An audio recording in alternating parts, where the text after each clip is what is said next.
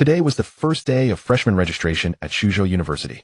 By the roadside, a strikingly handsome young man in a white shirt and dark blue jeans stood dragging a suitcase. Why can't I get a cab? I'm so done. Lin Chen looked at his phone where the ride-hailing app showed he had been waiting for 10 minutes and said speechlessly. He canceled all the other pricing options, leaving only the cheapest one. Given how bustling Tianfu City is, there's no way I can't get a ride. Lin Chen stared at the phone's prompt suggesting that raising the price would get him a cab faster. His finger hovered for a long time. Just as he steeled himself to select a few more options, a series of chimes rang in his mind. Ding. System binding successful. Now issuing the novice reward. Congratulations, host, you've received a Ferrari SF90. Congratulations, host, you've received a villa at Yulon Shengting No. 1. Do you wish to claim the rewards now? What the heck? Lin Chen was startled by the sudden system notifications, but as a young man of the 21st century, he knew all about systems. System. Could it be that the day of my turning my life around has finally come? Lin Chen was extremely excited. A Ferrari SF90. That must cost millions. And that villa in Tianfu City is worth at least 10 or 20 million, right? Do you wish to claim the system rewards? Yes. Hurry up and claim them. Congratulations. Your Ferrari SF90 has been successfully claimed. A staff member is now driving it to your location. Please wait patiently. Congratulations. Your villa at Yulon Shengting No. 1 has been successfully claimed. Rewards issued by the system will be delivered to you in a reasonable manner. Please rest assured. Lin Chen jumped up excitedly. Could this overwhelming fortune really have fallen on him? A fashionably dressed young woman with heavy makeup passed by him and was startled by his sudden movement. She glanced at Lin Chen's plain clothing with disdain, then noticed the high-speed railway station nearby. Hick. Getting this excited just because you're in Tianfu City.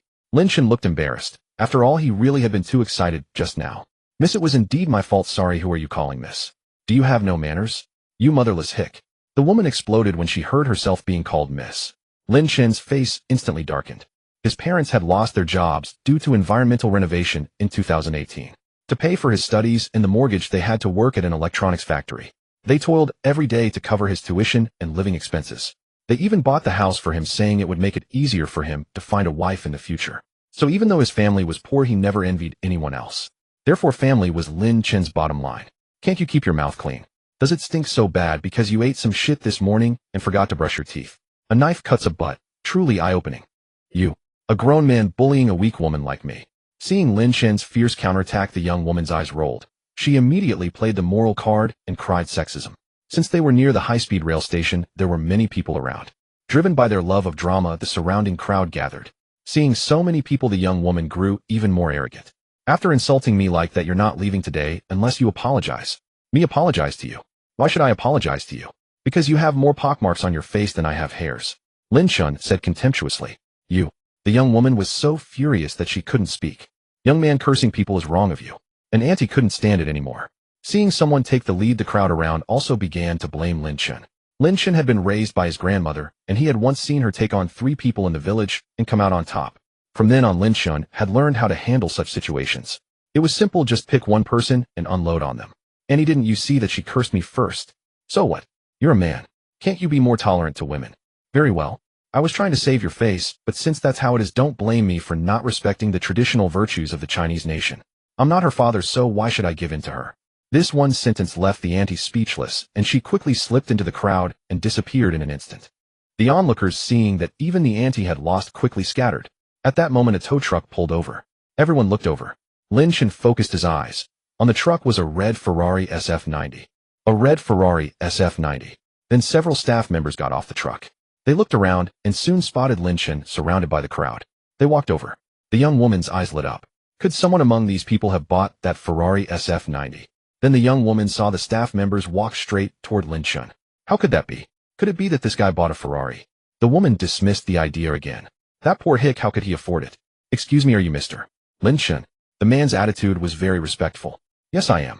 Are you here to deliver my car? Seeing that the woman was right behind the man, Lin Chen said calmly.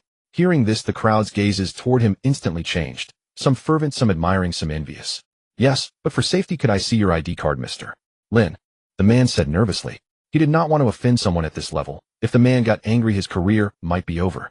Anything that can prove your identity is fine. He added, how could a hick like that afford a Ferrari? The woman sneered quietly. Although her voice was small, it was heard by Lin Chen and others nearby. Do I need to prove to you whether I can afford it? Who do you think you are? Lin Chen felt speechless. People like her. School didn't teach her well, parents didn't teach her well, how come society didn't teach her either? The woman's face changed when she saw that her words had been heard. With so many people watching, she couldn't bear to slink away in disgrace. So she had no choice but to stiffen her resolve and say, if it's really yours, I'll turn around. I'll do a headstand and wash my hair. Great. Did everyone hear that? Lin Chen's voice suddenly rose as he looked at the crowd. The onlookers, who were already eager to watch dramas, were more than happy to see something even more interesting. We heard. Bro, go embarrass her. I want to see her do a headstand. I bet you want to see. Lin Chen smiled faintly and handed his ID card to the man. The man received it with both hands, glanced at it, and promptly returned it. Mr. Lin Chen, good day. As you requested, we have driven the car here. This is your key. The man produced a box that looked exceedingly luxurious and passed it to Lin Chen. All around stares converged upon the box. The young woman's face instantly went pale. She glanced around, noticing that everyone's attention was fixed on Lin Chen, then turned to slip quietly into the crowd. The crowd, however, was having none of it. Several elderly onlookers casually sealed every gap, leaving the woman no crack to squeeze through. If she ran off, what would they watch? Lin Chen's heart was racing, but his face remained impassive as he took the box, opened it, and pulled out the key, clutching it in his palm. There was no denying it. The Ferrari key felt incredible in his hand. Mr. Lin, congratulations on becoming a distinguished Ferrari owner. If you have any needs in the future, just call me. This is my business card. With that, the man handed Lin Chen a card.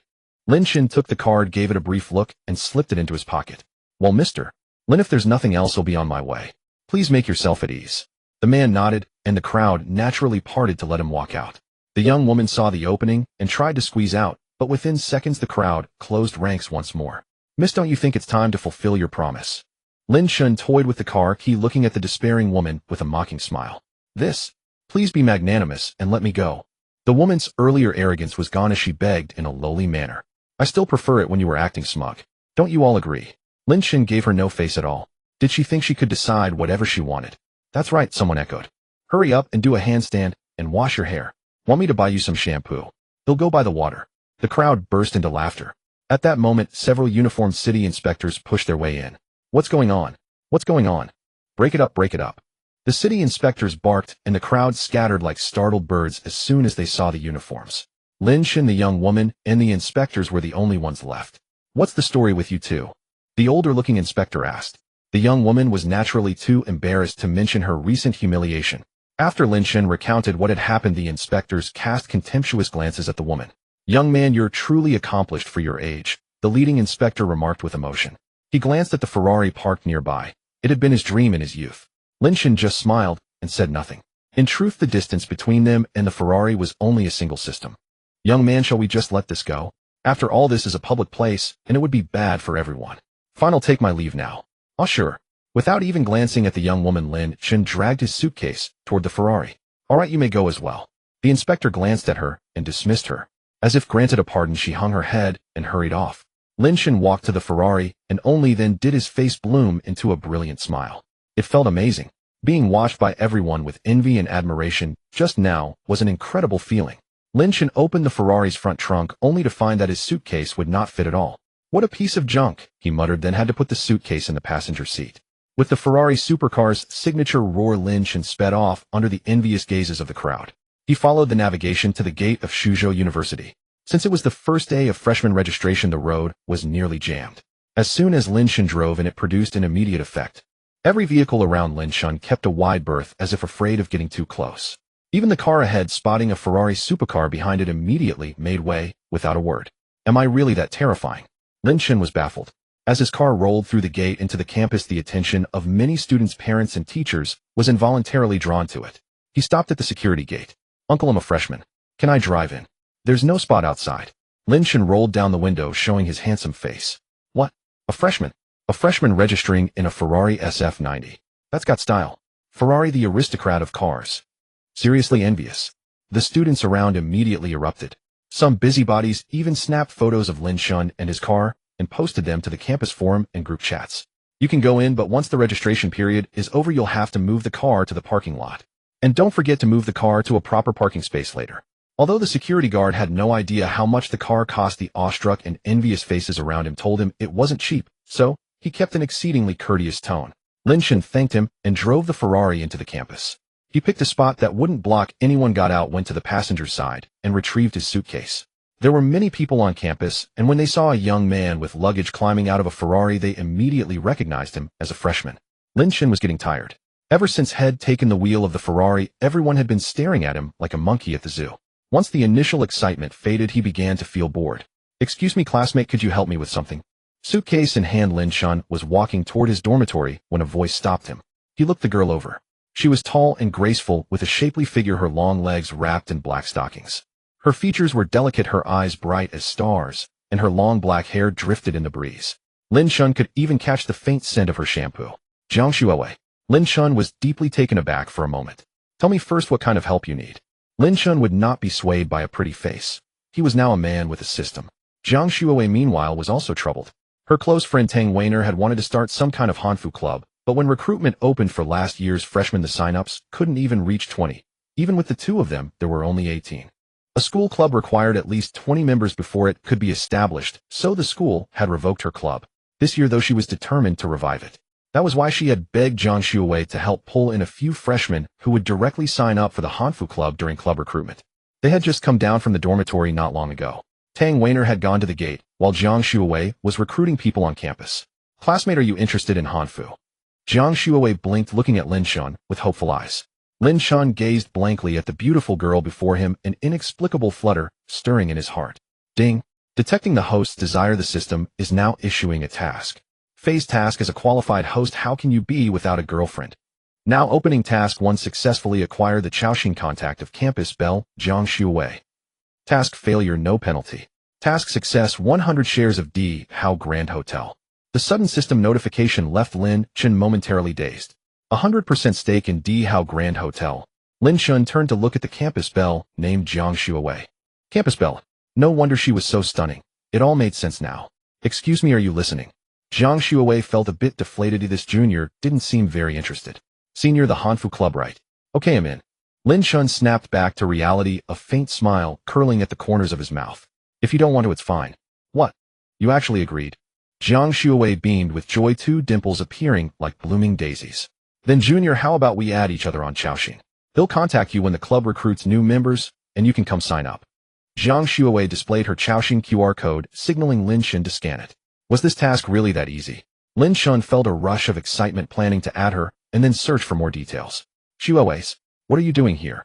Just as Lin Chen opened Chaoxing, a tall, well-dressed man with a handsome face and a gentle smile approached. Jiang Xuewei's expression darkened the moment she saw him, and she quickly put her phone away. Lin Chen's face stiffened, and he eyed the man with suspicion. "What are you doing here?" Jiang Xuewei asked coldly. "I'm also in the student council, so I came to school early. I happened to see you and thought I'd come over."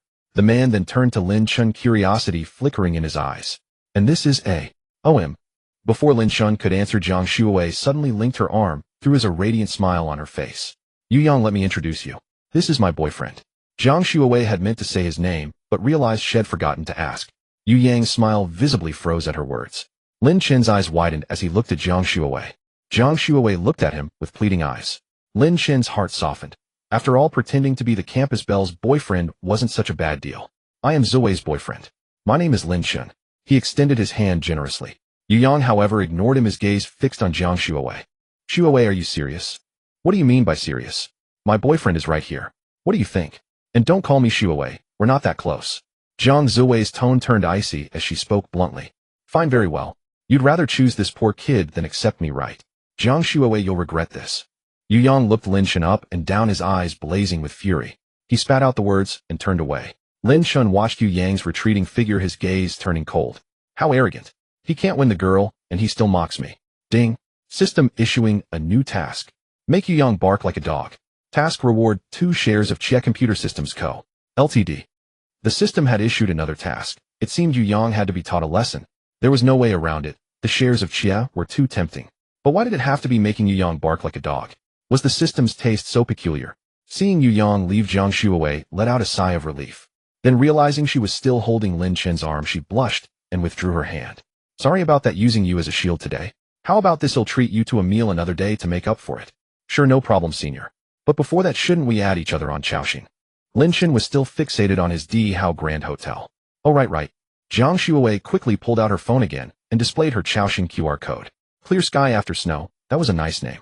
The thought flashed through Lin Chen's mind. Congratulations, host, on completing the phase task. Reward 100 shares of D. How Grand Hotel. The system has already signed the contract on your behalf, so please feel free to use it. Now issuing phase task 2. Have a meal alone with Jiang Shuawei. Reward Lamborghini Veneno.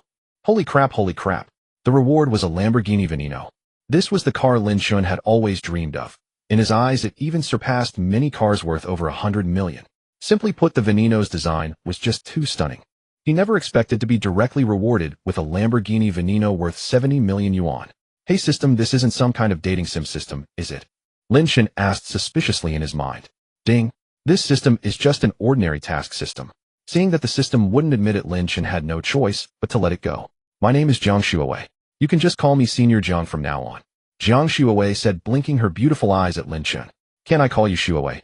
Lin Chen's lips curled up slightly. A blush crept onto Jiang Shuawei's face, and she felt her cheeks warm. Call me Senior Jiang. By the way, are you looking for your dorm? We'll take you there. Which building are you in? Building 6.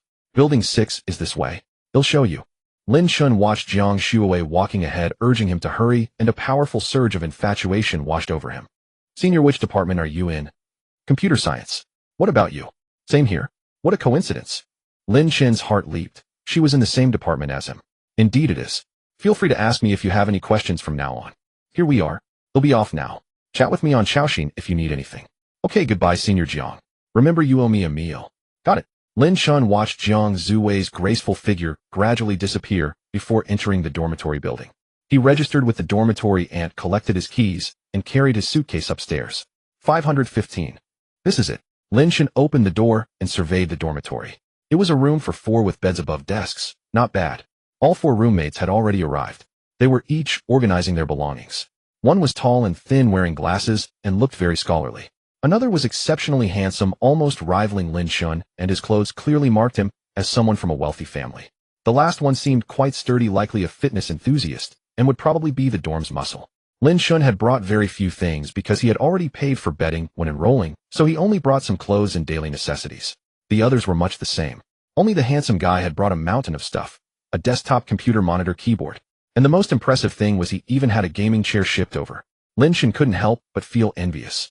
After tidying up, they chatted for a while to get to know each other. The tall, skinny one with glasses was Chun Xiao from Minzhou, whose family was fairly well off in the seafood business. The bullier one was Xiao Wei from Yunnan province, a rural lad who, by his own account, had built his muscles through farm work. The last one with striking good looks was Xiao Fei from the capital. He remained tight-lipped about his family background, though Lin Chen could tell he was no ordinary person. Finally, they ranked themselves by age. Lin Chen was the eldest, Chun Xiao the second, Xiao Wei the third, and Xiao Fei the youngest.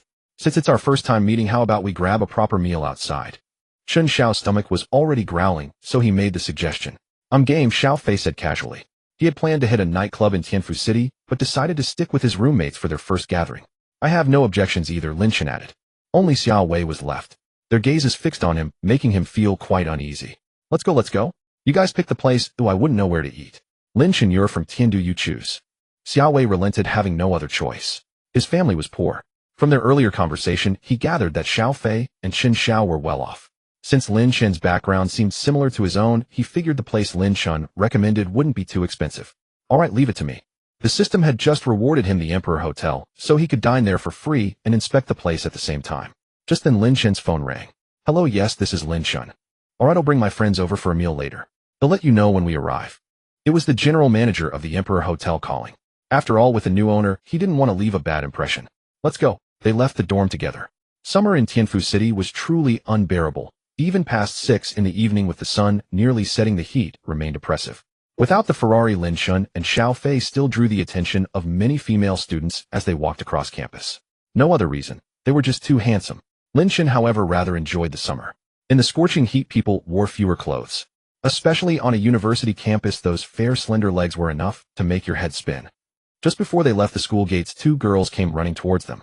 They wore skirts revealing 2 pairs of fair, delicate legs, and looked incredibly pure and lovely. Could we add you 2 on Super Chat? The 2 pretty girls stood before the 4, shyly addressing Lin Chen and Xiao Fei. Chun Xiao and Xiao Wei. Lin Chen looked at the girl in front of him. She was very pretty, at least a class beauty.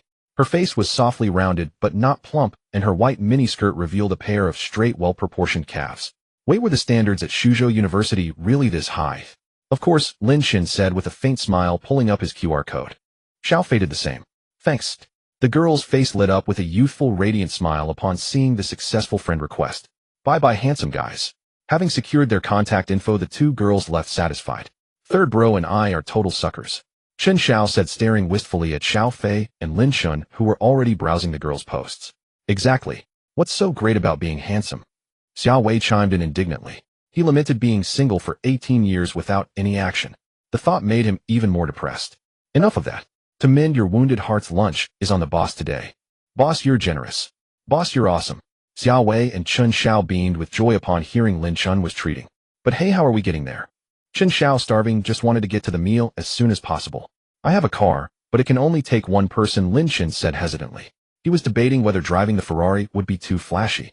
Hearing it could only carry one person, they figured it was probably an electric scooter. No worries, boss. We'll just take a cab of 4 of us can fit in one. Besides, don't drink and drive. We're brothers, how can we not have a few bottles? Chen Xiao said boisterously. His personality was completely different from what Lin Chen had imagined. Head figured Chen Xiao with his glasses and lanky frame would be quiet and refined, but he turned out to be so hearty. Lin Chen didn't insist further and hailed a cab to the Emperor Hotel. Boss, doesn't this guy look just like you? Sitting in the car, Chen Xiao pulled out his phone and showed them a photo posted on the campus forum. It showed a student driving a Ferrari. Awesome, a freshman arriving in a Ferrari. Instant priority for dating for the next 4 years. Girls, I'm going for it. He's mine, nobody else better try it. Isn't this a bit too flashy? If you're not flashy in college, when are you? Hey, you know what? He really does look like the boss. Xiao Wei stared at the photo several times, looking at Lin Chen with surprise and uncertainty. Could it be that I'm the only poor one here? Mom, I want to go home. Xiaofei's gaze towards Lin Chen shifted slightly. It seemed this boss of his was no ordinary person either. That's me. Lin Chen rubbed his nose and admitted it. Boss, you're that rich. So when you said your car could only take one person, you meant that Ferrari? Chen Xiao's eyes widened in disbelief.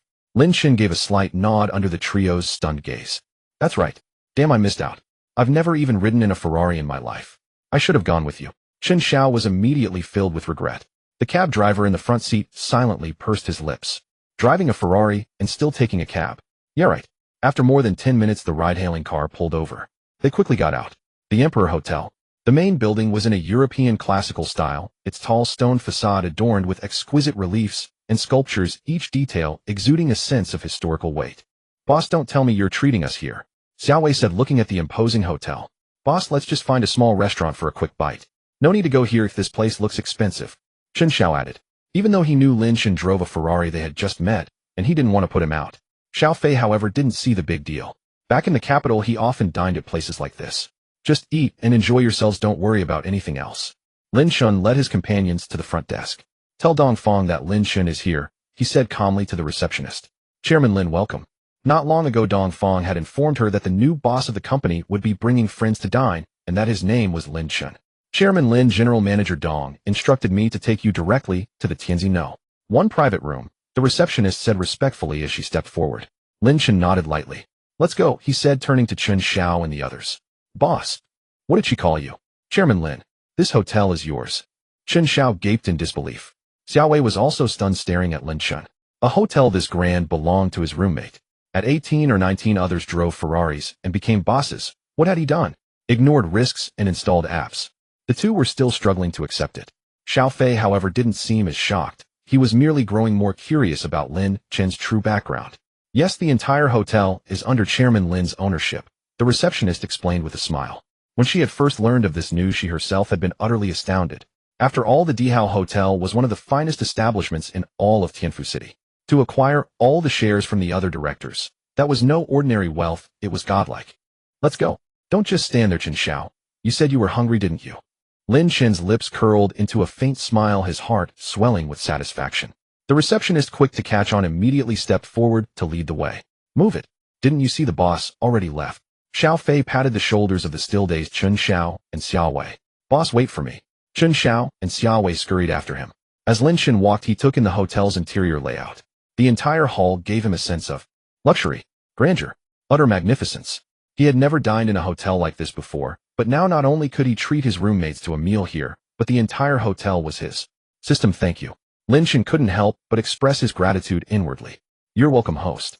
This system exists for you, it's my duty. Detecting the host's heartfelt gratitude, a small surprise is now being sent. Ding.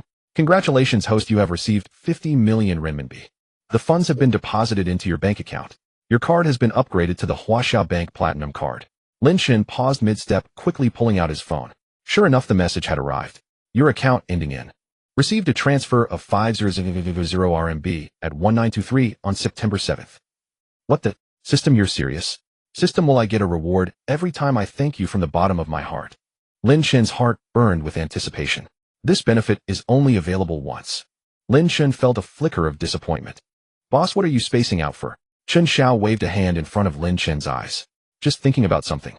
Let's go. Lin Chen didn't explain and gestured for the receptionist to continue leading. Just as he was about to move forward, a woman's voice sounded from behind him. Lin Chen. Lin Chen turned around at the sound of his name. Zhao Jia. His brow furrowed slightly. He didn't want to see her. Zhao Jia was a girlfriend Head had in high school. At first, they had been deeply affectionate. But then Lin Chen discovered her flirtatious chat records with another man. He broke up with her, but Zhao Jia begged him tearfully not to leave, promising never to do it again, and pleading for another chance. Soft-hearted Lin Chen agreed. That was the first time. The second time happened after the college entrance exams when Lin Chen was working a part-time job. A classmate messaged him asking if he and Zhao Jia had broken up, saying she'd seen her buying milk tea with a guy whose hand was on her shoulder. A photo was sent and Lin Chen saw it was indeed her. But when he confronted her, she denied it outright until the photo was shown. Then she claimed it was her cousin and that she'd lied only to avoid a misunderstanding.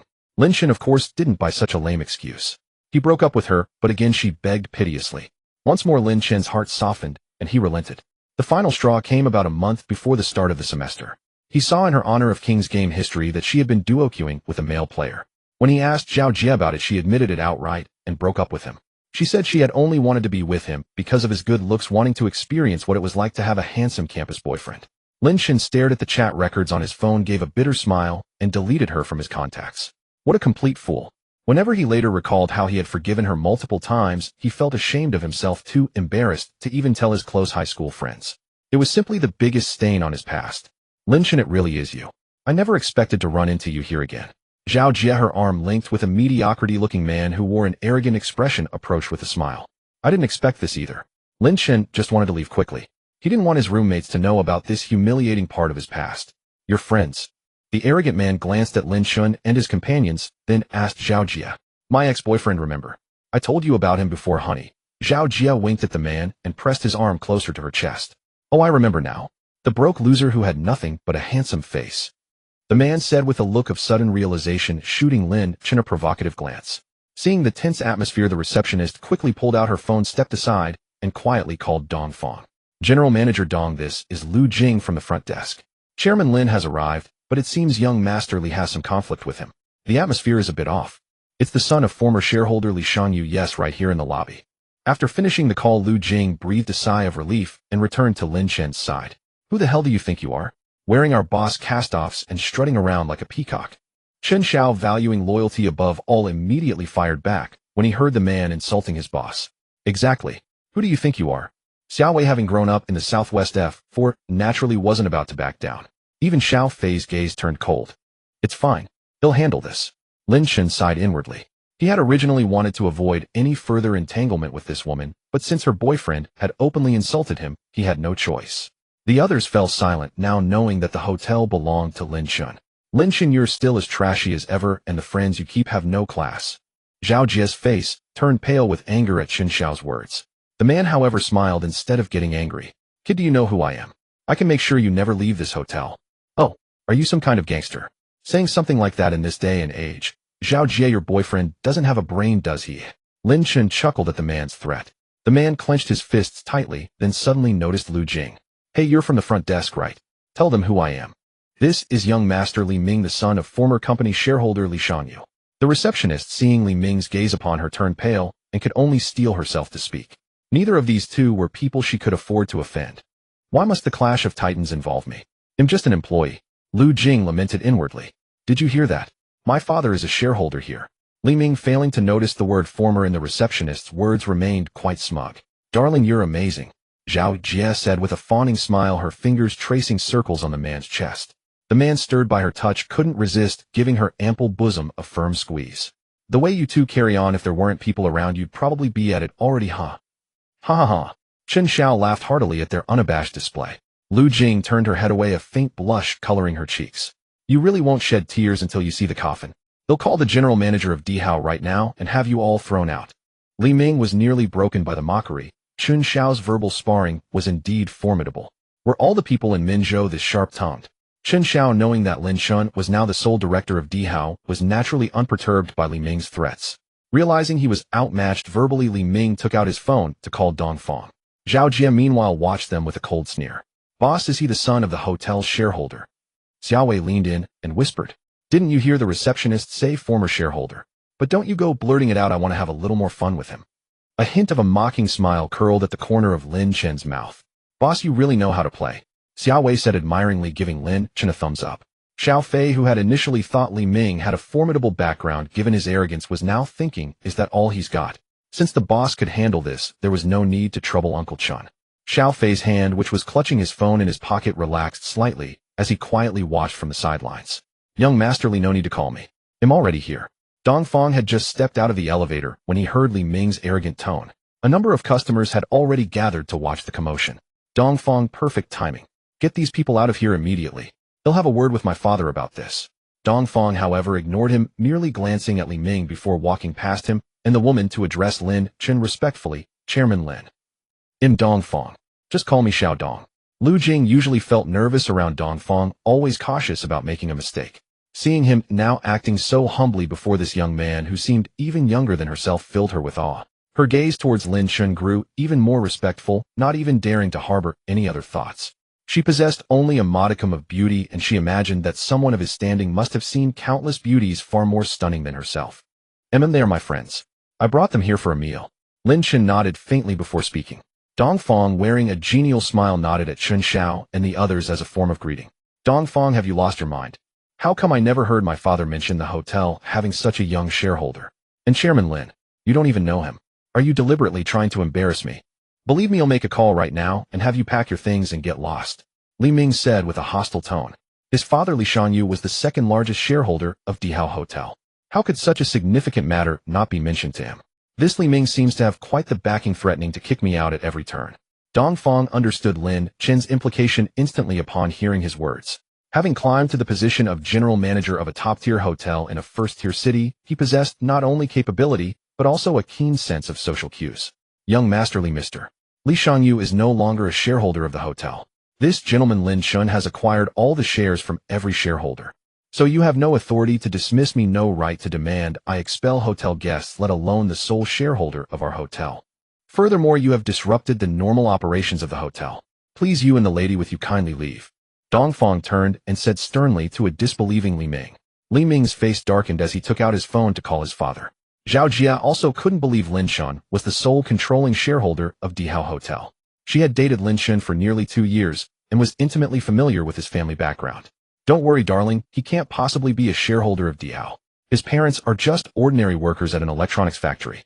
There's no way they could have the money to buy all of Dihao's shares.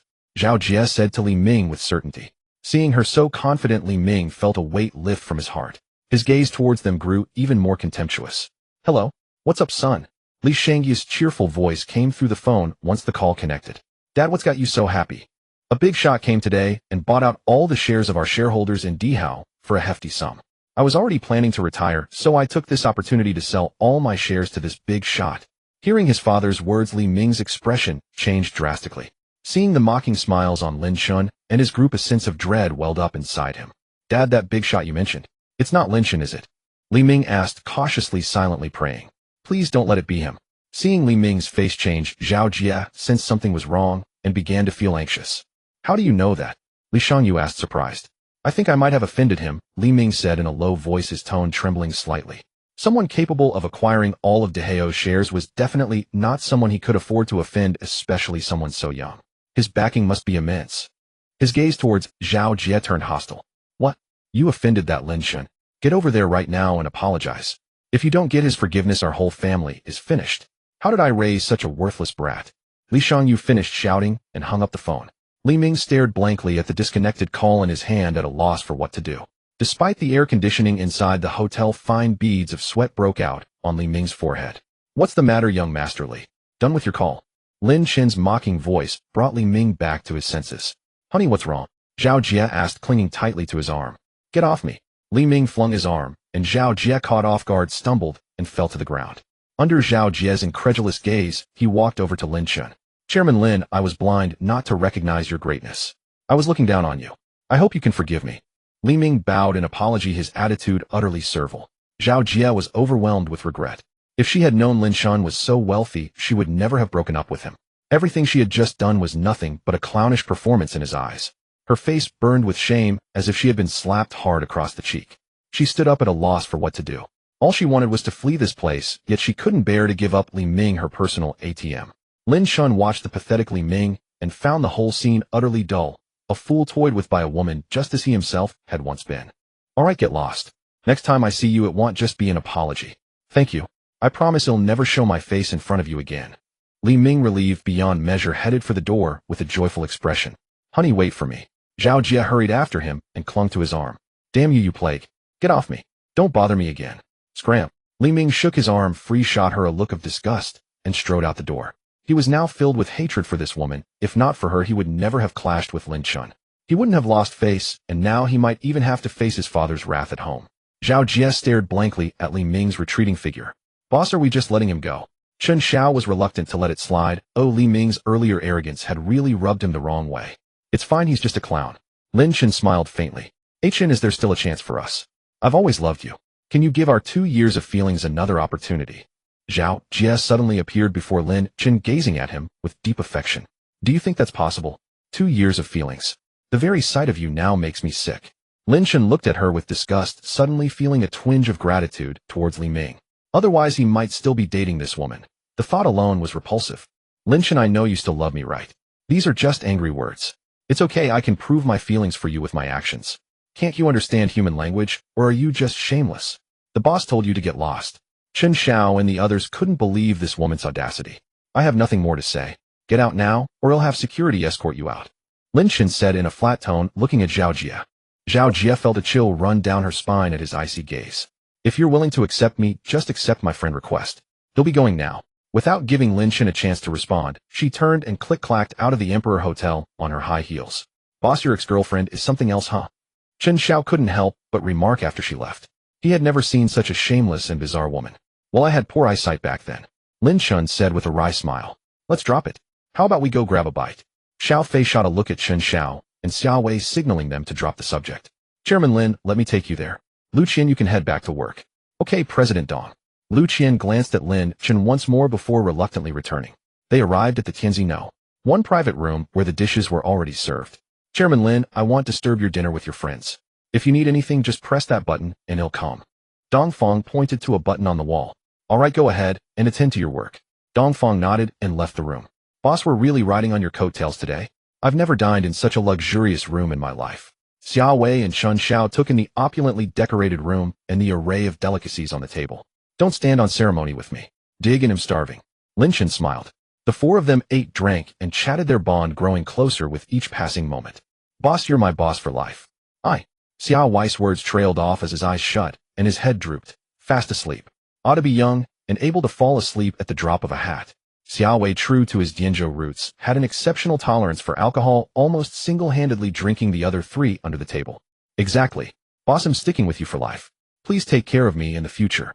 Chen Xiao even clasped his fists in a martial arts salute, striking a heroic pose. With that, he too slumped onto the table. Chen Xiao's downfall was purely his lack of tolerance. Lin Chen barely saw him drink, yet the guy managed to get drunk just from chatting. Lin Chen and Xiao Fei had also drunk a fair amount, but thanks to their ability to pace themselves, they remained sober. Boss, how are we getting these two back? Xiao Fei looked at the drunk Xiao Wei and Chen Xiao with a headache. The Emperor Hotel has rooms. Let's just stay here tonight. It's fine since there are no dorm checks during freshman registration. Lin Chen said helplessly. All right, let's do that. Xiao Fei nodded. Lin Chen pressed the button on the wall, and soon Dong Feng entered. Chairman Lin, what do you need? Arrange for someone to settle my friends in. We'll be staying at the Emperor tonight. Very well. Dong Feng gestured for the two female attendants outside to come in. The attendants were quite attractive, their professional attire complemented by pretty faces, a pleasant sight to behold. Escort these two esteemed guests to the presidential suite. Dong Feng instructed. Chairman Lin, would you and your friends require any arrangements for tonight? Dongfang asked quietly once the attendants had led Chen Xiao and Xiao Wei away. He had noticed Lin Chen's gaze lingering on the attendants moments ago. Lin Chen looked at Xiao Fei with a questioning glance. Xiao Fei shook his head. No need. Add me on Xiaoxin so we can stay in touch. Lin Chen declined as well. Absolutely. Dongfang was pleasantly surprised. Getting the Xiaoxin contact of such a top-tier young master was no easy feat. Chairman Lin, shall I have the attendants bring you breakfast tomorrow morning? Dongfang asked after escorting the two to the presidential suite. No need. They'll message you when I get up, and you can have the attendant deliver breakfast to the same room as yesterday. Very well, Chairman Lin. They'll leave you to your rest then. After Dongfang left, Lin Chen and Xiao Fei checked on Chen Xiao and Xiao Wei before retiring to their own rooms. After washing up, Lin Chen lay down on the Simmons mattress in the presidential suite. As a five-star hotel, the amenities provided were among the best in the industry. Lin Chen felt the benefits of power and money, and the ambition within him grew ever stronger. 2% of Penguin's shares. How exciting. Lin Chen poured a glass of red wine wrapped in a bath towel and stood by the huge floor-to-ceiling window, gazing out at the brilliantly lit metropolis of Tianfu. He took out his phone and transferred 1 million yuan to his parents. Then he sent a message. Mom, I transferred 1 million yuan to your card. Don't worry, the money is completely legitimate. I haven't done anything illegal. Shortly after sending the message, his mother called. Lin Chen had anticipated this. Hello. Son, where did you get 1 million yuan? Don't lie to your mother. Our family may be poor, but we must never do anything illegal. His mother's anxious voice came through the phone the moment it connected. Mom, don't worry. I bought a few thousand virtual coins a while back when I had nothing else to do, and their price has skyrocketed recently. They're now worth 10 to 20,000 each. So I sold 200 of them. Lin Chen reluctantly made up an excuse. Is that true? His mother was still skeptical. It's true, Mom. Have you ever seen anyone make 1 million in a few days through illegal means? All right, I'll hold on to this money with your father for now. If your virtual coins drop in value again, at least we still have this to fall back on. His mother breathed a slight sigh of relief. No need, Mom. I still have plenty of money here. This virtual coin is definitely going to keep rising, and it'll make way more than a few million. You and Dad should just take this million and spend it however you like. Don't hold back. You two should quit your jobs at that electronics factory too. It's exhausting and doesn't pay well. Lin Chen said quickly. Don't worry about your father and me. Just take care of yourself. Oh, by the way, how are things with that girl surnamed Zhao? Lin Chen talked with his mother for a long time before hanging up. The next morning, a knock came at Lin Chen's door. Boss, get up. The sun is practically scorching your backside. Chen Xiao's voice rang out from outside. Lin Chen picked up his phone, messaged Dongfang to have the attendant deliver breakfast, got dressed, and then opened the door. Big bro, where should we go for breakfast? I threw up everything I ate last night, and I woke up this morning so hungry my face turned green. Chen Xiao said with a grimace. Second bro, I have to say your alcohol tolerance is really bad. From now on you should sit at the kids' table and just drink some pineapple soda. Xiao Fei couldn't help but mock him. Exactly, second bro, you're so lame. Xiao Wei chimed in. Chen Xiao's face reddened. He had never been good with alcohol since childhood, and when hanging out with friends he usually stayed away from drinks, afraid of embarrassing himself. But last night that bottle of wine was expensive, tens of thousands a bottle, so he couldn't resist a sip. At first he didn't feel anything, but later the alcohol hit him and his head began to spin. Chen Xiao held back for a long time, unable to utter a single retort. All right, stop joking around. Same private room as yesterday. I had the waiter send breakfast over. Lin Chen smiled faintly. Big bro is so thoughtful, these two only know how to tear me down. Chen Xiao grinned. After breakfast the four of them had Dongfang arrange a car to take them to school. Back in the dorm, Chen Xiao and Xiao Wei immediately lay down on their beds and fell into a deep sleep. They claimed it was because they hadn't slept well yesterday. Junior, do you have time at noon? I want to make up for the meal I owe you. It was a message from Jiang Shuawei on Xiaoxian. Yes, I do. But senior, do you have time this morning to help me run some errands? Lin Chen had been planning to buy some clothes and shoes, and just then Jiang Zuwei's message came. Having a campus belle accompany him shopping was naturally even better. At that moment in the girls' dormitory, Jiang Yue stared at the message on her phone, torn. Should she go? Although she had some feelings for this handsome junior, wouldn't it be inappropriate to go out alone with him on the second day of knowing each other? Would he think she was too frivolous? But she didn't want to refuse him. What should she do? Shuawei, you said you'd take me to meet a junior at lunch. Who is he? Don't you have any male friends? Tang Weiner asked while exercising on a yoga mat in the dorm. Tang Weiner. After waiting a few seconds and seeing that Jiang Shuawei still hadn't responded, lost in thought while staring at her phone, Tang Weiner tiptoed over to Jiang Yue's back and saw the chat history between her and Lin Chen. Wow. Shuawei, he's asking you to go shopping with him. Tang Weiner exclaimed. Jiang Shuawei was startled and pressed her phone to her chest. She looked at Tang Weiner, who had suddenly appeared behind her, and complained. Weiner, what are you doing? How dare you sneak a peek at my chat history? Who told you to ignore me? Tang Weiner pouted, then her face lit up with excitement. Shuawei, who is this junior? Lin Chen. I've never heard you mention him before. And he's asking you to go shopping for clothes. Do you know why he wants you to accompany him? Because he's interested in you. Is Lin Jr. interested in me? Jiang Shuawei murmured to herself. Weiner, you're firing so many questions at me, my head is spinning. Which one should I answer first? I just added this junior yesterday to help you recruit new members for your Hanfu club. At that time Yu Yang saw us, so I said Lin Chen Jr. was my boyfriend, and then Yu Yang left. I'm treating him to a meal to return the favor. Jiang Shuawei explained. You used him as a shield? Aren't you afraid Yu Yang will retaliate against him? After hearing the whole story, Tang Weiner's expression turned serious. No way. He shouldn't be that petty. Jiang Shuawei, now alerted by Tang Weiner, also became anxious. But I've heard that Yu Yang is the type who never forgets a grudge. What should I do? Oh no, I've brought trouble to the junior. Jiang Shuawei panicked, stood up, and paced back and forth in the dorm. Shuawei, could it be that you have feelings for that junior? Tang Weiner, seeing Jiang Shuawei so flustered, said with some suspicion. Jiang Shuawei was stunned by the question, then shook her head repeatedly. How is that possible?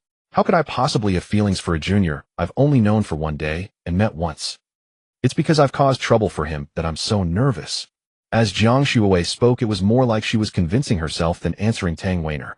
You're right. So are you going to go shopping with him? I don't know. I think you should go. At least you can warn him to watch out for Yu Yang's sneaky tricks behind his back. Even though we live in a society governed by law, Yu Yang still has money and influence. It's easy for him to mess with an ordinary person. Tang Weiner urged. Unseen junior Lin Chen, big sister, can only help you this much. Well, okay. Jiang Yue's face flushed as she thought it over, then agreed. Don't wait for me at lunch or I have things to do. Since when did you have plans at noon? Oh, I just found out. Lin Chen, seeing that Jiang Shuawei hadn't replied to his message for a long time, thought he had no chance. But the next moment a message popped up. Okay, give me half an hour. Alright, which dormitory are you in? He'll wait for you downstairs. You don't have to. It's fine. Okay, I'm in girls' dormitory, building 3. Jiang Shuawei put down her phone, feeling an inexplicable sense of joy inside. Tang Weiner watched Jiang Shuawei, who kept changing clothes in front of the mirror, and snickered. Little girl, trying to fool me into thinking you're not interested in that junior. Weiner, I'm heading out. Go on. Just don't let Lin Chen Jr. kidnap you. Get lost. Lin Chen wore a loose white t-shirt, dark blue jeans, and a pair of clean white canvas shoes. With his extraordinary good looks, he attracted the attention of many female students. Hey handsome, can we add you on Chowxine? 2 girls walked over, blushing as they asked. And this scene happened to be seen by Jiang Shuawei, who had just come out of the dormitory. A flicker of displeasure crossed Jiang Shuawei's face. She quickly walked over. Lin Jr. Over here. Jiang Shuawei waved at Lin Chen. Lin Chen's eyes lit up, utterly stunned by Jiang Shuawei's outfit. Jiang Shuawei wore a white dress with delicate light makeup on her face, and the corners of her mouth lifted slightly, revealing her joy at seeing Lin Chen. Sorry, ladies. Lin Chen apologized to the 2 girls, then walked toward Jiang Shuawei with a smile. Wow, look, isn't that Jiang Shuawei? Tisk, this handsome guy has no chance. Do you even need to say that? This handsome guy is definitely campus heartthrob material. Isn't it only natural for a heartthrob to be with a campus belle? Boohoo, Jiang Shuawei has rejected so many guys. Why can't she spare this one whose features perfectly match my ideal boyfriend? The 2 girls watched Lin Chen walk toward Jiang Shuawei, feeling dejected. Oh well, the flower has him. Senior Jiang, you look beautiful today. Lin Chen complimented sincerely. Thank you. For some reason, she usually felt disgusted when others stared at her like this, but when Junior Lin looked at her, she felt a hint of joy. What was going on? Could it be, as Weiner said, that she actually had feelings for this junior? Let's go, senior. Lin Chen's gentle voice interrupted Jiang Shuawei's thoughts. Oh, okay. Where are we going? Jiang Shuawei asked, puzzled, noticing that Lin Chen wasn't heading toward the school gate. We're driving. You have a car? Jiang Shuawei said in surprise. It seemed her junior came from a wealthy family, buying him a car in his freshman year. Yeah, let's go. I'll take you for a ride. Lin Chen said with a smile, walking toward his Ferrari. It couldn't be right. Junior Lin driving a Ferrari in his freshman year. Jiang Shuawei found it hard to believe. His clothes didn't suggest a particularly rich family. She mechanically followed him into the car as he started the engine. The roar of the Ferrari, a sound that captivates men, erupted. Viru. Jiang Shuawei snapped back to reality. Junior Lin, I didn't expect you to be this wealthy. She marveled at the futuristic interior from the passenger seat. It's all right. Lin Chen smiled lightly, then leaned toward Jiang Yue. Startled, she thought, is he going to kiss me? I'm not that easy. She was about to stop him, but she realized he was adjusting her seat, finding the most comfortable angle for her. A faint blush spread across Jiang Zuwei's cheeks. Thank you, she murmured softly, her head lowered. You're welcome, senior. Why is your face red, senior? It's nothing. Let's hurry, aren't we going shopping for clothes? Jiang Shuowei quickly changed the subject. Lin Chen's lips curled slightly. Her shy look was adorable, he liked it even more. Viru. The roar of the Ferrari echoed across the campus. Hey look, isn't that the campus belle Jiang in the passenger seat? Wow, it is. Driving a Ferrari really pays off. He's got the campus belle. Isn't that the guy who was waiting for her at the dorms? He's loaded. If ID known ID have asked for his contact info. It's simple, where you can't get in a Ferrari can get you in. That's the charm of money. The red Ferrari sped out of the campus amid gasps and envious stares from the students. Senior, is there any big mall near the school? Lin Chen asked Jiang Shuowei after driving out. There's a large shopping complex called Edu City that's pretty good. I usually go shopping there with my best friend. Jiang Shuowei bit her finger thoughtfully. Let's go there then. Lin Chen nodded. He had to admit driving a Ferrari with one hand felt extraordinary. Junior Lin looked so handsome driving with one hand. Jiang Shuowei was mesmerized by Lin Chen's perfect profile. Noticing her gaze, he teased, "Is there a flower on my face, senior? Why do you keep staring at me?" He turned slightly to look at her. I wasn't staring. Don't get the wrong idea. Jiang Shuowei's face flushed as she quickly looked ahead. The benefits of driving a supercar were clear. All the other cars kept their distance, and they arrived at Edu City smoothly. We're here, Jiang Shuowei reminded him. Lin Chen saw a car pulling out of a parking spot nearby, and smoothly slid in. The surrounding crowd turned to look as the Ferrari supercar parked. When Lin Chen and Jiang Shuowei got out, they instantly became the center of attention. Let's go inside quickly. Jiang Shuowei disliked being stared at like animals in a zoo. All right. Lin Chen nodded and followed her into Edu City. Once inside, Jiang Shuowei led Lin Chen to the second floor. He scanned the area and saw many luxury brands, most of which had never even heard of. Jiang Shuowei had initially planned to take him to the first floor, but after seeing his Ferrari, she knew he had money. Maybe he wouldn't even care about these mid to low-end brands. Junior, are you looking for casual wear or a suit? Jiang Shuowei asked with a blink of her beautiful eyes. I need a suit, and then a few sets of casual clothes. Lin Chen thought for a moment. After all, as the owner of a five-star hotel, he couldn't show up to high-end gatherings in casual wear. That would be disrespectful. Let's check out Givenchy first. Givenchy had a big name in luxury goods. Although Jiang Shuowei's family was well off, they weren't rich enough for head-to-toe high-end luxury. So she was a bit excited. She grabbed Lin Chen's arm and headed toward the Givenchy store. Lin Chen stepped inside, scanned the place, and his eyes lit up. He liked many of the styles there. Welcome. A female sales associate greeted them with a professional smile. This couple is stunning, she thought. She had seen many handsome men and beautiful women, but rarely with such high looks. But when she noticed their clothes didn't seem like they could afford Givenchy, she was a little deflated. However, having been trained for a high-end brand, she wouldn't tarnish its reputation even if they were just browsing. Are you looking for men's or women's items? Men's. I'm helping him pick out some clothes, a suit, and some casual wear. Jiang Shuowei said. Of course. Let me recommend something. This is a new arrival. It would look great on your boyfriend. The sales associate was delighted, realizing she had misjudged them. The woman said buy a suit instead of just looking, which meant they had purchasing power. Her smile brightened at the thought. She led them to a suit. No, he's not. Jiang Shuowei blushed and started to explain, but Lin Chen interrupted. Can I try it on? I think this one's good. He smiled slightly. Jiang Shuowei was stunned, but didn't explain further, only thinking that her best friend's guess was right. He must like me. She then glanced at the price tag. Wow. Eight. She was secretly astonished. Of course, sir. The sales associate took the suit and handed it to Lin Chen. The fitting room is over there, sir. She pointed. Thank you. Lin Chen said politely, then looked at Jiang Shuowei. I'll go change now.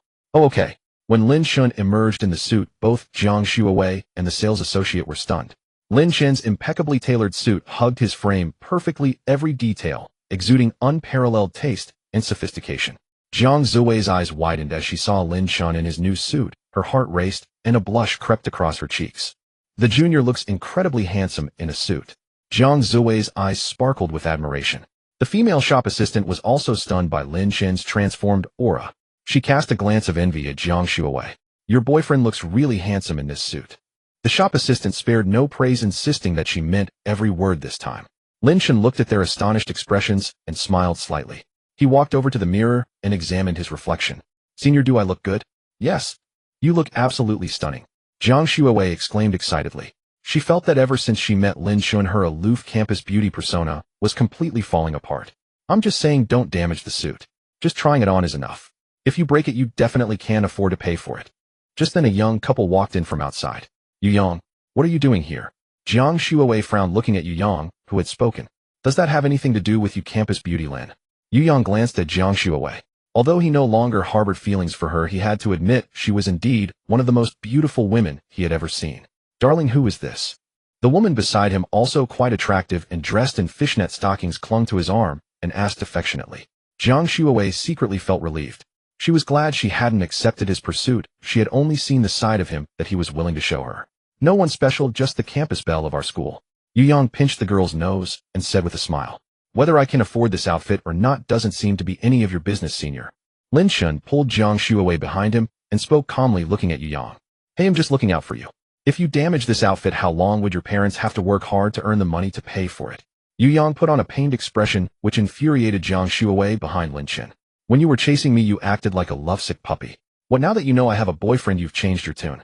Jiang Shuowei retorted sarcastically. "I didn't expect you to have this side to you, senior," Lin Chen teased. "It's only to defend you," Jiang Shuowei said, coquettishly, annoyed that he was making fun of her. "Jiang Shuowei, you only have a pretty face. Don't think so highly of yourself.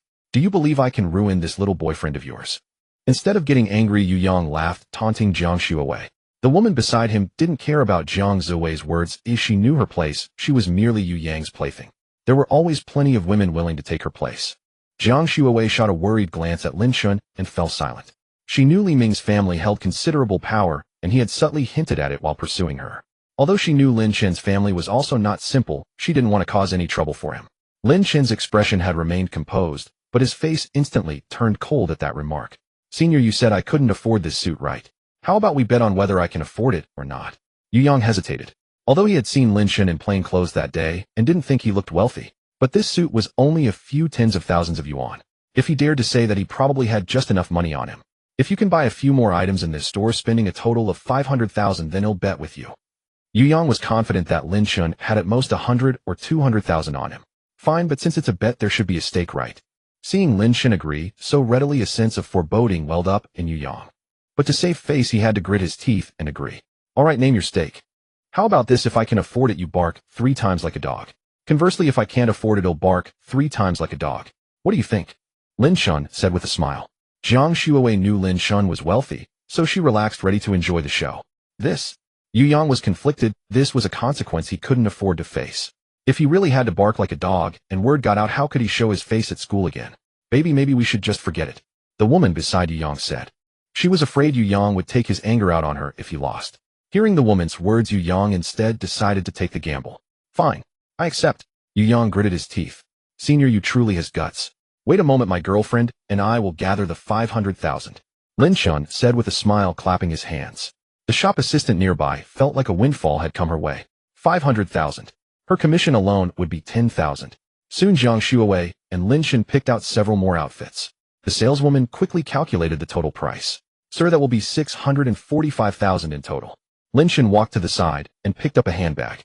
"Add this bag to the total as well." Jiang Shuowei was taken aback. Why was her junior buying a woman's handbag? And it was exactly the one she had been admiring just moments ago. Could it be that he's going to give it to me? Jiang Shuowei's heart pounded wildly. She wanted to say she didn't need it, but she was also afraid it might be for someone else, which would make her look foolish. "Very well, sir.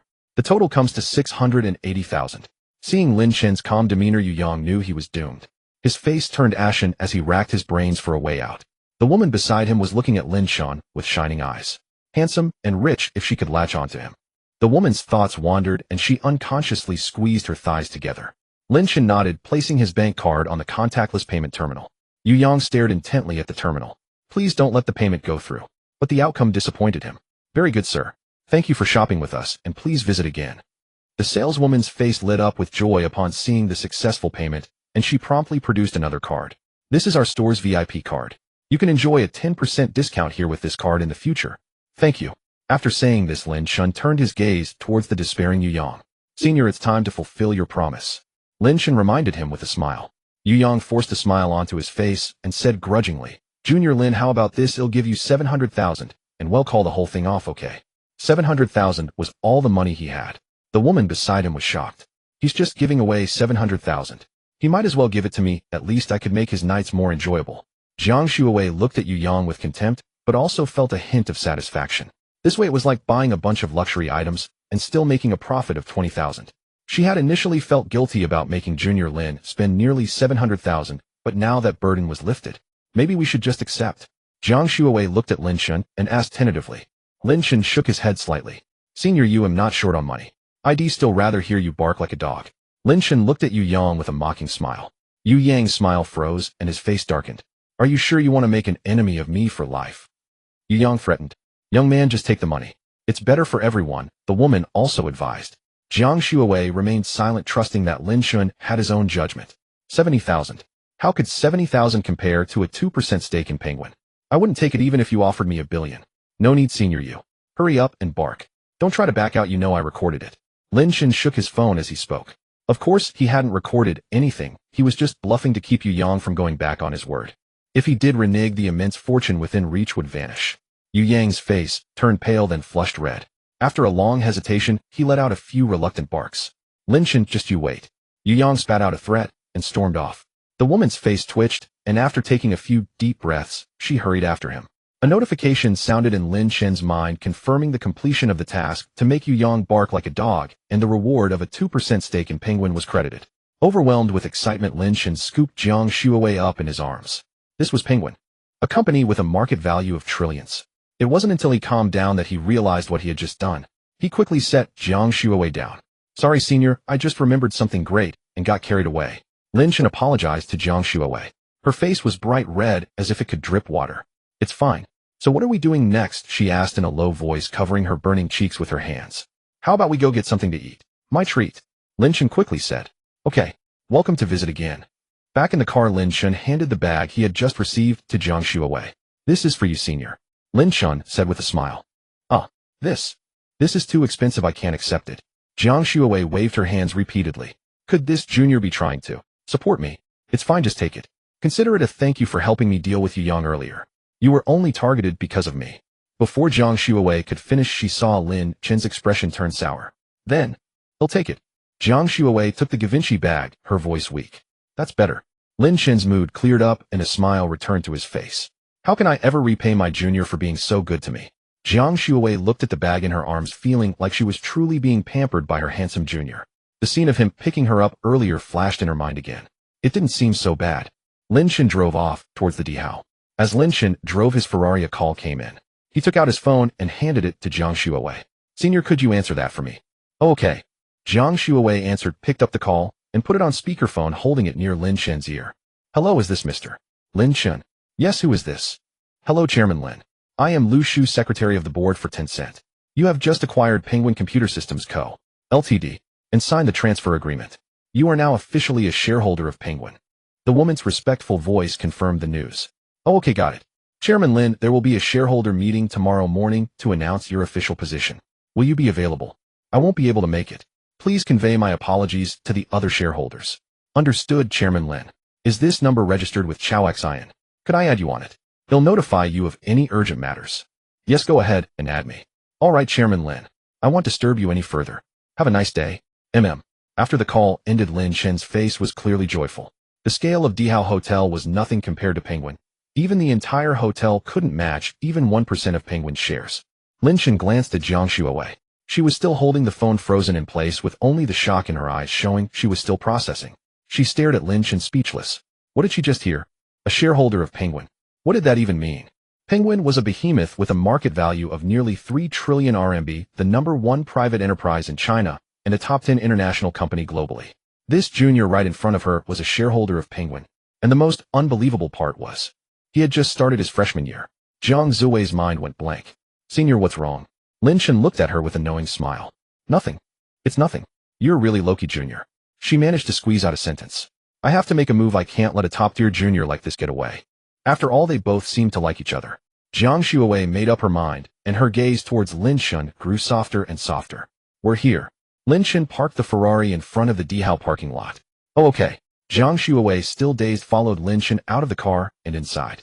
These big hotels have private chefs. We'll have lunch here today. Lin Chen explained, mainly to avoid any misunderstanding that he was bringing her here for a room. Jiang Shuowei finally realized he had brought her to a hotel. Lu Jing at the front desk spotted Lin Chen walking in with a very beautiful girl. She shot an envious look at Jiang Shuowei. Chairman Lin, you're here. Lin Chen nodded. Just bringing a friend for a meal. Should I inform President Dong? No need. I'm just here to eat. Which private room is available? We'll take that one. Lu Jing checked. Chairman Lin, the heavenly room is available. Let's go to the same room as yesterday then. Very well, Chairman Lin. As Lin Chen and Jiang Shuawei headed towards the Heavenly Room No. 1, Lu Jing spoke into her intercom. Chairman Lin is heading to Heavenly Room No. 1. Prepare for service. Junior, is this hotel also yours? Yes. Jiang Shuawei wasn't too surprised that, after all, why wouldn't a shareholder of Penguin own a 5-star hotel? When Lin Chen brought Jiang Shuawei to the door of Heavenly Room No. 1.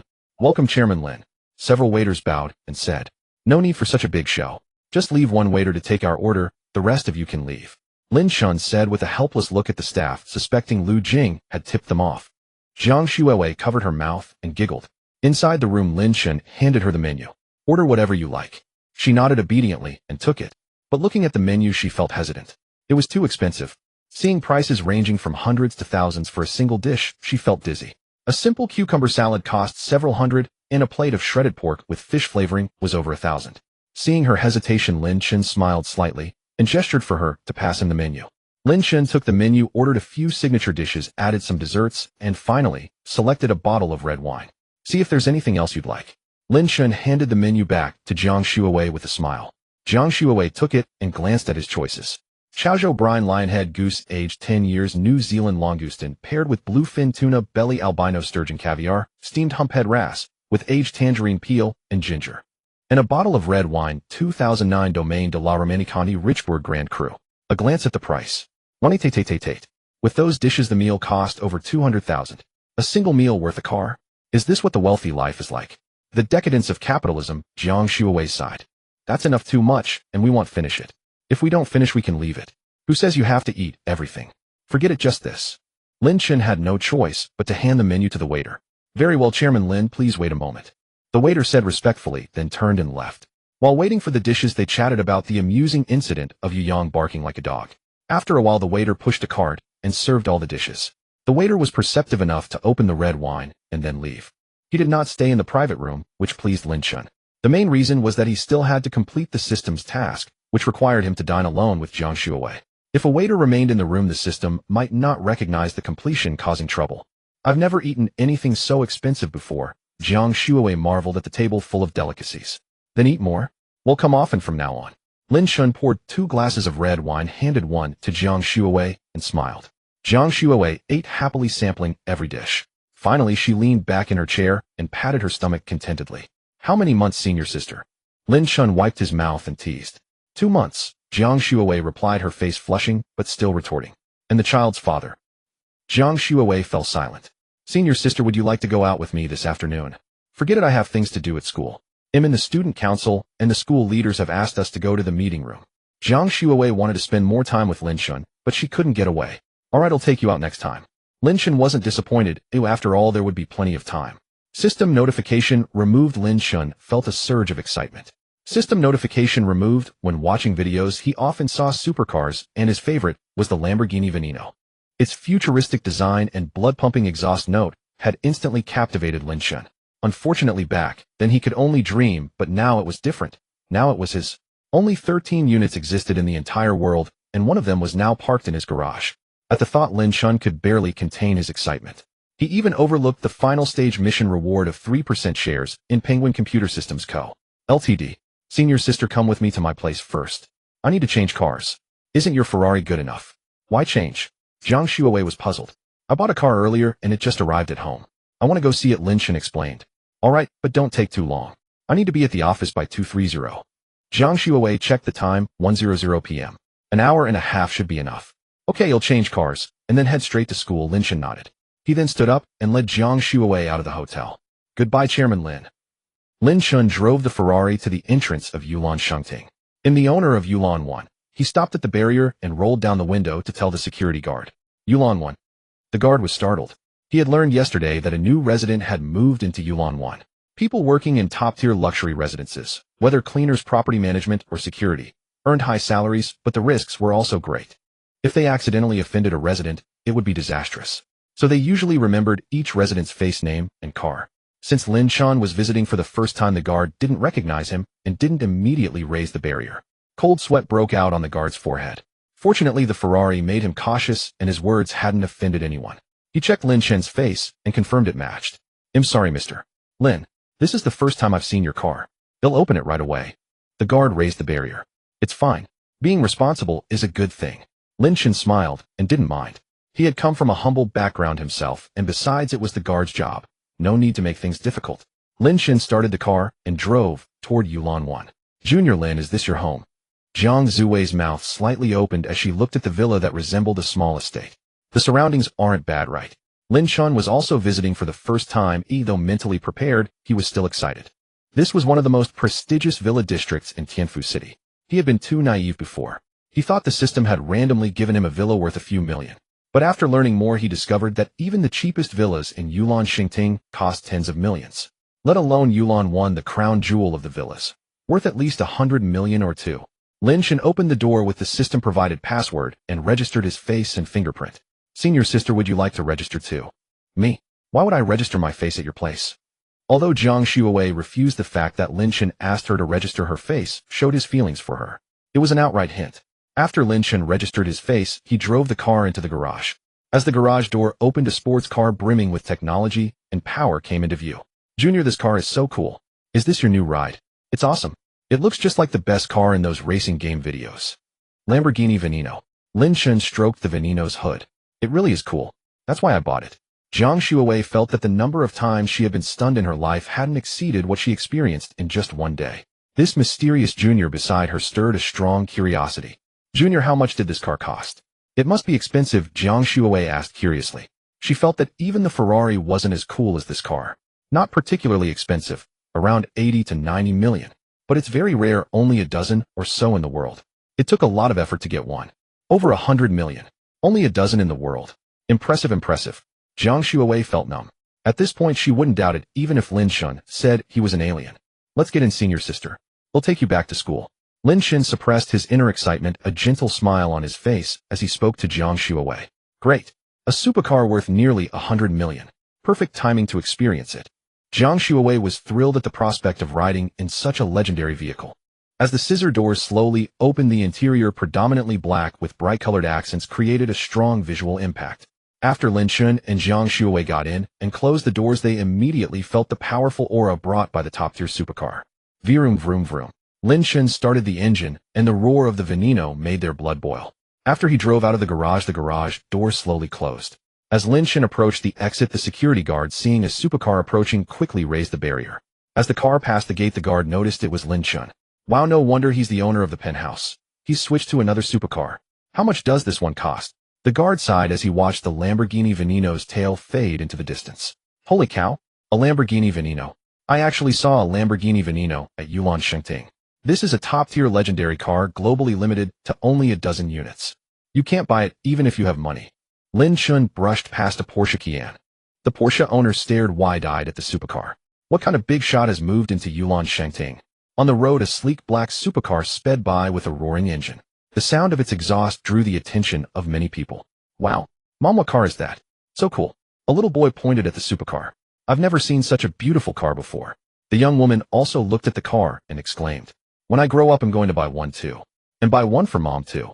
The little boy watched the receding supercar, a glimmer of longing in his eyes. Shaoan is such a good boy.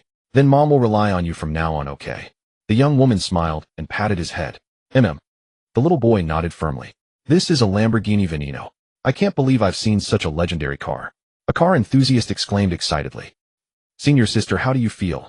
Jiang Xuewei, sitting in the top-tier legendary car, was flushed with excitement, but sat very straight. It feels amazing. No wonder everyone loves supercars. This feeling really makes you feel invincible. Senior sister, relax. Why are you sitting so stiff? Lin Chen said with amusement. I'm afraid it'll damage something. This car costs 100 million. I can't afford to pay for even a scratch. Jiang Xuewei said, on the verge of tears. Enjoyable as it was, the risk was also huge. Although she knew that even if she damaged it, the junior wouldn't make her pay, she just couldn't get past that mental block. You can afford it. I don't even have 50,000 yuan in total. I definitely can't afford it. Jiang Xuewei quickly shook her head. Then how about you compensate me with yourself? Lin Chen said with a half-smile. Oh, that's possible. But are you serious, junior? Jiang Zuwei's pretty face blushed crimson. How could her junior be like this? She hadn't even mentally prepared herself yet. But then again, compensating herself to her junior didn't seem like a bad idea. Jiang Xuewei began to feel tempted, her eyes darting around looking for something that might be easy to break. Lin Chen hadn't expected Jiang Xuewei to say something like that. Of course I want you. Why wouldn't I? After hearing this, Jiang Shuawei made what seemed like an important decision. She felt that being with Lin Chen was very comfortable. Even though he was a top-tier billionaire, he never crossed the line in his words. He respected her. Moreover, her junior was young and wealthy. Which girl wouldn't like him?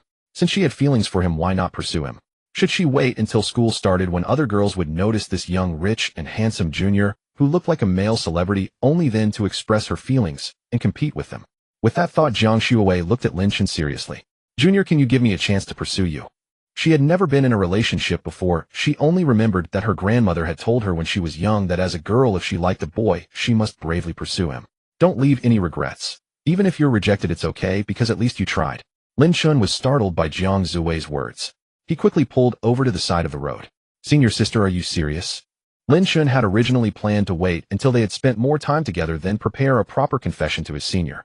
He hadn't expected her to be so direct, revealing her feelings just the second day. Was this the power of money?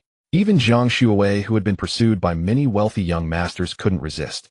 Exactly, Junior. If I don't hold on to a handsome, rich junior like you, should I let someone else have you? Jiang Shuawei said, half jokingly, half seriously. But she was afraid that Lin Chen might think she was only after his money, so she added, I already had a little crush on you before I knew you were rich, and now that I found out you're so wealthy, I can't let you go. Lin Chen believed what Jiang Shuawei said.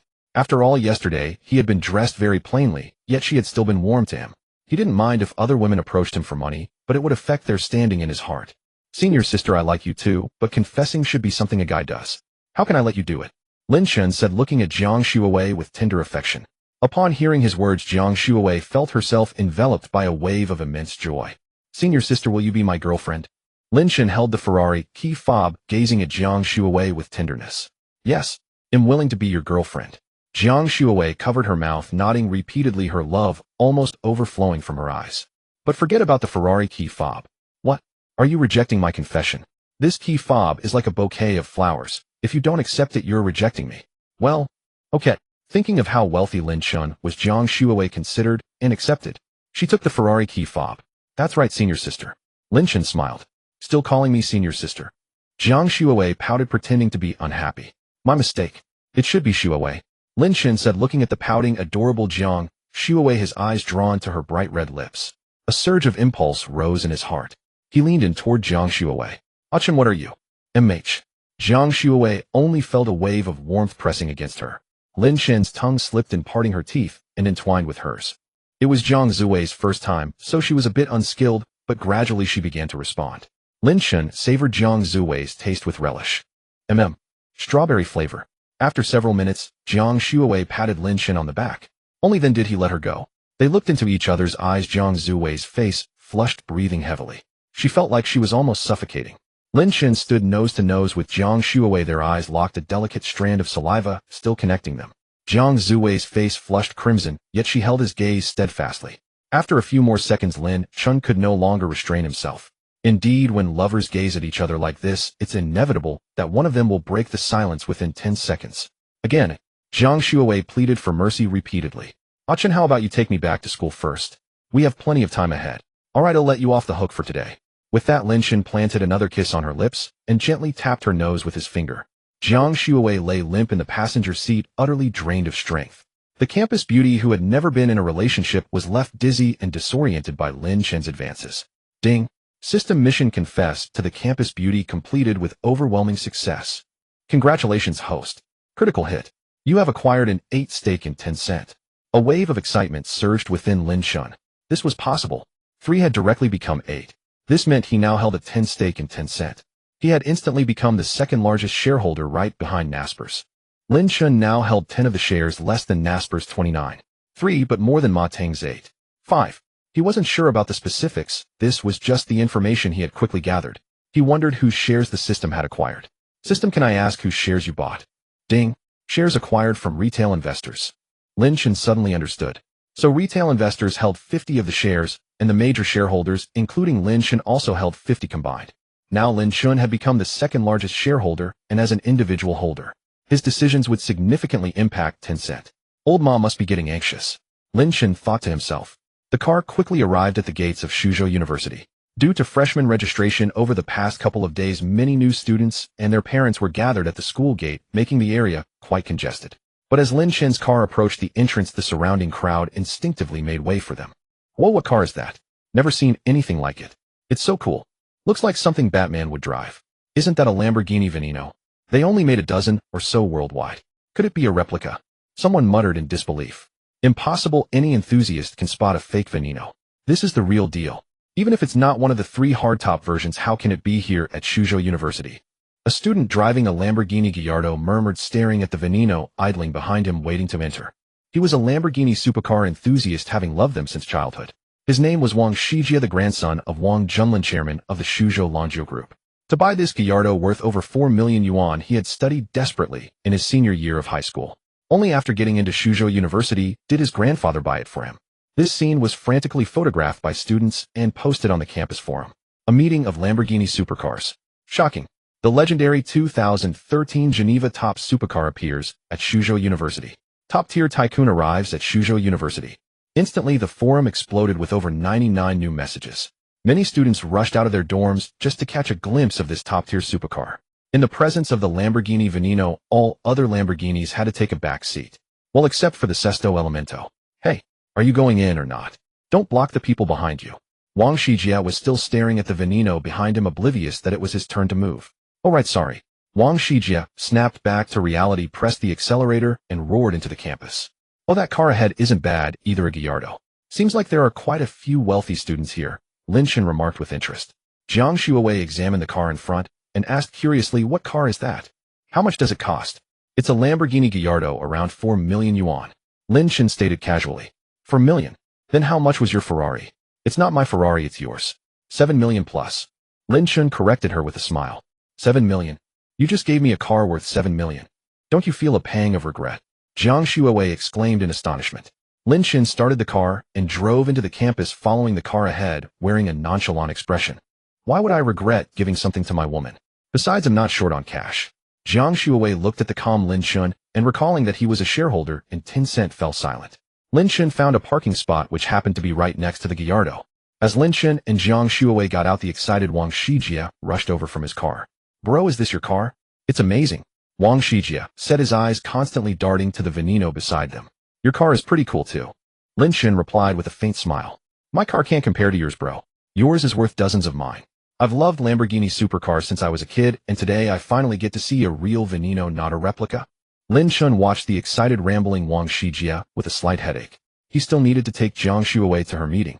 Hey, I've got some things to do, so we'll take off now. Alright, bro. Can I add you on WeChat? There's a supercar club meet in Tianfu City in a few days. Want to check it out together? Lin Chen thought for a moment. Broadening his horizons would be good, otherwise he'd just be a suddenly wealthy nouveau riche. Though his wealth was on a different scale altogether. Shuawei, do you want to go? Lin Chen looked at Jiang Shuawei. You decide. He'll go with whatever you say. Jiang Shuawei said, obediently, holding Lin Chen's hand. Alright then. Lin Chen opened WeChat and showed his QR code to Wang Shijia. Great, bro. Wang Ziji's face lit up with joy when Lin Chen agreed. In truth, his reason for adding Lin Chen wasn't solely about the Lamborghini Veneno. It was also for networking. Someone who drove a Veneno to university at his age must come from an incredibly powerful family, one with significant influence across the nation. He would eventually take over his grandfather's position, even though his father stood before him in the line of succession. Alright, I won't bother you and your lady anymore, Wang Shijia said with a smile after adding Lin Chen on WeChat. Hearing the term your lady, Jiang Shuawei felt a sweet, indescribable feeling, and her impression of Wang Shijia improved considerably. Alright, let's stay in touch on WeChat. We'll get going now. Lin Chen was also pleased with Wang Ziji's choice of words. Wang Shijia watched the couple walk away and couldn't help but sigh. As expected of a man who drives a Veneno, even his girlfriend is stunning. He then took out his phone and sent Lin Chen a message. Bro, my name is Wang Shijia. I'm also a freshman majoring in computer science. Lin Chen felt his phone vibrate in his pocket, took it out, and saw it was a message from Wang Shijia. Lin Chen, freshman computer science major too. After replying, he pocketed his phone. Lin Chen walked hand in hand with Jiang Shuawei beneath the shade of the campus trees. From the branches came the piercing drone of cicadas, their layered leaves shimmering with an emerald glow under the sunlight, casting a dappled pattern of light and shadow across the ground. Soon the two of them arrived at the meeting room in the administrative building. We're here. You should head back now, the meeting starts in a few minutes, Jiang Shuawei said, gazing at Lin Chen with reluctant attachment. Just as Lin Chen was about to speak, a girl's surprised voice rang out from behind them. Hey, Shuawei, you're here. Wainer, I thought you were already inside. Lin Chen said, turning around to see a strikingly attractive girl with short hair. Jiang Shuowei released her grip and walked over to stand beside Tang Weiner, speaking happily. Tang Weiner in turn gave Lin Chen a once-over. And this is a...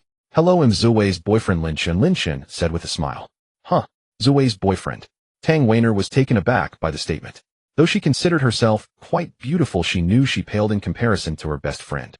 Because of her striking looks, she had been ranked first on the campus beauty list compiled by some students right at the start of her freshman year, earning her the title of Shu University's undisputed campus belle. Consequently, she had no shortage of suitors, including many wealthy heirs. But Jiang Shuowei had always remained indifferent to them all. Why the sudden change of heart? Getting involved with a junior she had only known for 2 days.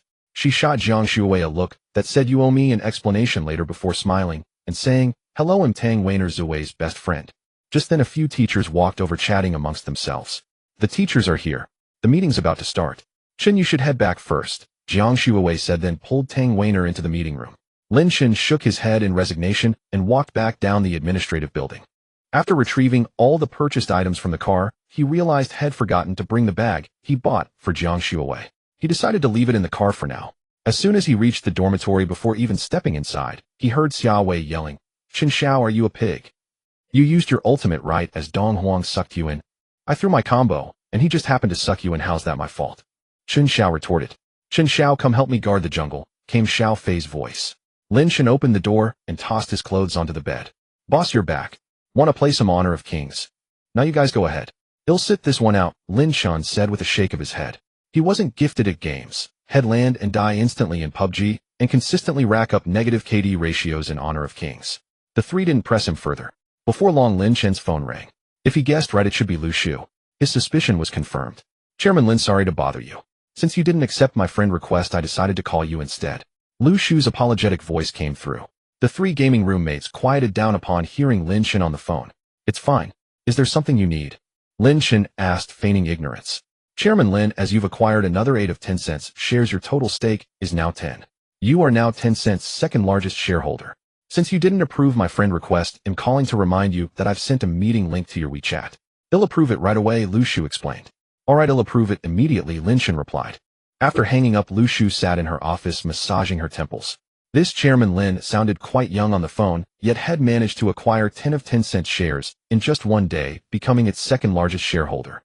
Ma Tong was the second largest shareholder, but combined with several agreements had signed with Naspers, he held the ultimate decision-making power at Tencent. Therefore, for other shareholders, the size of their stake simply determined their dividend payouts. Now that Lin Chen had become the second largest shareholder, while he couldn't threaten Ma Tong's authority, any disagreement could still cause trouble. Hence, Ma Tong had given Lu Shu strict orders to ensure Lin Chen attended this online meeting so he could communicate with him directly. After hanging up, Lin Chen opened WeChat and approved Lu Shu's friend request. He then noticed that the school junior head added the other day still hadn't accepted his request. After a moment's thought, he decided to let it go. He had a senior girlfriend now, it was time to stay focused. Having money didn't mean he could fool around. Although he did envy those who enjoyed a life of multiple partners, what guy didn't secretly wish for that? But he couldn't betray Jiang Shuowei. After the call, Lin Chen tried on the clothes and pants he'd bought. "Not bad, boss. That outfit looks great on you. What brand is it?" Xiaowei asked, looking at Lin Chen in the mirror. "Givenchy." Xiaowei had never heard of it. "Givenchy? Boss, how much did this whole outfit cost?" Chen Xiao, who knew the brand as a high-end luxury label, perked up with interest. "Less than 70,000, Lin Chen said nonchalantly. Had actually considered having top designers craft some custom pieces since he still had tens of millions in his bank account. Less than 70,000. Xiao Wei's eyes widened as he stared at Lin Chen's outfit, speechless. It was a classic case of poverty limiting one's imagination. Xiao Wei had assumed it might cost close to 10,000 at most. "All right, boss. The class advisor notified us in the group chat that we have a meeting at 330 in room 305 of Teaching Building 1 to discuss some matters," Chen Xiao suddenly mentioned. Lin Chen checked the time. It was already 3 o'clock. "It's about time then. Let's get ready and head over." "All right. So which one is Building 1? When they reached the teaching area, they realized they had no idea which building was Teaching Building 1. All they saw were names like Lishua Building and Xuanxua Building. The 4 of them stood under the shade, exchanging bewildered looks. "Shuowei, which building is Building 1? Lin Chen reluctantly texted Jiang Shuowei. "The Xuanxua Building, ha. Chen, that's exactly what happened to me back then." To his surprise, Jiang Shuowei replied instantly. "Aren't you in a meeting? Still on your phone? I was just about to text you. The student council vice president has been pursuing me, and today something feels off about the atmosphere. Chen, could you come pick me up later?" Lin Chen's expression darkened slightly as he read her message. All right, when does your meeting end? He'll come get you. Around 4:30. Okay. Jiang Shuawei felt a bit more at ease as she looked at their chat history. She noticed that since the meeting began, the student council vice president Zhao Lei and his friends beside him would occasionally whisper among themselves, then glance her way. She recalled that ever since she had joined the student council and gotten to know Hu Jiaqing had been pursuing her relentlessly. Even after countless rejections, he never gave up. Today she had a nagging feeling he was planning something which left her feeling exasperated. Shuawei, is that guy going to confess to you again? Tang Weiner leaned in and whispered quietly. She had noticed Zhao Lei's behavior too. I don't know, but it can't be anything good. Did you tell the junior about it? Yes, I'll come pick me up later. Good. The first lecture is in the study encouragement building. Lin Chen put away his phone and said to Chen Xiao and the others who were about to ask someone else. How do you know, boss? They asked as they walked toward the classroom. I asked my girlfriend. Lin Chen said this with a composed expression without a hint of embarrassment. Girlfriend? Boss, you've only been here 2 days, and you already have a girlfriend. The three of them stared at Lin Chen in shock. Yeah, isn't that normal, eh? Chen Xiao, seeing Lin Chen's calm and indifferent demeanor, suddenly felt an urge to plant his fist on that face. Who is she? She captured our boss' heart so quickly, Xiao Fei said with a grin. My girlfriend is Jiang Shuawei. Jiang Shuawei, I know her. What? Jiang Shuawei? Xiao Fei, who usually remained composed, lost his cool for the first time. Xiao Wei and Chen Xiao exchanged bewildered glances. Who is Jiang Shuawei? Boss, you actually got together with Jiang Shuawei? After his initial shock, Xiao Fei clutched his chest in exaggerated anguish. You know her? Lin Chen raised an eyebrow. She's the campus belle of Suzhou University. How could I not know her? As a seasoned player in the romance game, Xiao Fei had learned about this aloof campus belle who rejected all her suitors before even arriving at the university. He had originally set his sights on Jiang Shuawei himself, never expecting their boss to snatch her up first. Seeing Xiao Fei's look of utter despair, Lin Chen felt a twinge of wariness. Lousy, don't you dare get any ideas about my girlfriend. How could I? There's an unspoken rule among brothers: never covet a friend's partner. So boss, how did you manage to win over the aloof campus belle? Xiao Fei asked with a shameless grin. If he could learn the trick, his university life would become infinitely more colorful. Aloof. I didn't find her so. Lin Chen recalled thoughtfully. Anyway, we're at the classroom now. Xiao Fei, who wanted to press further, could only swallow his curiosity and fall silent. The four of them entered the classroom and found seats together, immediately noticing many female students glancing their way. Of course, their attention was on Xiao Fei and Lin Chen. Soon a short woman in her 30s or 40s wearing glasses walked in. She counted the students and upon seeing everyone was present nodded with satisfaction. Since everyone is here, I'll be brief and not waste your time. Tomorrow is the start of military training. Your uniforms were placed on your beds before you arrived, a dozen or so minutes later. Now for the final item of today's agenda: class officer elections. Any volunteers? Lin Chen and his friends had no interest and merely watched the introductions and campaign promises of the students on stage with boredom. Lin Chen watched the time tick by, and as it neared 4:30 p.m., he grew anxious. Boss, you got something to do? Chen Xiao and the others noticed him constantly checking the time and asked with concern. I need to go pick up my girlfriend. Lin Chen explained. The three of them rolled their eyes and ignored him. Class monitor, pick a few students to clean the classroom. The rest of you are dismissed. The counselor said this and quickly left the room. Lin Chen breathed a sigh of relief. It was 5:20 p.m., he could still make it. You guys head back first, him off. Lin Chen said, preparing to leave. Hey classmate, can you stay and help clean up? Lin Chen looked over and saw it was the guy who had just been elected class monitor, named Xiao Fei. I have somewhere to be. Can you find someone else? Everyone's got things to do, man. Cleaning up won't take long. You and this guy here can do it. Xiao Fei said, pointing at Xiao Fei. He was quite handsome himself. Before Lin Chen and the others had entered, the female students' attention had been on him. But as soon as Lin Chen and Xiao Fei walked in, all the girls shifted their gaze to them. This left him feeling rather annoyed. It's fine, boss, you go ahead. We'll take care of it for you. Chen Xiao and Xiao Wei spoke up. All right, I'll treat you guys to a meal another day. Chen Xiao and Xiao Wei's eyes lit up at this. Lin Chen then looked back at Xiao Fei. Is this okay now, eh? It's fine, I guess. But guys like you who don't listen to the class monitor are troublemakers. I think I should mention this to the counselor. Xiao Fei was unwilling to let it go, especially since someone had helped him out. A moment of hot-headedness made him blurt out those words. He regretted it immediately. Sure enough, the remaining students around them began casting strange looks at Xiao Fei. Wasn't he just asking for trouble? Dude, you're being pretty despicable, you know. Despite Chen Xiao's slim frame glasses and scholarly appearance, he had a fiery temper. Xiao Fei, on the other hand, was puzzled. Why would he target him and the boss for no reason? Could it be jealousy because he and the boss were better looking? Lin Chen shook his head, signaling Chen Xiao and the others not to bother. He then looked at Zhao Fei, his expression utterly calm. Suit yourself. With that, he turned and left the classroom, heading towards the office where Jiang Zuwei's meeting was taking place. Ding. System mission issued. Make Zhao Fei apologize. Reward Patek Philippe, 5961p. Lin Chen was taken aback, then a slight smile curled at the corners of his mouth. This was exactly what he wanted. But was this Zhao Lei really worth so little? This must be the worst reward the system had to offer. Alright, let's wrap up the meeting here. Thanks for your hard work, you're dismissed. As the teachers walked out of the office, Zhao Lei and a few other male students approached them. What do you want?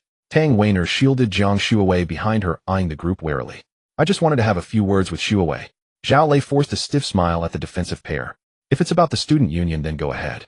Jiang Shuawei said with a calm expression. It's not about the student union. Are you free tonight? I'd like to take you out for dinner. No need, I have plans tonight. Jiang Shuawei shook her head in displeasure. Shuawei. Zhao Lei tried to continue, but Jiang Shuawei cut him off. President Zhao, we're not close enough for you to call me Shuawei. Please just use my full name. Also, I have plans tonight. I'm going to dinner with my boyfriend. So please don't bother me again in the future. After saying this, Jiang Shuawei pulled Tang Weiner and prepared to leave. However, the other male students blocked their path. Shuawei, you don't need to use the I have a boyfriend excuse to fend me off. I'm graduating soon. In these final moments of campus life, I hope you can give me a chance. Zhao Lei said with a look of deep affection. Tang Weiner was getting angry. Have you no shame? Shuawei already told you she has a boyfriend, yet you still cling on so stubbornly. And what about you guys? What's the meaning of blocking our way? Is this bullying? Do you want me to go tell a teacher right now? The enraged Tang Weiner was like a tigress protecting her cub. Zhao Lei's face darkened at her words, and the male students hesitated before stepping aside. Senior Tang, quite fierce, aren't we? Lin Chen's voice came from the doorway. Jiang Zuwei's face lit up with joy, and she hurried over to take his hand. Chen, you're here, Lin Chen gently smoothed a stray strand of hair from her forehead. Tang Weiner also breathed a sigh of relief seeing Lin Chen arrive. Despite her brave front, just now she had to admit she was a bit intimidated facing several burly men. Shuawei, is this your boyfriend? Zhao Lei glared coldly, his tone hostile as he looked at Lin Chen. I told you don't call me Shuawei. Please mind your words in front of my boyfriend, Senior Zhao. Jiang Zuwei's expression was icy as she glanced at Zhao Lei. Junior, I suppose you're a freshman who just entered the university, right? Can you provide Shuawei with a good life? If you know what's good for you, I hope you'll leave her of your own accord. Zhao Lei ignored Jiang Shuawei and addressed Lin Chen directly. Senior Zhao, for one thing, Shuawei is my girlfriend. Please stop harassing her. For another, what conditions do you think are necessary to give my girlfriend a good life? Lin Chen looked at Zhao Lei with interest. At least be like me, right? Do you know how much one of my family's apartments costs? One of my family's apartments is something you probably couldn't afford in a lifetime. Mentioning this seemed to give Zhao Lei a boost of confidence, making his voice more assertive. The housing prices in Tianfu were high, nearly 20,000 per square meter, yet incomes were low. It was a typical city with high consumption and low income. Buying an apartment cost at least 2 or 3 million. Many people chose to leave Tianfu to strive elsewhere, simply because they wanted a home. My family has 5 apartments, each worth 2 or 3 million. My parents even said that when I get married, they'll give me one as a wedding home. Zhao Lei glanced at Jiang Zuwei's reaction as he spoke. To his disappointment, she merely held Lin Chen's arm, without even looking at him. Now his gaze at Lin Chen was filled with envy. And I just bought a Wrangler recently. Do you have any of these? Impressive, Brother Lei. You were driving a car worth $500,000 before even graduating. Yeah, Brother Lei, well need your guidance in the future. Bathing in the flattery of those around him, Zhao Lei felt immensely proud and cast a mocking glance at Lin Chen. Tang Weiner also looked at Lin Chen with some concern, then at Jiang Shuawei. Jiang Shuawei gave a slight shake of her head. Is that all? Is that all? A $500,000 Wrangler. It can't even compare to one of my Veneno's wheels. Lin Chen scoffed disdainfully. Ding. System mission issued, humiliate Zhao Lei. Mission reward all storefronts in the Greater Bay Area Commercial Street. Lin Chen was momentarily stunned. The system was issuing missions with such frequency. Kid, be smart and leave Shuawei. She's not someone a poor boy like you can touch. Noticing Lin Chen's expression, Zhao Lei said coldly. Having a few apartments at home. Driving a car worth tens of thousands. Is that your capital? Lin Chen's tone turned icy. Who are you pretending to be? I was planning to take Shuawei to the Dihao Hotel's Earth-class private room for dinner tonight. Do you know what it means to dine in the Earth-class room at Dihao? It means you've already stepped into another social class in Tianfu. Do you know who the general manager of Dihao Hotel is to me? Zhao Lei boasted arrogantly. The general manager of Dihao Hotel is my father's childhood friend. That's why I can dine in the Earth-class private room. Can you manage that? You've probably never even heard of it, right? The respectful looks from those around him made Zhao Lei feel on top of the world. Jiang Zui's gaze at Zhao Lei grew increasingly strange. She had just had lunch at the Heaven class now.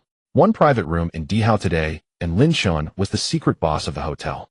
This Zhao Lei, was he here to be a joke? The general manager of Dihao Hotel. You mean Dongfang is your father's childhood friend? Lin Chen didn't expect it to involve Dongfang, but that made things easier. He could also complete the system mission. Oh, you even know the general manager's name. Seems you have some connections, kid. That's right, Uncle Dong is my father's childhood friend. Zhao Lei was slightly surprised. Since you know Uncle Dong, you should also know the gap between us. How about this, call your Uncle Dong and ask if he knows someone named Lin Chen. He'll give you a chance. If you apologize to me within half an hour and to my girlfriend and Senior Tang, I won't hold you accountable. Lin Chen said calmly. Ha ha ha ha, make me call Uncle Dong. Apologize. Zhao Lei laughed as if he'd heard a joke, then his face turned cold. Who do you think you are? You're not worthy of an apology from me. Exactly, little junior, you're talking big. You're just a freshman who knows nothing and hasn't even touched society. What are you barking about? Those around Zhao Lei also joined in the jeering. Jiang Shuowei and Tang Weiner's faces turned icy cold. They hadn't expected that these student council members who usually seemed so favored by the teachers could be so disgusting. Revolting. But Jiang Shuowei wasn't worried at all. Lin Chen's background was probably unmatched by anyone at Suzhou University. Seeing her best friend so calm, Tang Weiner also didn't doubt Lin Chen's words, but she was curious about what exactly his background was. Fine, you want call? Then I will. But once I do, there's no going back for you. Lin Chen had originally thought since they were all students had let them off with an apology. But they were so relentless. Still pretending. Go ahead, call. I want to see how long you can keep up this act. Zhao Lei was utterly dismissive. Dongfang, who was that? The general manager of Tianfis top-tier super 5-star international hotel integrating dining accommodation and entertainment. With the connections had built over the years in that position, it was unimaginable. Would he know a freshman? Even if he did, would he abandon his own nephew for a freshman? All right. Lin Chen nodded calmly. He took out his phone and called Dongfang. The call connected in just a few seconds. Chairman Lin, how may I help you? Dongfang's respectful voice came through. Do you know someone named Zhao Lei? From Suzhou University. He claims to be your childhood friend's son. Hearing Lin Chen's tone, Dongfang's heart sank. Had this kid offended the big shot? I do know him, Chairman Lin. He's the son of a friend of mine. Dongfang said anxiously, already cursing Zhao Lei and his father 1,000 times. He's been throwing your name around to bully others. That hurts our hotel's reputation, don't you think? Lin Chen said flatly. On the other end of the line, Dongfang was already sweating profusely. Yes, Chairman Lin is right. Zhao Lei's father and I are just acquaintances, not really close friends. If he has offended you, I'll deal with him myself. Watching Lin Chen, who seemed so serious, Zhao Lei had an uneasy feeling. It was then he noticed that Lin Chen was wearing Givenchy. That outfit alone cost at least tens of thousands. It meant Lin Chen wasn't a poor student. Could it be that he really knew Uncle Dong? But it didn't matter. He was Uncle Dong's nephew. Zhao Lei reassured himself, pushing away those bad thoughts. Fine, handle it yourself.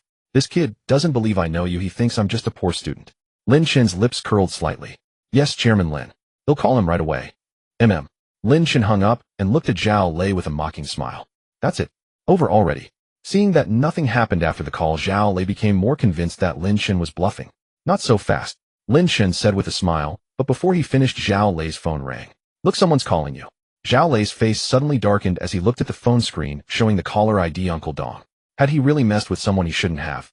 Zhao Lei answered the phone with unease. Uncle Dong, is there something you need from me? Do you really need to ask?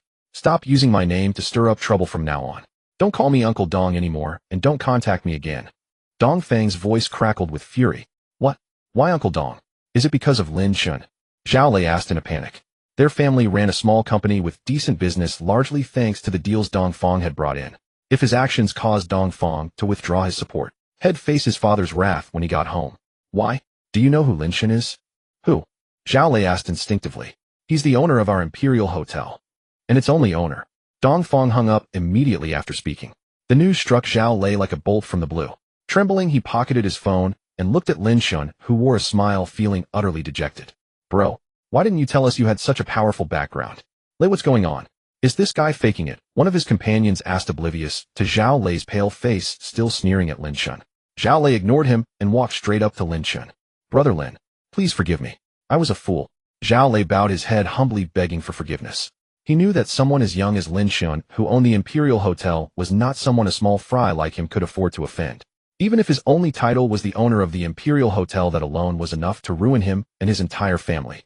Apologizing was the only way out he could think of. Zhao Lei's actions stunned his followers, but Jiang Shuowei remained calm. Her gaze at Lin Chen was filled with admiration and affection. Tang Weiner watched in shock, looking at the humbled Zhao Lei and then at Lin Chen. So her best friend had found a boyfriend with an extraordinary background after all. At that moment, Zhao Lei's friends realized Lin Chen's status was far from ordinary and bolted out of the office. What if staying meant Lin Chen remembered them? They had all mocked him just moments ago. No, senior, Zhao, how could I possibly accept your apology? Lin Chen had given him a chance, and since he didn't cherish it, he had no one to blame but himself. Brother Lin, I had no idea you were the owner of the Imperial Hotel. If I had known, I wouldn't have dared to act so arrogantly in front of you, Zhao Lei said bitterly. He felt like a clown for his earlier behavior. Lin Chen is the owner of the Imperial Hotel. Tang Weiner stared at the composed Lin Chen in disbelief. She knew the Imperial Hotel, wealthy suitors had often taken her there for meals. This junior was quite something. No, this was her best friend's boyfriend. She couldn't possibly compete with Shuowei for a man. Tang Weiner shook off those impure thoughts. So Senior Zhao, you just enjoy bullying those without connections. What would you have done if I were an ordinary person? Lin Chen's smile faded. I. Zhao Lei was sweating profusely at a loss for words. He looked at Jiang Shuowei with pleading eyes, hoping she would speak up for him. Jiang Shuowei noticed his gaze, but chose to ignore him. When Zhao Lei had mocked Lin Chen earlier, she was so angry, she wanted to spray him with a mouthful of salty soda. Now he wanted her to put in a good word. Dream on. Kneel and apologize, admit your mistake, and you can leave. Lin Chen said calmly. Zhao Lei stood frozen, his mind in turmoil. He knew that if Lin Chen targeted his family, everything he prided himself on now would become a thing of the past. I'm sorry, Brother Lin, and I apologize to Junior Jiang and Junior Tang. I was wrong. Please forgive me. Zhao Lei trembled as he knelt, bowing his head in humiliation. He was secretly glad his friends had run off. If they had seen him in such a disgraceful state, how could he ever show his face at Suzhou University for the rest of the year? Jiang Shuowei and Tang Weiner turned away, unable to bear the sight. Most of their anger had already subsided. All right, you can leave now. This matter is settled. Lin Chen had a newfound respect for Zhao Lei. He could bend and stretch, willing to swallow his pride to protect his family's business, a smart trade-off. Hearing Lin Chen's words, the heavy weight lifted from Zhao Lei's shoulders. He quickly got up and hurried out of the meeting room. Hey Chen, you're amazing. Jiang Shuowei hugged Lin Chen, joyfully acting coy. Tang Weiner was utterly dumbfounded. Is this the Jiang Shuowei I know? Where's her usual aloofness? Lin Chen affectionately tapped Jiang Shuowei's small pert nose. All right, stop with the public display of affection. I'm getting full. Tang Weiner complained. Jiang Shuowei stuck her tongue out at Tang Weiner before letting go of Lin Chen. You little minx, just you wait until we get back to the dorm. Tang Weiner cursed silently. Senior Tang, thank you for protecting Shuowei. Lin Chen said gratefully with a smile. No worries. Shuowei is my best friend, it's what I should do. Tang Weiner waved her hand dismissively. How about I treat you to dinner tonight? No need, I don't want to be a third wheel. They'll head back to the dorm now. Bye. Tang Weiner declined, waved, and left. Congratulations, host, on completing the task, humiliating Zhao Lei. The Dawan District Commercial Street has been rewarded to the host in a reasonable manner. The original store owners have been added to your Chaoxian contacts. Please choose a suitable time to sign the transfer contract. Chen, where should we go next? Jiang Shuowei asked, her big, beautiful eyes blinking as she clung to Lin Chen's arm after Tang Weiner left. How about we check out the Dawan District Commercial Street outside the school and grab a bite there? Lin Chen said after a moment of thought. He mainly wanted to see the new commercial street the system had rewarded him with and sign the transfer contract while he was at it. Sounds good. Lin Chen sent a quick message on Chaoxian to the representative saying he'd be there soon to sign, then led Jiang Shuowei back to the car. You left your bag in the car. Don't you like it? Lin Chen asked with a smile. No, I love this bag you gave me. Absolutely love it. Jiang Shuowei gave Lin Chen a peck on the cheek. The unexpected kiss ignited a fire within him. Woman, you're playing with fire. Without a word, Lin Chen pulled Jiang Shuowei close and kissed her lips, ignoring her startled look. They kissed for several more minutes before stopping, only because of the plea in Jiang Shuowei's eyes. Hey Chen, don't you find it hard to breathe? Jiang Shuowei asked, her face flushed, slumping in the passenger seat as she caught her breath. No. Why would it be hard to breathe? Lin Chen asked curiously. Jiang Shuowei was speechless. Well, I don't know why either. After a long while, Jiang Shuowei finally recovered, pouting and complaining. You almost broke me. Lin Chen gave an awkward smile, started the engine, and drove off campus under the envious gazes of his classmates. Arriving at the Greater Bay Area Commercial Street, Lin Chen found a parking spot amidst the astonished stares of the security guard, parked the car, and walked into the street with Jiang Shuowei. This commercial street had about 200 to 300 shop fronts. A 1,200 square meter shop cost around 8 million with monthly rent of 40 to 50,000 yuan. Due to varying sizes, Lin Chen could probably collect nearly 10 million in rent each month. What should we do now? Jiang Shuowei asked. I'm going to sign a contract. After that, I'll accompany you shopping, buy you something, and then we'll have dinner. How about that? Dinner is fine, but forget about shopping. You already bought me a bag worth tens of thousands today. Jiang Shuowei shook her head. Although Lin Chen was wealthy, she didn't want to be a parasite. I'm your boyfriend. It's only natural for me to spend money on you. Don't feel burdened. Besides, Senior Tang helped you today. Shouldn't we buy something to thank her? Lin Chen smiled calmly. Alright, but you can't spend too much. Jiang Shuowei lightly bit her finger, thought for a moment, and nodded in agreement. Then what contract are you signing? I bought the shop fronts of a whole street. Lin Chen and Jiang Shuowei found a cafe and sat down. Lin Chen ordered an Americano and Jiang Shuowei a cappuccino. He took out his phone and sent the original shop owner his location. Just then a waitress brought over a macchiato. Excuse me, we didn't order this. Jiang Shuowei looked at the coffee in confusion. This is a gift from our boss. He said he hopes to make friends with you. The waitress wore an ambiguous smile. Jiang Shuowei and Lin Chen turned to see a man in a white short-sleeved shirt and black trousers smiling at them from the bar. Lin Chen frowned. Truly a beauty is a disaster. No need, my boyfriend is right here. Jiang Shuowei politely refused, handing the coffee back to the waitress. The waitress' smile froze as she hadn't wanted to come in the first place. The couple was clearly together, but her boss insisted. She glanced back at her boss. Seeing his displeased expression but reluctant nod, she took back the coffee. I'm sorry. The waitress bowed in apology and left. Chen, did I do well? Jiang Shuowei lifted her little face, clearly expecting praise. Lin Chen fondly patted her head. Of course you did great. Jiang Shuowei beamed like a kindergartner receiving a star. The boss, who had been watching them, looked even more displeased. The moment Jiang Shuowei walked in, he had noticed her. His first impression was stunning. Very beautiful and pure, more elegant than any woman he had ever seen.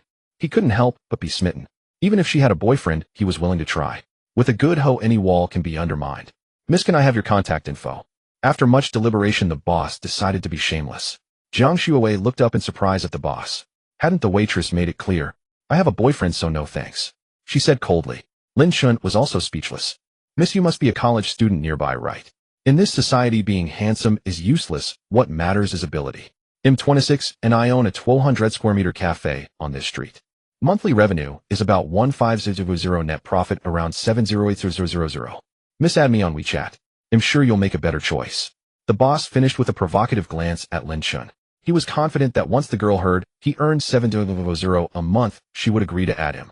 No need, I already told you I have a boyfriend. How much you earn is none of my business. Please stop disturbing us. Jiang Shuowei's tone grew impatient. 70 to 80,000 a month. Is it as much as my Chen earns in a minute? Jiang Shuowei glanced at Lin Chen, who merely let out a faint snicker and said nothing. The boss, already annoyed by the rejection, grew even angrier at Lin Chen's snicker. Young man, are you looking down on earning 7,080 a month? Can you, a student, make that much? The boss looked at Lin Chen across from Jiang Shuowei with disdain and jealousy. He was indeed handsome. No wonder he could charm such a pretty girl. That's none of your business, is it? Lin Chen took a sip of his coffee and said indifferently. The boss was choked, not knowing how to reply. Excuse me, are you Mr. Lin? At that moment, the original shop owner arrived, following Lin Chen's directions. So young. He couldn't be more than 21 or 22, yet he could afford to buy the entire street of shops worth over $1 billion. I am. Lin Chen sized up the well-dressed, middle-aged man before him. Uncle Sun, why are you here? The cafe owner asked in surprise and flattery when he saw Sun Yong. Wasn't Uncle Sun supposed to go sign the transfer contract with Boss Lin? Xiaowei. Mr. Lin chose your cafe as the meeting place, so I came directly to sign the transfer contract. Sun Yong glanced at the cafe owner, searching his memory, and recalled that his surname was Wei. Sign a contract? Mr. Lin, could it be? Wei Chao looked at Lin Chen in shock. The owner of this commercial street was this college student. Uncle Sun, are you mistaken? He's just a college student. How could he be the new owner of this street? Wei Chao asked unwillingly. He had just thoroughly offended Lin Chen by trying to steal his girlfriend in front of him. How could I be mistaken? Mr. Lin and I agreed to meet at table 43 in your cafe. Sun Yong said, then looked at Wei Chao with suspicion. You didn't offend Mr. Lin, did you? Offend? Not exactly, but Mr. Wei shamelessly asking for my girlfriend's number right in front of me. That's not very appropriate, is it? Lin Chen took a leisurely sip of coffee and said slowly. Hearing this, Sun Yong subtly distanced himself from Wei Chao. To buy this commercial street at such a young age, one could imagine how powerful his backing must be. He didn't want to be implicated. Wei Chao's face turned pale. If Lin Chen refused to rent the shop to him, all his efforts would be in vain. Shop fronts on a commercial street like Luwan Street which gathered students from multiple nearby universities, were especially hard to find. College students' money was the easiest to earn. That was common knowledge. Every spot had its owner. Where else could he find such a prime location? Thinking this way, Chow wished he could slap himself. Mr. Lin, I truly apologize. I was out of line with you and your girlfriend. Allow me to pay for your coffee today. Do you think I care about a few cups of coffee? Lin Chen looked at Wei Chow with a hint of amusement. Wei Chaos' face turned pale, and he was at a loss for words. All right, from now on, my girlfriend and I drink coffee here for free, right? Yes. From now on, Mr. Lin and your friends drink for free. Wei Chow was stunned for a moment before a wave of relief washed over him. He hadn't expected Lin Chen to let him off so easily. As for free coffee, what were a few cups compared to this entire storefront? Indeed, the truly wealthy had a different caliber of magnanimity. Wei Chow looked at Lin Chen with gratitude, marveling inwardly. Since Mr. Lin has forgiven you, you can get back to work. Mr. Lin and I still have matters to discuss, Sun Yong said with a smile. Of course. He'll leave you two to your talk then. Wei Chow maintained a humble demeanor. The patrons in the cafe had overheard fragments of the conversation, and realizing that two significant figures were conducting business, they instinctively lowered their voices. In truth, Lin Chen's decision to spare Wei Chow was mainly because his offense wasn't severe. It was only natural for other men to be drawn to his stunning girlfriend. If he had to deal with every minor transgression, he'd be exhausted. Choosing to let things slide was a better reflection of his character. Sun Yong, being attentive, had the waiter bring over some pastries. He then produced 2 copies of a contract. Lin Chen, without suspicion, gave them a cursory glance and signed. After all, this was a system reward. How could it be false? Mr. Lin, a pleasure doing business. This entire commercial street is now yours. Sun Yong stood up, holding his copy of the contract, and extended a hand to Lin Chen. Pleasure doing business. Lin Chen also rose, shaking Sun Yong's hand with a faint smile. After Sun Yong departed, Lin Chen and Zhang Xuewei also got up and left the cafe. Wei Chow, who had been watching Lin Chen, breathed a sigh of relief. And so this whole street is yours now. Zhang Xuewei surveyed the bustling Luan street, a flicker of uncertainty in her eyes. She suddenly felt she might not be worthy of Lin Chen despite being the campus beauty. For someone of Lin Chen's stature, a campus beauty, merely a plaything. Sensing her low spirits, Lin Chen wrapped an arm around her shoulder. No, it's ours. He inhaled the fragrance of her hair, a smile curling at his lips. Feeling the warmth of his embrace, Zhang Xuewei was overcome with a sense of security, her attachment to him deepening. She turned and hugged him tightly. Grandma, I think I've found the one you spoke of, she murmured in a voice only she could hear. Isn't that Zhang Xuewei, the campus beauty? Who's that guy she's hugging? Where? Damn, it really is her. My girl is in another man's arms. My youth is over. Since Luan Street was near the university, it was inevitable they'd be spotted by fellow students, especially as Zhang Xuewei was the renowned beauty of Suzhou University. They overheard the exclamations. Zhang Xuewei blushed and released her hold, tucking a strand of hair behind her ear to mask her shyness. Let's check out that pet store, shall we? Do you like cats or dogs? Zhang Xuewei pointed to a shop named Maichong Pet Store, her tone cheerful. She loved cats and dogs, and would always pop in whenever she came to Luan Street with Tang Weiner. Even if she didn't buy anything, just looking was a joy in itself. Sure, let's go. Lin Chen nodded, seeing how much she adored small animals. He mused that once he moved into Yulan Shengting No, one he could get some pets she liked, which might even entice her to move in with him. Zhang Xuewei pulled Lin Chen by the hand towards the pet store.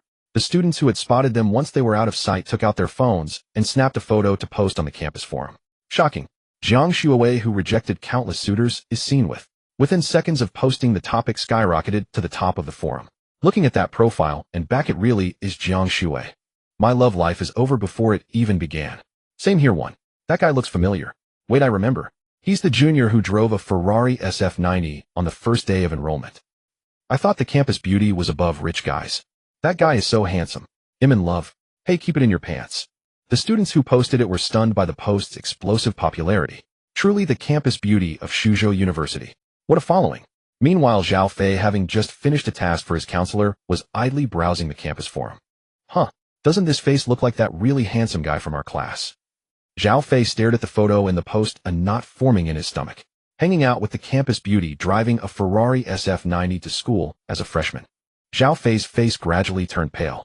Driving a multi-million yuan Ferrari on the first day of school meant he had serious backing, and he had offended him this afternoon. The thought made Zhao Fei increasingly anxious, a heavy weight settling in his chest. Meanwhile, the two inside the pet store remained completely oblivious to the commotion online. Look, this ragdoll cat is so cute. Zhang Xuewei's eyes sparkled with delight as she gazed at the cat, with its pure white fur patterned with gray markings and sapphire blue gem-like eyes. As if sensing her attention, the cat, which had been lazily lounging, extended a small paw to the cage, as if trying to touch her face. Its adorable demeanor instantly captured her heart. Wow, it's so cute. It's trying to touch me. Did you see that, Chen? She exclaimed, shaking his arm excitedly, her eyes fixated on the cat. If you like it, well, buy it, and keep it. Lin Chen stroked her head, his eyes full of tenderness. Huh, really?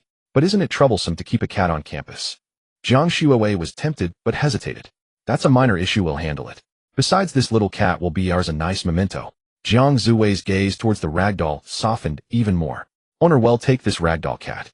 Seeing that Jiang Shuowei had no objections, Lin Chen smiled slightly and addressed the female shop owner directly. The owner, sensing a sale, hurried over. Well, take this ragdoll cat. A female voice rang out beside Lin Chen and Jiang Shuowei. Lin Chen frowned slightly. Why did he keep running into these troublemakers lately? The woman who spoke looked at the two with great smugness. Shuowei, sorry, but I also want this ragdoll cat. Lin Chen raised an eyebrow. Shuowei, do you know her? Jiang Shuowei, her face pale, nodded at Lin Chen. She's Han Chi-Chi, my roommate, but we don't get along well. Lin Chen suddenly understood. He had thought he was carrying a protagonist's halo with everyone trying to stir up trouble only to be slapped down. It turned out it was because of Shuowei. Han Chi-Chi always felt that Jiang Shuowei was putting on airs disdainful of the many wealthy suitors. And why was she only the department beauty while Jiang Shuowei was the campus beauty? She would never admit she was jealous of Jiang Shuowei. She saw that the man beside Jiang Shuowei dressed like a wealthy person, but so what? Her boyfriend was a relative of the chairman of the Longzhou Group, his status beyond that of ordinary rich second-generation heirs. Yet the man beside her looked at Jiang Shuowei with a hint of greed, and when he glanced at Lin Chen beside her, envy flickered in his eyes. Sorry, but my girlfriend also likes this ragdoll cat. He'll have to ask you two to give it up. The man retracted the greed in his eyes and looked at Lin Chen arrogantly. Shouldn't there be a first-come, first-served rule? Jiang Zuwei's face was icy. It's true that these two wanted this ragdoll first. There's another ragdoll over there that's also very cute. The shop owner said apologetically to Han Chi-Chi and her companion, but before she could finish, Han Chi-Chi interrupted. But they haven't paid yet, right? Since no money has changed hands, why can't I compete? Well, the shop owner was troubled. This ragdoll is priced at 8,999. How about I pay 12,000? The man said with a smile. The shop owner was clearly tempted. Who wouldn't want to earn more? Thanks, baby. Han Chi-Chi happily kissed the man and shot a provocative glance at Jiang Shuowei. Jiang Zuwei's pretty face flushed with anger. She wanted to give up, but couldn't bear to part with this intelligent cat. She felt the kitten really liked her. Seeing Jiang Shuowei upset, Lin Chen also grew angry. He hadn't wanted to interfere too much in their dormitory affairs, but since the man insisted on meddling, he couldn't blame him. Compete in wealth. Lin Chen was not afraid. He'll pay 2,000. Lin Chen's expression was calm. At this point, the surrounding people noticed the bidding war. Is this ragdoll worth that much? 2,000 for one. Didn't you see the price tag of 8,999? This is clearly a conflict deliberately driving up the price. The murmurs of the crowd made the man's face darken. A young man in his 20s cared about face. If he lost to the boyfriend of his girlfriend's enemy, wouldn't he lose all dignity? How could he hold his head up in front of Han Chi-Chi? He'll pay 5,000. The man gritted his teeth and raised the bid to 5,000 in one go. Then he whispered threateningly in Lin Chen's ear, "I'm a relative of the chairman of the Longzhou Group. My name is Wang Haoren. Give me face." It wasn't that he couldn't afford the money, but he was afraid of the bad influence if this blew up. If his second uncle found out he did this in public for a woman. Lin Chen became interested upon hearing this. Longzhou Group, one of China's top 500 enterprises. That was indeed impressive, but not enough. 1,000,000. Lin Chen ignored him and continued to raise the bid. Ding. System mission released. Make Wang Haoren apologize. Reward license plate number with triple digits, SHU 888888. Since today's trigger limit has been reached, the reward will be granted tomorrow. There was such a thing as a trigger limit. Wang Haoren's face darkened even more. Haoren, what are you doing here? A person squeezed through the crowd and looked at Wang Haoren in surprise. Wang Haoren turned around, his face instantly breaking into a smile. Brother, why are you here? I just wanted to buy a cat for my girlfriend, but this couple insisted on competing with me, so I had no choice but to raise the price. Wang Shijie frowned and glanced at Han Chi-Chi. Upon hearing that it was Wang Haoren's brother, Han Kiki's arrogance instantly vanished, and being scrutinized by Wang Shijie made her even more nervous. She had heard Wang Haoren mention that his cousin Wang Shijie, the grandson of the Longzhou Group chairman, also studied at Suzhou University. Isn't that the guy who drove that 4 million+ supercar the other day? Jiang Shuowei whispered to Lin Chen. Lin Chen nodded. So Wang Shijie was Wang Haoran's brother, meaning he was also from the Wang family of the Lanzhou group. Wang Shijie heard the commotion and came over to look, only to find Wang Haoran. His grandfather detested this kind of behavior. His family always adhered to the principle of being low-key in life, but high-profile in work. Wang Haoran was just a child of a distant relative of his grandfather who had received some favors after the old man became successful, and thus his life improved. At this moment, Wang Shijie noticed Lin Chen and Jiang Shuowei. Brother Lin, sister-in-law. Wang Shijie greeted them. Wang Haoran and Han Qiqi's hearts skipped a beat. They actually knew Wang Shijie, and judging by his tone, he was even deferential. Han Qiqi knew Jiang Zuwei's background, so she ruled her out first. That meant it was the person called Brother Lin. Could Jiang Zuwei's boyfriend be of even higher status than the grandson of the Lanzhou Group chairman? Han Qiqi regretted her actions. She should never have provoked Jiang Shuowei. Wang Haoran looked nervously at Wang Shijie and the other two. Lin Chen nodded and looked at Wang Haoran. Is this your younger brother? He's a distant cousin, Wang Shijie explained. Is there some misunderstanding? Lin Chen drove a Lamborghini Veneno worth nearly 100 million, with only a dozen produced globally. His background was certainly extraordinary, and Wang Shijie wouldn't easily offend him. Unless Lin Chen had gone too far. Ask your cousin, Lin Chen said with a faint smile. Jiang Shuowei also glared angrily at Wang Haoran and Han Qiqi. Knowing that Lin Chen's background was certainly not ordinary, the two became anxious. Wang Shijie, seeing their attitude and knowing his distant cousin somewhat, had a rough idea. Wang Ziji's expression darkened as he turned to Wang Haoran. What exactly happened? Knowing that the two knew each other, Wang Haoran dared not embellish anything and reluctantly recounted the whole story. After listening, Wang Shijie shot a fierce glare at Wang Haoran and then swept a cold glance at Han Qiqi. Han Qiqi instinctively pressed closer to Wang Haoran. Brother Lin's sister-in-law, I'm really sorry. This is indeed Haoran's fault, Wang Shijie said apologetically to Lin Chen and Jiang Shuowei. Why don't you come over and apologize? Wang Shijie turned to Wang Haoran, signaling with his eyes and speaking in a stern tone. I'm sorry, Brother Lin, sorry, sister-in-law. I went too far today. Wang Haoran quickly apologized upon seeing Wang Ziji's signal, growing even more curious about Lin Chen's background. Han Qiqi, however, stood frozen in place, making no move. Seeing his cousin's face darken, Wang Haoran quickly tugged at Han Qiqi, signaling her to apologize. But Han Qiqi shook off his hand, turned around, and left the pet store directly. Apologize to Jiang Shuowei. Dream on. If I apologize, I'd have to face her every day in the dorm, and that would be unbearably awkward. I can always find another boyfriend. It's not like I'm hard on the eyes. Wang Haoran stared blankly at Han Qiqi's receding figure, his mind reeling. Wang Shijie looked at his disappointing cousin with disdain. See what kind of girl you've gotten yourself involved with. Wang Haoran hung his head in defeat. Since he got together with Han Qiqi, had spent a fortune on her, and she had always seemed so devoted. He never expected that trying to defend her would land him in trouble, and all he asked was for her to apologize, yet she just walked away. His phone buzzed. He glanced at the screen and saw a message, let's break up. Wang Haoran, however, felt no anger, nor did he demand an explanation. Brother Lin, I sincerely apologize for disturbing you and your lady over such a trivial matter. Lin Chen was taken aback. This attitude was far more sincere than before. It's fine. Since you're Ziji's brother, let's let bygones be bygones. Lin Chen smiled. A system notification chimed, mission to make Wang Haoran apologize complete. As today's reward limit has been reached, the reward will be granted tomorrow. Brother Lin, are you free tonight? Let me treat you and your lady to a meal as a formal apology. Wang Shijie looked at his cousin with satisfaction. He was finally showing some dignity of the Wang family. One must learn to read the room and know what to provoke and what to avoid.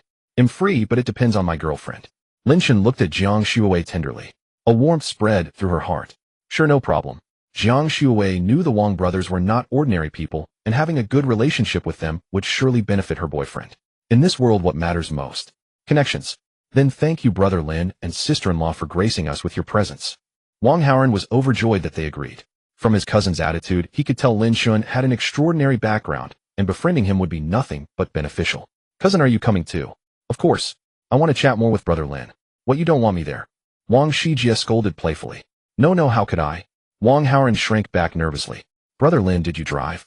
Want to ride with me? My cousin's got a supercar. Only room for one. I have a two-door Mercedes, just enough for you and your lady. Wang Haoran spoke cautiously. No need, I have my own car. Send me your location and we'll head over ourselves. Lin Chen declined. After he and Jiang Shuowei got into their car, they received Wang Ziji's location. Dihao again. Lin Chen chuckled wryly. From yesterday to today, even tonight's meal was all at Dihao. Back to your turf again, huh? Jiang Shuowei teased. Lin Chen smiled knowingly. When he arrived at the entrance of Dihao, Wang Shijie and Wang Haoran were already waiting. Cousin, look. Is that a Lamborghini Veneno? Damn, how rich do you have to be to afford that thing? Wang Haoren was filled with envy. Many could afford a Veneno, but to let a younger relative drive one, that was a different level of wealth entirely. Wang Shijie secretly smirked at his cousin's astonishment. He couldn't wait to see Wang Haoren's face when he realized the car belonged to Lin Chen. When Lin Chen and Jiang Shuwei stepped out, Wang Haoren's eyes nearly bulged out. This car is Brother Lin's. He was so shocked he began to stutter. His resolve to befriend Lin Chen solidified. He never imagined that a stroke of bad luck could turn into a golden opportunity to meet a top-tier rich second generation like Lin Chen. How long have you been waiting? Lin Chen asked with a light smile as he approached, holding Jiang Zuwei's hand. Not long at all. Brother Lin, your car is sick. Wang Haoren couldn't stop glancing at Lin Chen's Veneno, his longing practically spilling out. It's all right. Shall we head up for dinner? Sure. Chairman Lin, hello. As they entered the lobby, Lu Jing at the front desk perked up at the sight of Lin Chen. But when she noticed Jiang Shuwei held by Lin Chen, the light in her eyes dimmed. Lin Chen nodded at Lu Jing. Wait, Chairman Lin. Brother Lin Dihao is your property. Both Wang Shijie and Wang Haoren stared at Lin Chen in astonishment. Dihao was quite renowned in the high society circles of Tianfu City. Only the most prominent figures in the entire city could dine in its prestigious Tian or D private rooms. This spoke volumes about Dihao's status. Yes, I just acquired it a few days ago. It's just a small venture, nothing noteworthy. Lin Chen admitted it with a nod. Impressive. Even Wang Shijie couldn't help but exclaim. The entire Longzhou group was worth over 80 billion, but Dihao Hotel must have cost at least several billion to acquire, right? A small venture, nothing noteworthy. A hotel worth billions was just a small venture to Lin Chen, which spoke volumes about his background. It was only now that Wang Haoren truly realized what kind of person he had almost messed with, and a wave of fear washed over him.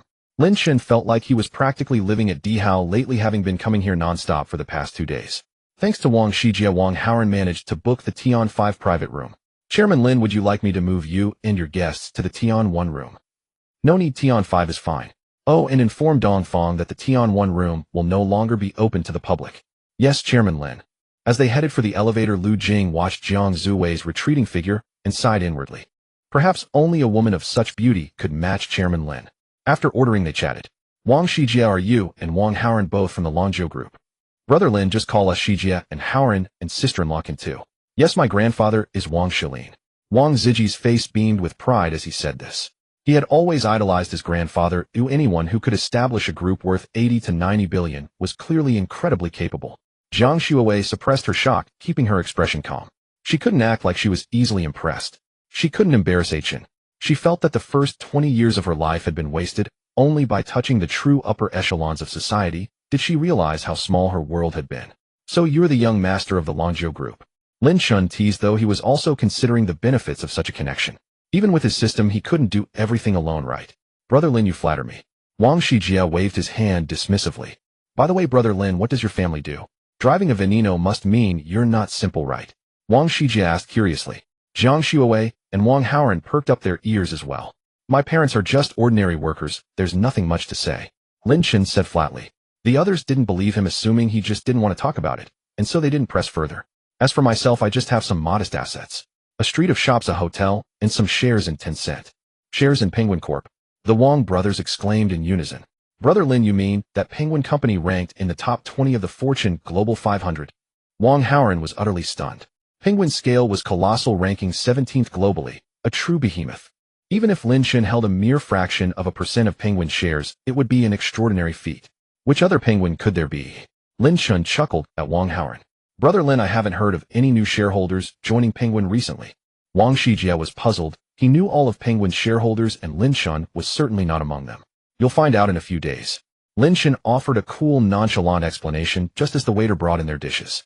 Close behind came Dongfang. The two young masters of the Wang family. Why are they here with Chairman Lin? Dongfang spotted Wang Shijie and Wang Haoren the moment he entered. Chairman Lin, Miss Jiang. Chairman Lin, I came here too. I know what you're going to say. We'll talk later. I'm having dinner with my friends now. Lin Chen picked up his chopsticks, took a piece of duck, and finding it delicious, placed another on Jiang Zuwei's plate. Very well, Chairman Lin. I won't disturb your dinner with the Wang brothers. Dongfang had no choice but to withdraw. After they had eaten and drunk their fill, the group rose to head back to school. However, Dongfang was already waiting at the entrance. Shijie, Haoren, you two go on ahead. I have some matters to attend to. Lin Chen looked at the Wang brothers. All right, Brother Lin, we'll take off then. Once the two had left, Lin Chen turned his gaze to the general manager of Dihao. Dongfang, do you still want to keep your position? Cold sweat broke out on Dongfang's forehead. This position was paramount to him. It had granted him a vast network of connections and an annual income of $1 million. Chairman Lin, I do. Please give me this chance. Jiang Shuawei, unable to bear it, tugged gently at Lin Chen's hand. She had a fairly good impression of Dongfang. Lin Chen squeezed her delicate hand. Considering your years of service at the hotel where your diligence outweighs your lack of merit, I'll give you this chance. Do you know why I'm somewhat dissatisfied with you? Lin Chen looked calmly at Dongfang, who had just breathed a sigh of relief. Is it because of my friend's son? Dongfang probed, cautiously watching Lin Chen's expression. Lin Chen shook his head. That wasn't your fault. Your mistake was bending the rules to let your nephew into the Earth-grade private room, because he's family. Dihao has become the gathering place for the elite for a reason. Aside from the hotel's own excellence, do I need to spell out the rest? I understand, Chairman Lin. This will never happen again. Dongfang immediately vowed. Good. Work hard, and I won't treat you unfairly. Who says Dihao has to stay in Tianfu alone? You get my drift. Lin Chen said with pointed implication. Dongfang's heart surged with excitement upon hearing this. Wasn't Chairman Lin hinting that if he performed well, Dihao might expand nationwide? And he? Chairman Lin, I will definitely work my hardest. I won't let you down. The man in his 40s suddenly felt as if he were in his 20s again, brimming with energy. Jiang Shuawei, holding Lin Chen's hand, felt a swell of pride. This is my man. All right, if there's nothing else, I'll be going now. Lin Chen observed Dongfang's current state with satisfaction. A strike, then a sweet reward, and a promising vision. That was the true art of leadership. Chairman Lin, please accept this card. Dongfang produced a black card and handed it to Lin Chen. This is the supreme card of Dihao Hotel. There's only one in existence. Dongfang explained. The card itself represented status and prestige. Originally, Dihao only had silver, gold, and diamond cards. This supreme card had been specially crafted for Lin Chen. Lin Chen took the card and examined it in his hand. The texture was exquisite. The card was entirely black with a dazzling diamond embedded in its upper right corner, gleaming with brilliant light. This diamond was not merely ornamental. It served as the black card's anti-counterfeit mark, ensuring its uniqueness. The entire card exuded an aura of mystery and nobility. Jiang Shuawei seemed quite taken with the design. She took it from Lin Chen's hand and played with it. Thoughtful of you. Lin Chen nodded approvingly. I'm glad you like it, Chairman Lin. Lin Chen walked Jiang Shuawei to the entrance of her dormitory building. I'll head up now. Jiang Shuawei looked at him with reluctance. Lin Chen gently wrapped his arm around her slender waist and leaned in for a kiss. After a long moment, their lips parted. All right, go on up. Lin Chen watched Jiang Shuawei's blushing face and smiled slightly. You rascal. She turned and hurried into the building. Only when her figure had completely vanished did Lin Chen turn and walk away. Back at the dormitory. Boss, do you know you've hit the hot list on the campus forum? The moment Lin Chen stepped in, Chen Xiao and Xiao Wei rushed over in excitement. What? Lin Chen was bewildered. Chen Xiao opened the campus forum and showed the viral post to Lin Chen. Someone took a photo of you and the campus Belgian shopping today and posted it on the forum. Boss, you're now the public enemy of every guy on campus. And also, someone dug up that you drove a Ferrari to enroll. Now everyone's saying that Jiang is just a gold digger who latched onto a rich kid. Xiao Wei chimed in. Lin Chen looked closely. It was indeed a photo of him and Xu Wei being intimate on Lulang Street that afternoon. These campus paparazzi were truly everywhere. Lin Chen quickly pulled out his phone and called Jiang Shuawei. What's up, Chen? Missing me already? Jiang Shuawei's playful voice came through the phone. In the dorm, Chen Xiao and Xiao Wei were gesturing wildly with excitement, but dared not make a sound, which amused Lin Chen to no end. Of course I miss you. Have you seen the campus forum? Lin Chen's gentle voice melted Jiang Shuawei's heart on the other end of the line. I saw it. Weiner told me as soon as I got back to the dorm. Don't mind what those people on the forum are saying. They're just jealous that you found such an amazing boyfriend. The two in the dorm couldn't take it anymore and retreated to the balcony, out of sight, out of mind. Ha ha, Chen, you're so cute. Yes, my boyfriend is the greatest person in the world. They chatted for a few more minutes before hanging up. Of course I miss you. Chen Xiao and Xiao Wei mimicked a girlish voice and even winked at Lin Chen. Get lost, you two are disgusting. Lin Chen cursed with a laugh. Where's Xiao Fei? Why isn't he back yet? Lin Chen asked, noticing Xiao Fei's absence. The fourth bro went out to hang out with some junior girls. Sigh, it's just the two of us left in the dorm, keeping each other company. Chen Xiao sighed. Yeah, boss. Does the campus Belgian have any single girlfriends? Hook me and the second bro up. Lin Chen's mind flashed to Tang Weiner's fierce protectiveness of her friends and Han Kiki's sweet voice calling Wang Haoran baby. He couldn't help but shudder. Forget it. You two wouldn't survive that. Uffed. Chen Xiao and Xiao Wei rolled their eyes and went back to gaming. Lin Chen watched these two goofballs and shook his head in exasperation. Has the military training uniform been handed out already? Lin Chen asked, pointing at the military green clothes on the table. Yeah, the class reps brought them over. Chen Xiao replied. Lu Shu then sent a meeting link. Director Lin, this is the invitation link for tomorrow morning's meeting. The meeting will start promptly at 9. Alright, I'll attend. Lin Chen thought about tomorrow being the start of military training, but figured he could explain his situation and request leave without much trouble. Early the next morning, Lin Chen was awakened by the ringing of his phone. It was Xia Wei's alarm. Today marked the beginning of military training. Checking his phone, he saw it was only 7:30. He sent a good morning message to Jiang Shuawei, then got out of bed to wash up. Old Four hasn't come back yet. Looks like he had a wild night last night. Chen Xiao said, enviously glancing at Xiao Fei's empty bed. Yeah, we're about to assemble soon. I wonder if he'll make it in time, Xiaowei added. Bang! Xiao Fei flung the door open. Hurry up. I saw a lot of people in military uniforms heading to the sports field downstairs. He urged the three who were washing up while quickly changing into his own uniform. Old Four, you finally decided to show up. Our room 515 is too good for you now. Chen Xiao eyed Xiao Fei with jealousy. You're just jealous that I can stay out all night with my girlfriend. Xiao Fei retorted as he changed at lightning speed. Chen Xiao hit right on the mark, gave an awkward chuckle. After changing into their uniforms, the four of them headed to the sports field, which was already packed. Following the class group chat messages, they finally found their class formation. After the leaders on stage gave long, impassioned speeches, the instructors ran onto the field in neat formations. The entire class was split by gender and mixed with members of other classes. The instructor assigned to Lin Chen's formation looked sturdy and imposing, clearly someone not to be trifled with. I am your instructor. My name is Zhang Dazhu.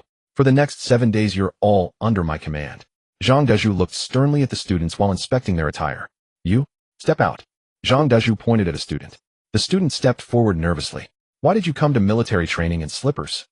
I didn't have time to change. From now on, start your answers with reporting instructor. Do it again. Reporting instructor. I didn't have time to change. Is that an excuse? You have 10 minutes to go change and come back.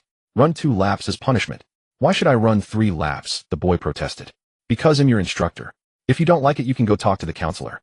The boy had no choice but to head back to the dormitory to change his shoes.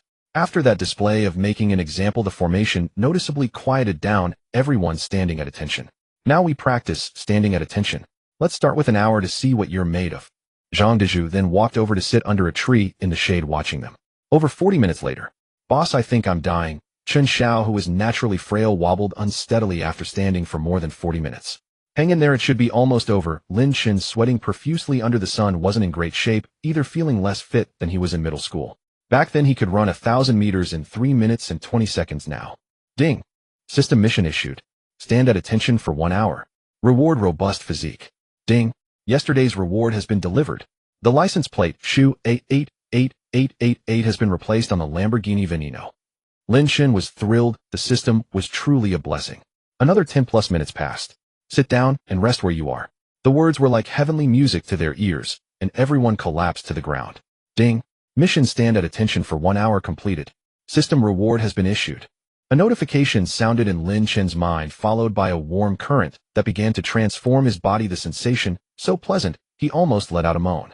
Even his legs, which had felt weak after the hour of standing, now felt strong.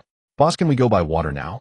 I'm dying of thirst. Chen Xiao sat on the ground massaging his legs. Why don't you go ask? Lin Chen glanced at Zhang Dazhu, who was chatting with other instructors under the shade. Forget it, forget it. Chen Xiao recalled the scene of the boy who had to run 3 laps and then stand at attention. Since it was the first day of military training, many students weren't well prepared. Only a few had brought water. Still, someone went to ask the instructor if they could go out to buy water. All eyes were on him, filled with admiration and hope. But when they saw the boy walk back with a dejected look, they knew the answer. Just then a girl approached their formation, fairly pretty, holding 2 bottles of water. Immediately, everyone's attention was drawn to her.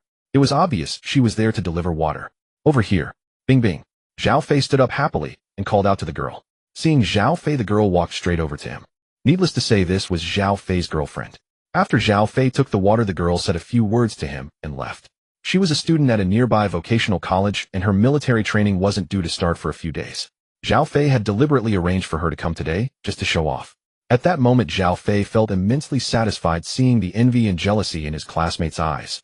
After all, many people came from other places to study here, and finding a girlfriend by the 3rd day of freshman year was indeed rare. Zhao Fei then handed the water to Lin Chen. Lin Chen looked up in surprise at Zhao Fei. Was this guy out of his mind? Giving him water? Classmate, I was out of line yesterday. I apologize and hope we can still be good classmates. Consider this water as my peace offering. Zhao Fei looked at Lin Chen sincerely. Some classmates who knew about yesterday's incident seeing Zhao Fei's good attitude now couldn't help but feel a bit more respect for him as class monitor. Ding. Mission get Zhao Fei to apologize completed. Mission reward has been placed on the host's dorm bed. Wow. Isn't that the campus beauty Jiang Xuewei? I heard she's dating a freshman. Could Jiang Xuewei be here to bring water for her boyfriend? Definitely. Sigh heartbroken. At the entrance of the sports field stood a girl in a white dress, stunningly beautiful, like a fairy descending to earth. Students on the field buzzed with speculation about Jiang Xuewei, curious who her boyfriend might be. The previously listless boys suddenly perked up. Boss, is the campus beauty Jiang here to bring you water? Chen Xiao leaned in to ask. Lin Chen watched Jiang Xuewei searching for him, a slight smile curling at the corner of his mouth. This girl. I accept your apology, but no need for the water. My girlfriend is bringing me some. Zhao Fei, hearing that Lin Chen accepted his apology, breathed a sigh of relief. Whether Lin Chen took the water didn't matter as long as he didn't hold a grudge. Don't waste it, boss. If you don't want it'll take it. Chen Xiao grabbed the water from Zhao Fei and gulped it down. Lin Chen waved at Jiang Xuewei. What's Lin Chen doing? Trying to get the campus bow tie's attention. Too bad if Jiang didn't have a boyfriend with Lin Chen's looks, it might actually be possible. The classmates murmured quietly as they watched Lin Chen's actions. Jiang Xuewei spotted Lin Chen waving at her, her eyes lighting up, and she walked over to him. No way. Jiang Xuewei is really heading this way. Could Lin Chen really be the school belle's boyfriend? The crowd stared in shock as Jiang Xuewei drew nearer. Chen, have some water. Jiang Xuewei walked up to Lin Chen, handed him a cup of lemonade, and playfully winked at him. She wanted to make it clear to everyone present that Lin Chen was her boyfriend, and no one else could take him away. Lin Chen smiled gently, and took the lemonade from Jiang Xuewei's hand. The commotion caused by Jiang Xuewei also drew the attention of many girls to Lin Chen. And to Zhao Fei beside him. Wow. I just realized our class has two handsome guys. Too bad the school belle got to him first. How could we ever compete with her?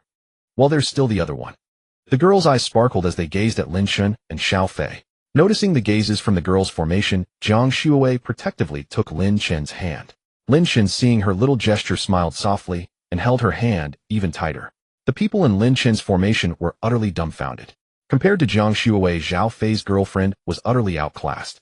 They had previously mocked Lin Chen for being presumptuous, but now it turned out the school belle really was his girlfriend. Wait, I heard her boyfriend drove a Ferrari SF90 to enroll. I was the clown all along. Everyone felt their faces burn with embarrassment. All right, break's over.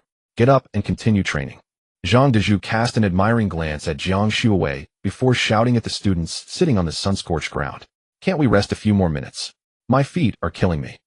Yeah, we're the future flowers of our nation. Lin Chen smiled faintly, overhearing the complaints around him. Chen'll get going then. Train well. Jiang Xuewei patted his head, speaking with the earnest air of a little adult. Got it, Miss Jiang. Jiang Xuewei pinched his cheek, then turned and walked away from the training ground. Instructor, I need to request some leave. Lin Chen said, looking at Zhang Dezhu. Leave? What for? Zhang Daz's face darkened upon hearing this. He despised students who tried to shirk their duties.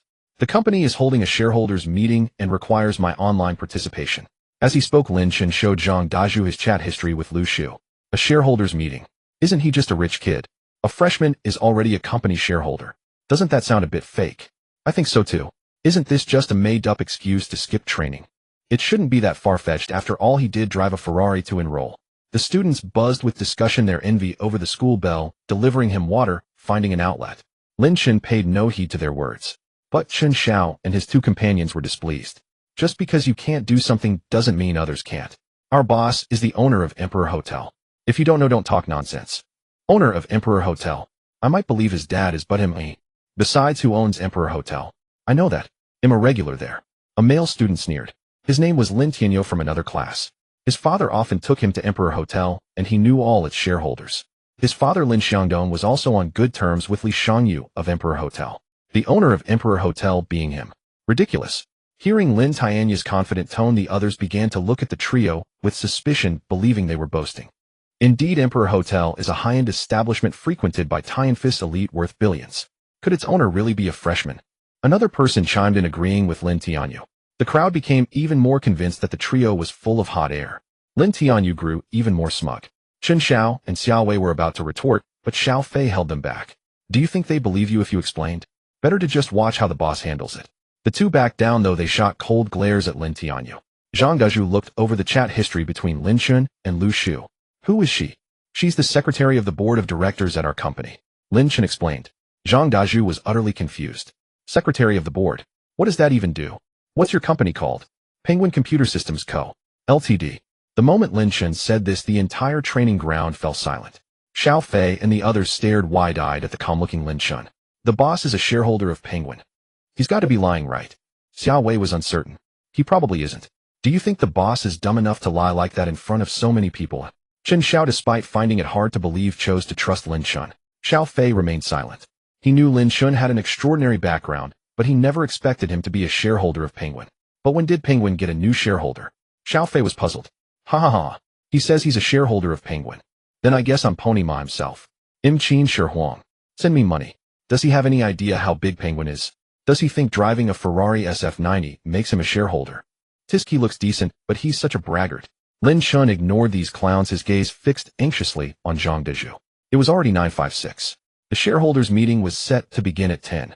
Zhang Daju was stifling a laugh as he looked at the handsome young man before him. Fine, go ahead. Just make sure you come back after the meeting. He figured if Lin Chen was willing to tell such an outlandish lie, to skip training refusing would only make him seem unreasonable. Lin Chen nodded, put on his earphones, and sat under a tree, joining the Penguin meeting. See, I told you they were lying. First Emperor Hotel, now Penguin. Why not claim he's the president of the United States? Lin Tianyu sneered at Xiao Fei and the others, prompting a wave of laughter from the students. You? Chen Xiao's fiery temper nearly got the better of him, but Xiao Wei and Xiao Fei held him back. Getting into a fight during military training could get him expelled. Of course, Xiao Fei was an exception. Everyone is present. Let us officially begin this online shareholders meeting. Seeing the name Ma Teng displayed next to the speaker's microphone, Lin Chen knew who it was. This meeting is to welcome our new shareholder Lin Chen. Shareholder Lin has acquired 10% of Penguin shares, making him our second largest shareholder. Would shareholder Lin like to say a few words? Lin Chen took a deep breath. Knowing that the attendees were all internationally renowned companies and individuals, he couldn't deny his nervousness. After all, he was just a freshman who had suddenly come into wealth thanks to a system. Lin Chen turned on his microphone. Well, I'll say a few words. I am very optimistic about the future of Penguin, which is why I've joined. It's a pleasure to meet you all. Welcome, Mr. Lin, to Penguin Corporation. The others also turned on their microphones to greet him. Lin Chen thought to himself that it would have been awkward if his English wasn't up to par. Mr. Lin, a press conference will be held shortly. Should we disclose your information? Ma Teng had been extremely shocked when he first saw Lin Chen's identity details. The file showed that Lin Chen was a freshman at Suzhou University and his parents were ordinary workers. Where did he get such a massive and terrifying flow of capital to acquire Penguin's shares? He concluded that Lin Chen was certainly not simple, and he also worried that Lin Chen might affect his decision-making power in the company. Every shareholder had signed an agreement with Ma Teng pledging not to participate in the company's decisions and only to enjoy the dividends. This way, even if Ma Teng's share was less than 10%, he could still control the entire Penguin Corporation. Therefore, he had to find a way to get Lin Chen to sign this agreement by any means necessary. Just mention it subtly. I don't want my normal life disrupted, Lin Chen said nonchalantly. He didn't actually dislike the spotlight. With power and influence, one should enjoy it. Playing the fool might seem cool, but it wasn't his style. However, he equally didn't want his peaceful university life to be disturbed. After the meeting, a friend request popped up on Lin Chen's Chaoxin app. Seeing it was from Ma Teng, he thought for a moment and accepted. Mr. Lin, there's something I'd like to discuss with you. Lin Chen had a rough idea. Probably wants me to sign a unanimous action agreement, right? Chairman Ma, I know what you're going to say, but what can you offer in return? Although they shared the same interest of growing Penguin, it was impossible for Lin Chen to sign an agreement just because of a few words. How about this? They'll come to Tianfu City tomorrow, and we can discuss it in detail. Is that okay? Fine, but I have military training. Let's meet in the evening at the Dihao Hotel. Great. Hey, race to a successful cooperation. Lin Chen put away his phone and walked back towards the formation. Oh, if it isn't the big Penguin shareholder. How was the meeting? Ha ha ha lol. Lin Tianyu looked at Lin Chen with a mocking sneer. You the one who spoke. Step forward. Zhang Dazu's face darkened. Don't you know you need to report before speaking? Go. Run 3 laps around the track. The smile on Lin Tianyu's face froze. After glaring fiercely at Lin Chen, he started running around the track. You get back in line, Zhang Daju said, looking at Lin Chen. Lin Chen nodded and returned to his spot. They were practicing the goose step, and Chen Xiao was muttering under his breath as he marched. Boss, are you really a shareholder of Penguin? Lin Chen gave a slight nod in response. Sit down and rest for 10 minutes. Just then Zhang Daju blew his whistle for a break. Chen Xiao and the others eagerly gathered around and sat down. I really am a shareholder of Penguin. Do you think I'm stupid enough to lie about this? Lin Chen said with a wry smile, looking at them. We believe you, it's just so unbelievable. We just wanted to confirm. Boss, since you're a shareholder, can you change the matchmaking mechanism in honor of kings? It's really terrible. Chen Xiao vented his frustrations. It's not something I can just change. Lin Chen was speechless. I thought he needed my help with something important, but he wants me to modify the matchmaking system. It was finally time for lunch, a chance to rest. Boss, so when did you acquire the shares? And what's your stake? Xiao Fei finally blurted out the question he'd been holding in. It was understandable. Penguin's status was immense, a top 20 global company, and one of the best in China. And his college roommate was one of its shareholders. Just acquired them a couple of days ago. 10% of the shares, Lin Chen said calmly. 10%. All three exclaimed simultaneously, especially Xiao Fei, who, coming from a powerful family in the capital, understood exactly what owning 10% of Penguin meant. Boss, Penguin's official website just posted it. They announced a new shareholder has joined. Chen Xiao had just taken out his phone to search for Penguin's shareholders when he saw it as the top trending topic. Xiao Fei and Xiao Wei quickly crowded around to look. Whoa, it's true. And old Ma said it's a young guy who just started university. With a 10% stake? Xiao Wei exclaimed in shock. All three stared in disbelief at the calm Lin Chen. Now they were 100% sure he was their boss. Boss, you're my idol. Chen Xiao threw his arms around Lin Chen. Damn it, get off me. That's gross. I'm not into dudes. Lin Chen shoved him away in disgust. Xiao Wei, who had been leaning in, retracted his hands and rubbed them awkwardly. Ancient. As the three left the track, Jiang Shuowei quietly came up behind Lin Chen and tapped his shoulder. Shuowei, have you been waiting long? Lin Chen gently took her hand. Feeling shy under the occasional glances from those around them, Jiang Shuowei still let him hold it. Not at all, I just got here. Jiang Shuowei stood beside Lin Chen, observing Chen Xiao and the others. This one's quite handsome, but still not as handsome as my Ancient. She was slightly taken aback by Xiao Fei's looks. Both Lin Chen and Xiao Fei were exceptionally good-looking, a fact not even their military training uniforms could hide. They were the type to stand out in any crowd. With Jiang Shuowei there too, all eyes were drawn to them. Seeing her looking at Xiao Fei and the others, Lin Chen smiled and introduced them. This is Chen Xiao, this is Xiao Wei, and that one whose looks are only slightly inferior to mine is Xiao Fei. Hello everyone. I'm Jiang Shuowei, Lin Chen's girlfriend. She said it gracefully without a hint of nervousness around his friends. Hello, sister-in-law. The three said in unison. Hello. Bosses too are also pretty good-looking, you know.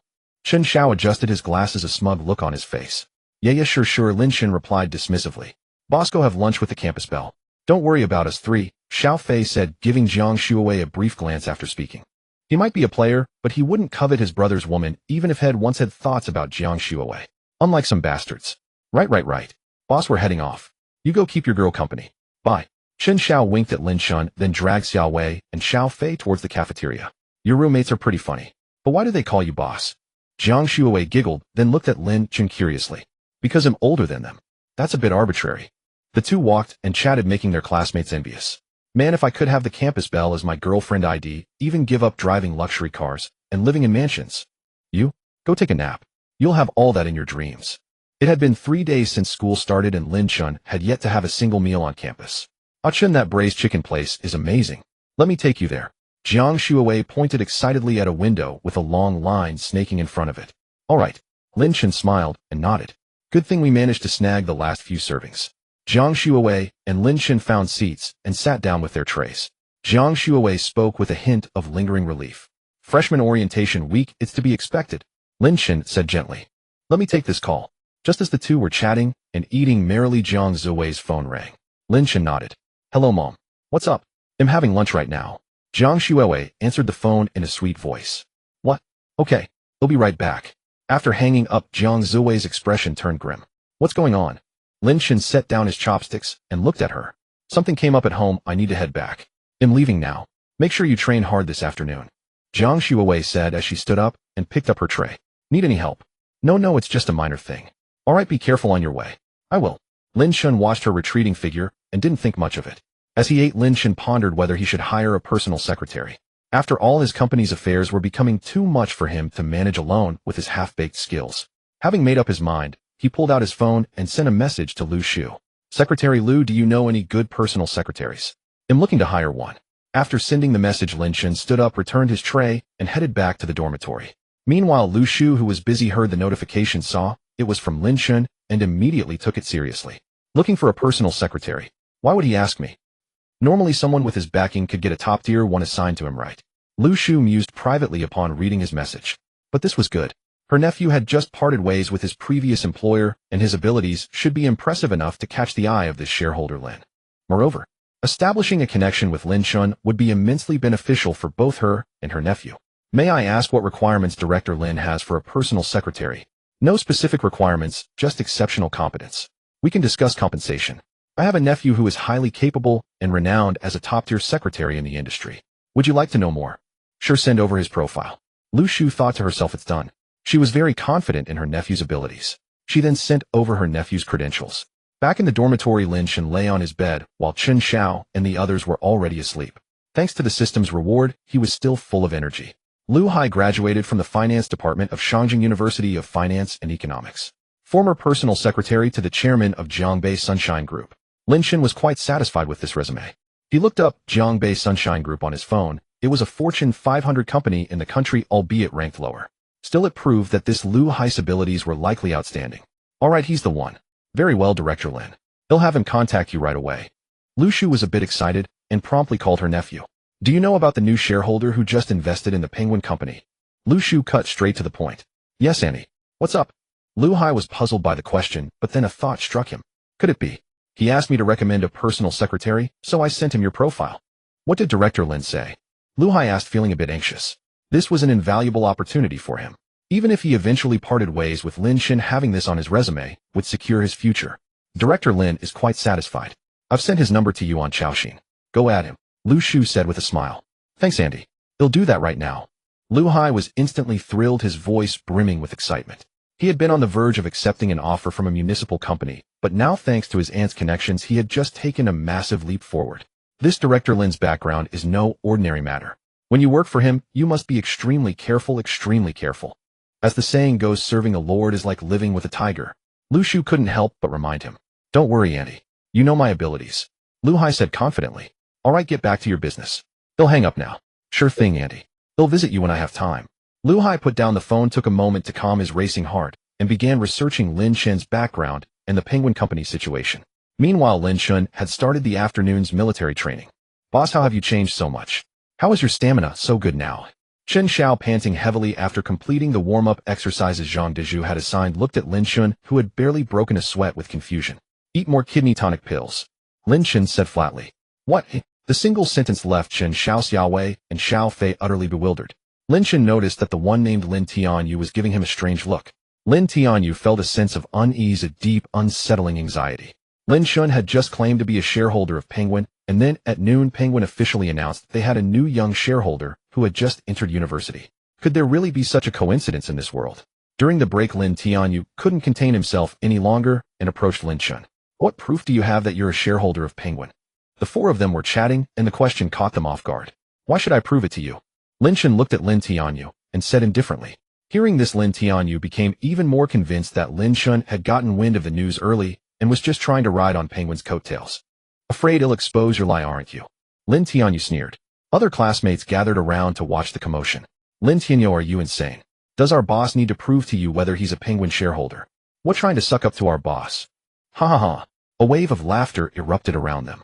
Chen Xiao's sharp tongue was as biting as ever. The single remark infuriated Lin Tianyu, causing him to lash out. You're Chen Xiao, right? Just you wait. Don't you dare leave the school gates these next few days, or I'll have you on your knees calling me daddy. Lin Tianyu's tone was icy as he glared at Chen Xiao. Your grandpa Chen has never been afraid of threats, you little brat. Chen Xiao was completely unruffled, continuing his verbal assault. Lin Chen and the others who had been sitting immediately got to their feet. The people behind Lin Tianyu also stepped forward as if ready to throw down at the slightest provocation. Lin Tianyu. Lin Chen silently memorized the name. Once his personal secretary arrived, these matters could be delegated. Hey look, is that squad over there about to get into a fight? That bold. Getting into a fight during freshman military training. Aren't they afraid of getting a demerit? Members of other squads also noticed and turned to watch the spectacle. What are you all doing? Disperse. All of you disperse now. Zhang Dezhu never expected that a mere trip to the restroom would nearly cause such a major incident in his squad. If the chief instructor found out, he would surely be in trouble. The thought ignited a blaze of fury within him. All those who were about to fight stepped forward. The rest of you stand at attention for half an hour. With a cold expression, Zhang Dezhu singled out Lin Chen and the others along with Lin Tianyu's group from the formation. After learning the full story, he fixed his gaze on Lin Tianyu. From what I hear, you were planning to find someone to teach him a lesson after school. Not at all, it was just a joke between classmates, Lin Chen said with a sheepish grin. He didn't want to get a demerit over this, and with so many wealthy kids at Suzhou University, word getting out would be embarrassing. What era are we living in? Do you really think it's like our time, where a beating solves everything? You're all adults now. Think twice before you act. Zhang Dezhu let out a sigh. Don't worry, instructor. We wouldn't say anything that stupid, Chen Xiao said with a laugh, nearly making Lin Chen and the other two burst out laughing. Lin Tianyu and his group gritted their teeth, but dared not retort. To be honest, Zhang Dezhu didn't want to bother with these troubled youths. They'd learned their lesson once society gave them a hard knock. As long as they didn't cause trouble this week, head let them be. Fallen. Back in the dormitory, Xiao Fei and the other two scrambled to take a shower. Lin Chen meanwhile pulled out his phone to message Jiang Shuawei. He had a nagging feeling something was off. Shuawei, why did your parents ask you to come home? After sending the message, he noticed a friend request in his phone, presumably from Lu Hai, and accepted it. Chairman Lin, am Lu Hai. You can call me Xiao Hai from now on. Lin Chen smiled faintly at the message. As expected of a private secretary, the message was exceptionally pleasant to read. All right, Xiao Hai, bring the contract tomorrow morning. And when Ma Teng comes to discuss things with me, you can join as well. Lu Hai was taken aback by the message. He had prepared to answer all sorts of questions from Lin Chen, but this was it. Without further delay, Lu Hai quickly replied. They finally agreed to sign the contract at the Dihao Hotel at 8:30 the next morning, with Ma Teng arriving between 9 and 10. Lin Chen discussed the specifics of the contract with Lu Hai, then told him to study the Tencent company materials further before ending the conversation. Seeing that the last message in his chat with Jiang Shuawei was still his own, Lin Chen had a bad feeling. He picked up his phone and called her. Hearing the busy tone, Lin Chen began to panic. He was about to call Dong Fong to help check Jiang Shuawei's address when her call came through. Lin Chen let out a long breath. What's wrong, A Chen? Lin Chen could hear the exhaustion in Jiang Shuawei's voice. Shuawei, did something happen? He asked, trying to keep his tone gentle. Nothing's wrong. Don't worry, A Chen. He'll be back at school in a few days. I won't be able to keep you company for a while, so don't you dare find another girl. Jiang Shuawei said in a fierce tone, but Lin Chen felt she was hiding something. All right, give me Senior Tang's contact info. If I can't reach you, at least I can ask her. This? Fine. I have something to do, so I'll hang up now. Lin Chen heard a commotion on her end before she hurriedly ended the call. A moment later, Jiang Shuawei sent a contact recommendation. Who are you? Senior Tang, am Lin Chen. Tang Weiner was puzzled. Why is Shuawei's man adding me? It's you. What do you want from me? Trying to set me up with someone. Lin Chen felt a bit embarrassed. Do you know where Shuawei lives? Something seems to be happening at her home, but she won't tell me. I want to go check on her. Jiang Shuawei had left in a hurry, and when Tang Weiner asked what was wrong, she only vaguely mentioned family issues. Now that Lin Chen brought it up, it did seem suspicious. Tang Weiner thought for a moment and sent him an address. This is her home address. Do you want me to come with you? No need, senior. He'll go alone. All right. Lin Chen stared at the address on his phone. Jintang, huh? He informed Ma Teng and Lu Hai about the situation, rescheduling the meeting for 3 days later, then changed clothes to head out. Boss, are you going to see the campus? Bell Jiang. Chen Xiao winked at Lin Chen. Yes, something came up. He'll be back tomorrow night. Lin Chen nodded. Xiao Wei and Xiao Fei went downstairs to buy food, while Chen Xiao claimed his foot hurt and stayed behind. Huh. You'll need to ask permission from the counselor and instructor, right? Chen Xiao was surprised, but didn't pry, simply reminding him. Lin Chen felt a headache coming on. He really couldn't think of a good excuse. Forget it, he'll just skip class. With that decision, Lin Chen went downstairs, got into his Lamborghini Veneno, and drove out of the campus. 2 hours later, Lin Chen arrived at Jiang Shuawei's neighborhood. It consisted of single-story houses, likely government allocated after land acquisition. As his car drove into the area, it drew many stares. In such a small place, a luxury car like this was a rare sight. When Lin Chen got out, several pretty girls blushed and approached him for his WeChat. He declined each one. I have a girlfriend. Girlfriends don't have to be just one of the girls said, startling Lin Chen. Never mind. Do you know where Jiang Shuawei lives? Jiang Shuawei. Of course. Are you her boyfriend? The girls looked disappointed. If it was Jiang Shuawei, they couldn't compete. Yes, could you tell me where her home is? Lin Chen asked politely. Although Tang Weiner had given him the address, the house number was hard to find. We know, but you probably won't find her. She might be at the hospital, one of the girls said. Huh. Didn't she go to school in the city? Why is she at the hospital? The others asked in confusion. I heard from my dad that her father is sick and needs a lot of money, the girl said with a sympathetic shake of her head. Which hospital, eh? Lin Chen asked urgently. At Jintang County First People's Hospital.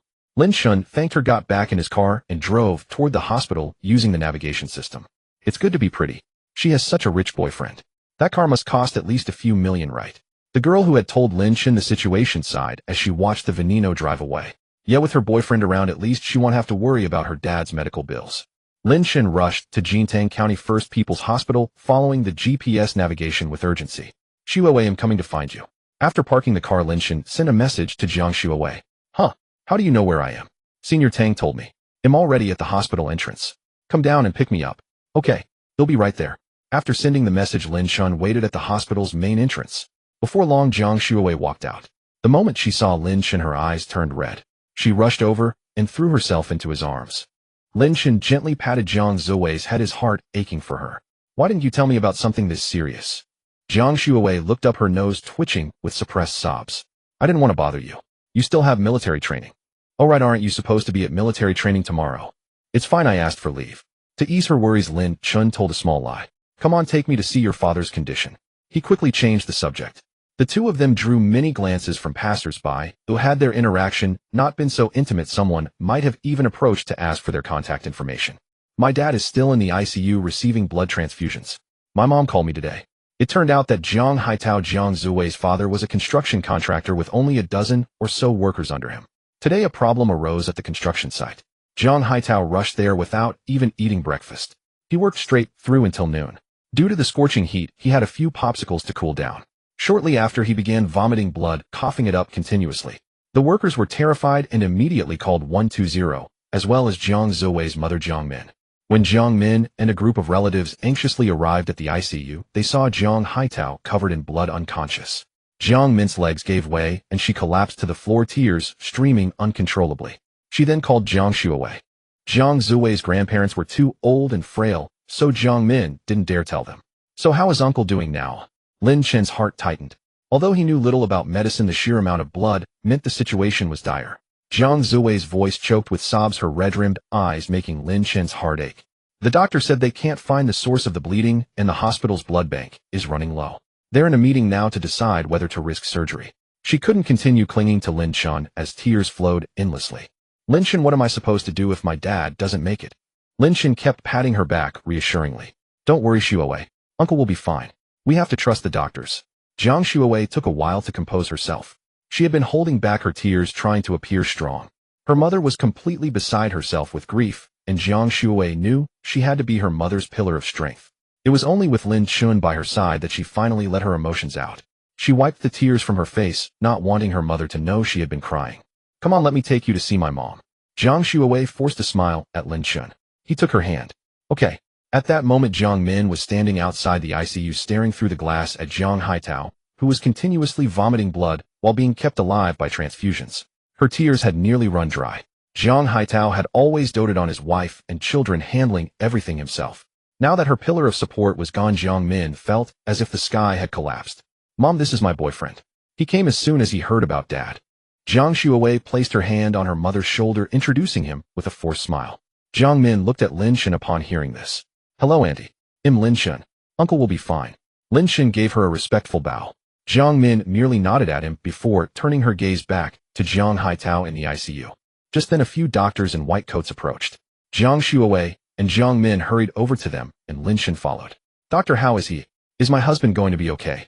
Jiang Min's voice trembled with anxiety as she looked at the doctors. After our discussion, we've decided to make one final attempt.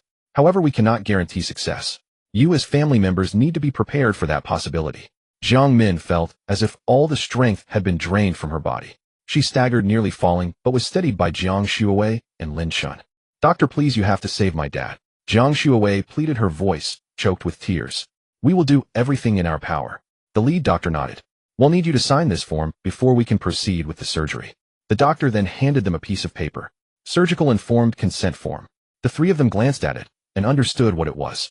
Jiang Min fought back her grief, preparing to sign, but Jiang Shuawei took the pen first. Mom, I'm an adult now. Let me do it.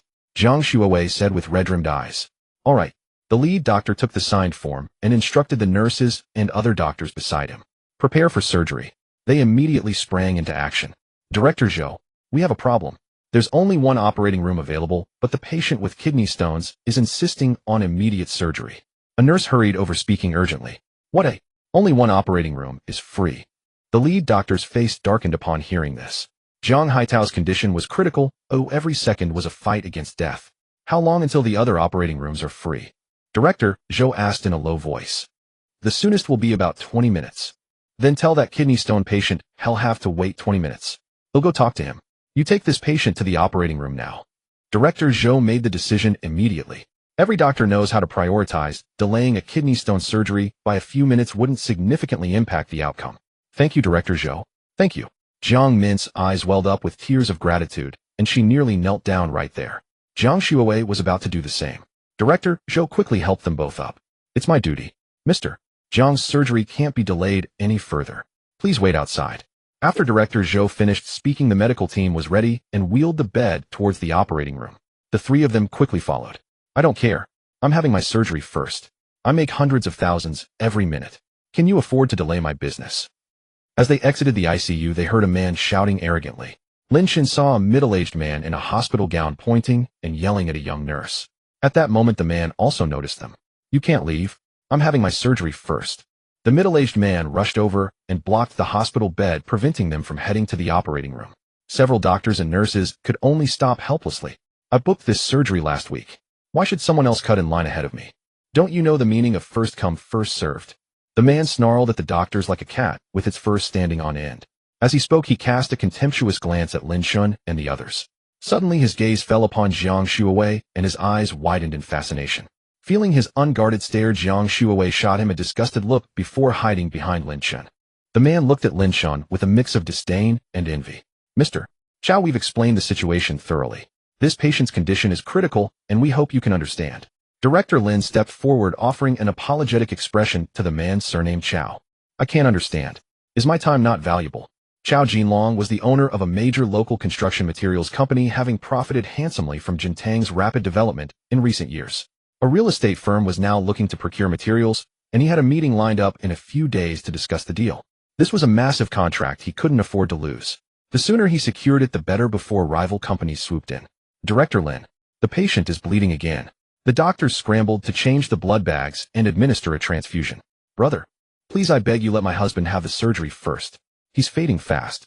Jiang Min, seeing Jiang Haitao coughing up blood, once more broke down and moved to kneel before Chow Jinlong. Mom, don't do this. Lin Chen and Jiang Shuowei, their eyes reddening, quickly pulled her back up. It's not that I can't let you go ahead. Chow Jinlong stroked his chin, his gaze lingering on Jiang Shuowei with a suggestive meaning. Everyone instantly understood his intentions. Take the patient to the ER now. Mr. Chow, if you want to file a complaint, go right ahead. Director Lin knew Jiang Haitao had no time left to waste. The priority was to operate immediately and locate the source of the bleeding. The doctors and nurses didn't hesitate, swiftly wheeling the bed toward the operating room. Jiang Shuowei and Jiang Min followed close behind. Lin Chen, worried that Chow Jinlong might cause trouble for the young Director Lin, stayed behind. Ding! Congratulations, host. A system task has been triggered. Donate 10 million to Jintang County First People's Hospital. Reward 30 equity in Rongtou Land Investment Company. The system never issued tasks without reason. This suggested that this man Chow Jinlong must have some connection to Rongtou Land Investment. Chow Jinlong, instead of being angry, smiled. He walked up to Director Lin and examined his name badge. Director Lin E, is it? Just you wait. Chow Jinlong's face turned cold as he stared at Lin E. A dog that doesn't bark is the one that bites. All right, Mr. Chow. If there's nothing else, I need to get to surgery. Unfazed by the threat, Lin E responded politely before hurrying off toward the operating room. Lin Chen found a nurse and asked where the hospital director was. After hearing his purpose, the nurse looked at him with slight skepticism, but led him to the director's office anyway. Chow Jinlong spat on the ground and pulled out his phone to make a call. Yes, get a reporter over here. I want to expose this hospital. After hanging up, he sneered in the direction of the operating room and returned to his own ward. At the director's office door, the nurse knocked a few times. A robust voice came from inside. Come in. The nurse gently opened the door and entered with Lin Chen. Director, this gentleman said he wants to make a donation to the hospital, so I brought him to see you. The nurse explained. The director shifted his gaze from the computer screen to Lin Chen. So young. Probably just an excuse to see me. Though doubtful, he decided to confirm. Xiaofang, you can get back to work. The nurse named Xiaofang nodded and left the office. May I ask how much you plan to donate to our hospital? The director guessed this young man would probably donate a few thousand at most, then asked for a favor. Not much. He'll just donate 10 million. Lin Chen said calmly. Oh, 10 million. The director muttered, looking at Lin Chen's composed face. 10 million. The director shot up from his chair in excitement. Their hospital had long wanted to acquire another MRI machine, but each unit cost millions. If this young man truly donated 10 million, it would solve a major problem for them. Yes, 10 million. Lin Chen confirmed. And what conditions do you have, sir? The director probed cautiously. Such cases weren't unheard of. Many donors came with strings attached.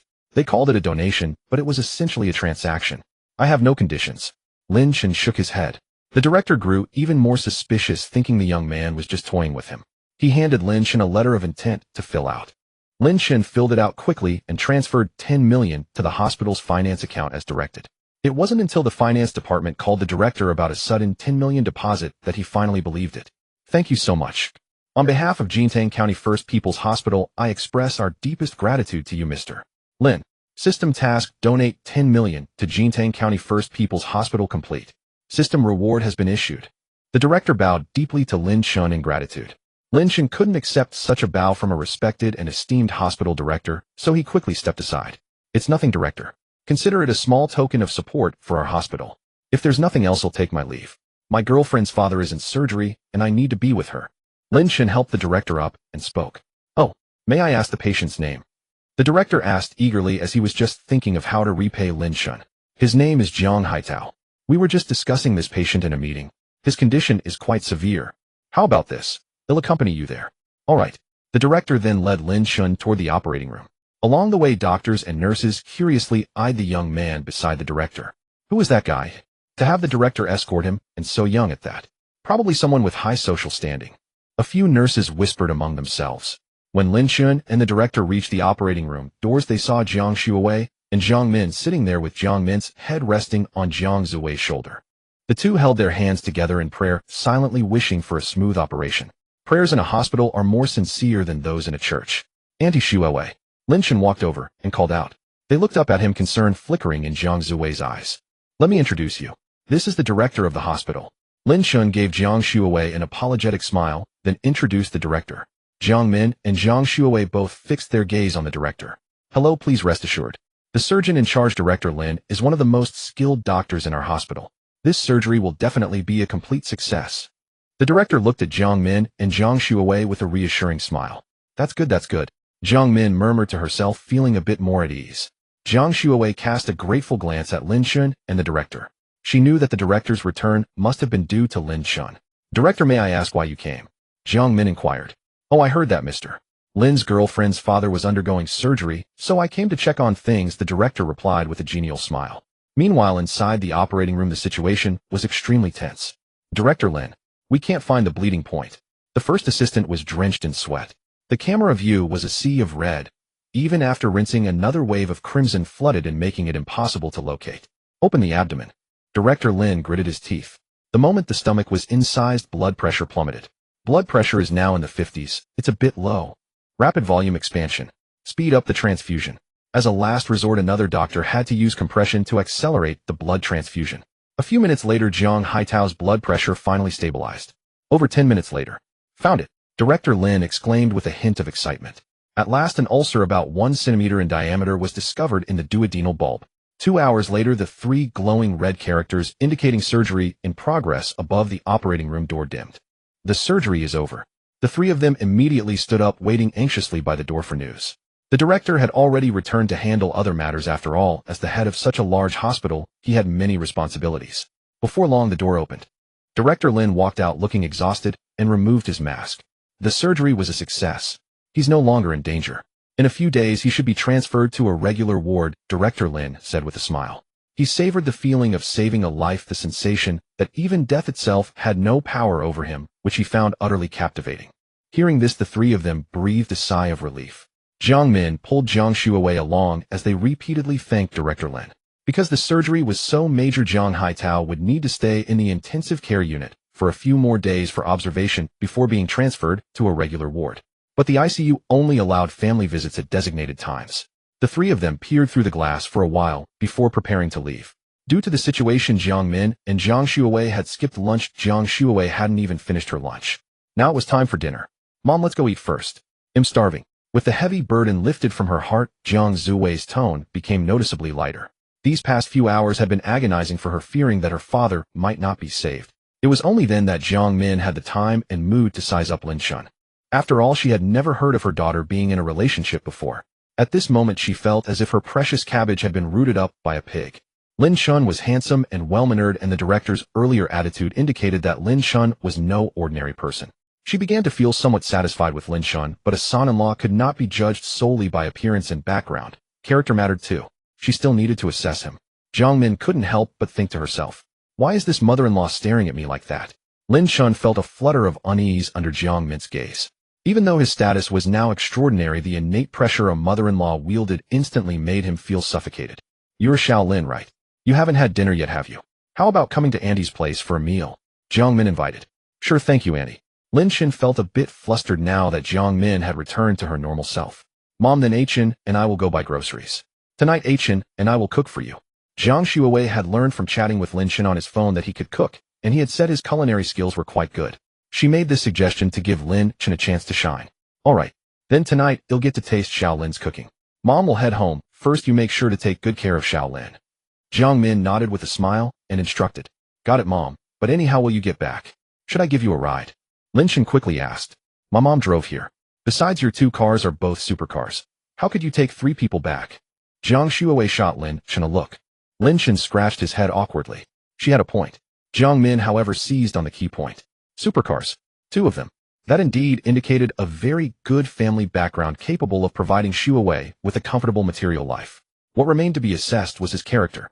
The 3 of them walked together to the parking lot. When Jiang Min saw Lin Chen's car, she couldn't help but be deeply astonished. Simply put, its appearance was too stunning. Jiang Min felt she had only seen this kind of door. Was it called a butterfly door? In short videos before. This car must cost at least several million. Just then a security guard approached. He said with a grimace, Young man, so this car is yours. It's too expensive. A car worth nearly 100 million parked right here. Even if you're not worried, we certainly can't relax. It turned out that the security guard, seeing a sports car parked there, had curiously looked it up.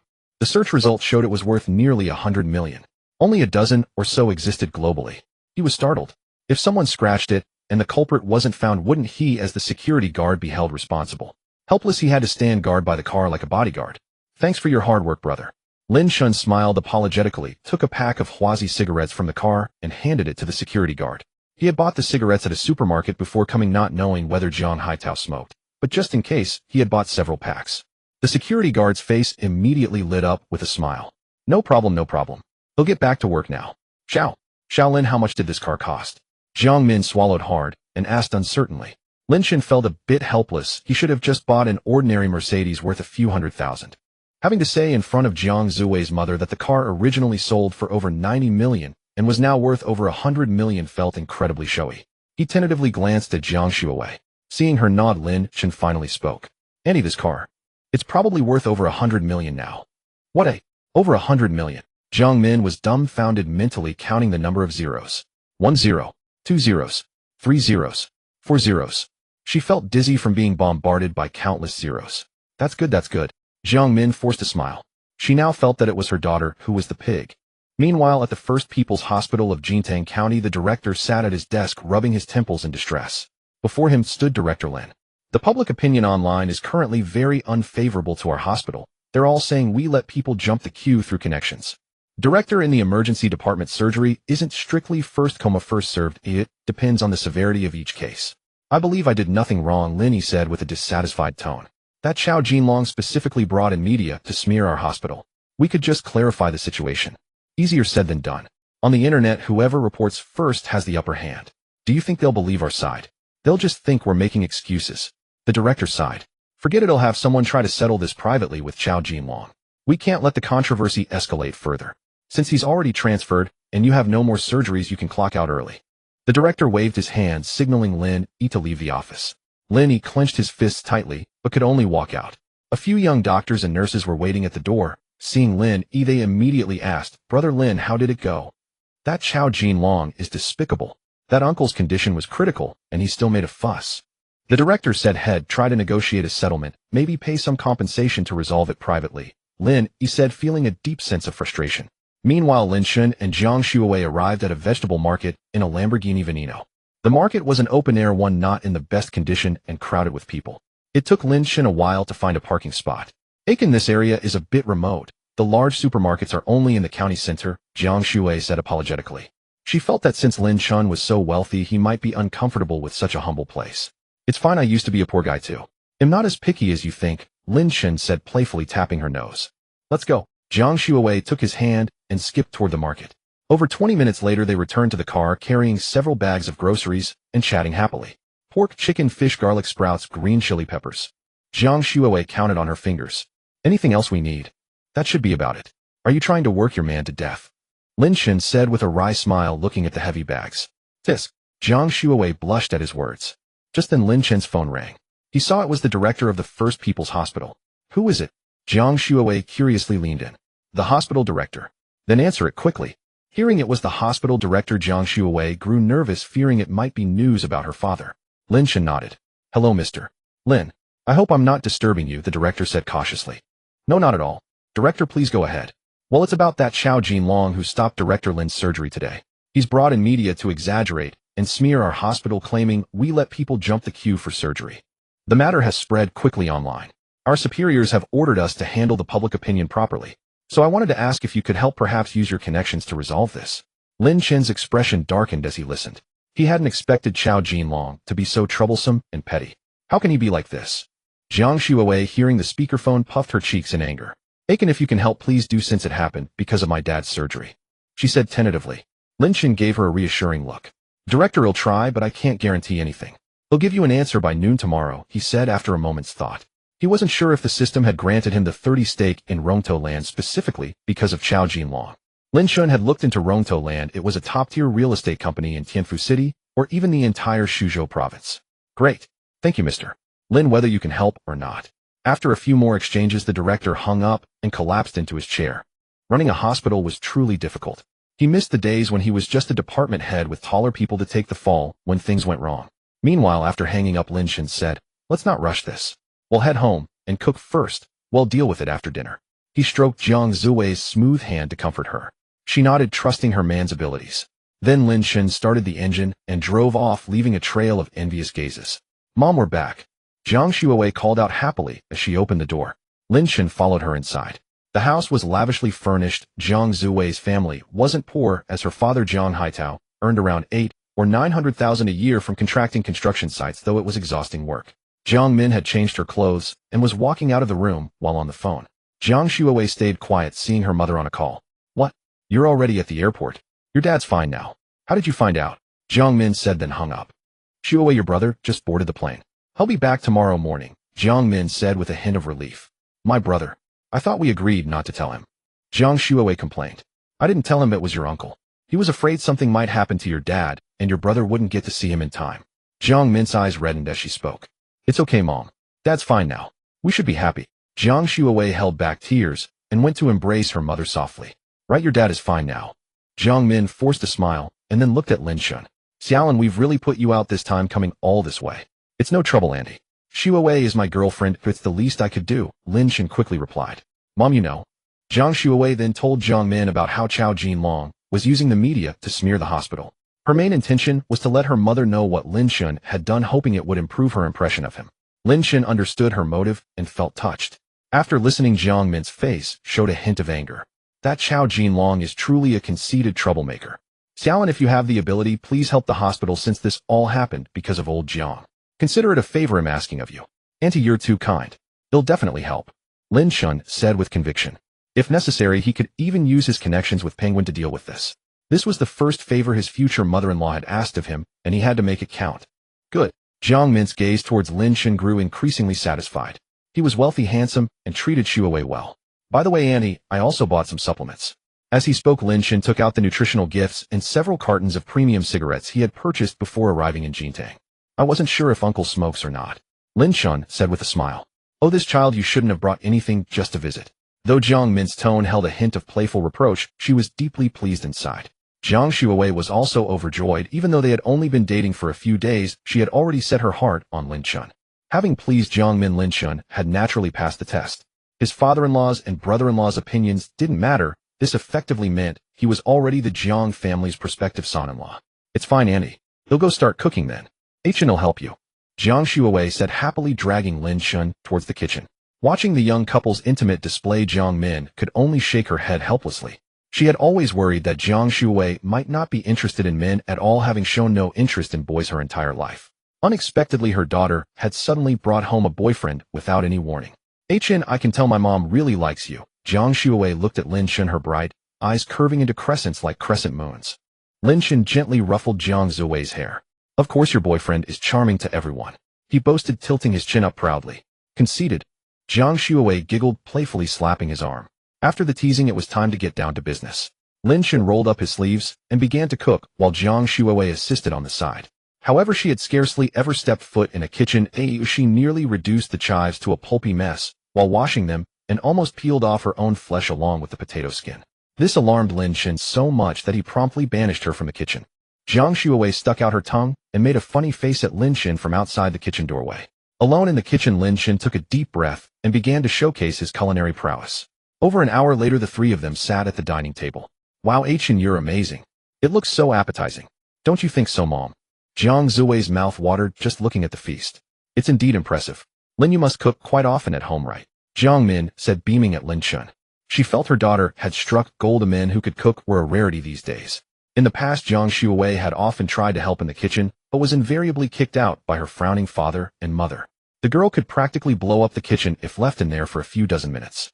Thus, a hard requirement the couple had for their future son-in-law was that he must know how to cook.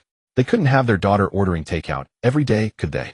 I learned from my grandparents back in the countryside. Please, Annie, have a taste and see if it suits you, Lin Chen said with a smile. All right. Jiang Min picked up a slice of boiled pork with chopsticks. Not bad. Lin, your cooking skills could rival any professional chef's, she praised unreservedly. I'm glad you like it, Annie. Lin Chen breathed a sigh of relief upon hearing this. Mom, is it really that good? Jiang Shuai asked, skeptically, picking up a bit to taste for herself. Amazing, Chen. I hereby appoint you as my personal royal chef, she declared, abandoning all ladle-like pretense as she dug in. Jiang Min tapped Jiang Shuai on the head. Mind your manners. Only then did Jiang Shuai calm down. Lin Chen chuckled quietly on the side, earning a fierce glare from Jiang Shuai. After dinner, Jiang Min hesitated for a moment, then decided to speak up. Lin, Annie is quite satisfied with you, but your family background is not ordinary. Have you mentioned our Shuai to your parents yet? Jiang Min had deliberated for a while before deciding to ask. After all, Lin Chen's family was surely wealthy and influential. If his parents didn't approve of her daughter, wouldn't she be subjected to mistreatment after marriage? Jiang Shuai also set down her chopsticks. She had actually pondered this question herself. Auntie, my family isn't as rich as you might imagine. My parents are just ordinary workers, and they're very easy to get along with. It's just that since Shuai and I haven't been together long, I haven't mentioned it to them yet. But I'll tell them in a few days. Lin Chen added after a pause. That can't be right. The car you drive is worth nearly 100 million, isn't it? Jiang Min looked at him with doubt. Really, Auntie, I earned all of this through my own hard work. I can't go into specifics, but my parents don't even know I'm well off right now, Lin Chen explained. He's mentioned this to me before. Jiang Shuai nodded in confirmation towards Jiang Min. Still, Jiang Min remained skeptical. Lin Chen looked about the same age as her daughter. Could he really have earned enough on his own to afford 100 million yuan sports car? Not to mention his other assets. Was this some kind of science fiction story? Don't worry, Auntie. I will treat Shuai well and never let her suffer any grievance. Lin Chen gazed at Jiang Shuai, tenderly took her hand in his, and looked firmly at Jiang Min. All right. Jiang Min could only nod. Everything would have to wait until after Lin Chen had spoken with his parents. She got up to clear the dishes. No, Annie, let me handle this. Lin Chen quickly stood up to stop her. That's not right. You're a guest, or I already feel bad that you cooked for us. It's fine, Mom. Just let Lin Chen do it, or he won't feel at ease. Jiang Shuai said with a smile. Lin Chen nodded in vigorous agreement. Well, all right then. Thank you for your hard work, Lin. Jiang Min thought for a moment, then smiled helplessly. After Lin Chen and Jiang Shuai finished cleaning up, she said, Lin, you can stay in Zuwei's brother's room. I've already changed the sheets and covers with fresh ones. Jiang Min said, holding the soiled linens as she watched the two emerge from the kitchen. Thank you, Auntie. Jiang Min waved her hand dismissively with a smile. Mom, you should go rest. You've had a long day. Jiang Shuai was worried about her mother's health. After all, it had been a busy day and her emotions had been on a roller coaster. She was exhausted both mentally and physically. Even Jiang Shuai herself felt the same. All right, you take care of Lin Chen. I'm off to bed. After speaking, Jiang Min gave Jiang Shuai a pointed warning look. It was a silent signal to not do anything inappropriate. Fearing her daughter might not grasp the message, she called Jiang Shuai into her room. Lin Chen was a bit puzzled, but figured it was normal for a mother and daughter to have a private chat.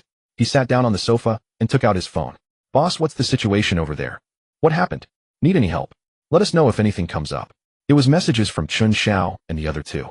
A warmth spread through Lin Chen's heart as he replied to each one. Chairman Lin, I've gathered some information on the Penguin Company for you to review. This was from Lu Hai. There were also messages from Ma Teng and Lu Shu. Meanwhile, inside the room, the mother and daughter duo were talking. Mom, why did you call me in here? What's so important that it needs to be said in private? Jiang Shuowei asked curiously. Jiang Min rubbed her forehead. Sure enough, her silly daughter was good for nothing except her grades. I think Lin Chen is a good kid, but you two must be mindful of boundaries in your relationship. If you do, well, you have to take precautions. Jiang Min was quite open-minded. It was normal for young people in relationships to be intimate, but pregnancy was absolutely off the table. Becoming pregnant before marriage was an act of extreme irresponsibility. Mom, what are you saying? Jiang Zuwei's face instantly flushed crimson as she covered her burning cheeks with both hands. Chen and I haven't gotten to that stage yet. In any case, you two must remember to take precautions in the future. After saying this, Jiang Min shooed Jiang Shuowei out of the bedroom. What's wrong with you? Lin Chen asked, puzzled, looking at Jiang Shuowei, whose face was still flushed and whose gaze towards him seemed somewhat odd. Nothing. I'm going to take a shower first. Jiang Shuowei didn't even dare to meet Lin Chen's eyes, lowering her head and fleeing in panic. Lin Chen was baffled. As he listened to the sound of water in the bathroom, his mind couldn't help but wander. He pretended to look seriously at the information Lu Hai had sent on his phone, yet his gaze kept darting towards the bathroom. Finally, the sound of water ceased, and the bathroom door opened. Chen, come and let me show you which towel is mine. Jiang Shuowei, clad in a pink nightgown, exuded the allure of a beauty fresh from her bath, stirring an irrepressible restlessness within Lin Chen. Stay calm, young Lin Chen. You must hold it together. We're at your mother-in-law's house. Lin Chen took a few deep breaths, then stood up and walked towards the bathroom. Chen, this pink towel is mine, the one below is for my feet. Jiang Zuwei's voice trailed off as she sensed something amiss. Chen, are you even listening to me? It was only then that Lin Chen tore his gaze away from Jiang Zuwei's fair, shapely legs. He swallowed hard. Huh, I'm listening. Jiang Shuowei was secretly pleased, knowing he had been stealing glances at her. Well then, I'm off to bed. We still have to get up early tomorrow to pick up my brother. Jiang Shuowei tried to leave, but Lin Chen grabbed her arm. Knowing what was about to happen, Jiang Shuowei squeezed her eyes shut, and then her lips were sealed. After a long moment, their lips parted. My mom is home. What if she finds out? Jiang Shuowei panted slightly, her face red, as she protested. It's fine, Mom already knows we're dating. Lin Chen gently tucked a stray strand of hair behind her ear, smiling softly. Who's your mom? We're not even official yet. You'll be mine soon enough. Lin Chen pulled Jiang Shuowei into a possessive embrace, his hands involuntarily starting to wander. I'm going to bed now. Just as his hand was about to reach its peak, Jiang Shuowei, flustered, escaped from his clutches. As she left, seemingly afraid he might be upset, she hesitated for a moment before speaking. Chen, when I'm ready, I'll give myself to you. With that, she fled. Lin Chen savored the lingering softness on his hand. He then shook his head, dismissed the thoughts, took a shower, and headed to Jiang Zuwei's brother's room. Lying in bed, Lin Chen chatted with Jiang Shuowei for a while before drifting off to sleep. The next morning, still in a dream, he felt a pair of delicate hands playfully caressing his face.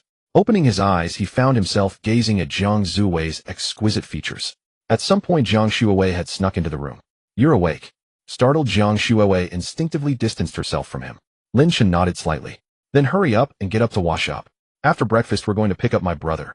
Jiang Shuowei gave Lin Chen a peck on the cheek and left the bedroom with a smile. Lin Chen shook his head with a wry smile, got up, folded the quilt, and left the room. Xiao Lin, you're awake. Go wash up. Annie made some porridge. After you eat, go pick up Zoe's brother. They'll head to the hospital first. Jiang Min said with a smile. Okay, Annie. Lin Chen went to the bathroom, washed up, and after finishing breakfast, he headed out with Jiang Shuowei. Chen, how are the three of us going to fit in your car to pick up Jiang Lei? Jiang Shuowei asked. Jiang Lei was Jiang Zuwei's younger brother, who had been studying abroad, but flew back overnight upon learning of Jiang Haitao's situation. Right, Jiang Min would need the car to go to the hospital, and his Veneno was only a two-seater. Lin Chen couldn't help but get a headache. He should have bought a car with more space. Just then a phone call came in. Is this Mr. Lin Chen? Yes, speaking. Hello, Chairman Lin Im from Rongto Land. You can call me Xiao Huang. Since you acquired 30 of Rongta's shares yesterday, I was wondering when you might come by the company to take a look. I should have time to come by today. I have something to deal with right now, so I'll hang up. Okay, sorry to disturb you, Chairman Lin. After the call ended, Jiang Shuowei kept staring at him. You acquired 30 of Rongto Land shares. Yeah, you know the company. Lin Chen asked curiously. Yes, my dad often takes orders from Rongto Land. Jiang Shuowei explained. Since her father was a head of an engineering team, she was privy to some information. What a coincidence. Once Uncle Jiang is better, I'll have a word with him over at Rongto Land. Although Lin Chen didn't say it explicitly, Jiang Shuowei understood his meaning. Overjoyed, she hugged him and gave him a kiss. Thanks, Chen. Let's go pick up your brother first. The plane is about to land. Lin Chen decided to talk about it later at the airport. Alright. Lin Chen drove for over an hour with Jiang Shuawei before arriving at Suzhou Airport.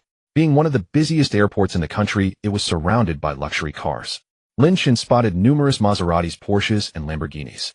However, when his car pulled up outside the airport, it caused a small local sensation. Unlike smaller towns where people know it's a supercar but have no concept of its price. This was Suzhou Airport teeming with wealthy second-generation heirs. Wait, am I seeing this right? Is that a Veneno? Impressive, aren't there only like 9 soft-top versions globally? The corruption of capitalism. After parking, the exclamations from the crowd didn't faze them. As Lin Chen and Jiang Shuawei got out, several security personnel came running over. Sir, well, keep a close watch on your car. Thank you. Lin Chen nodded and led Jiang Shuawei into the airport. Suzhou International Airport was bustling with people. After waiting for a while, Jiang Shuawei pointed to a young man dragging a suitcase dressed in a pristine white shirt looking like the epitome of an innocent college student. There's my brother. She waved at him happily. The young man noticed Jiang Shuawei and walked straight over to them. However, his gaze towards Lin Chen beside her was tinged with slight confusion. Sis, how's Dad? Jiang Lei asked urgently as soon as he approached. Dad's fine now, don't worry. Jiang Shuawei said with a smile. Jiang Lei visibly relaxed. Having been on the plane for 11 or 12 hours, he had been worried the whole time and hadn't rested well. He then turned his attention to Lin Chen. And this is A. Lin Chen extended his hand, generously, a smile on his face. Hello, I'm Lin Chen, your future brother-in-law. Jiang Lei reached out and shook his hand. Jiang Lei. It won't be easy to become my brother-in-law. Jiang Lei sized up Lin Chen, his first impression being rather favorable. His attire clearly marked him as a man of wealth, and his demeanor was refined. The family hurdle was cleared, but now came the question of character. What if he was one of those frivolous playboys? Wouldn't his sister be a lamb walking into the lion's den? Alright, let's get going. Jiang Shuawei urged them on. She was eager to get to the hospital to see their father. Jiang Lei, also worried about their dad, chimed in with a question. How are we getting back? Lin Chen was momentarily stumped, but then his eyes lit up. Xiao Lei, do you have a driver's license? I haven't admitted you're my brother-in-law yet. Call me Jiang Lei. I have a license. Why? Jiang Lei was puzzled, not understanding why Lin Chen was asking about his driver's license. Do you have it on you? Yes, I do. Jiang Lei was completely baffled. Even Jiang Shuawei looked confused. Aiken, why are you asking that? My car only seats 2, right? So we'll just buy another one, won't I?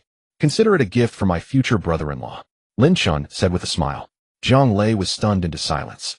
A car is a first-meeting gift from a potential brother-in-law. No need, who gives a car as a gift? Jiang Shuawei quickly tried to stop him. Just because they had money didn't mean they should splash it around like this. Jiang Lei had initially doubted whether Lin Chen was just boasting, but hearing his sister's objection confirmed that Lin Chen had the means to do it. He knew his sister well. It's fine, how much can a car cost? Lin Chen said nonchalantly, then turned to Jiang Lei. Jiang Lei, what car do you like? Seeing she couldn't dissuade Lin Chen, Jiang Shuawei gave up. Just call me Xiao Lei, brother-in-law. I quite like Mercedes-Benz. Jiang Lei was now extremely pleased with his potential brother-in-law. His sister was truly impressive, going off to university and bringing back such a wealthy husband. Lin Chen smiled slightly. This future brother-in-law was quite amusing. Alright, then check your phone for a nearby Mercedes-Benz 4S dealership, add me as a contact, and share the location. We'll head straight there. But you'll have to take a taxi, my car only has 2 seats. Lin Chen said as he pulled out his phone to add Jiang Lei on WeChat. Sure thing, brother-in-law. Jiang Lei replied happily, eagerly pulling out his phone to search.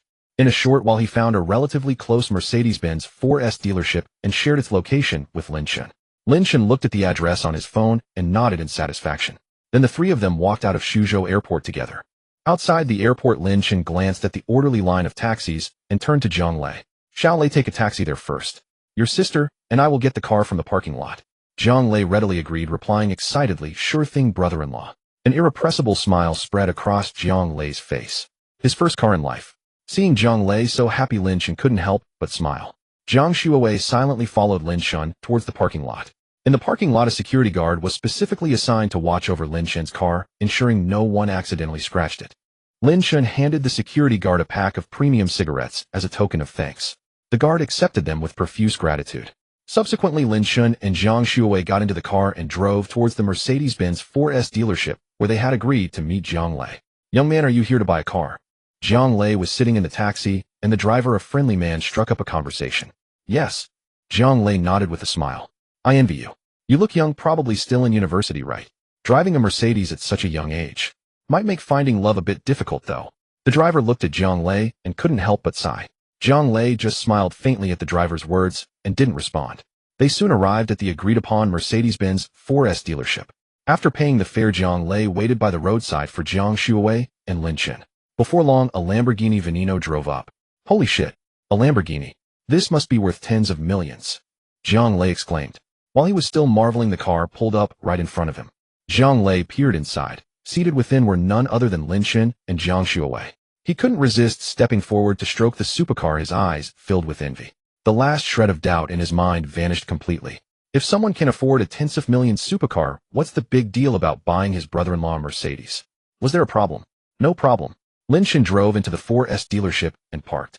Immediately, several Mercedes salespeople emerged, greeting the trio with warm, enthusiastic smiles. Of course, someone driving a Lamborghini into a Mercedes dealership was undeniably a VIP customer. Lin Chen and the others felt quite overwhelmed by the swarm of salespeople hovering around them. You don't need to attend to us. Well, just look around on our own, Lin Chen stated directly. The salespeople didn't dare say anything more and could only disperse. Meanwhile, the dealership manager, upon hearing that people had arrived in a Lamborghini, hurried over to greet them. Hello, I'm the manager here. Is there a particular model you're interested in? The man's face was plastered with a fawning smile. Lin Chen looked towards Jiang Lei. Xiaolei, which car do you like? Jiang Shuowei quickly shot Jiang Lei a look filled with warning. If you dare ask for a million-level car, I'll deal with you later. Jiang Lei's attention, however, was entirely focused on the various cars on display in the showroom. I saw the Mercedes-Benz E300 online, and I think it's really nice. I quite like the interior. Although Jiang Lei also liked supercars, since Lin Chen was the one buying, he worried that asking for a Mercedes supercar might make him seem greedy. Lin Chen nodded. He had also seen it on short videos, and liked both the C260 and the E300. Perhaps the videos were well made, but the interior lighting really did look quite appealing. Hearing this, the manager immediately led the three over to a Mercedes-Benz E300. Ladies and gentlemen, this is the Mercedes-Benz E300, bearing the three-pointed star of Mercedes-Benz, symbolizing the brand's outstanding achievements and widespread dominance in the realms of sea, land, and air. The manager then launched into a lengthy, enthusiastic introduction. Jiang Lei walked around the car a few times, inspected the interior, and asked some questions. Xiaolei, what do you think? Lin Chen asked. He glanced at his phone and it was getting late. Brother-in-law, let's go with the E300L. I really like it. Jiang Lei nodded, his expression excited. Then let's pay for it. Full payment by card, the Topophthalene trim. Lin Chen produced a platinum card from Huaxiao Bank and addressed the manager. The manager's smile grew even wider as he hurriedly took Lin Chen through the payment process. In no time, the formalities were completed. It came to a total of just over 600,000. He had deliberately spent a bit more to have the dealership handle the license plates, expediting the procedure. Jiang Lei, gazing at the brand new Mercedes-Benz E300L, was ecstatic, flailing his arms. He never imagined that today he would actually own a luxury car of his own. Brother-in-law, this is so beyond my expectations, I don't even know what to say. Jiang Lei was so excited he could barely string words together. Lin Chen patted Jiang Lei on the shoulder and said with a smile, Xiaolei, work hard from now on. After graduation, come work at my company. This is just the beginning. Jiang Shuowei watched from the side, feeling both touched and a little helpless. Touched by Lin Chen's generosity and care for her family, helpless at how quickly he spent money. Soon the temporary license plate was expedited and delivered. All right, let's hurry to the hospital to see Dad, Jiang Shuowei said. Jiang Lei eagerly took the driver's seat. Sis, brother-in-law, I'll be off now. Won't disturb your alone time. With that, Jiang Lei drove his beloved car out of the dealership. Jiang Zuwei's cheeks flushed slightly. Being teased like that by her own brother was indeed a bit embarrassing. Lin Chen affectionately pinched Jiang Zuwei's cheek. Let's go too. Jiang Shuowei nodded happily and got into the Veneno with Lin Chen. As the roar of the Veneno's engine sounded, Lin Chen drove away from the Mercedes-Benz dealership. Hey, do you know what that Lamborghini was? At that moment, one of the female salespeople, brimming with excitement, said to Zhou Wei and the others. A Lamborghini supercar, at least a few million, right? But I think that one was at least worth tens of millions. Yeah, how rich do you have to be to have a supercar worth tens of millions as your daily driver? We wouldn't even earn enough in a year to buy one of its wheels. Wrong. I just looked it up. This car is called the Lamborghini Veneno. Only a dozen or so were made globally. This one is a soft top worth nearly 100 million. But I reckon it cost at least several hundred million to actually buy one. Are you insane? Even Fast Furious wouldn't dare film something like that. That's too outrageous. The salespeople were utterly stunned. The manager, who had just walked out, was filled with regret. If only he had shamelessly asked for a way to contact him earlier. After arriving in Jintang County, Lin Chen and Jiang Shuowei stopped by a nearby supermarket to buy some fruit and nutritional supplements. At the hospital, when they reached the parking lot, they saw Jiang Lei's Mercedes already there. After parking, Jiang Shuowei took Lin Chen's arm and walked to her father's ward. Jiang Zui's father had undergone surgery successfully the day before, and after being observed for over 10 hours was transferred to a regular ward. He was now awake, resting in bed, listening to Jiang Lei talk about his studies and life, a broad smile spreading across his face. Jiang Min was beside him cutting an apple. By the way, Mom and Dad, my brother-in-law bought me a car. A Mercedes-Benz. Jiang Lei said excitedly. Jiang Haitao had already learned about his daughter's boyfriend from his wife. Jiang Min's assessment of Lin Chen was very wealthy, very handsome, and very good to shoo away. As the saying goes, a mother-in-law sees her son-in-law and finds him more pleasing with each look. But Jiang Haitao was different. He felt an inexplicable hostility toward the man who had taken his daughter, whom he had raised for over 20 years. If he wanted to marry his daughter, he would have to pass his test first. But he had heard that Lin Chen had gone to great lengths for his surgery, even bringing in the hospital director. So he decided to be a bit more lenient. However, when Jiang Haitao heard Jiang Lei's words, his expression darkened. You've only met him once, and you accepted a car from him. Jiang Min quickly interjected, Old Jiang, don't get upset. You're still recovering from surgery. Then she frowned at Jiang Lei. What's wrong with you? Not only is this your first meeting with Shaolin, but even if you were familiar, you shouldn't accept something so expensive. Tell me honestly, how much did that car cost? Jiang Lei, seeing his parents angry, panicked. But my brother-in-law insisted on buying it for me. He also said that after I graduate I can work at his company. How about I just don't take a salary then? Jiang Lei said weakly. Lin Chen and Jiang Shuwei had just reached the door of the ward and overheard the conversation. Lin Chen was quite pleased.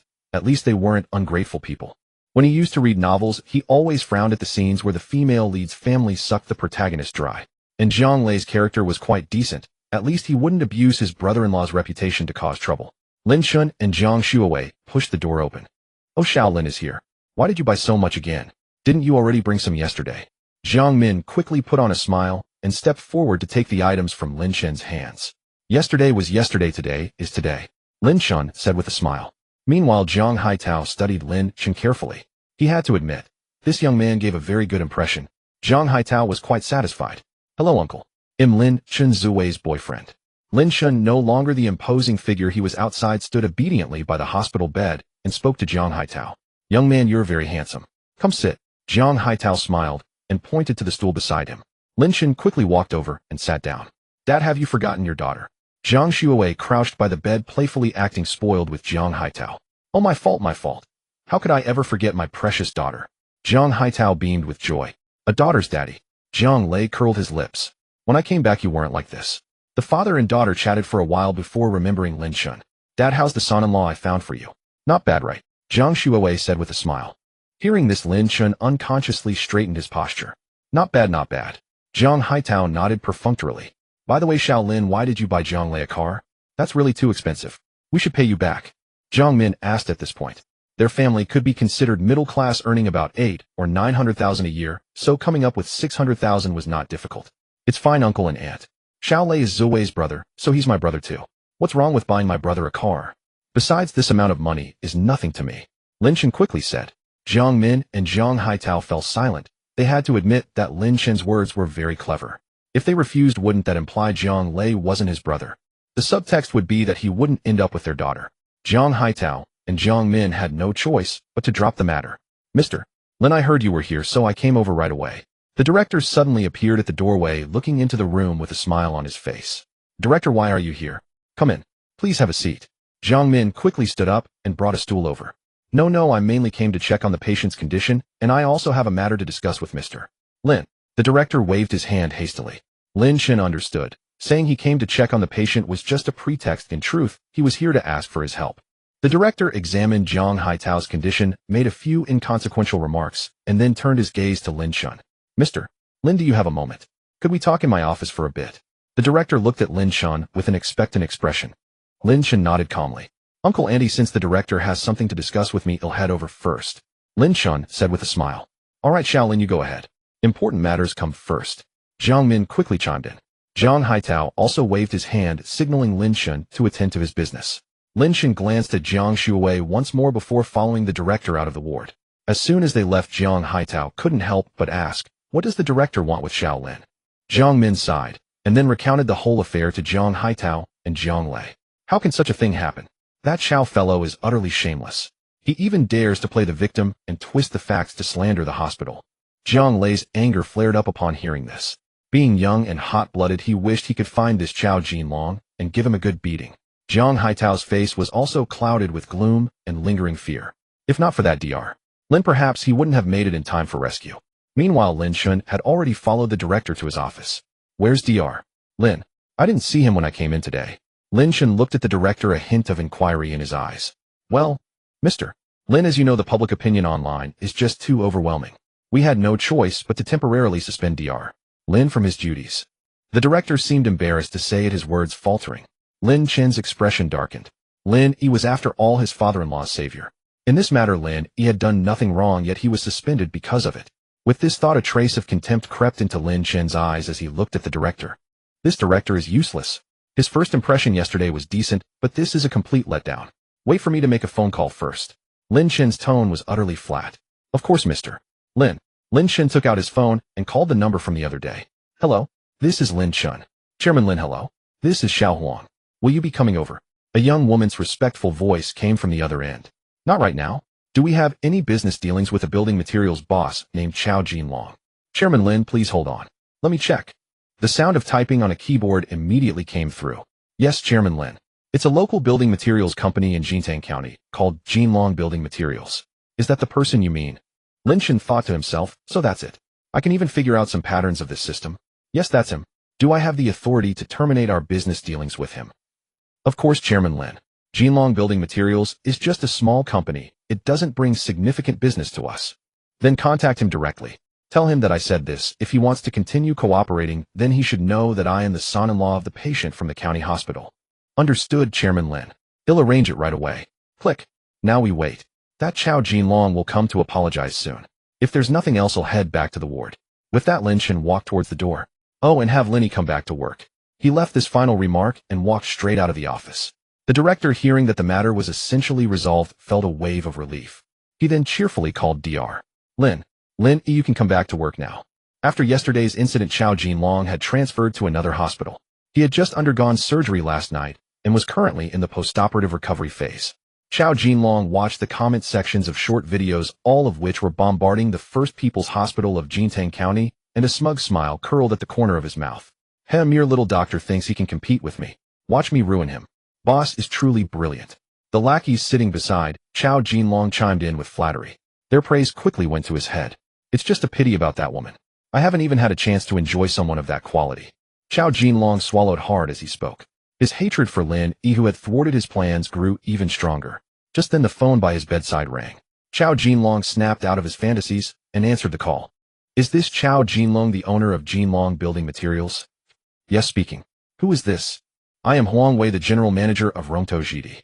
Chao Jinlong's voice instantly became much more respectful, and he even straightened his back.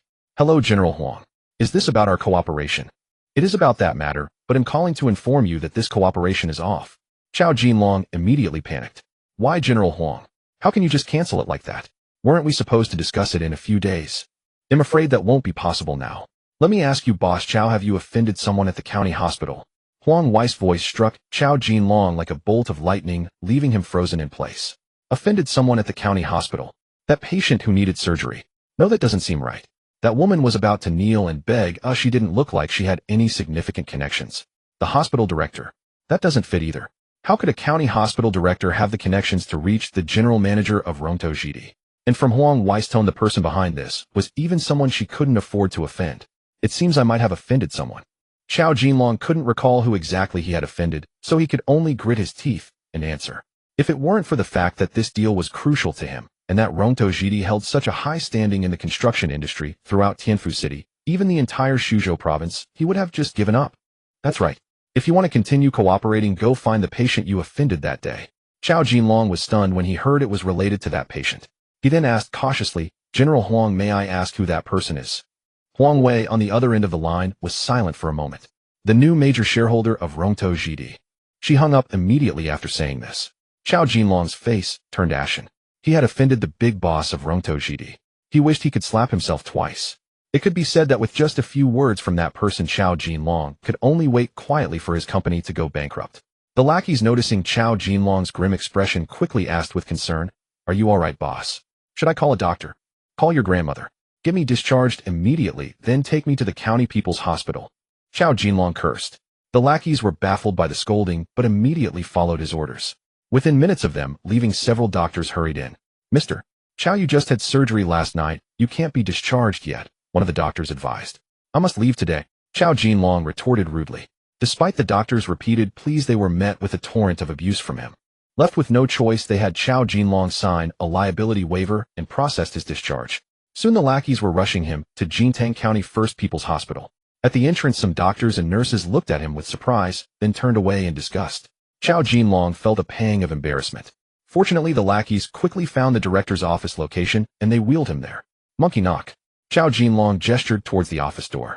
The lackey nicknamed Monkey snickered and kicked the door open with a loud bang. The director, busy working inside, was startled. Focusing his eyes, he saw it was Chow Jinlong, followed by several burly men. Trembling with fear, the director grabbed the phone and called security. Someone is causing trouble in the director's office. Send more people to handle it, he said, his voice shaking. Didn't Mr. Lin say everything was settled? Why has Chow Jinlong brought his thugs here instead, and specifically targeting the director? Chow Jinlong stared in disbelief at Monkey's incredible stunt. He kicked out at him, but the sudden movement pulled at his wound, leaving him speechless with pain. Hiss.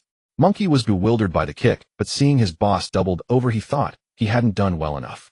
Damn old man, who told you to call it? Monkey glared fiercely and stalked menacingly towards the director. Don't come any closer. This is breaking the law. Let's talk this out. Please, no violence. The director collapsed into his chair, shrinking back as far as he could. The lackeys behind Chow Jinlong burst into laughter. Seeing the situation escalating, Chow Jinlong gritted his teeth against the pain and shouted, Monkey, are you brain dead? I told you to knock and you kicked the door. And now what the hell are you doing? The laughter from his men died instantly. Monkey was also stunned by the scolding. Huh. Then he quickly realized his mistake. So sorry, director, that was rude of me. He then retreated with an apologetic smile, even thoughtfully closing the door behind him. Chow Jinlong and his men were dumbfounded by Monkey's bizarre sequence of actions. What the hell are you doing? Chow Jinlong asked through clenched teeth, barely containing his rage. Huh. Boss, didn't you say to knock? Chow Jinlong deeply regretted ever taking this idiot under his wing. Forget it, I'll do it myself. Chow Jinlong held his head in his hands, speechless. Knock, knock, knock. Director, I'm here on serious business. Inside, the director, who had just started to relax, felt his heart leap back into his throat. Just then security arrived along with a crowd of curious doctors and nurses. What do you think you're doing? Several security officers in protective gear shouted at the four men. They had seen on the monitors someone kicking the director's door open. They were baffled to find the men now waiting obediently outside, knocking politely. How bizarre. The director, hearing the security's voices, finally felt a true sense of relief, his forehead drenched in cold sweat. We're not doing anything. Just here to have a chat with the director. Chow Jinlong was silently cursing Monkey's ancestors to the 18th generation. The lackeys nodded in agreement. Hey, isn't that the guy who was bad-mouthing our hospital online? I think it is. He's definitely here to stir up trouble. I think I did hear a loud bang earlier.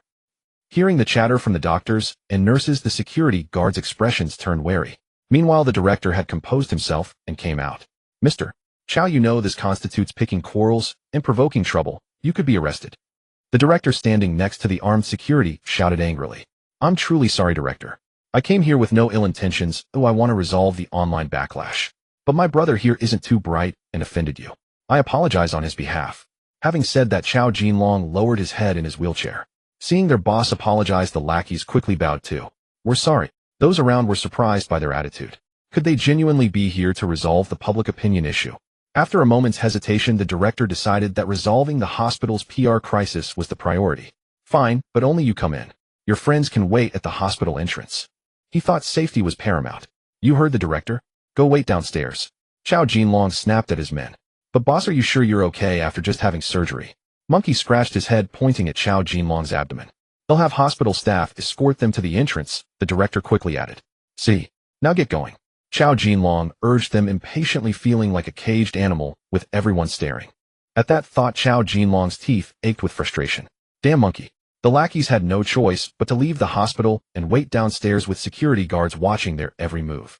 The director also dismissed the surrounding doctors and nurses. Mr. Chow, please tell me how you propose to handle this. The director probed cautiously. Director, I will immediately record a clarification video explaining the whole situation, and I absolutely won't cause any trouble for the hospital. Chow Jinlong declared with feigned righteousness. But director, could I ask which ward the family from yesterday's surgery is in? So it was indeed Mr. Lin's doing. The director was silently impressed. Even a formidable thug like Chow Jinlong could be subdued, which spoke volumes about his background. The director hesitated for a moment before saying, "He's in Ward 302, but don't cause any trouble." Chao Jinlong nodded quickly. "Don't worry, director, I won't cause any trouble. I just want to apologize in person." The director looked at him with skepticism, but still said, "All right, record your clarification video, and then head over. Don't take too long." Chao Jinlong complied, quickly recorded the clarification video, and uploaded it online. Then a nurse arranged by the director wheeled him to the door of Ward 302. Chao Jinlong took a deep breath, knocked on the door, and maneuvered his wheelchair inside. Inside the ward, Lin Chen was being interrogated by Jiang Haitao about his relationship status and whether he truly cared for Xu Wei. Lin Chen was overwhelmed as questions came one after another. He couldn't finish answering. There were simply too many. Just then Chao Jinlong entered in a wheelchair. Jiang Haitao was startled and about to ask what he wanted when Jiang Min's face darkened with anger. "What are you doing here? We don't welcome you. Get out. Do you realize that if you had delayed any longer, my husband might not have been saved?" Jiang Min shouted furiously at Chao Jinlong, her emotions running high. Jiang Lei, upon hearing who he was, felt his blood boil. Clenching his fists, he prepared to strike, Chao Jinlong cursing under his breath. "You fucking bastard, how dare you show your face? They'll beat you to death." Startled by the scene, Chao Jinlong instinctively raised his hands to shield himself. Jiang Xuewei quickly grabbed Jiang Lei. "Lei, don't be impulsive. Hitting someone will land you in jail." Lin Chen also stepped forward to restrain the nearly uncontrollable Jiang Lei. For the man who had almost cost him his father, Jiang Lei felt nothing but deep hatred. "Enough," Jiang Haitao scolded. Hearing his father's words, Jiang Lei finally calmed down, though his eyes still burned with fury as he glared at Chao Jinlong. Jiang Lei had always been exceptionally good at fighting, honed by his desire to protect Jiang Xuewei. As a child, Jiang Xuewei was strikingly beautiful, attracting the admiration of many boys as well as the attention of some school troublemakers. One year when he was in 7th grade and she in 9th, he finished school and waited to walk home with her. When he arrived at her classroom door, he saw several boys surrounding her spewing profanities while Jiang Xuewei cowered in a corner crying. The sight ignited his rage. With a roar of, "How dare you bully my sister!" he charged forward and kicked one of the boys to the ground. The others quickly reacted and tried to restrain him, but Jiang Lei, like a madman, fought them all, single-handedly grabbing whatever was nearby to strike them. His reckless assault finally frightened the boys, who fled with injuries. Jiang Lei, battered and bruised with patches of purple on his face, grinned broadly at Jiang Xuewei. "Sis, I drove those bad guys away." Jiang Xuewei rushed into his arms, sobbing uncontrollably. Later, when they returned home, Jiang Xuewei broke down, crying in front of Jiang Min, and Jiang Haitao weeping without restraint. Jiang Lei, flustered, tried to comfort his sister. After learning what had happened, Jiang Min held her daughter tenderly, then touched the bruises on her son's head, her eyes reddening. Jiang Haitao was silent for a long time. "Son, you did great. People like that deserve a good beating. If anything happens, your old man will cover for you." Jiang Lei beamed with pride at his father's words. Jiang Haitao looked at his son and couldn't help rubbing his eyes. Later, when the parents of those boys came to the school to make a scene, Jiang Haitao said only one thing: "My son did the right thing. Those worthless scumbags deserved a beating. They'll pay for whatever medical bills." After that, no one dared to mess with the siblings. "This is a hospital. What's all this noise?" Jiang Haitao scolded in a low voice. Then he turned coldly to Chao Jinlong. "What do you want?" Chao Jinlong snapped back to reality and quickly explained. "I'm here to apologize. My behavior yesterday was truly terrible. I've realized my mistake and hope to earn your forgiveness." The others in the ward looked surprised except for Lin Chen. Jiang Haitao immediately understood the reason. "Shaolin, you handle this." Lin Chen nodded and looked at Chao Jinlong. "Do you know who I am?" Chao Jinlong studied the boy before him, who exuded an air of distinction and wore a head Toto da Vinci outfit. He knew. This must be the principal. But he looked so young, about 18 or 19. Chao Jinlong nodded frantically, like a chick pecking at grain. "I have a rough idea. I'm truly, truly sorry. I've realized my mistake. I beg you to be magnanimous and forgive me this once." Lin Chen smiled faintly, fixing his gaze on Chao Jinlong. Chao Jinlong's mind raced. "Slap yourself 10 times, and this matter is settled. Uncle Jiang, what do you think?" Lin Chen turned to Jiang Haitao. "I think it's a good idea." Jiang Haitao agreed wholeheartedly, his respect for Lin Chen growing even more. He admired Lin Chen's lack of mercy toward enemies, a necessary trait for success. Without such resolve, even talent would go to waste. Jiang Min felt a pang of reluctance and was about to interject when Jiang Lei tugged at her clothes, forcing her to swallow her words. To Jiang Lei, this punishment seemed too lenient. Jiang Xuewei watched coldly, saying nothing. Chao Jinlong's face darkened. After a long hesitation, he steeled himself. Slap. Slap. Slap. He slapped himself 10 times in a row until his face was swollen. "Is this satisfactory?" Chao Jinlong asked quietly. "That's enough. You can leave now." As for the cooperation, as long as your building materials meet the standards, I won't make things difficult for you, Lin Chen said calmly. Thank you. Xiao Jinlong bowed his head from his wheelchair, then withdrew from the ward. I still think it's too easy on him. Jiang Lei grumbled. Enough. This is a society governed by law. Do you want to chop off his fingers? Jiang Haitao shot him a glare, and Jiang Lei's defiance softened. We really have to thank Xiao Lin this time. If it weren't for him, would have caused a lot of trouble for the hospital. Jiang Min sighed. You're too kind, Auntie. It's my duty to help. Lin Chen said quickly. Yamam Lin Chen is your future son-in-law. Why are you being so polite with him? Jiang Shuowei blushed, slightly speaking boldly. Lin Chen was stunned. Was this the right time to say that? Exactly, don't be polite with my brother-in-law. Jiang Lei chimed in with a grin. After learning the full story and witnessing Lin Chen's methods, his future brother-in-law had earned his wholehearted respect. Haha, you're absolutely right. Old Jiang, what do you think? Jiang Min smiled, then turned her gaze to Jiang Haitao. Jiang Haitao, lying on the hospital bed, was taken aback by her question. A flicker of hesitation crossed his face before he forced a faint smile and said, Oh well, yes, you're right. His voice carried a hint of reluctance. Upon hearing this, Jiang Zuwei's face lit up with joy, a smile blooming like a spring flower that instantly illuminated the entire ward. Her affectionate gaze shifted to Lin Chen, her eyes brimming with barely concealed adoration. Lin Chen was equally stunned, secretly marveling, just like that it worked. This isn't so hard after all. Just then the door to the ward slowly opened again. Oh Dr. Lin, we finally get to see you. Our whole family wanted to thank you in person. The one who pushed the door open was none other than Lin Yi. No need to be so polite, ma'am. I just came to check on your husband's condition. Lin Yi said with a smile, subtly sizing up Lin Chen at the same time. He thought to himself, so this is the one who helped me get my position back. Jiang Haitao's ears perked up. This was his lifesaver. Dr. Lin, you saved my life. I can't thank you enough. Jiang Haitao's voice was thick with gratitude as he tightly gripped the doctor's hand, his eyes slightly reddening. While checking Jiang Haitao's recovery progress, Lin Yi said, This is simply my duty. As a doctor, I couldn't stand by and watch a life fade away before my eyes. His expression was focused and earnest. Even Lin Chen couldn't help but regard Lin Yi with newfound respect. Indeed, he was a good doctor. Dr. Lin, once my father recovers, our family would like to treat you to a meal. We know doctors can't accept red envelopes, so this is the only way we can repay you. Jiang Shuowei said with a face full of gratitude.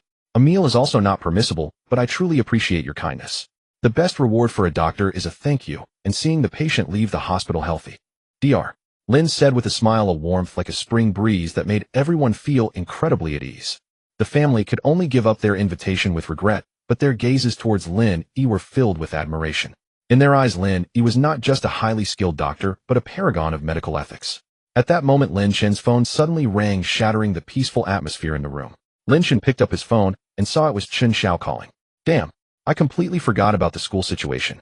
He quickly excused himself to Jiang Min, and the others hurried out of the ward and answered the call in the corridor. Damn it, boss. The instructor and the counselor are going crazy. When are you coming back? As soon as the call connected, Chen Xiao's anxious voice blasted through his urgency, practically vibrating through the phone. Don't worry about me. They'll have someone from my company call the counselor to explain, and then I'll go talk to them myself later. Lin Chen remained completely unruffled. For him, military training. What was that? Could it possibly compare to the matters of the Penguin Group? There was silence on the other end for a long moment before Chen Xiao's voice came through again. Only a shareholder of a listed company could be so cavalier. His tone carried a mix of helplessness and envy. Alright, I've got to go. I still have things to do. With that, Lin Chen hung up. After ending the call, he immediately dialed Lu Shu's number. Chairman Lin, what are your instructions? Lu Shu's respectful voice came through the phone. Contact my counselor on behalf of the Penguin Group.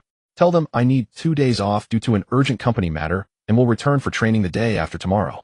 On the other end, Lu Shu's expression turned curious, momentarily forgetting that this Chairman Lin, holding 10% of the company's shares, was still a freshman in his first year of university. Very well, Chairman Lin. Lu Shu acknowledged. Lin Chen felt relieved. After hanging up, he took a deep breath, steadied himself, and returned to the ward. By then, Lin Yi had already left, leaving only Jiang Haitao's family in the room. The atmosphere was much lighter compared to when Xiao Jinlong had stormed in earlier. Xiao Chen, I'm fine now. You and Shuowei should head back to school. Shuowei mentioned you're a freshman and currently in military training, right? Jiang Haitao asked as soon as he saw Lin Chen return. Lin Chen nodded. Then you can head back to school with Shuowei this afternoon. Your aunt here can take care of me, so there's nothing to worry about. Lin Chen glanced at Jiang Shuowei, and only after she nodded did he agree. All right, uncle. What about Xiao Lei? Jiang Shuowei asked. I've got a week off. I can hang out a bit longer. I haven't even gotten tired of driving the Mercedes E300L my brother-in-law got me yet. Zhang Lei said nonchalantly, patting his belly. Dad, it's getting late. It's dinner time. You rest here in bed, we'll head out to grab a bite. Zhang Haitao couldn't help but scold. You little brat. You know I can't eat, and you are just trying to taunt me, aren't you? We'll go get you some porridge. Meanwhile, the tide of public opinion online was gradually shifting. Everyone watching this shocking turn of events was furious, cursing in disbelief. I thought you were the victim, but it turns out you were the perpetrator. Good thing I didn't say anything earlier. I almost got fooled by this piece of trash. The internet is not a lawless place. Everyone must be mindful of their words. I heard he almost got an upright and good doctor fired. What a despicable beast.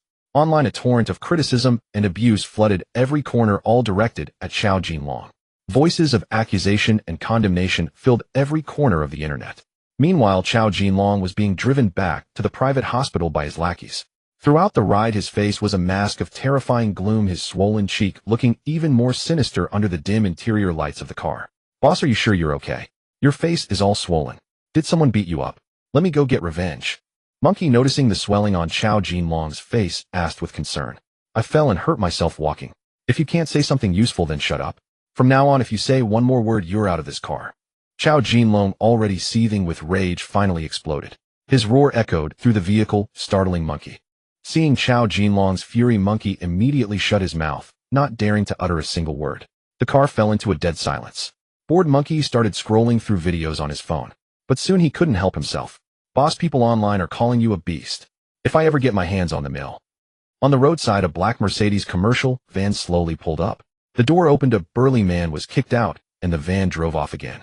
Monkey watched the departing van utterly bewildered. Did I say something wrong again? Meanwhile, Tang Jelly, Lin Chen's counselor, was still racking her brains trying to get in touch with him. All morning, she had sent him countless private messages, yet they all vanished into the void unanswered. Every call to his phone was met with the monotonous tone of it being powered off. She let out a helpless sigh and was just about to head out for lunch when an email landed in her inbox. To her astonishment, the sender was the renowned Penguin Corporation. Tang Jelly was baffled, thinking to herself, I haven't subscribed to any video membership recently, nor have I bought anything from Penguin. Why would they email me? Driven by curiosity, she gently clicked open the email, then rubbed her eyes and scrutinized its contents once more. Dear Teacher Tang, I am from Penguin Computer Systems Co. Ltd. Tang Jelly read aloud word by word in sheer disbelief. Lin Chen is a major shareholder of Penguin. She murmured incredulously to herself. That's impossible. He's just a freshman. Just then her phone rang. Somewhat dazed, she answered. Hello, how can I help you? Hello, is this Teacher Tang Jelly? A woman's voice came from the other end of the line. Hello, who is this? Oh, I'm the secretary to the board of directors at Penguin. My name is Lu Shu. Did you see the email I just sent? Tang Jelly straightened up and quickly said, Hello. Hello. Tang Jelly. I've seen your email. Don't worry, I will definitely approve the leave request for Lin Chen. I mean Chairman Lin. That's great. Thank you, Teacher Tang. By the way, our boss prefers to keep a low profile, so I hope you won't publicize this. A light chuckle came through the phone. No trouble at all. It's my duty. I won't mention this to anyone except the university leadership. After hanging up, Tang Jelly realized she was drenched in cold sweat from the sheer tension. This was a high-ranking executive from Penguin. Their social standing was worlds apart. Talking to such an important figure was bound to be nerve-wracking. And the most unbelievable part was that her own student was a major shareholder of the company. Tang Jelly still felt a twinge of doubt, fearing that Lin Chen might have hired someone to deceive her just to get leave. So she went ahead and searched for the company's website. Upon opening it, she confirmed it was indeed Penguin. Her heart pounded violently in her chest. This young master needed to be handled with the utmost care. She absolutely must not offend him. With that in mind, she picked up her phone and gave the military training instructor and the university leadership a detailed explanation of the situation. The university even sent someone over to verify the facts, and without further ado, they approved the leave request that Tang Jelly had submitted on Lin Chen's behalf. Meanwhile, the leadership at Suzhou University had become aware that one of this year's freshmen was a shareholder of Penguin, though the specifics of the name remained unclear. Tang Jelly opened the private chat, carefully choosing her words, editing and revising for a long while before finally sending a message to Lin Chen. Student Lin Chen, I've been informed of your situation. The university has approved your leave request. Please rest assured. Seeing the message sent successfully, Tang Jelly collapsed into her office chair with relief, letting out a long, relaxed breath.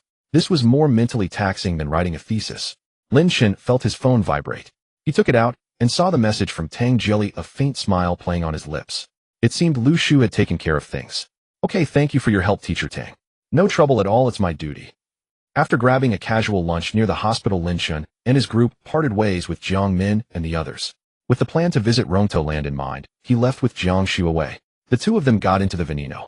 "Chen, my parents really like you. And my little brother too." Jiang Zuwei's face radiated pure joy. "I noticed your dad seemed a bit unhappy," Lin Chen said with a wry smile. "Don't worry about my dad. As long as my mom approves of you, that's what matters. Besides, he does like you, he's just upset about the pig that came to gobble up his little cabbage." Jiang Shuawei said playfully, her big eyes sparkling, making Lin Chen gulp involuntarily.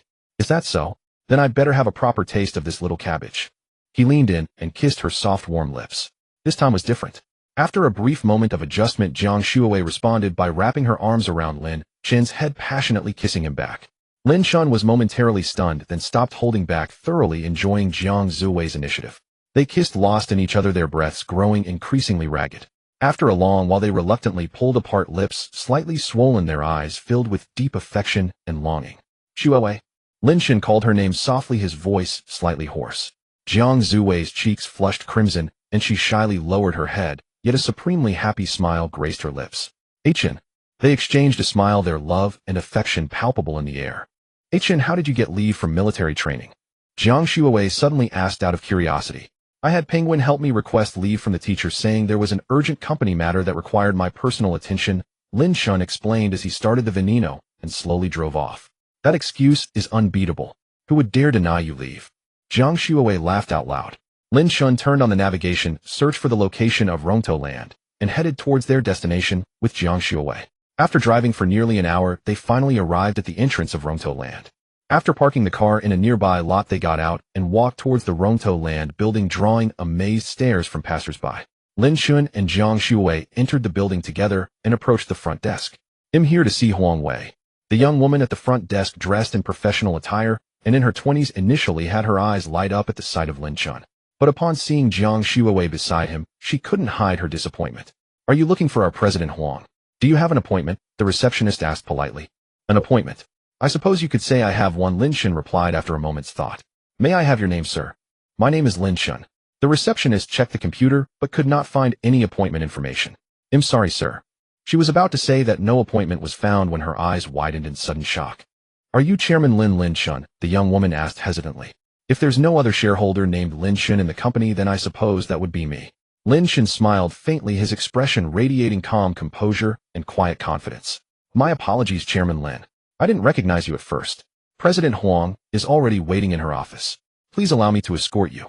The receptionist spoke respectfully, then cast a slightly envious glance at Jiang Shuawei, a trace of admiration in her eyes for the woman who got to stand beside Lin Chen. Lin Chen gave a slight nod, and together with Jiang Shuawei, he followed the receptionist toward Huang Wei's office. Just then, a bespectacled young man with a scholarly air strolled over at a leisurely pace. "Lin Chen," the man called out, a note of uncertainty mixed with curiosity and surprise in his voice. Hearing his name, Lin Chen turned in surprise toward the source of the voice, a flicker of astonishment passing through his eyes. "Uncle." Lin Chen was taken aback for a moment, then offered a flat, indifferent greeting, his expression remaining perfectly composed. Jiang Yue and the receptionist also turned to look curiously. Lin Chen harbored no fondness for this man. In their youth, his parents had worked at a small company run by his mother's uncle, his granduncle.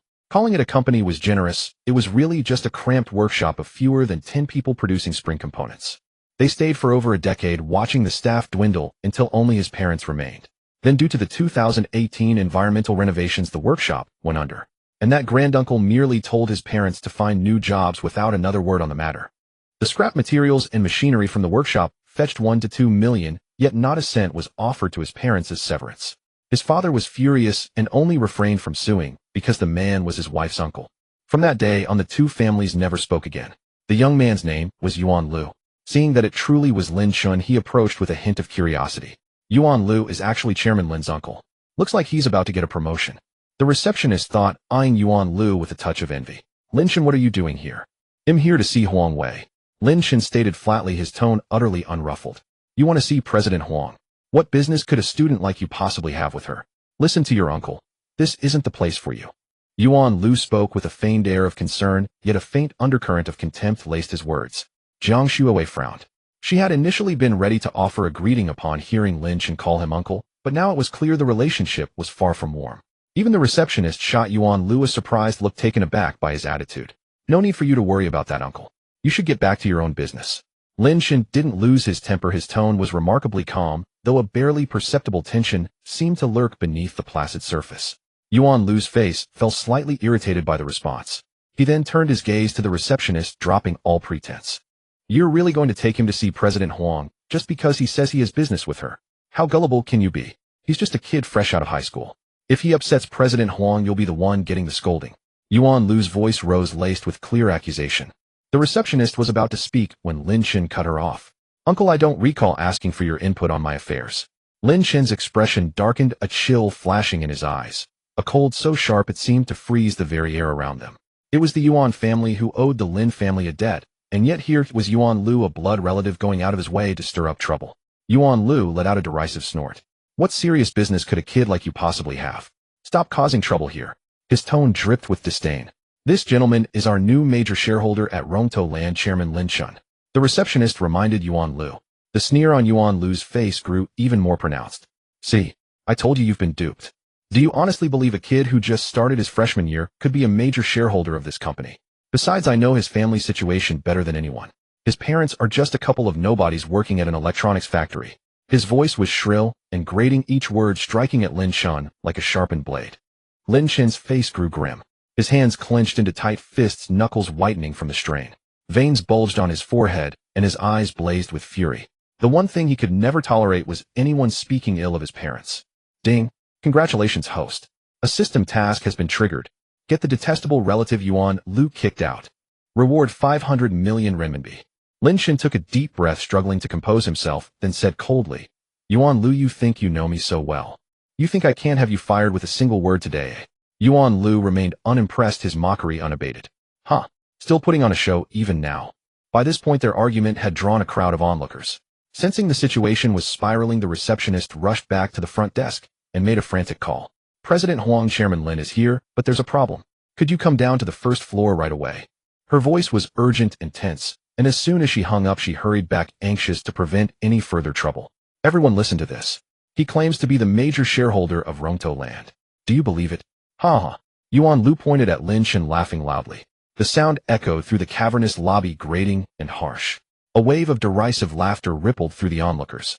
No one in their right mind would believe that a boy of 18 or 19 could be the major shareholder of Rongtou Land. How can you act this way as an elder? This is going too far. Jiang Xuewei was seething with anger, her eyes blazing at Yuan Lu. Hey, that outfit he's wearing looks like Givenchy. Someone in the crowd suddenly exclaimed, a hint of uncertainty in their voice. No way. Are you sure? A single piece of Givenchy clothing costs at least a few thousand, right? A whole set like that would cost over 10,000. Another person said in disbelief. I'm telling you, I'm sure of it. The first person replied with absolute certainty. Could it be a fake? Someone else voiced their doubt. The murmurs of the crowd reached Yuan Lu's ears. I didn't know you liked wearing knockoffs, Lin Chen. Yuan Lu let out another sneer, his eyes full of contempt. He was 100% certain that outfit was a counterfeit. After all, he knew exactly what kind of family Lin Chen came from. A family with a monthly income of less than 10,000, still paying off a mortgage and social insurance, and putting their son through university. Would they really splurge on a 10th Sandy Yuan outfit for their son? He wouldn't believe it in a million years. What are you all doing? Do you have nothing better to do? A woman in a professional suit, exuding an air of elegance and competence, strode over with purposeful steps. Her immaculate makeup and piercing gaze inspired a sense of awe and reverence in those around her. Oh my, why is President Huang here? Let's get out of here. Hold on. Let me see what's happening. The crowd dispersed quickly, leaving only a few stragglers in the distance, craning their necks to watch the commotion. Seeing that the onlookers had mostly dispersed, the woman turned her sharp gaze towards Lin Chen and the others. President Huang. The receptionist called out timidly. President Huang, this guy came to cause trouble. I stopped him, but he insisted on coming in to see you, saying he has business with you. Yuan Lu, seeing Huang Wei's arrival, looked tense and spoke up quickly. Huang Wei, however, didn't even glance at him, walking straight up to Lin Chen. Chairman Lin, you should have told me you were coming. I would have come down to receive you. A smile graced Huang Wei's face as she extended her hand towards Lin Chen, her tone filled with respect. It's fine, no need for such formalities. Lin Chen replied with a faint smile, shaking her hand. She's my girlfriend, Jiang Xuewei. Huang Wei quickly shook Jiang Xuewei's hand as well. What a beautiful young lady. Huang Wei couldn't help but compliment her. President Huang, you're the one full of charm. Meanwhile, Yuan Lu was stunned, speechless by the scene, his heart pounding with terror. How is this possible? Weren't they working at the electronics factory? How could Lin Chen be the major shareholder of Rongtou Land? Could his brother-in-law have been hiding his identity? Yuan Lu quickly dismissed this idea. Hiding his identity for nearly 20 years while working under his father seemed impossible. Yuan Lu's mind raced. So Xiao Chun is really the company's major shareholder. Haha, looks like I misjudged you. Yuan Lu gave an awkward laugh, a smile that was uglier than a grimace, appearing extremely forced. Huang Wei finally took a good look at Yuan Lu. Isn't this guy a relative of Chairman Lin? Then why was he giving him a hard time? Lin Chen cast an indifferent glance at Yuan Lu. Yuan Lu tensed up immediately. Don't say that. I can't afford to be associated with your family. Xiao Chen, I was just afraid you'd get scammed earlier. I said those things in a moment of impulse. Don't take it to heart. They'll come to your house and apologize in person another day. Yuan Lu said with a fawning smile, his face full of flattery, a stark contrast to his previous arrogance. Forget it. It's best if our families keep to ourselves from now on. Lin Chen then looked at Huang Wei. President Huang, I think our company's hiring standards aren't strict enough. Skills can be developed later, but character must be strictly assessed. Lin Chen's voice carried an undeniable authority. Yes, Chairman Lin is right. I will immediately work on establishing a dedicated system for our hiring process. Huang Wei assured him promptly. Cold sweat broke out on Yuan Lu's forehead, soaking the back of his shirt. He knew exactly what Lin Chen's words meant. He absolutely could not afford to lose this job. If he held on a little longer, he could become a department head. If he got fired now, all his years of hard work would be in vain. Achin, we are family after all, bound by blood. You can't be so ruthless. Isn't my apology enough? Yuan Lu pleaded, looking at Lin Chen with desperation. Family. Now you remember we're family. They'll tell you. It's too late. A faint smile remained on Lin Chen's face as he spoke deliberately. His gaze towards Yuan Lu was like looking at a clown, filled with contempt and mockery. Yuan Lu's legs gave way and he nearly collapsed. He knew he was truly finished this time. Huang Wei stepped forward and looked at the name badge on Yuan Lu's chest. Your name is Yuan Lu, right? Go to the finance department to settle your wages immediately, and then proceed with the exit procedures. Yuan Lu's face turned ashen, but he still refused to give up. Xiao Chen, I went too far this time. Give me one more chance. But Lin Chen didn't even want to look at him again. President Huang, would you give me a tour of the company? Of course, Chairman Lin, this way please. Huang Wei said quickly, then instructed the receptionist to return to work and led Lin Chen upstairs. Yuan Lu, left standing there, saw the situation was hopeless and glared at Lin Chen's back, his eyes filled with resentment.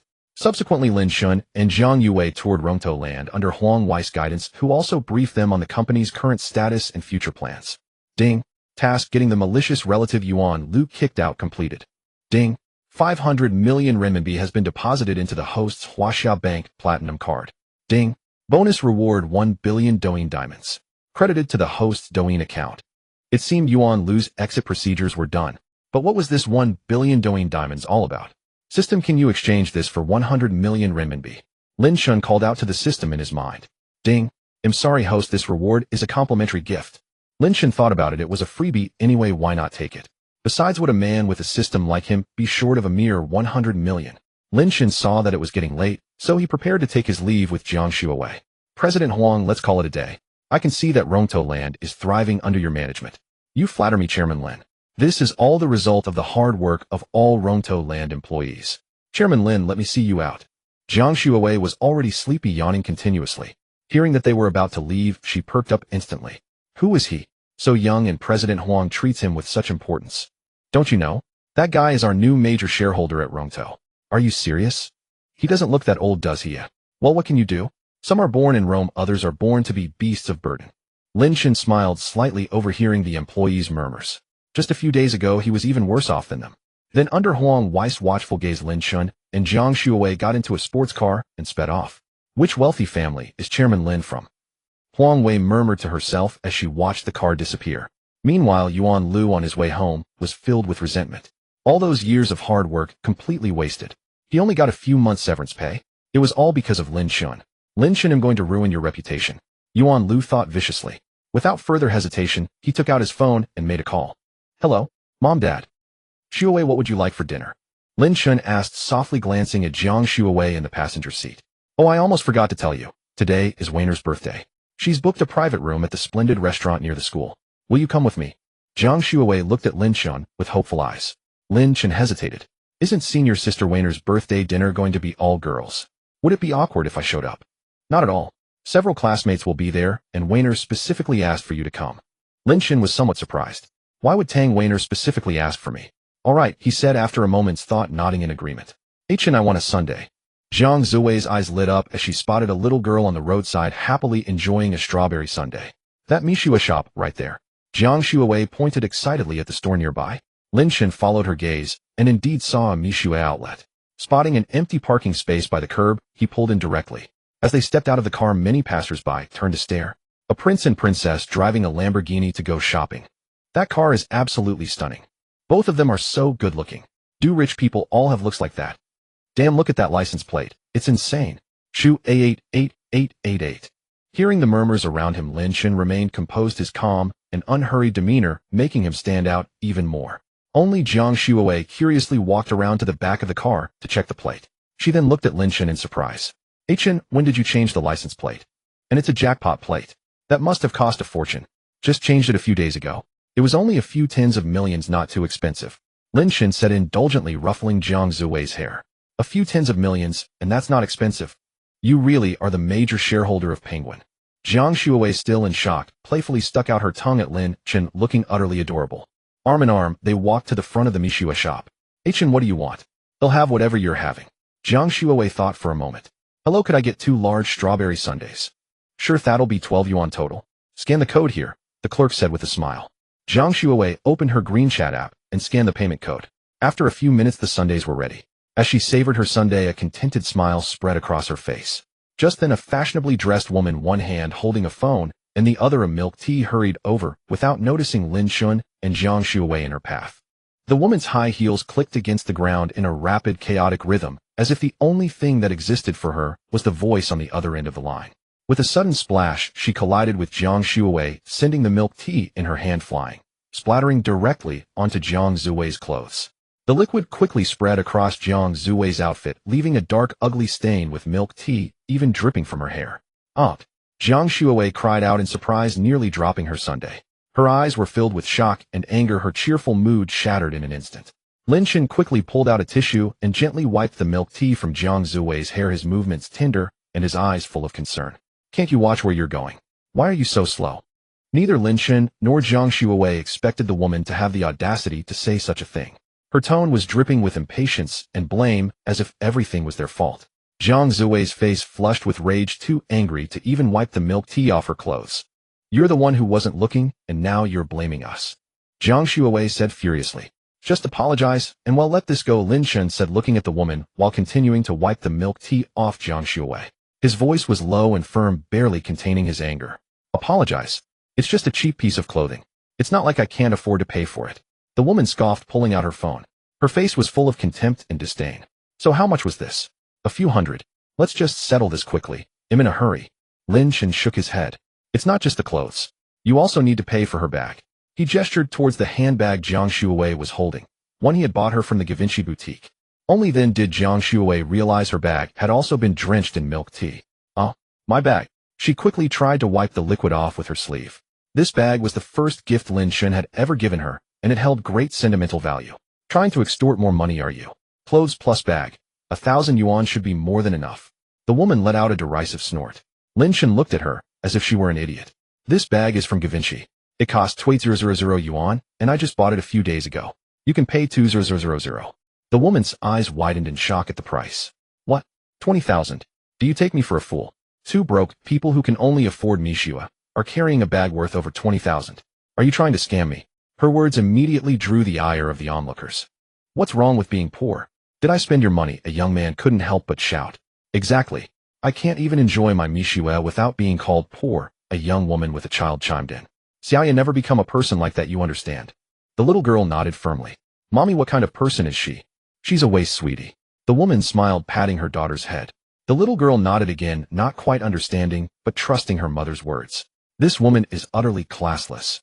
The crowd voiced their disapproval. The woman's face turned pale and then flushed with embarrassment. Trying to make me pay 20 grand for a fake? Not a chance."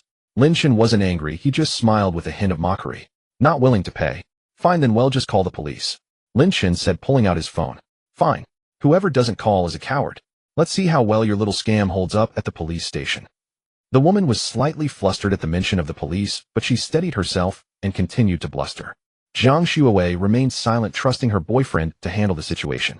She wasn't entirely convinced the bag was worth 2,000 yuan either. Lin Chen gave a non-committal smile and pressed the call button. Hello, this is the police station. Hello, someone has damaged my bag worth 2800 yuan and refuses to compensate. I'm currently in Linjiang district. After hanging up, Lin Chen looked at the woman who was now visibly flustered and said calmly, the police will be here shortly. The woman pressed her lips tightly together, her eyes darting away, unable to utter a single word. Moments later, the piercing wail of police sirens grew closer. A few officers got out of the car and prepared to assess the situation. Officer, just because I accidentally spilled some milk tea on that girl, they're demanding I pay them 20,000 yuan. I suspect they're trying to extort me. The woman, having quickly regained her composure, spoke urgently to the police, attempting to defend herself, a hint of indignation flashing across her face. The officer furrowed his brow slightly, his sharp gaze sweeping over the scene before fixing on Lin Chen. In a serious tone, he asked, you made the report? Lin Chen nodded without hesitation, replying with a composed expression, yes, I called. This woman damaged my girlfriend's bag. I bought it for her a few days ago for 28,000 yuan, and I have the payment receipt on my phone. I also have the invoice. Jiang Shuawei felt relieved she had kept the receipt. Lin Chen had merely glanced at it back then and hadn't paid much attention. But Jiang Shuawei, knowing the bag's high value, had kept the invoice safely inside the bag. It just looked stained to me. Wouldn't a simple wipe fix it? The officer asked, looking at the bag in Jiang Shuawei's hand with slight doubt. Exactly. Officer, regardless of whether the bag is even authentic, the milk tea just spilled on it. There's no damage. Why should I pay so much? Hearing the officer's words, the woman's spirits lifted, and her voice involuntarily grew louder, as if she had found a lifeline. Officer, leather bags like this can't come into contact with water. Once they get wet, they change color, the liquid seeps inside, causing corrosion, discoloration, or damage to the leather layer. Jiang Shuawei quickly interjected, eager to explain. Because she cherished the bag so much, she had specifically researched its care. After listening to Jiang Shuawei, the officer took out his phone and did a quick search. Then he said seriously to the woman, in that case, you are indeed liable for compensation. The woman's face grew even paler, her brows knitted tightly, yet she stubbornly insisted, how do I know they're not just trying to scam me? Lin Chen let out a cold laugh, his eyes revealing anger and contempt. From the start, we only asked for reasonable compensation for the damage. But you not only refused to apologize, you've been hurling insults the whole time. At that moment, another officer, having examined the payment proof Lin Chen provided, confirmed the bag's value. Ma'am, the evidence is clear. You are required to compensate them. If you refuse, we will have to proceed through legal channels. The officer's voice was firm and left no room for argument. The woman finally dropped her defiant attitude, her voice lowering. Final pay'll pay, but they can't just name any price, right? We can go to the store where we bought the bag to have it appraised, Lin Chen said flatly. For him, this amount of money was truly insignificant. If the woman had simply spoken politely and apologized, the whole matter could have been dropped. But she had been inexplicably aggressive, yelling and causing a scene despite being clearly at fault. Giving her a lesson was the only way to satisfy the sense of justice. We have a car. If you don't mind, officer, she can come with us, Lin Chen offered. The officer nodded and escorted the woman to the police car.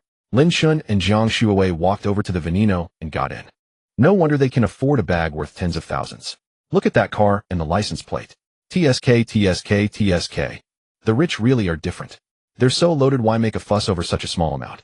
Couldn't they have just let it go? So what if they're rich? Does being rich mean they can't stand up for their rights? Besides, look at that woman's attitude. I'd have done the same. The surrounding crowd buzzed with discussion.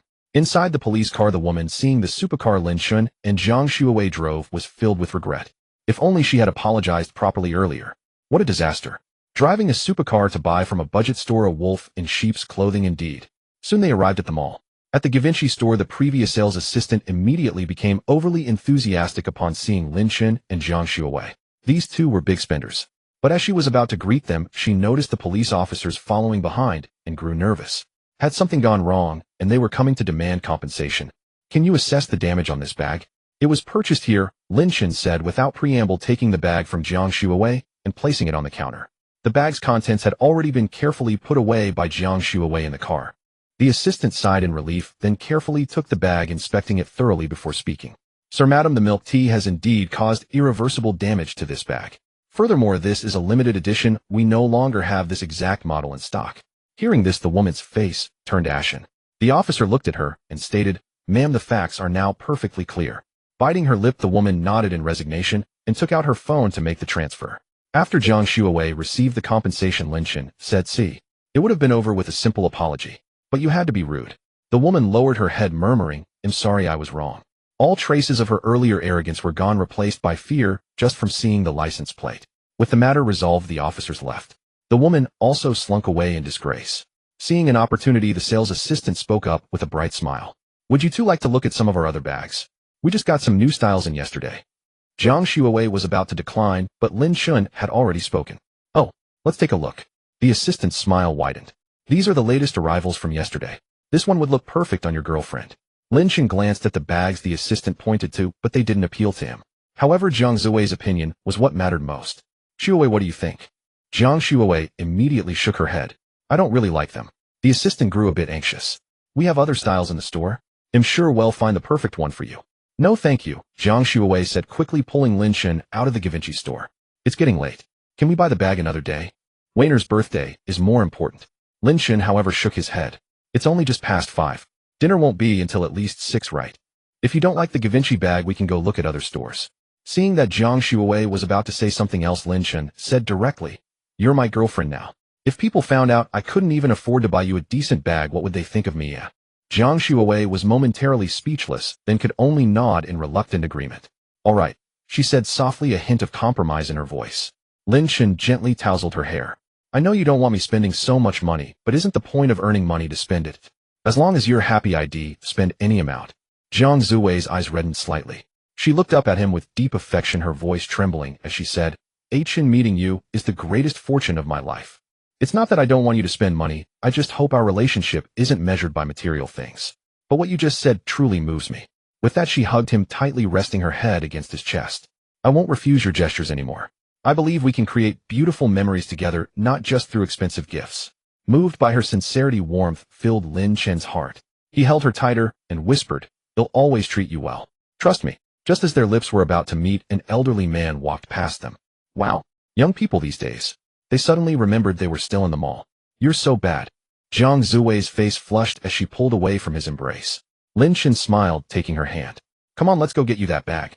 Hand in hand, they strolled through the mall, exchanging glances filled with sweetness and love. After a while, they entered a Hermès boutique, where 2 imposing men in suits stood guard at the entrance. Welcome to Hermès, a female sales associate greeted them with a warm smile. We're here to look at bags, Lin Chen said, holding Jiang Shuwei's hand. Of course the bags are over here. Please follow me. The associate led them to a section filled with women's handbags. A dazzling array of styles, colors, and materials stretched before them. May I ask what your budget is? The associate inquired. Money isn't an issue. As long as my girlfriend likes it, Lin Chen said with a smile, glancing at Jiang Shuwei. She felt a bit embarrassed. Your girlfriend is so lucky, the associate said enviously. My boyfriend is really good to me, Jiang Shuwei said with a smile, her eyes already drawn to the array of bags. Could you show me that one? Her gaze had settled on a cream-colored bag on the top shelf. The one on the top.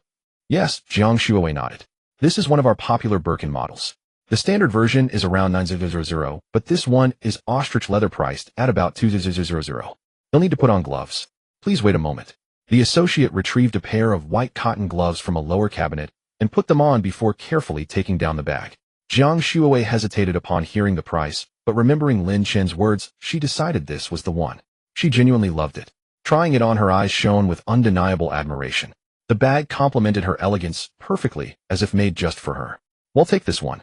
Please wrap it up, Lin Chen said directly to the associate. I'm sorry, sir, but this bag is for display only and isn't for sale. We don't have this one in stock.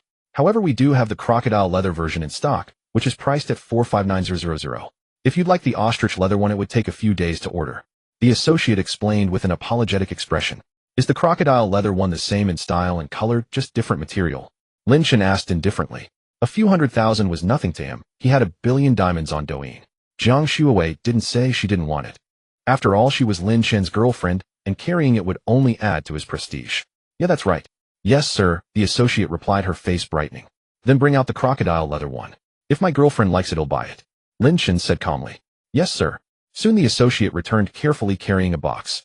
When she opened it, Jiang Shuwei was immediately captivated. There was something to be said for expensive things. Even Lin Chen could see that the crocodile leather exuded an air of luxury. The fine texture and exquisite craftsmanship spoke of opulence and quality. Do you like it, eh? Lin Chen asked, stroking her hair affectionately. Yes. Jiang Shuwei nodded eagerly, her eyes sparkling with joy. Well, take it. He'll pay by card, Lin Chen said to the associate with a smile. Delighted, she replied, yes, sir. She brought over a card reader and Lin Chen swiped his platinum card from Huaxiao Bank. The associate's gaze towards Lin Chen shifted to one of respect. In all her years at Hermes, she had never seen a bank card like that. It was clearly not something an ordinary person could obtain. After the payment was successful, Jiang Shuowei eagerly took the bag and held it in her hands. Thank you, Chen. Her face beamed with happiness. I'm glad you like it, Shuowei, Lin Chen said, gently tapping her nose. The associate looked at Jiang Shuowei with envy. Would you like me to gift wrap it for you? No thanks. They'll just carry it, Jiang Shuowei declined. They browsed a little more before leaving the store. Have a nice day. Outside it was already 6 p.m. Jiang Zhouwei's phone rang. Shuowei, where are you? Tang Weiner's voice came through the phone. I just finished shopping with Chen. What's up? Oh, calling him Chen already. Isn't that a bit mushy? Tang Weiner teased. What do you know? You should find yourself a boyfriend.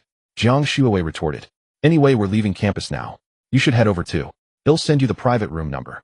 Hearing this, Tang Weiner quickly changed the subject. Got it. After hanging up, Jiang Shuowei looked at Lin Chen. Let's go, Weiner, and the others have already left. Lin Chen nodded and they walked towards the parking lot together. Family, guess what I found? Lin Xiaoyu said, her face brimming with uncontrollable excitement. Today, as usual, she was live streaming and wandering around when she stumbled upon a stunning sports car in the parking lot. What did you find? Could it be two little dogs doing the deed? Upstairs, your taste is truly unique. Stop keeping us in suspense. Lin Xiaoyu smiled slightly at the constant barrage of messages in the live stream, then steadily aimed her camera at the Lamborghini supercar. The streamer found a super handsome sports car. How about it? Pretty cool, right? Lin Xiaoyu's tone carried a hint of pride. Wow, indeed handsome. The design is unbeatable. This sports car must be expensive, right? Holy shit. Isn't that a Lamborghini Veneno? There's actually one in Tianfu City. A super divine car. At this moment, a netizen named G Boda said, Veneno? What car? I've never heard of it. I haven't heard of it either. Explain. Lin Xiaoyu looked at the incredibly cool Veneno before her, and a strong curiosity surged within her. She only knew the car was handsome. She was completely ignorant of any other details. Brother G Boda, why don't you introduce it to everyone? Let us broaden our horizons. Lin Xiaoyu also said with curiosity. After a while, G Boda posted a long message. The Lamborghini Veneno was unveiled at the 2013 Geneva Motor Show with a global limited edition of only 13 cars, 3 of which are hardtops and 9 are convertibles. At that time, the hardtop was priced at a staggering 3.1 million euros, approximately 25 million renminbi, while the convertible was priced at 3 million euros, approximately 26.9 million renminbi. Now this convertible version is worth about one small target, 100 million renminbi, truly a super divine car. Upon this news, the entire live stream fell silent for a few seconds, then erupted into a frenzy of scrolling comments. Holy shit. A car worth 100 million. What kind of jaw-dropping net worth must one have to afford such a ride? Useless knowledge increased again. That's insane. Even if I work in an electronics factory screwing until smoke comes out, I can't earn 100 million in my lifetime. Lin Xiaoyu was also deeply shocked by these words. She looked at the car again, her eyes filled with extreme longing. Suddenly, she accidentally glanced at the live stream and was astonished to find that the viewer count had skyrocketed from a few hundred to several thousand. So with a stroke of inspiration, she quickly turned the camera on herself. Dear family, today's luck is just too good. I actually stumbled upon a super sports car worth 100 million. Damn it. I want to see the Veneno. Why is this live stream suddenly so crowded? I think the female streamer isn't even that good looking. Or is she choosing a master? Turn the camera. Great streamer. Lin Xiaoyu faced these sharp or unkind comments without any anger, always wearing her signature smile. Dear family members new to the live stream, today we've encountered a super sports car worth 100 million. I'll show you all later. That's really disgusting. People might think that sports car is yours. Shameless face begging for it. I just entered the live stream and haven't seen what a 100 million car looks like. What's so great about it? It's just 4 wheels. Stupid streamer. I'm going to report you. However, soon people began to send gifts one after another. Thanks to DJ Diron for the sports car. Thanks to Brother Babajing for the carnival. Thanks to Brother Chime Wang Liang for the carnival. Thanks to Brother Baisho Ji Wang for 5 carnivals. Lin Xiaoyu watched the series of gift notifications with excitement, her face nearly splitting into a grin. Hurry up. You've got the gifts now, let me see the car. With your ugly face, you want my WeChat. Go look in the mirror in the toilet. Streamer, hurry up, or I'll report you. Lin Xiaoyu remained smiling, completely unaffected by these words.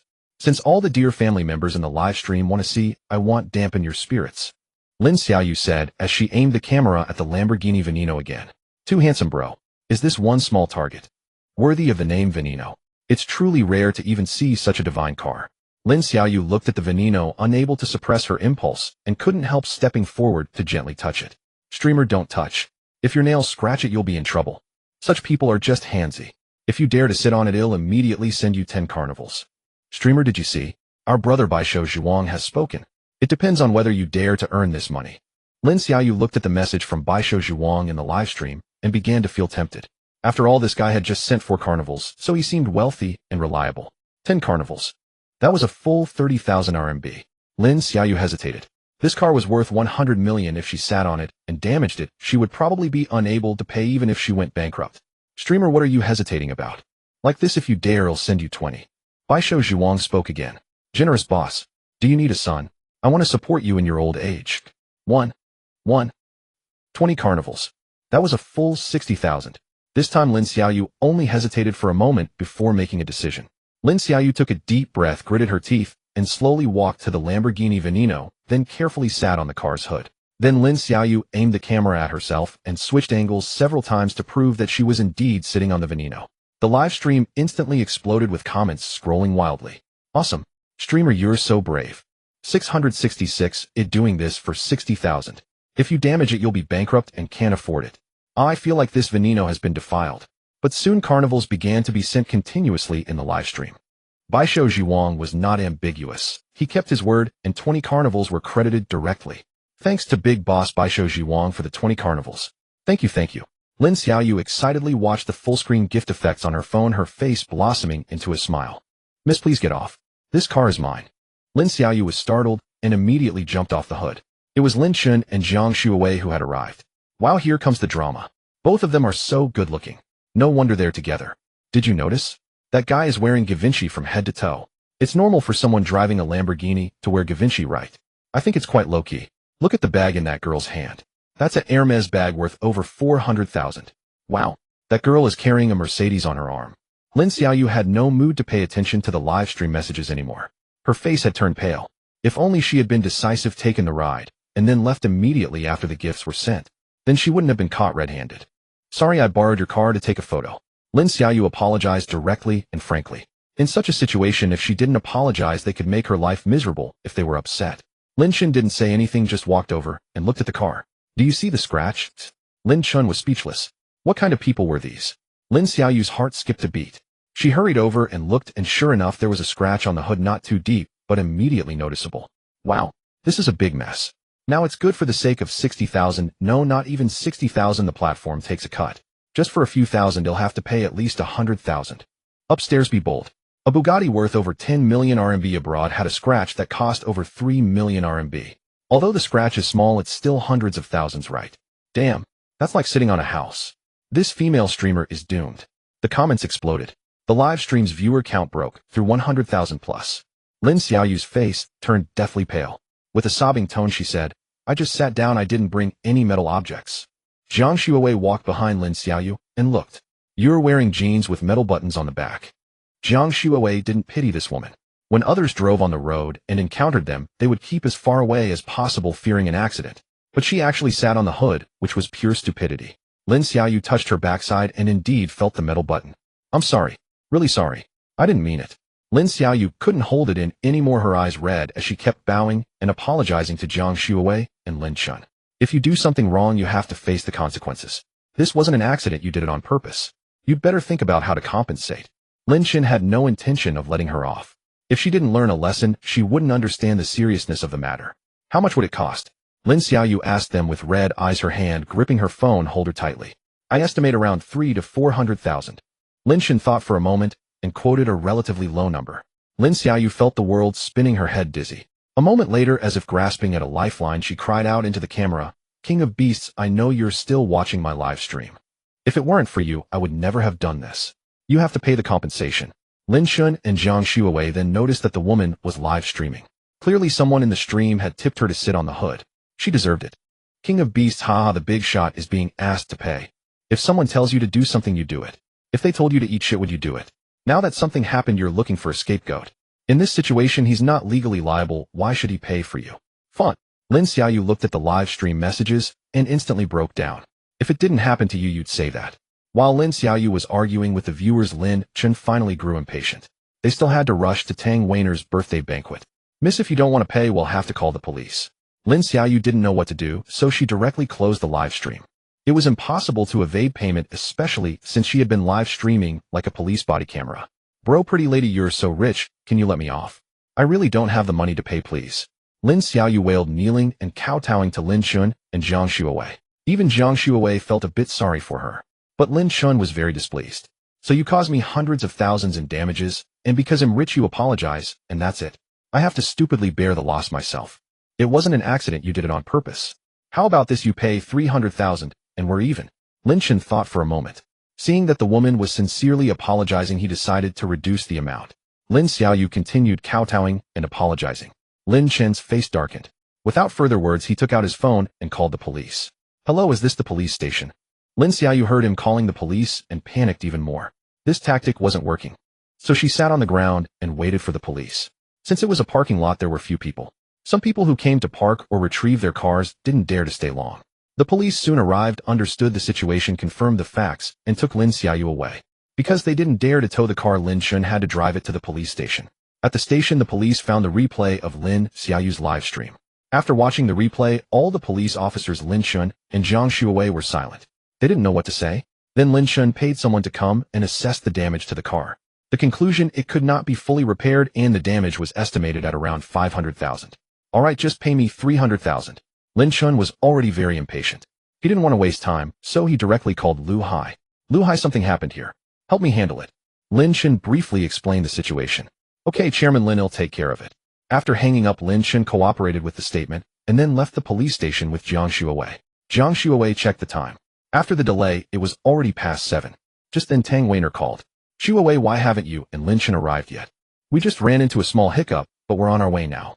You guys go ahead and start without us. Lin and I will be a bit late. Zhang Xuewei said, a hint of apology in her voice. It's fine, we just got to the private room. You're my best friend.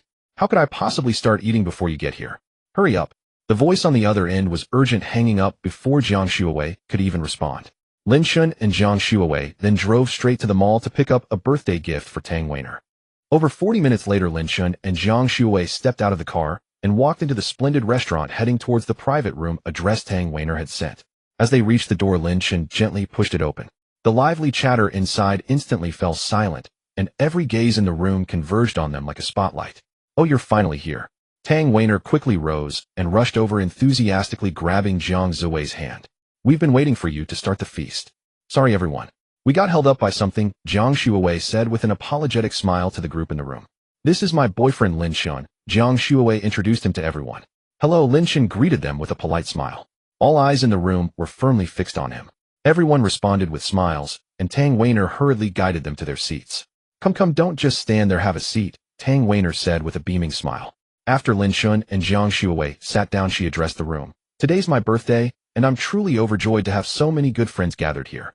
Let's all raise our glasses and wish me a happy birthday. The others raised their glasses in unison, cheering, Happy birthday, Tang Weiner. They began to eat and chat, the atmosphere warm and congenial. A girl sitting across from them curiously asked Zhang Xuewei, between you and Lin Chen, who pursued whom? A blissful smile spread across Zhang Xuewei's face. I guess you could say I pursued him. This confession drew surprised gasps from the group. The famously aloof campus belle actually made the first move. Zhang Xuewei blushed slightly, but replied gracefully, when you meet an exceptional man, you have to be proactive. Instantly, every male in the room looked at Lin Chen with envy. Lin Chen and Zhang Xuewei were the talk of the campus forum lately. How everyone knew the campus belle was dating, and a freshman at that. Most importantly, that freshman was loaded. He drove a Lamborghini Veneno, a supercar worth 100 million.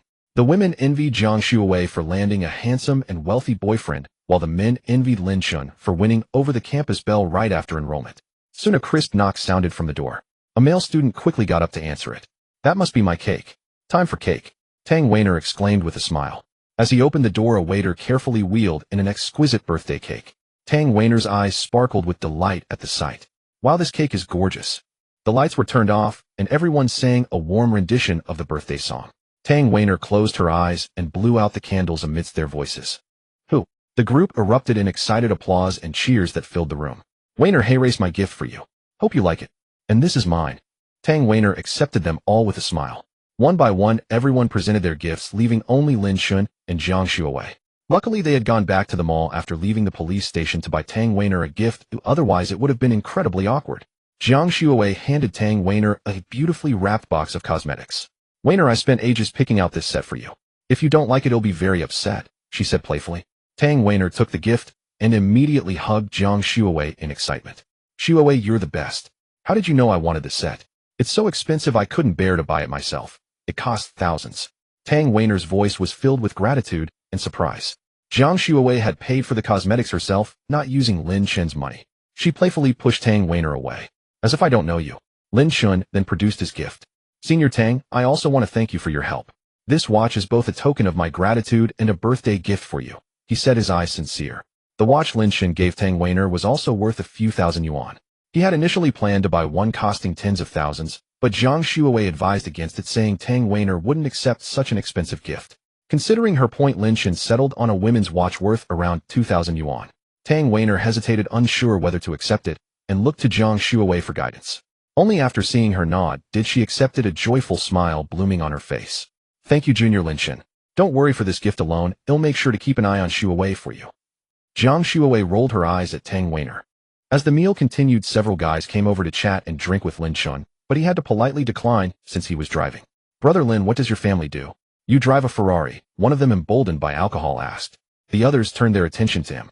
Hey, Wuhao, what are you asking that for? Don't stir up trouble. Tang Weiner quickly interjected, worried about upsetting Lin Chen. Lin Chen just smiled and shook his head. It's fine. I just have stakes in a few companies, nothing special, he said with a faint smile. Brother Lin, do you think I could come work for you after I graduate? I don't need any special treatment, just a decent position, the guy named Wuhao asked. The atmosphere in the room grew tense. Tang Weiner's tone turned sharp. Wuhao, if you're going to act like a drunk fool, go do it outside. Don't ruin things for Lin Chen here. Jiang Shuawei's smile also faded. Given the immense pressure of the job market, a graduate from a top-tier university like theirs could still find decent work without much trouble. If his standards weren't that high, why bother Lin Chen?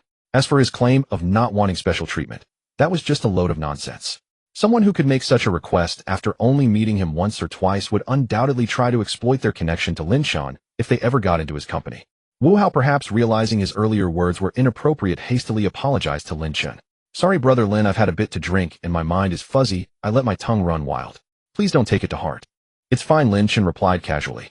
Seeing that Lin Chen's expression betrayed no trace of anger, the others finally breathed a sigh of relief. After everyone had eaten their fill, they prepared to leave. Shuawei, are you going back to the dormitory tonight? Tang Weiner quietly approached Jiang Shuawei and asked softly. Jiang Shuawei's pretty face instantly flushed crimson. I probably won't be going back to the dorm today. Oh, you're really going to stay with Lin Chen? Tang Weiner couldn't help but exclaim, but before she could finish, Jiang Shuawei quickly covered her mouth. Are you trying to embarrass me in front of the whole school? Why are you so loud? Jiang Shuawei said urgently with a hint of annoyance. Tang Weiner pried Jiang Shuawei's hand away. You didn't even deny it, Shuawei, you've changed. Tang Weiner muttered, her expression tinged with a mixture of pain and resolve. You're one to talk without a boyfriend yourself. Jiang Shuawei replied, feigning indifference. As they were leaving the Jinxiu restaurant, a jarring voice rang out, oh my. Isn't this Lin Chen and his campus belle girlfriend? Lin Chen's face darkened instantly as he turned toward the source of the voice. Jiang Shuawei, Tang Weiner, and the others who had dined together also followed the sound. Everyone could tell from the tone that the newcomer meant trouble. It was clearly a provocation. Lin Chen raised an eyebrow and looked closely. It was Lin Tianyo, the same person who had mocked him during military training. Master Lin, aren't you the owner of the Imperial Hotel and a shareholder of Tencent? Why aren't you dining at some luxurious place like the Imperial Hotel instead of this insignificant little restaurant? Doesn't that demean your dignity? Ha ha ha. Lin Tianyo's face was full of mockery, his eyes gleaming with malice. Around him were several young delinquents with gaudily dyed hair and bizarre tattoos on their arms. What's it to you? Lin Chen replied coldly, instinctively stepping forward to shield Jiang Shuawei and Tang Weiner. It's nothing to me really. Since Master Lin loves to brag so much, I dare not interfere. But that bespectacled friend of yours has suffered quite a bit. Lin Chen frowned deeply. Bespectacled friend? Chen Xiao? But I have to say I admire your friend for his stubborn mouth. He was curled up on the ground holding his stomach last night, refusing to apologize. If I hadn't been afraid of making a big scene, I would have taken off one of his arms. Lin Tianyu laughed sarcastically, his expression arrogantly smug. A surge of rage welled up in Lin Chen's heart. He knew exactly why Lin Tianyu and Chen Xiao had clashed. It was for his sake Lin Chen. And now Chen Xiao had been beaten up for defending him without Lin Chen even knowing. Jiang Shuawei sensed that Lin Chen was in a strange state. His tense body and the chill emanating from him worried her. She gently took his arm. Lin Chen patted her hand to reassure her, then quickly pulled out his phone and called Chen Xiao. Chen Xiao, did something happen to you last night? As soon as the call connected, Lin Chen asked in a low voice. There was silence on the other end for a few seconds. Boss, how did you know? I didn't even tell Xiao Wei or Xiao Fei. Chen Xiao's voice carried a hint of humiliation. No one wants to admit they were beaten up in front of their brothers. After getting the answer, Lin Chen's fury was almost uncontrollable, like a volcanic eruption. Chen Xiao, are you talking to the boss? Ask the boss if he's coming back today. Xiao Wei's boisterous voice came through the phone. Chen Xiao ignored him. Boss, did you run into that bastard Lin Tianyu? Chen Xiao asked urgently, his voice filled with tension and worry. Don't worry, you'll get justice for you. Lin Chen almost gritted his teeth as he said this, the words seeming to squeeze through his clenched jaw. Then he hung up without hesitation. On the other end, Chen Xiao grew anxious at the sound of the dial tone, his heart leaping into his throat. Boss has run into Lin Tianyu. Chen Xiao said anxiously to Xiao Wei and Xiao Fei, who was fully absorbed in playing a game. Sweat had broken out on Xiao Fei's forehead. So what if he ran into him? It's not like they'll come to blows. A little. Xiao Fei muttered absently, his eyes glued to the game screen. After hesitating, Chen Xiao finally said, actually, my injuries yesterday were from Lin Tianyu. He had some thugs corner me outside the school gate and beat me up. And then the boss just called me asking if something happened last night. Lin Tianyu must have gone to provoke him and told him. The boss said he'd get justice for me. Chen Xiao clenched his teeth, his eyes red. Xiao Wei and Xiao Fei were stunned. What? Didn't you say you fell off a shared bike last night? Xiao Wei's eyes widened in disbelief, his face full of shock and anger. Chen Xiao stammered, unable to speak, his head lowered. FCK, Lin Tianyu plays dirty. Xiao Fei abandoned his game and immediately made a call. Uncle Qin, help me investigate a freshman named Lin Tianyu in Suzhou University. Xiao Fei said coldly. Call the boss again and find out where they are now. Xiao Wei urged anxiously. Chen Xiao quickly dialed Lin Chen again. But by then Lin Chen had already put his phone away. Looking at the arrogant Lin Tianyu, he calmed down. What's your father's name? Lin Chen's voice was icy. My father is Lin Xiangdong. What are you going to pull some strings? Oh, I'm so scared. Lin Tianyu feigned fear, then burst into laughter with his thugs. The boys who were Tang Weiner's friends kept their distance, afraid of getting involved. The girls, however, stayed close to Jiang Shuowei and Tang Weiner. Excuse me, if you have a dispute, please handle it elsewhere. You are blocking the entrance of our restaurant and affecting our customers. At that moment, a person emerged from the Jinxiu restaurant and addressed the crowd. Who the hell do you think you are? Get the hell out of here. Lin Tianyu's face darkened, his eyes blazing with fury as he cursed without mercy. The delinquent youths beside him joined in the commotion, cracking their knuckles, tilting their heads, and glaring sideways, posturing as if they would beat you up if you dared say another word. Their fierce glare seemed to warn everyone not to provoke them.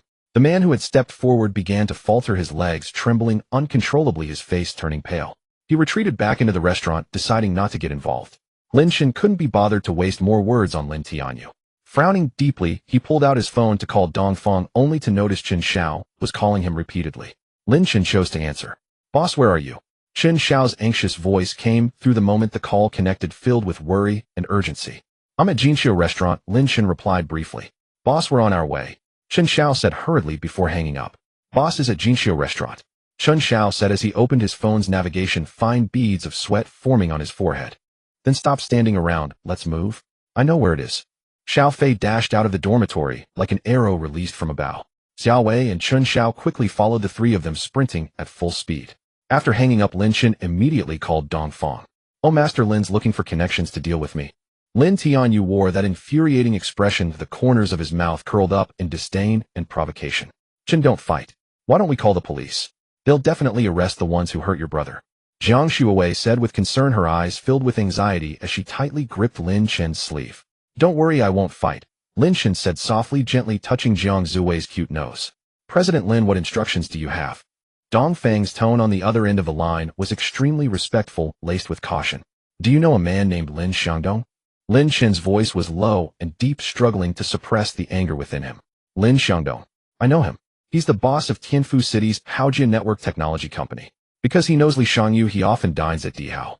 Dongfang, sensing the coldness in Lin Chen's voice, spoke quickly, not daring to show any negligence. All right, I've got it. Lin Chen hung up decisively. A network technology company. That made things quite simple, didn't it? How did this young master offend that one now? Dongfang muttered in confusion, listening to the dial tone, his brows furrowed in deep thought. Master Lin, done with your calls. My phone's just waiting to ring.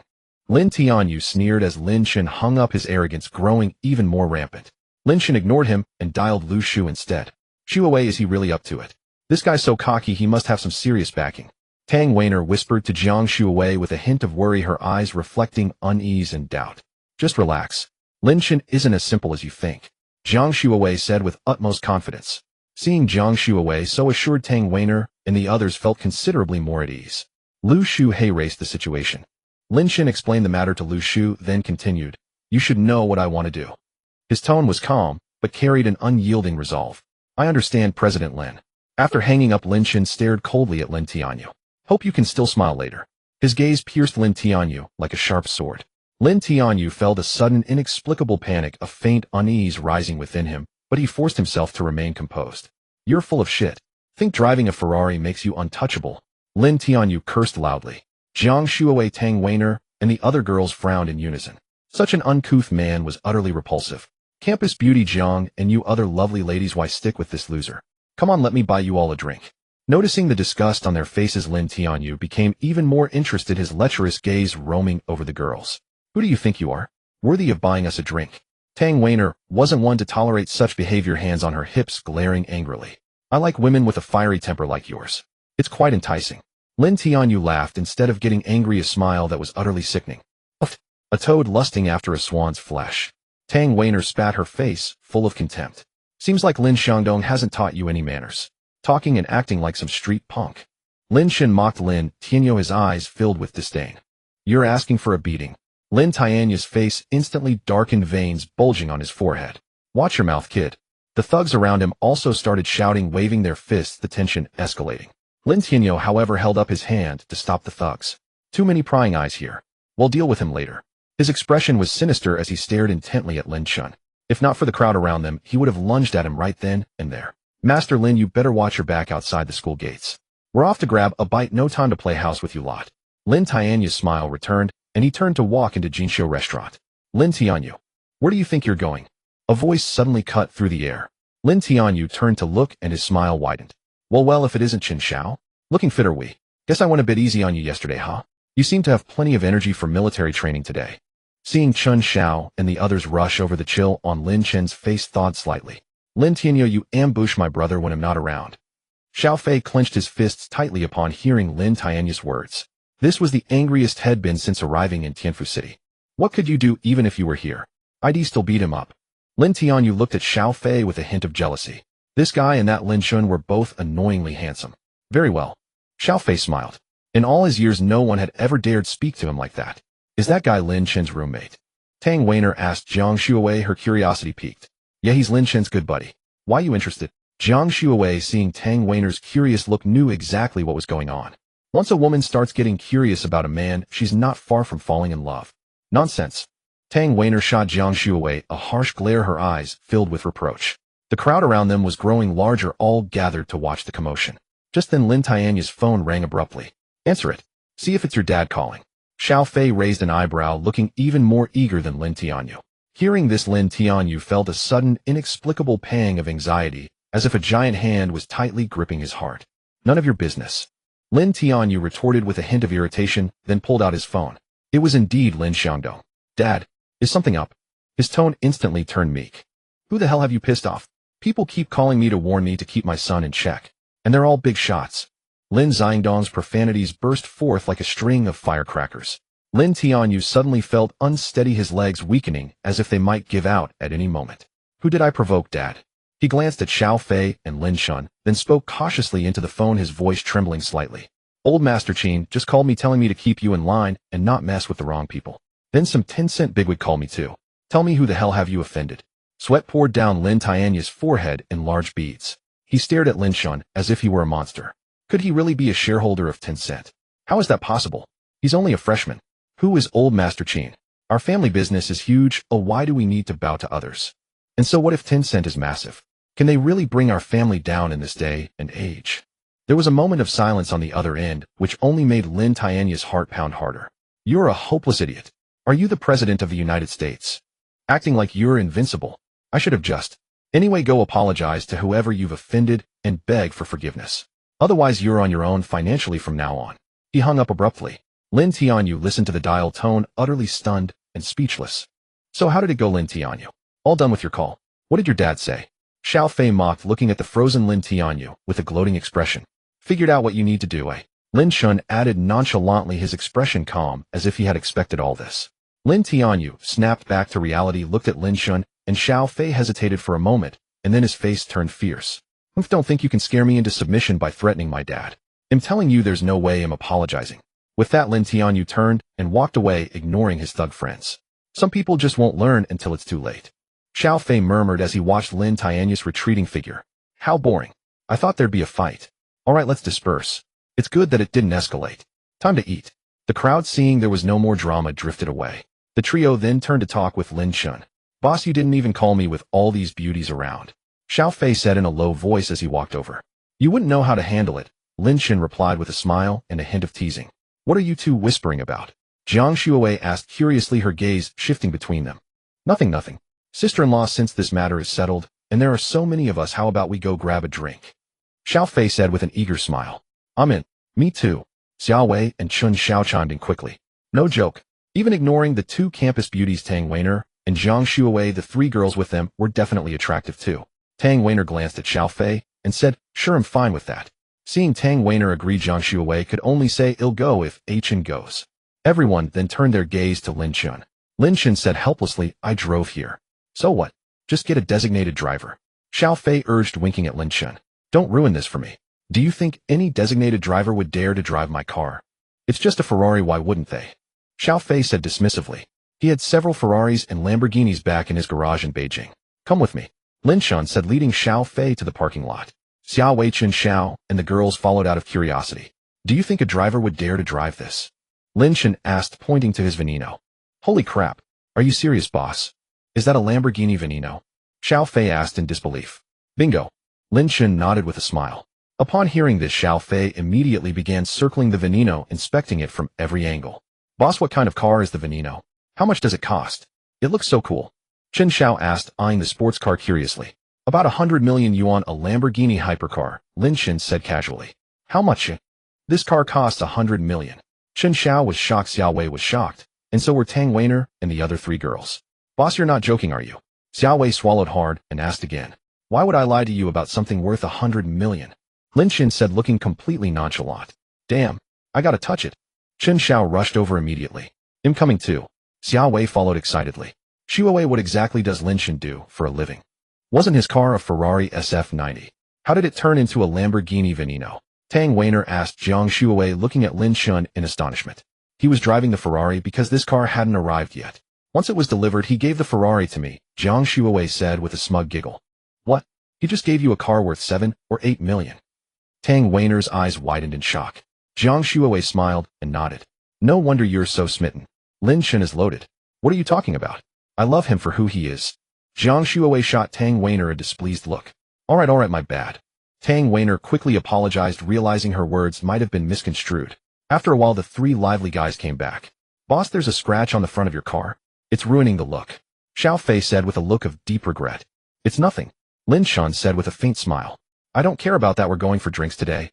Xiao Fei looked at Lin Chen with a determined expression, as if ready to start a fight if he didn't agree. Not wanting to dampen the spirits of his brothers and Tang Weiner and the others, Lin Chen had no choice but to nod in agreement. Alright, where are we going? Lin Chen asked helplessly, a hint of resignation in his tone. Seeing Lin Chen agree, Xiao Fei's face instantly lit up with joy. Let's go to TUP. Drinks are on me. Oh my. Old Fourth, you're really loaded. Looks like Old Fourth's heart is stirring. Xiao Wei and Chun Xiao teased from the side, their words dripping with playful mockery. The three other girls, however, felt a stir in their hearts. Seeing the way this handsome guy had spoken to Lin Tianyu earlier, they knew his background was far from ordinary. If they could win him over. Shouldn't we get going? It's getting late. Tang Weiner urged, a note of impatience in her voice. Alright, Shuowei, and I will head over first. You all figure out your own way there. Lin Chen said with a smile, then left with Jiang Shuowei, getting into the Veneno. As the sleek scissor doors slowly swung open, everyone watched Jiang Shuowei and Lin Chen sitting inside with envy. Virum. The Veneno's deep, powerful engine roared, as if proclaiming its extraordinary nature. Boss, just head straight to Zone 0 when you get there. I've booked it. Xiao Fei shouted to Lin Chen inside the car, a hint of envy in his eyes as he glanced at the Veneno. Lin Chen extended a hand out the window, giving an okay sign before driving out of the parking lot. TUP was the top nightclub in Tianfu City. Since its opening, luxury cars had lined both sides of the street every night. It was said the owner had formidable connections. Many of Tianfu City's wealthy second generation enjoyed indulging themselves at TUP at night. At this hour, the club's entrance was crowded with fashionably dressed young people posing for photos. Lin Chen even spotted a couple of vaguely familiar faces live streaming, though their faces all looked similar, and he couldn't recall exactly who they were. The young people at the entrance were stunned when the Veneno pulled up. Anyone who could afford to be here was wealthy, and most had some knowledge of supercars. Holy crap. I saw videos online a few days ago saying there was a Veneno at Suzhou University, and now it's right in front of me. This big shot is not to be messed with. After parking the car, Lin Chen and Zhang Xuewei got out together. The women's eyes lit up the moment they saw Lin Chen. If he weren't holding Zhang Xuewei's hand, they probably would have swarmed him, desperately asking for his contact info. What a shame. I'd give anything for a one-night stand with a guy like that, even if it meant living in a mansion and driving a luxury car. A few young attractive women said with lingering regret as they watched the couple walk into the bar. As soon as Lin Chen holding Zhang Xuewei's hand stepped into TUP, they were hit by the deafening music. The walls were lined with Ace of Spades bottles, exuding an air of extravagance. Men and women walked everywhere in groups. The arrival of Lin Chen and Zhang Xuewei drew countless eyes. People came to bars not just for entertainment, but also to pick up partners. The handsome and the beautiful often didn't have to spend a dime, as many were willing to foot their bills. Fiery, sexy beauties were twisting their alluring bodies on the dance floor, their graceful postures a dizzying spectacle. Zhang Xuewei watched curiously, as she had never been to a place like this in her life. Just then Zhang Xuewei spotted a woman in a booth wearing only her underwear and bra, gyrating in front of a man. The man, beaming with delight, had his hands roaming over her body while his friends cheered and hooped around them. Zhang Xuewei's cheeks flushed slightly, and she quickly averted her gaze. Lin Chen led her to the booth in Zone 0 without much trouble. The table was already laden with various bottles of alcohol. Two servers and a man in a suit stood nearby. Seeing Lin Chen and Zhang Xuewei approach the Zone 0 booth and prepare to sit, the man approached with a fawning smile and asked, "Forgive the intrusion, but might you be Mr. Lin Chen and Miss Zhang?" Lin Chen and Zhang Xuewei sat down and nodded nonchalantly. "Mr. Lin, hello. I'm the general manager here at TUP. Just call me Xiao Qian." "Mr. Xiao contacted me and asked me to make sure you two are well taken care of. If you need anything at all, please don't hesitate to ask. I'm at your service." The man calling himself Xiao Qian's smile grew wider upon seeing Lin Chen's nod, and he spoke to them respectfully. "All right, thank you for your trouble, Manager Qian." "No trouble at all," Xiao Qian said with a placating smile, deftly opening a bottle and pouring drinks for Lin Chen and Zhang Xuewei. Having worked in nightlife for years, Xiao Qian immediately recognized the Patek Philippe on Lin Chen's wrist worth over $1 million, and the Hermes bag worth several $100,000 on Zhang Xuewei's arm. Plus, they were personally recommended by Xiao Fei, young Master Xiao. Before long, Xiao Fei, the others, and the women arrived. The moment Xiao Qian saw Xiao Fei, he bowed respectfully and said, "Young Master Xiao, everything is arranged as you requested. Well done. Go and set up 2 sets of the Divine Dragon package. I've brought friends out to have a good time tonight." Xiao Fei patted Xiao Qian on the shoulder, looking satisfied. "Yes, young Master Xiao. I'll arrange it right away." Xiao Qian's face lit up with delight at the praise. "Third brother, I think Old Fourth's background is even more impressive than we imagined," Chun Xiao whispered into Xiao Wei's ear. "Isn't that a good thing?" Xiao Wei whispered back. Tang Weiner and the other women were also somewhat surprised. The Divine Dragon package at TUP. 1 set costs 28888. And Xiao Fei ordered 2 without even batting an eye. Their gazes towards Xiao Fei grew even more intense.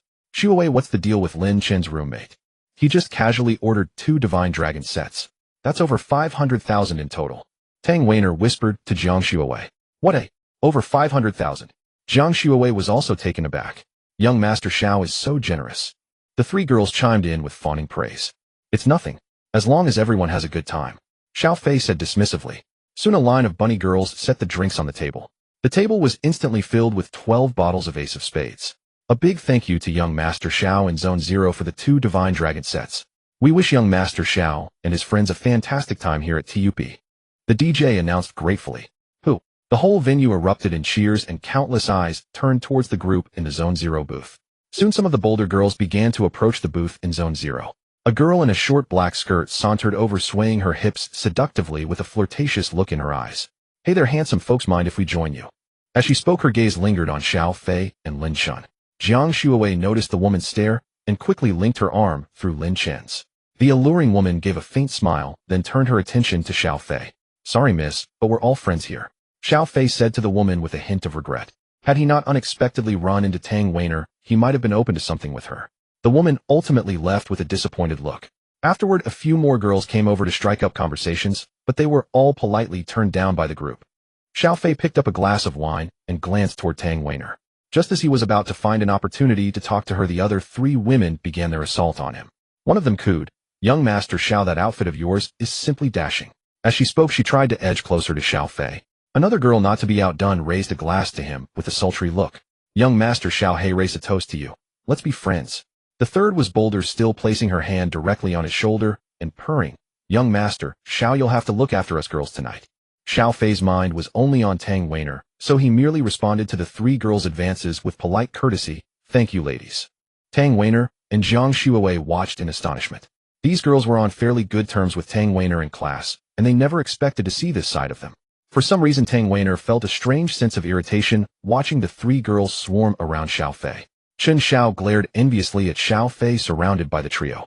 "It's infuriating. Does being handsome mean you can do whatever you want?" Chen Xiao muttered with a sense of defeat. "Being handsome alone won't get you everything, but add wealth to the mix, and it's a whole different story," Lin Chen said with a smile. He then picked up a glass and looked at Chen Xiao with a more serious expression. "Chen Xiao, you only got into trouble with Lin Tianyu because you helped me. I'm proud to call you my brother." "Hey boss, we're brothers. That's just what brothers do for each other, right?" Chen Xiao raised his glass and clinked it against Lin Chen's, and they both downed their drinks. A warmth spread through Lin Chen's heart. It was truly lucky to have made such a close friend right at the start of college. Meanwhile, Xiao Fei was growing increasingly annoyed with the three women. If they weren't friends of Tang Weiner and his sister-in-law, he would have told them to leave. Seeing Xiao Fei's cold reaction, the three girls exchanged glances and decided to turn up the charm. The first gently tugged at his sleeve, playfully pleading, "Young Master Xiao, just chat with us a little longer." The second leaned in close and whispered, "You're so accomplished, Young Master Xiao. Do you have a girlfriend?" The third raised her glass, insisting on a toast, and deliberately let her fingers brush across the back of his hand. Xiao Fei furrowed his brow and said impatiently, "Sorry ladies, I'm not in the mood right now." As he spoke, he kept stealing glances at Tang Weiner. However, the women didn't give up and continued to chatter around him. Tang Weiner was playing dice with Zhang Xuewei, but could constantly feel Xiao Fei's eyes on her. Meanwhile, Xiao Wei and Chen Xiao had caught on that Xiao Fei was interested in Tang Weiner and started whispering to each other. "Look at old four and that Tang Weiner.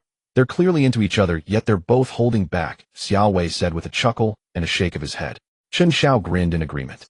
"How about we create an opportunity for them?" The two exchanged a knowing look. Chen Xiao then announced loudly, "Hey, this drinking is getting a bit dull. How about we play a little game?" Everyone responded enthusiastically. "Let's play a riddle game. Whoever guesses wrong has to answer a truth or dare," Xiao Wei suggested.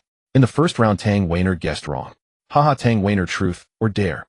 Chen Xiao asked with a grin. Tang Weiner hesitated for a moment before choosing truth. Xiao Wei immediately asked, "Is there any guy here you have a crush on?" Tang Weiner's face flushed instantly, and her gaze unconsciously flickered toward Xiao Fei before she whispered, "I guess there is one." The group began to tease her. "Who is it, Weiner? Come on, tell us." Zhang Xuewei flashed a mischievous smile. "I don't know. Figure it out yourself." Tang Weiner naturally wasn't about to reveal it outright, but Xiao Fei felt a surge of secret delight.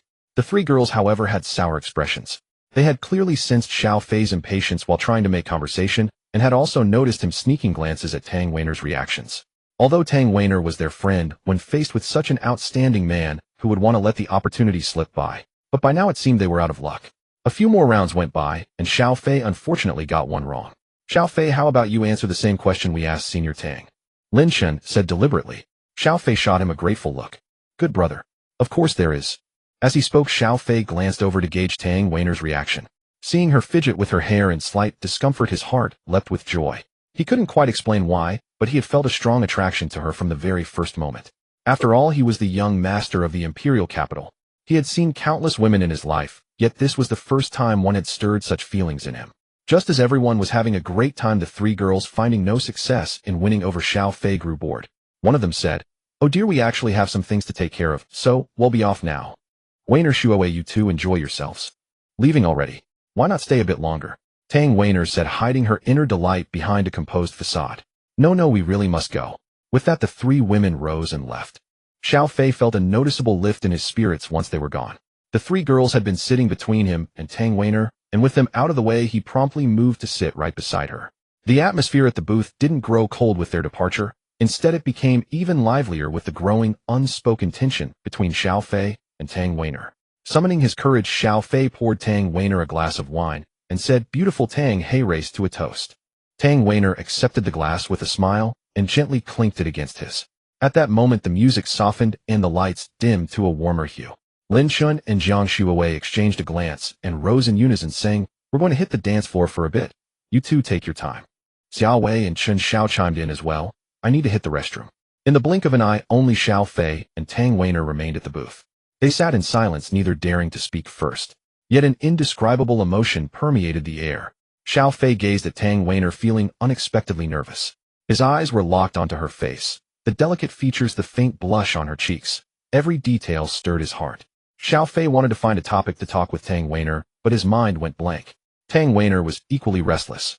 She could feel the heat of Xiao Fei's gaze as she too harbored an inexplicable fondness for him, yet she was uncertain if this feeling was merely a fleeting impulse. Moreover, Xiao Fei was a spoiled young master, making it hard to vouch for his character. After a moment, it was Xiao Fei who spoke first.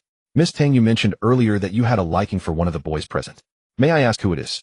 His eyes were full of anticipation as he stared straight at Tang Weiner. Tang Weiner's face flushed slightly, the blush as exquisite as blooming peach blossoms. Her heartbeat involuntarily quickened. "Then tell me, which girl present earlier did you have a liking for?" Not knowing how to respond, she turned the question back. But to her surprise, Xiao Fei was unabashed. He said without hesitation, "I was thinking of you. Miss Tang, how about we add each other on Chaoxin to get to know each other?"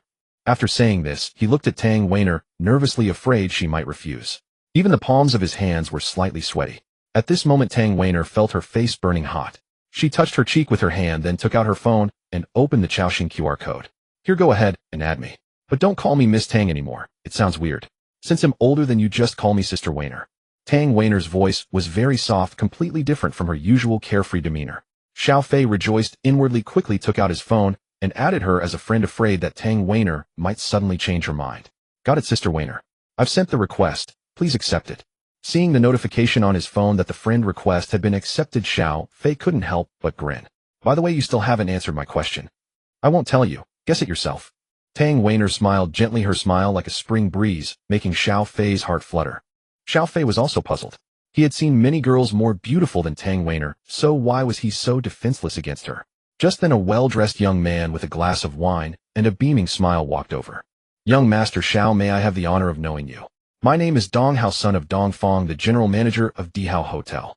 Dong Hao had come with friends to have fun, and upon seeing the manager treat the man before him with such respect, and that the man had directly ordered 2 sets of Grand Dragon, he conceived the idea of befriending him. Later, seeing the words, "Thank you, young Master Xiao," on the big screen and noticing that only young Master Xiao and a woman were sitting at the booth, he came over to make an acquaintance. Xiao Fei and Tang Weiner were chatting when Dong Hao interrupted, causing Xiao Fei to frown with displeasure. "Dihao Hotel? Isn't that my boss' hotel?" "Xiao Fei." Xiao Fei also raised his glass and clinked it with Dong Hao's. His movements were perfunctory, clearly annoyed by the interruption. If it weren't for Lin Chen, he would have kicked him out. A flicker of joy passed over Dong Hao's face, and he drained his glass. "This must be my sister-in-law. She's really beautiful." Dong Hao looked at Tang Weiner sitting beside Xiao Fei and flattered her. Xiao Fei felt a surge of pleasure and looked at Dong Hao with more favorable eyes. No, we're just friends." Tang Weiner quickly waved her hand to explain. "Have a seat." Xiao Fei, not giving Tang Weiner a chance to continue explaining, said to Dong Hao with a smile. Dong Hao hurriedly sat down. "So you're the son of the general manager of Dihao?" Xiao Fei asked. "Yes, Dong Fong is my father." Dong Hao nodded. "Then why didn't you come over to greet my boss when he was here just now? Don't tell me you don't know my boss." Xiao Fei looked at Dong Hao with a strange expression. Tang Weiner's curiosity was also piqued. She knew about Dihao Hotel. It was one of the most upscale hotels in the entire Tianfu city, with high consumption, a gathering place for many dignitaries. Xiao Fei actually said that the owner of Dihao Hotel had just been at their table. Could it be Lin Chen?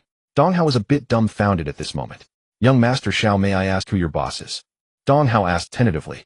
"My boss is Lin Chen." Dong Hao suddenly became excited. His father had recently mentioned that the hotel had a new owner, a young man who had bought up all the shares of Dihao Hotel in one go, likely the heir of some super wealthy family. Dong Hao had been wanting to find an opportunity to meet him, and unexpectedly, by chance, he had run into Boss Lin's friend. Yes. I've never met young Master Lin, so I didn't recognize him just now." Dong Hao explained somewhat awkwardly. "All right, you're lucky, kid. Stay here and hang out for a while, and my boss should be back soon." Xiao Fei smiled, then stopped paying attention to Dong Hao and turned to chat with Tang Weiner. Tang Weiner was also somewhat surprised at the moment. She hadn't expected that the big boss of Dihao Hotel was actually her best friend's boyfriend. Would she be able to come and freeload meals often from now on? Soon Lin Chen and the others returned. Seeing everyone back, Dong Hao stood up nervously. Noticing an unfamiliar man at the booth, Chun Xiao asked with confusion, "Fourth brother, do you know him?" Xiao Fei shook his head and said with a smile, "I don't know him, but he wants to get to know our boss." Lin Chen looked at the man with some confusion. He really didn't know him.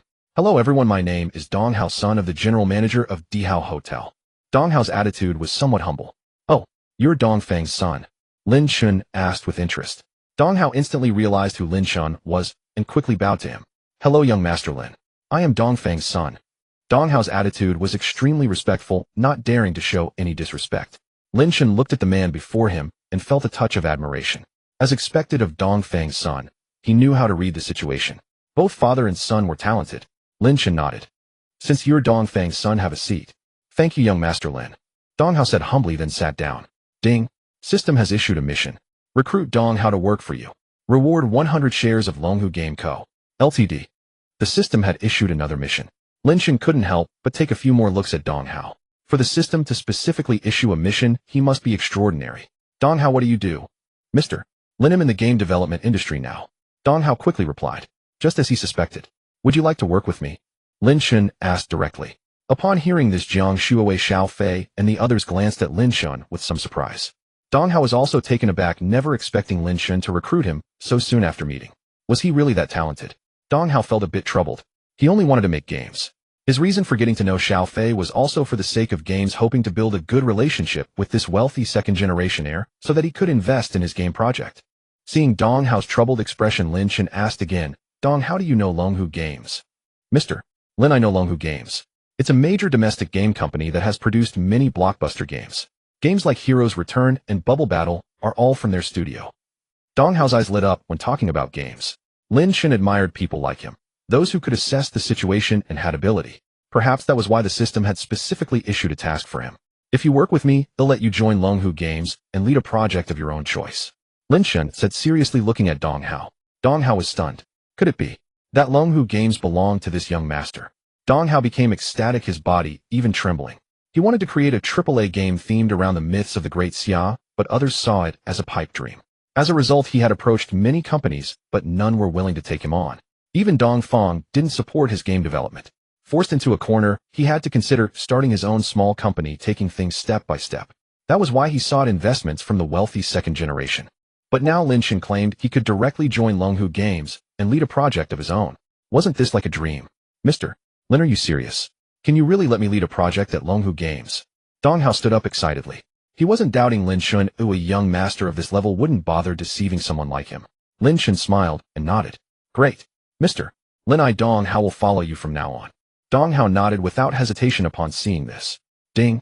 Congratulations to the host for completing the task. Longhu Games Co. Ltd. has been registered under your name." Lin Chen remained composed on the surface, but inwardly, he was overjoyed. "Don't worry, I always keep my word," Lin Chen said with a pleasant smile to Dong Hao. "Thank you, Mr. Lin. I toast to you." Dong Hao filled a glass to the brim, then raised his head and downed it in one gulp. Xiao Fei stared intently at Lin Chen. "Longhu Games is yours too." "It's mine now," Lin Chen said with a smile. "When did you acquire it? How come I didn't know?" Jiang Shuowei leaned close to Lin Chen's ear and whispered. Lin Chen pulled Jiang Shuowei into his embrace. "Just now," he whispered into her ear. Everyone else averted their eyes, pretending not to notice. Dong Hao also looked away. Jiang Shuowei felt a tickling sensation from the warm breath of Lin Chen against her ear.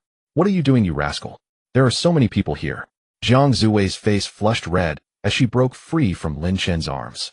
After extricating herself, she cleared her throat to ease the awkward atmosphere.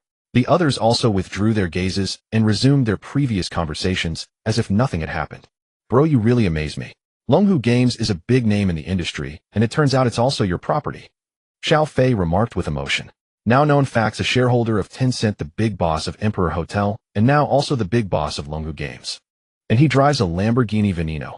Which family named Lin is this wealthy? Lin Chen smiled faintly without saying a word. "Mr. Lin, rest assured, I will not disappoint your expectations. I will go all out to create a game that amazes everyone." Dong Hao looked at Lin Chen with gratitude. Lin Chen nodded. "Bro, let's have a drink. Among the 5 of us tonight, 2 must fall." Xiao Wei raised his glass, signaling Lin Chen to sit with them. Lin Chen glanced at Jiang Shuowei. Jiang Shuowei didn't want Lin Chen to drink too much, but since these were his brothers, she couldn't stop him. She could only nod reluctantly. Only then did Lin Chen move over to sit with Xiao Wei and the others. Chen Xiao, who was not a heavy drinker, watched the high spirits of the group. Despite his hesitation, he didn't want to dampen everyone's enthusiasm. He forced a faint smile and declined, "Well, my alcohol tolerance is really limited. Maybe you'll just have a little." However, Xiao Fei and the others wouldn't let him off, urging loudly, "Chen Xiao, on such a happy day, don't be a killjoy." Chen Xiao had no choice but to steel himself and drink a little. After several rounds of drinks, everyone chatted about everything under the sun. But Chen Xiao gradually felt dizzy, and an unnatural flush crept onto his face. He tried hard to stay sober, but the alcohol surged and his consciousness began to blur. "Damn, did you guys drug me? Why do I feel so dizzy?" After saying this, Chen Xiao slumped onto the table motionless. The others were taken aback at first, then burst into laughter. Xiao Fei said with a smile, "This guy Chen Xiao claiming he can't drink, and he's already down after just a little." Xiao Wei also teased, "Chen Xiao's alcohol tolerance is ridiculously bad." Lin Chen looked at the drunken Chen Xiao, shook his head helplessly, and said to everyone, "All right, Chen Xiao has done his best. Let's not overdo it. Let's call it a day." Everyone nodded in agreement. "Xiaowei, will you stay at my place tonight?" Lin Chen said softly, looking at Jiang Xiaowei. Jiang Xiaowei blushed and replied with a barely audible "Oh, so Xiaowei is going to enjoy herself while I have to go back to the school alone." Tang Weiner said with a smile. Jiang Xiaowei's blush deepened. "Sister Weiner, how about I drive you back to school? We're from the same school anyway." Xiao Fei quickly offered. Tang Weiner hesitated. "Looks like someone won't be going back to school alone." Accompanied by a handsome guy, Jiang Xiaowei seized the chance to tease. Tang Weiner glared at Jiang Xiaowei, then met Xiao Fei's hopeful gaze, and finally nodded in agreement. "Well, okay, thank you for the trouble." "No trouble at all. It's my honor to escort Sister Weiner back." Xiao Fei's face lit up with joy. He then called a sober receptionist from the front desk to drive his car to take them both back. Xiao Wei looked helplessly as Xiao Fei led Tang Weiner away. Then he glanced down at Chen Xiao, who was sleeping on the booth seat. "You left, and now what am I supposed to do, you bastard? Dong Hao, add me on WeChat so I can reach you later." With that, Lin Chen pulled up his friend QR code. Dong Hao quickly scanned it and added him as a friend. "Thank you, Mr. Lin. No need to be so formal, just focus on making a good game." Lin Chen smiled faintly, then turned his gaze to Xiao Wei. "Third brother, call a ride for yourself. They'll head off now." After saying this, Lin Chen took Jiang Zuwei's hand and left the club. "Brother Hao, give me a hand." Lin Chen and Jiang Shuwei arrived at the side of the Veneno. "Aiken, are you really sure you want me to drive? I haven't driven much since I got my license. It would be such a shame if we scratched or dented this car." Jiang Shuwei said, a little worried. Lin Chen, however, was unconcerned. "It's fine, just drive it however you like." Jiang Shuwei had no choice but to get into the driver's seat. She took a deep breath and carefully started the Veneno. The car let out a low rumbling growl like a beast poised to spring. She gripped the steering wheel nervously, her eyes darting around to survey the road conditions. Sitting in the passenger seat, Lin Chen watched Jiang Shuwei with a relaxed expression. "Don't be nervous, just drive it like any other car," he reassured her. Jiang Shuwei nodded slightly, but her palms were still sweaty. She slowly pressed the accelerator, and the Veneno glided forward smoothly. As the car drove on, Jiang Zuwei's nervousness gradually faded. She began to enjoy the feeling of driving this luxury vehicle. Passers-by cast envious glances their way, and a sense of pride welled up inside her. She glanced at Lin Chen and saw him looking back at her with a smile. "See, not so nervous now, are you?" Lin Chen asked. Jiang Shuwei flashed a brilliant smile. "Emma, much better," she said. The Veneno sped down the road, and Jiang Zuwei's driving became more and more skilled. It was already past midnight, nearing 1 in the morning. The Yulon Shengting Villa district was enveloped in silence. Jiang Shuwei drove the Veneno slowly through the entrance, the car's roar cutting sharply through the quiet night. The security guard at the gate recognized the vehicle instantly and raised the barrier without hesitation. Jiang Shuwei looked at Lin Chen, a bit anxious. "Aiken, it's so late, where should I park?" Lin Chen smiled slightly. "In the garage, of course. Just drive up to the door, it'll open automatically." Jiang Shuwei nodded and drove to the garage entrance. The cameras on both sides scanned the license plate, and the garage door began to rise slowly. "Wow, that's pretty high-tech," Jiang Shuwei said, her face full of wonder. She carefully maneuvered the car into the garage, the Veneno's sleek body gleaming under the lights. Lin Chen took her hand. "Come on, let's go inside." "Okay." A faint blush crept onto Jiang Zuwei's cheeks as she nodded obediently. Lin Chen led her by the hand into the villa. The soft lighting enveloped the entire space like a thin veil, creating an intimate and mysterious atmosphere. As they entered the living room, Lin Chen's gaze fell upon the wine cabinet. A slight smile played on his lips as he turned to Jiang Shuwei. "How about we have another drink?" Jiang Shuwei blushed and nodded gently. Lin Chen opened the cabinet and took out a bottle of red wine and a couple of exquisite goblets. He slowly poured the wine, the deep crimson liquid shimmering enticingly under the light. He handed a glass to Jiang Shuowei, and as their fingers brushed it felt like an electric current passed between them. They locked eyes, raised their glasses, and took a sip, the mellow aroma of the wine spreading across their palates. As glass after glass was consumed, the atmosphere grew even more charged. Lin Chen's gaze became increasingly intense, and Jiang Zuwei's cheeks were flushed with a captivating glow. They unconsciously drew closer, their breaths mingling. Just as they were both on the verge of being swept away by the moment, Jiang Shuowei blushed and whispered, her voice barely audible, "Can I think I want to take a shower first." Lin Chen paused for a moment, then a gentle smile spread across his face. "All right, I'll show you the way." He took her hand and led her into the bathroom attached to the bedroom. After Jiang Shuowei stepped inside, she realized she hadn't brought a change of clothes. She bit her lip, hesitated for a moment, then opened the bathroom door and called out softly, "I don't have any clothes." Lin Chen was taken aback for a second, then found one of his own shirts to hand to her. Listening to the sound of the water running in the bathroom, he felt an undeniable surge of anticipation. After a while, the bathroom door opened again. Jiang Shuowei walked out wearing Lin Chen's shirt, her damp hair cascading loosely over her shoulders. The oversized shirt hung on her frame, revealing her fair legs, and she looked incredibly alluring. Lin Chen's gaze was instantly captivated. He stared at her, momentarily speechless. Jiang Shuowei felt a bit shy under his intense look, lowering her head as the blush on her cheeks deepened. "What's wrong, Aiken?" Lin Chen walked slowly towards her, gently lifted her chin, his eyes brimming with affection. "Shuowei, you're so beautiful." He pulled her into his arms, and with a surprised gasp from her lifted her in a bridal carry and laid her on the bed. Jiang Shuowei lay on the bed, her face flushed. Lin Chen hovered over her, their eyes locked. Lin Chen lowered his head and kissed her. The kiss was passionate and deep, filled with desire and love. Jiang Shuowei closed her eyes and responded. His hand gently caressed her cheek, then traced down her neck, gliding over her collarbone. Jiang Shuowei trembled slightly, a strange and powerful sensation surging through her. Lin Chen's kisses grew more fervent, moving from her lips to her earlobe, nibbling gently. A soft moan escaped her lips, and the sound was like a spark that ignited a blaze within him. Lin Chen lifted his head and kissed her again, their tongues intertwining, their breaths merging. His body pressed against hers, and he could feel her softness and warmth. Jiang Zuwei's breathing grew quicker, and soon he had divested her of the shirt. Her perfect figure was now completely revealed to him. A flicker of awe and love passed through Lin Chen's eyes. He looked into hers and whispered, "Shuowei, I love you." Tears glistened in her eyes as she nodded gently and replied, "Aiken, I love you too. Love me well." Lin Chen leaned close to her ear, his warm, heavy breath ghosting over it. "I will love you well, Shuowei." Even the moon in the sky seemed to shyly hide its face. What followed is left to the imagination. The next morning, sunlight streamed through the gaps in the curtains, casting a warm glow upon the bed and rousing the two from their slumber. Lin Chen slowly opened his eyes, gazing at Jiang Shuowei, who was still lost in her dreams beside him. A trace of weariness and contentment lingered on her face, her long eyelashes trembling slightly like the delicate wings of a butterfly. A surge of tenderness welled up in Lin Chen's heart as he gently kissed her forehead. Sensing his touch, Jiang Shuowei stirred awake. As her eyes fluttered open and met his tender gaze, a faint blush crept across her cheeks. "Good morning," Jiang Shuowei whispered softly. "Morning," Lin Chen replied with a gentle smile, reaching out to pull her into his embrace.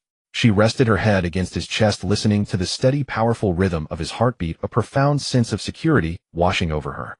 "About last night," she began hesitantly, the blush on her cheeks deepening.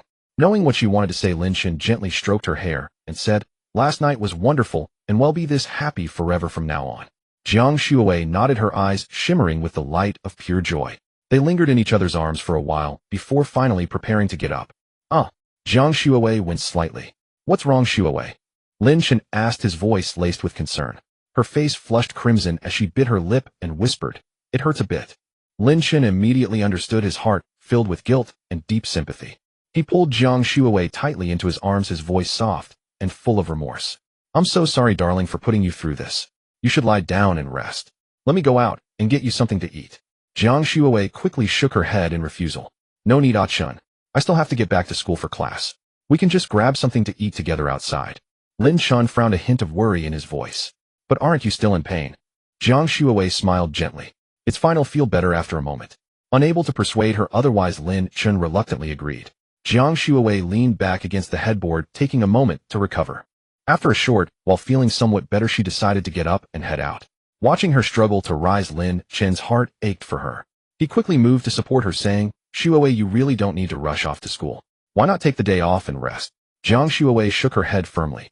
No, I have a very important class today that I can't miss. Seeing her resolute attitude, Lin Chen had no choice but to let it go. As he watched her change clothes, a glimpse of her fair skin as pure and alluring as fresh snow caught his eye. His heart jolted violently, his gaze seemingly glued to her, unable to look away. Instantly, that familiar restless feeling began to stir within him again. The Bodhi is not a tree, the bright mirror is not a stand. Lin Chen quickly began to silently recite a sutra over and over, desperately, trying to suppress the surging urge. He squeezed his eyes shut and took several deep breaths. It was a long moment before he finally managed to quell the restlessness.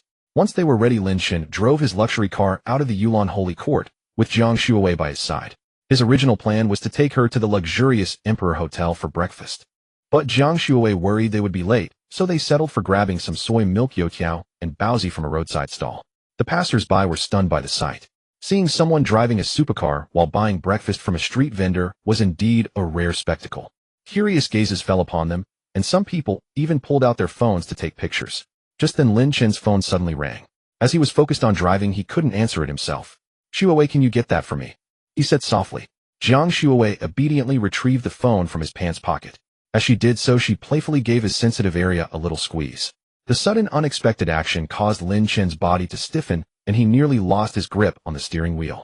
Lu Shu's voice came through the phone. "Chairman Lin, this is Lu Shu. General Ma Teng will be arriving at the Emperor Hotel around 1030. Will you have time to meet him?" Her tone carried a hint of urgency, and she breathed a sigh of relief upon finally getting through to him. She had sent him a message last night, but had received no reply, leaving her anxious as an ant on a hot pan. She had sent another message early this morning, but again there was no response. It was as if he had vanished into thin air. Unable to bear it any longer, she made the call, and thankfully it connected. Lin Chen glanced at the time. It was just past 9. "All right, no problem." "And Lu Hai?" Lu Shu quickly replied. "Lu Hai just landed. He should be at the Emperor Hotel in a little while." "Okay.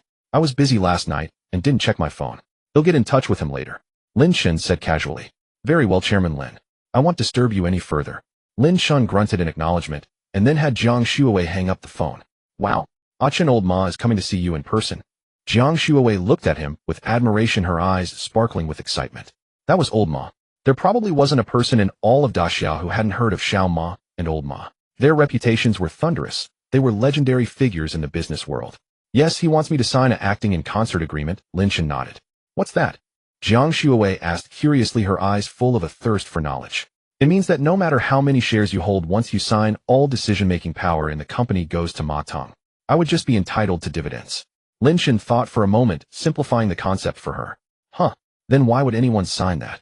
Jiang Shuowei frowned, a look of confusion on her face. "Wasn't that an unfair clause? That's why I'm not going to sign a full acting in concert agreement with him. At most I'd sign a partial one," Lin Chen said calmly. Jiang Shuowei guessed the meaning from the name. "So you'd still have voting rights, but you'd have to listen to him in certain situations." "Exactly," Lin Chen confirmed. "Oh." Jiang Shuowei nodded, a look of dawning comprehension on her face. "If I didn't have a mandatory class today, I'd want to come with you to see what a living, breathing old Ma looks like." Jiang Shuowei mumbled dejectedly, a look of regret on her face. "What class is so important that you absolutely have to go?" Lin Chen was a bit curious. In his experience, weren't university electives always skipped, and required courses selectively skipped? "The teacher is my mom's best friend. She definitely knows him back at school. If I don't show up, it'll be hard to explain." Jiang Shuowei said helplessly. Lin Chen understood. That made sense. He was about to drive into the school campus, but Jiang Shuowei stopped him. "I can go in by myself. Don't you have things to do? I can get back on my own." As she spoke, she cheerfully gave him a peck on the cheek. Then, without giving him a chance to argue, she got out of the car. Lin Chen had no choice but to get out of the car as well. After parking by the roadside, he followed and took Jiang Shuowei's hand. Many of the surrounding classmates started taking photos. "Wait, isn't this the campus beauty Jiang Shuowei and her wealthy boyfriend? How did the Ferrari turn into a Lamborghini? Isn't this the Veneno that's all the buzz at school? It's actually Jiang's boyfriend's car. That's insane. They'll walk you to your classroom." Lin Chen took Jiang Shuowei's hand and said gently, "No need. Aren't you in a hurry? You should get going." Although Jiang Shuowei was delighted inside, she didn't want to delay Lin Chen. "It's fine, there's time." Holding Jiang Shuowei's hand, Lin Chen walked into the school under the watchful eyes of the students around them. Jiang Shuowei couldn't dissuade Lin Chen, so she let him lead her forward. "Aiken, you're so sweet, but do you even know where my classroom is?" Lin Chen's steps faltered. He then obediently let Jiang Shuowei walk ahead. He escorted her all the way to the classroom door. "All right, this is our classroom," Jiang Shuowei said with a sweet smile. Okay, I'll head off then. They'll pick you up for lunch at noon. Okay. Jiang Shuwei stood on her tiptoes to give Lin Chen a quick kiss before running into the classroom. Lin Chen's phone vibrated. He opened it to see a message from Lu Hai. Chairman Lin, I've arrived at the entrance of the Emperor Hotel. Could just give them your name. After replying, Lin Chen immediately called Dong Fong. Chairman Lin, you were looking for me. There's a man named Lu Hai downstairs.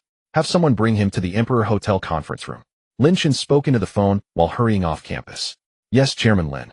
After hanging up, Lin Chen walked for a while longer before finally exiting the school gate. Amidst the envious and admiring gazes of the crowd, he sped away in the Veneno. Before long, Lin Chen slowly pulled the eye-catching Lamborghini Veneno into the Emperor Hotel's parking lot. The hotel lobby was resplendent with a massive crystal chandelier radiating brilliant light. Seeing Lin Chen, the staff members bowed respectfully. Dong Fong was already waiting for him. Chairman Lin, Mr. Liu is already waiting for you in the conference room. Lin Chen nodded faintly. Where's the contract I asked you to prepare earlier? Hearing this, Dong Fong quickly handed a contract to Lin Chen. Lin Chen gave it a brief look, then headed straight to the conference room with Dong Fong. When Lin Chen arrived, Lu Hai was already seated inside. Dong Fong wisely chose not to follow them in. Lu Hai's mood was quite anxious. After all, this was a magnate who held a 10% stake in the Penguins Group. If liquidated, that would be hundreds of billions in RMB. Seeing Lin Chen enter the conference room, Lu Hai quickly stood up and respectfully greeted him. Hello, Chairman Lin. No need to be so formal, have a seat. Lu Hai only sat down after Lin Chen did. Once both were seated, Lin Chen looked at Lu Hai and said slowly, Lu Hai, I believe you've come well prepared for our meeting today. The reason I chose you as my personal secretary is not only because of Lu Shu, but also because I value your abilities. Lu Hai listened intently, his eyes filled with determination. Chairman Lin, thank you for your trust. I will give it my all and live up to your expectations. Lin Chen nodded with satisfaction. He then handed the contract to Lu Hai. Take a look. If everything's in order, you can sign it.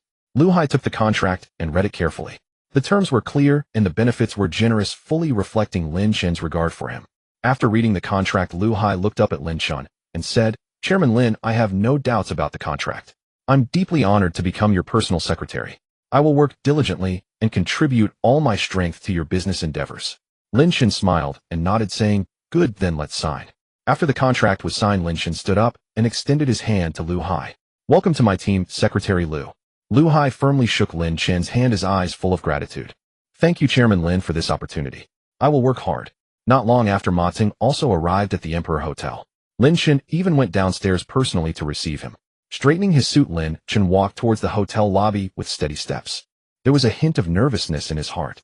After all, Ma Ting was a legendary figure in the business world. The ability to single-handedly build a commercial empire of such magnitude was unrivaled by few. Lin Chen and Lu Hai reached the lobby, where Dong Fong was already greeting Ma Ting and the others with a beaming smile. Chairman Ma, hello. I'm Lin Chen. Even though Ma Ting had mentally prepared himself knowing Lin Chen was only a freshman, he was still genuinely taken aback seeing him in person. The young man before him, so youthful, had achieved such extraordinary success in business. Truly impressive. Chairman Lin, I've heard so much about you. Meeting you today, one can truly say the young are formidable. Ma Ting said with a smile, extending his hand. Lin Chen shook his hand in return and replied, You flatter me, Chairman Ma. You are the true business legend. I still have much to learn from you. The atmosphere among the group was rather subdued, with only Ma Ting and Lin Chen chatting and laughing along the way. Upon entering the conference room, the mood instantly became more delicate. After taking a seat, Ma Ting spoke first. Chairman Lin, you know the purpose of my visit today. It's about the concerted action agreement. Lin Chen smiled and nodded. I understand. However, I certainly want sign a full concerted action agreement. As for a partial one, I'll sign it, as long as you, Chairman Ma, offer the right price. Ma Ting was silent for a moment, conferred briefly with those around him, and then looked back at Lin Chen. 50 billion RMB. Lin Chen was actually quite satisfied with this. After all, even if he were in charge of the Penguins Group, he wouldn't do a better job than Ma Ting. He could just sit back, do nothing, and quietly wait for his dividends. And now being able to squeeze a bit more out of Ma Ting was already a bonus. Deal. Lin Chen smiled and nodded.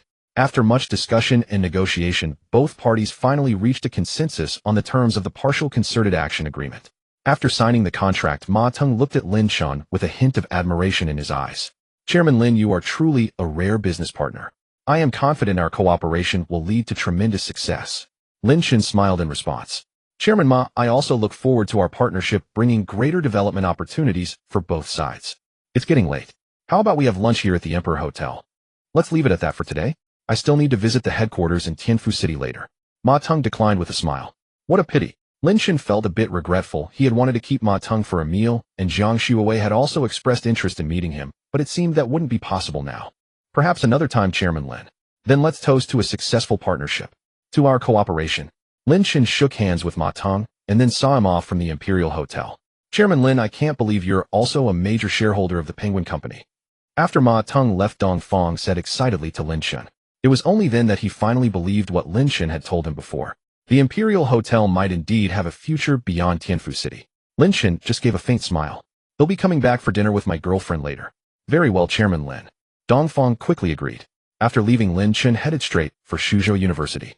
By the time he arrived at the main gate, Jiang Shuawei was already waiting with Tang Weiner by her side. Lin Chen pulled up in front of them. Senior Tang, are you joining us for dinner? Lin Chen asked, puzzled. His car only had room for two. With a big spender like you, Master Lin, I'd be a fool not to freeload a meal. Tang Weiner said with a laugh. Oh, don't worry about Weiner, she'll have someone picking her up soon. Jiang Shuawei opened the car door and got in. Just then a blue Porsche 918 pulled up, stopping right behind Lin Chen's car. A familiar head popped out of the window. Sister Weiner, get in. Xiao Fei called out excitedly, waving at Tang Weiner. Tang Weiner looked at Xiao Fei's car a little surprised. But then she thought if Xiao Fei could blow hundreds of thousands on a night of drinking, why wouldn't he drive a supercar? So she walked over and got into the passenger seat of Xiao Fei's car. Chen, what kind of car is Xiao Fei driving? Jiang Shuawei asked, curious as she looked at it. Lin Chen took a closer look. A Porsche 918, probably over 10 million yuan, Lin Chen said with a smile. Oh, it does look nice, but not as nice as our car. Jiang Shuawei gave Lin Chen a peck on the cheek and said with a grin. Lin Chen affectionately ruffled Jiang Shuawei's hair. Boss, let's go. I'm starving. Xiao Fei's voice came from behind. Lin Chen stuck his middle finger out the window, then the engine let out a deep, powerful roar as he sped off. Xiao Fei quickly followed behind. The two supercars raced down the road one after the other, drawing the attention of many passers-by. Wow, those two cars are awesome, a young man said excitedly. Only the rich can afford such luxury cars. The person next to him agreed. A word from you is like Zhuangzi bringing purify. As they got closer to the Imperial Hotel, Lin Chen and Xiao Fei gradually slowed down. They parked the cars steadily in the hotel's parking lot and got out together. After parking, Lin Chen and Xiao Fei entered the Imperial Hotel with Jiang Shuawei and Tang Weiner. Dong Feng respectfully led the way, escorting them to the Tianzi No. 1 private room. Shortly after, a waiter entered with menus and politely handed one to Lin Chen. Lin Chen handed the menu to Jiang Shuawei and said with a smile, Shuawei, you order for us. Jiang Shuawei took the menu and began to study it carefully. Tang Weiner, sitting next to her, curiously leaned over to look as well. When Tang Weiner's eyes landed on the prices, she couldn't help but widen them slightly. An Australian lobster was priced at a staggering 5,000 yuan each. A top-grade Wagyu steak cost tens of thousands per serving, and the price for the rare seafood sashimi platter was even more jaw-dropping. Tang Weiner inwardly marveled at how different the life of the wealthy truly was. After Jiang Shuawei ordered a few of her favorite dishes, she handed the menu back to Lin Chen. He looked it over, added some house specialties, and then gave the menu to the waiter. The waiter smiled, nodded, and turned to notify the kitchen to prepare the dishes. While waiting for the food, Xiao Fei kept stealing glances at Tang Weiner and frequently tried to strike up conversations. Sister Weiner, are you tired from your studies lately? Xiao Fei asked with a smile. Tang Weiner was momentarily taken aback before replying. It's quite busy, but also very fulfilling. Xiao Fei quickly added. Then you should take care of yourself, don't overdo it. If you have time, maybe we can go out and have some fun together. Tang Weiner looked into Xiao Fei's sincere eyes, and a flicker of joy stirred within her. Yet her heart was filled with conflict and hesitation. She knew Xiao Fei was wealthy and came from a privileged background, while she was just from an ordinary family. The gap between them was so vast that she couldn't help but doubt the sincerity of his feelings. She recalled the stories she had heard about wealthy young men toying with emotions, and a wave of worry washed over her. She was afraid of being just a momentary plaything for Xiao Fei to be cruelly discarded once the novelty wore off. Moreover, she worried she wouldn't fit into his social circle or adapt to his lifestyle. She stole a glance at him, lost in thought. Xiao Fei was indeed handsome, charming, and gentle with her. But could it really last? She wasn't sure. She felt she should keep her head and not be swept away by a fleeting emotion. Just then the waiters began to serve the dishes. One exquisite dish after another was placed on the table, emitting an enticing aroma. The vibrant red shell of the Australian lobster, the marbled fat of the Wagyu steak, and the fresh colors of the seafood sashimi platter were all mouth-watering. Seeing Tang Weiner's amazed expression, Xiao Fei said with a smile, Sister Weiner, try some. I knew the food here was great the last time I came with the boss. As he spoke, he picked up the serving chopsticks and placed a piece of lobster meat on her plate. Tang Weiner took it with a hint of shyness and took a delicate bite. The tender succulent meat and rich flavor made her exclaim in admiration, "It's really delicious." Throughout the meal, Xiao Fei continuously served Tang Weiner, catering to her tastes. Lin Chen watched Xiao Fei's actions and nodded inwardly with approval. But he was still concerned about whether Xiao Fei's feelings for Tang Weiner were serious, given his past extravagant lifestyle. Taking advantage of a moment when no one was looking, Lin Chen leaned in close to Xiao Fei and asked seriously, "Xiao Fei, are you serious about Tang Weiner? With your past lifestyle, you're not just playing around, are you?" Xiao Fei quickly assumed a solemn expression and said, "Brother Lin, rest assured I truly like Sister Weiner. I know my past behavior might make me seem unreliable, but I will change." Lin Chen gave a slight nod upon hearing this. "Alright, I hope you can live up to your words. Senior Tang is Zhu Wei's best friend. If your intentions aren't pure, I won't let it slide. Boss, don't worry. If I really win Sister Weiner's heart, I promise to be devoted to her alone." Xiao Fei replied with utmost seriousness. Meanwhile, Jiang Xuewei was quietly asking Tang Weiner, "Weiner, do you really have feelings for Xiao Fei?" Tang Weiner blushed and nodded shyly. "But I feel like he's too wealthy and am not good enough for him. I'm also afraid he's just infatuated and playing around, so I want to observe him a bit more." Jiang Xuewei held Tang Weiner's hand and comforted her. "Weiner, don't think like that. Love doesn't distinguish between rich and poor. As long as you truly like each other, you can make it work. But you're right to be cautious. They'll have Lin Chen keep a close eye on Xiao Fei. I would never let you get hurt." Tang Weiner glanced at Xiao Fei again. "We'll see." Since they had to drive, no one drank. After the meal, because Xiao Fei had military training, he returned to school with Tang Weiner. "Chen, how did your talk with old Ma go?" Jiang Xuewei asked curiously. "Pretty well, we signed a partial concerted action agreement," Lin Chen said with a smile. "Oh, then where are we going later?" Lin Chen thought for a moment. He had been busy these past few days, and yesterday was his first night in the villa, only to find it completely empty. "Let's go buy some daily necessities for the villa later. Anyway, Yulan Shangting is only a kilometer or two from school. From now on, we won't stay on campus, we'll live in the villa." Jiang Xuewei's face flushed at his words. Living outside every day. Wouldn't that mean this? Jiang Xuewei hesitated. It wasn't that she was unwilling to live with Lin Chen, but she was concerned about Tang Weiner. There were 4 people in the dorm. One was Han Qiqi, and the other almost never came back. If she left, Tang Weiner would have to face Han Qiqi's disgusting behavior all alone every day. Just thinking about it made her feel sorry for Tang Weiner. Seeing Jiang Xuewei's hesitation, Lin Chen asked, "What's wrong, Xuewei?" "It's nothing." Fearing Lin Chen might misunderstand, Jiang Xuewei explained everything in detail. Lin Chen suddenly understood. It was indeed a problem, given how close they were, as she really had to consider her best friend's feelings. "Then let's not rush this. But we might still stay at the villa from time to time, so let's go buy some things this afternoon," Lin Chen said with a smile. "Okay, Chen is the best." Delighted that Lin Chen agreed. Without getting angry, Jiang Xuewei happily hugged his arm. Lin Chen felt a pleasant sensation as Jiang Xuewei's ample softness pressed against his arm. Just then his phone rang. "Hello, Mom, is something wrong?" Seeing it was his mother calling, Lin Chen quickly answered. "What can I call my son if there's nothing wrong?" his mother said with feigned annoyance. "Of course not, Mom," Lin Chen said with an appeasing smile. "Tell me honestly, is that Rongtou Jidi real estate company yours?" His mother's tone suddenly turned serious. "Mom, why do you ask?" Lin Chen asked, puzzled. Then he suddenly remembered firing Yuan Lu during his last visit to Rongtou Jidi. "Did Yuan Lu tell you about this?" "Mom, please don't be soft-hearted and agree to anything their family wants. Relatives like that aren't worth keeping," Lin Chen said urgently. "First tell me, is that big company yours?" His mother asked. "It's not entirely mine. I own a stake in it, in the major shareholder of Rongtou Jidi." "Is your cryptocurrency worth that much?" "Enough to buy shares in such a big company." His mother sounded shocked. "Haha, it does make good money, but Mom, don't tell anyone else." Lin Chen gave an awkward laugh.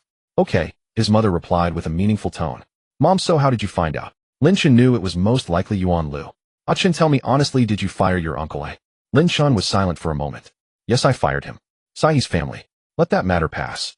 Since you've become so successful, there's no need to hold on to it," his mother said with a sigh. Yuan Lu had practically grown up under her watch. His mother was 7 or 8 years older than him, and when he was little he used to follow her around, calling her sister. Somehow he had changed into a completely different person after growing up. Today when she came out for lunch and checked her phone, it turned out that her Aunt Yuan Lu's mother was posting in their family circle loudly claiming that her son had somehow become the big boss of a major company, and the first thing he did was fire Yuan Lu. She said all Yuan Lu's years of hard work had been for nothing.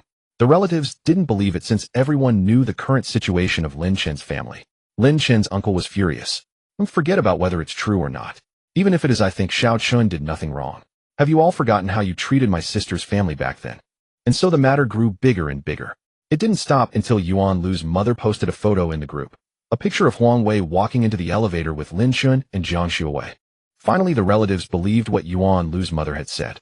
But unexpectedly, instead of condemning Lin Chen's family, as they had imagined, the relatives were all eager to curry favor with the Lin family. The awkward part was, except for Lin Chen's uncle, no one had Lin Chen's contact information. So those relatives started sending messages to his mother. Mom, hey, race, what happened? After hearing the whole story, Lin Chen found it almost unbelievable. How could relatives act like this? They stir up trouble and then twist the facts. They even tried to instigate other relatives to criticize Lin Chen's family. Ugh, disgusting. Mom, hey, race, what happened? After Lin Chen explained everything, his mother's mood visibly sank again. Mom, you treat them like family, but how do they treat you? I know it's just hard to accept all at once, his mother sighed. Mom, don't be too upset. Their family is just like that. Don't worry about them. They'll come home and see you in a few days. Lin Chen comforted her softly. Okay, oh, I almost forgot. That pretty girl in the photo. They said she's your girlfriend. Is it true? His mother's mood improved as she spoke. Since the call was on speakerphone, Jiang Xuewei could naturally hear Lin Chen's mother's voice. Her face was full of nervousness and anticipation. Lin Chen patted Jiang Xuewei's head. Yes, Mom, she's your future daughter-in-law, Lin Chen said with a smile. Hearing Lin Chen's words, Jiang Xuewei's face immediately turned red, and her joy was impossible to hide. Really? You little rascal, you're quite something. You've managed to win over such a beautiful girl. When are you bringing her home for me and your father to meet? Upon hearing this, all of Lin Chen's mother's previous bad mood vanished, replaced by surprise and delight. Sure thing, Mom. They'll bring your future daughter-in-law home in a few days. Then we'll be waiting. If you show up alone that day, you can sleep outside. Lin Chen smiled wryly at her words. All right. Mom will transfer another $1 million to you. Didn't Dad always want to buy a car? Go get one. And also, you have to install air conditioning at home. His summers are so hot. You can't just rely on fans. Your son is a big boss now, and he's got money. Don't think about saving for me. All right, my son has made something of himself. As his mother, it's time for me to enjoy life.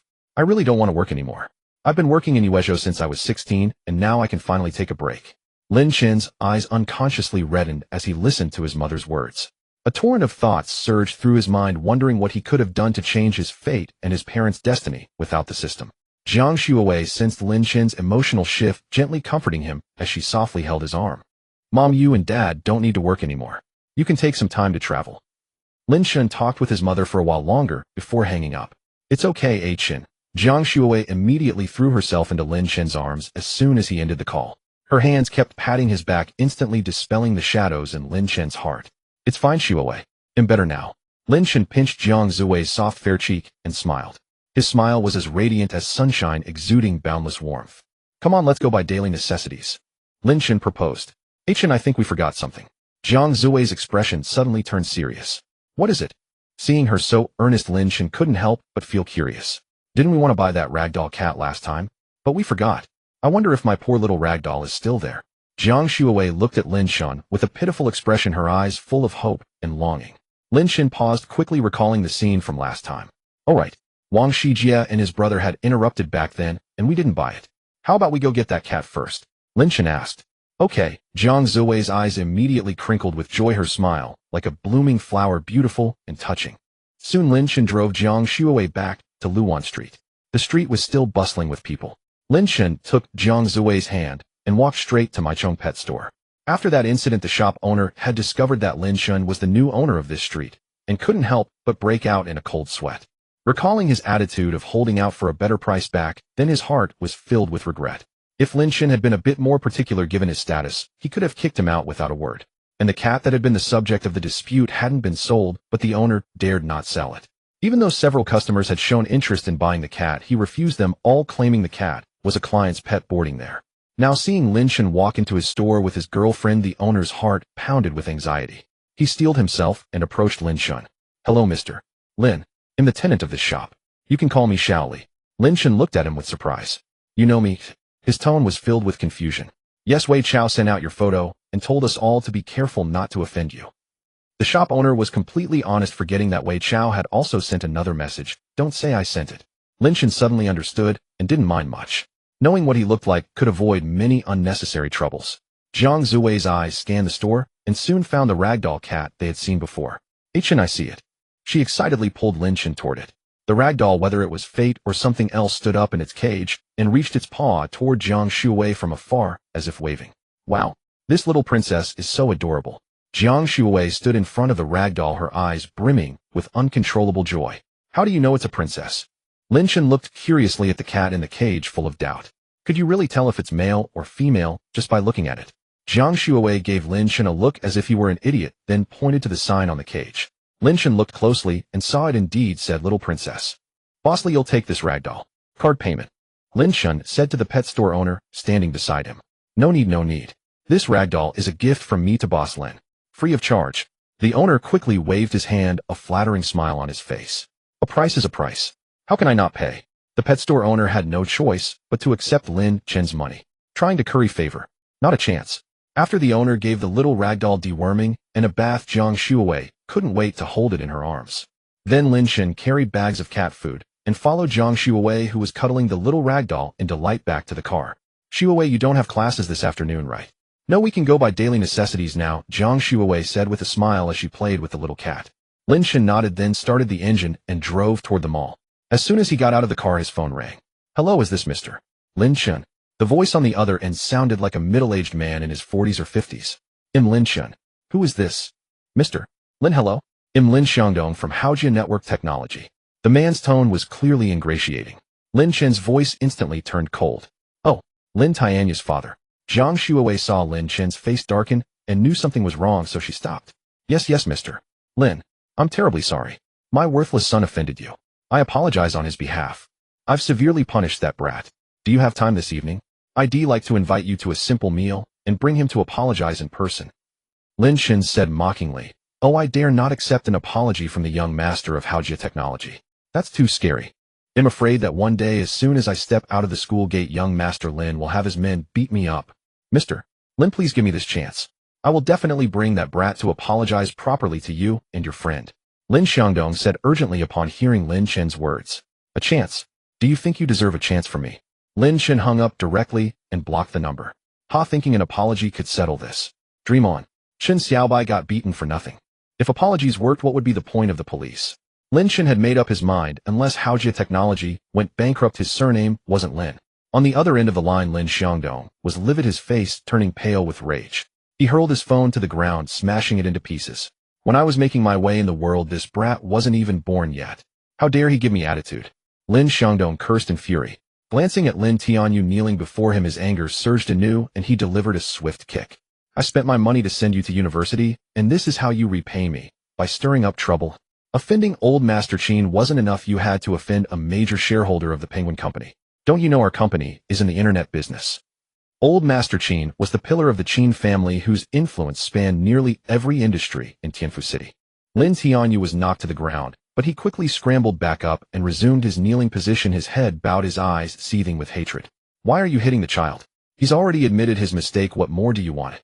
A tearful, elegantly dressed woman beside him tried to help him up, but he roughly shook her off. When you do wrong, you must own up to it. Lin Tianyu muttered through gritted teeth. Son, this wasn't your fault at all. Blame that kid Lin Chen for showing off. Who would have thought an 18-year-old freshman would be a Penguin shareholder? Though shaken off, the woman showed no sign of annoyance, continuously trying to soothe Lin Tianyu. Lin Xiangdong watched his wife with a headache. Every time he tried to discipline Lin Tianyu, she would step in to stop him. This had fostered Lin Tianyu's arrogant and willful nature. Lin Xiangdong pointed at the woman and roared. It's your constant indulgence that has spoiled him into this state. This time he's landed us in such deep trouble. If those two brats are determined to ruin us, our company will be destroyed overnight. The woman was intimidated by Lin Xiangdong's fury and fell silent. Lin Tianyu remained kneeling, his eyes still burning with resentment. Looking at his stubborn son and his blindly protective wife, Lin Xiangdong felt a wave of helplessness wash over him. He remembered the hardships of his own early days when he had clawed his way up in the business world through courage and wit to achieve his current success. But now this disappointing son, through a moment of recklessness, had pushed the family enterprise to the brink of ruin. Lin Xiangdong took a deep breath, forcing himself to calm down. Then he picked up another phone and made a call. Hello, is this Chun Xiao from Suzhou University? I'm the owner of Haojia Technology. My name is Lin Xiangdong. Wait, 1 million? No, 5 million. Just get your friend to spare Haojia Technology, and he'll give you 5 million. Damn it all. These kids are even better at giving attitude than I am. I refuse to believe that after a lifetime of hard work, I can be brought down by two snot-nosed kids.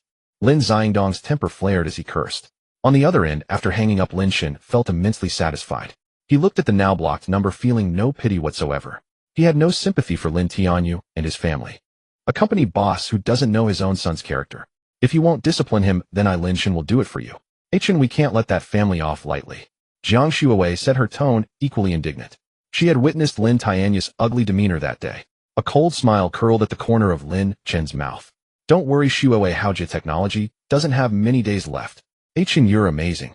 Jiang Shuawei gazed at him, her eyes sparkling with admiration. Amazing at what? Lin Chen asked with a smile. Everything. Jiang Shuawei's face flushed. As they entered the mall, Jiang Shuawei held a small plush toy in one hand and dragged Lin Chen along with the other, browsing through the stores. The mall was bustling with people and lively energy. Just then Lin Chen's phone buzzed with a message.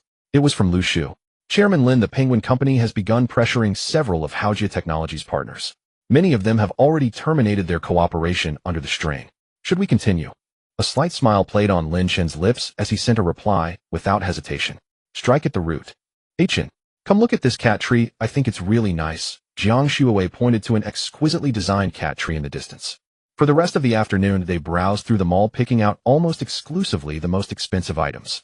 As Lin Chen put it, there was no point in having a villa worth hundreds of millions and a garage full of luxury cars if the furniture was cheap. Guests wouldn't even feel comfortable stepping inside.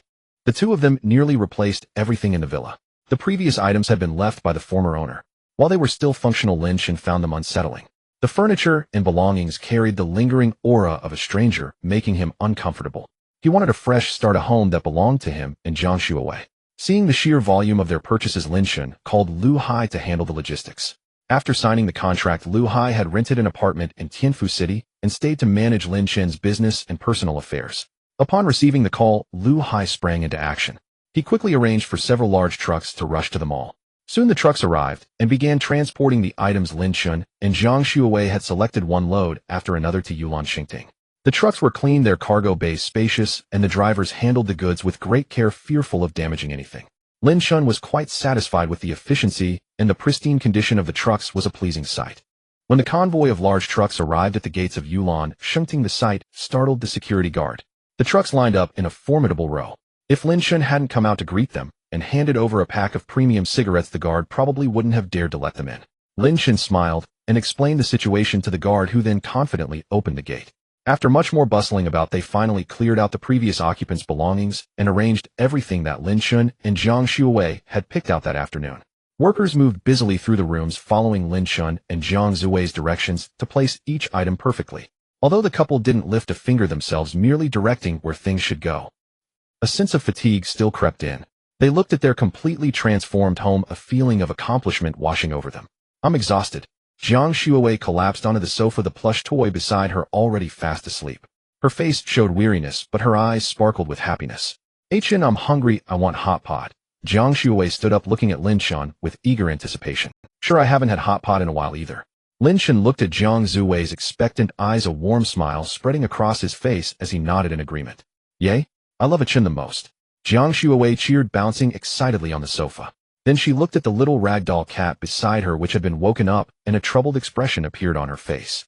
The little ragdoll stared at Jiang Shuawei with its round, bright eyes. Then what should we do with the little ragdoll? Jiang Shuawei crouched down, gently stroking the little ragdoll's head, her heart filled with reluctance. How about we put some cat food in the bowl for her and go out to eat first? Lin Chen suggested tentatively. Okay. Unexpectedly, Jiang Shuawei agreed immediately. Although she was reluctant to leave the little ragdoll, the thought of delicious hot pot made her decide to indulge her own taste buds first. She placed the little ragdoll onto the cat tree. The little ragdoll obediently lay there, watching its owner's every move. Its tiny figure was exceptionally adorable.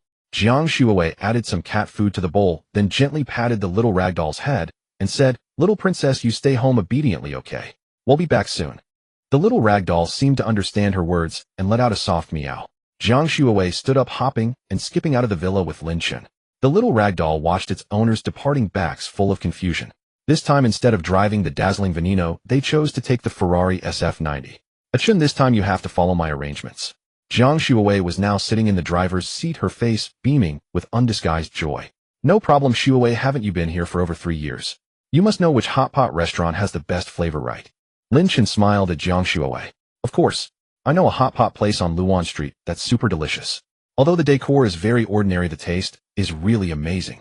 When Jiang Shuawei talked about food, her eyes sparkled. Really? Then I must give it a good try. Lin Chen said with a smile. Soon they arrived at Luan Street, found a parking lot, and parked the car. Then they left under the watchful gaze of the security guard who looked tense. The security guard stared at the luxury sports car and put away his phone which he had been using to watch videos. When they reached Luan Street, it was evening, so the street was crowded with people, mostly college students. The lights twinkled and the atmosphere was lively.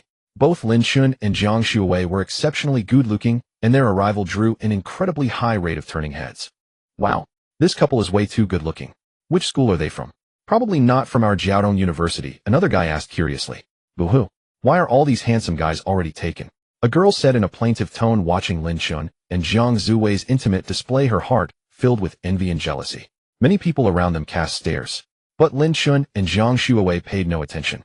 Zhang Xuewei excitedly pulled Lin Chen forward, and soon they turned into a small alley. Zhang Xuewei led Lin Chen to the entrance of a restaurant called Lu Depang Hot Pot Restaurant. A female waitress was soliciting customers at the door.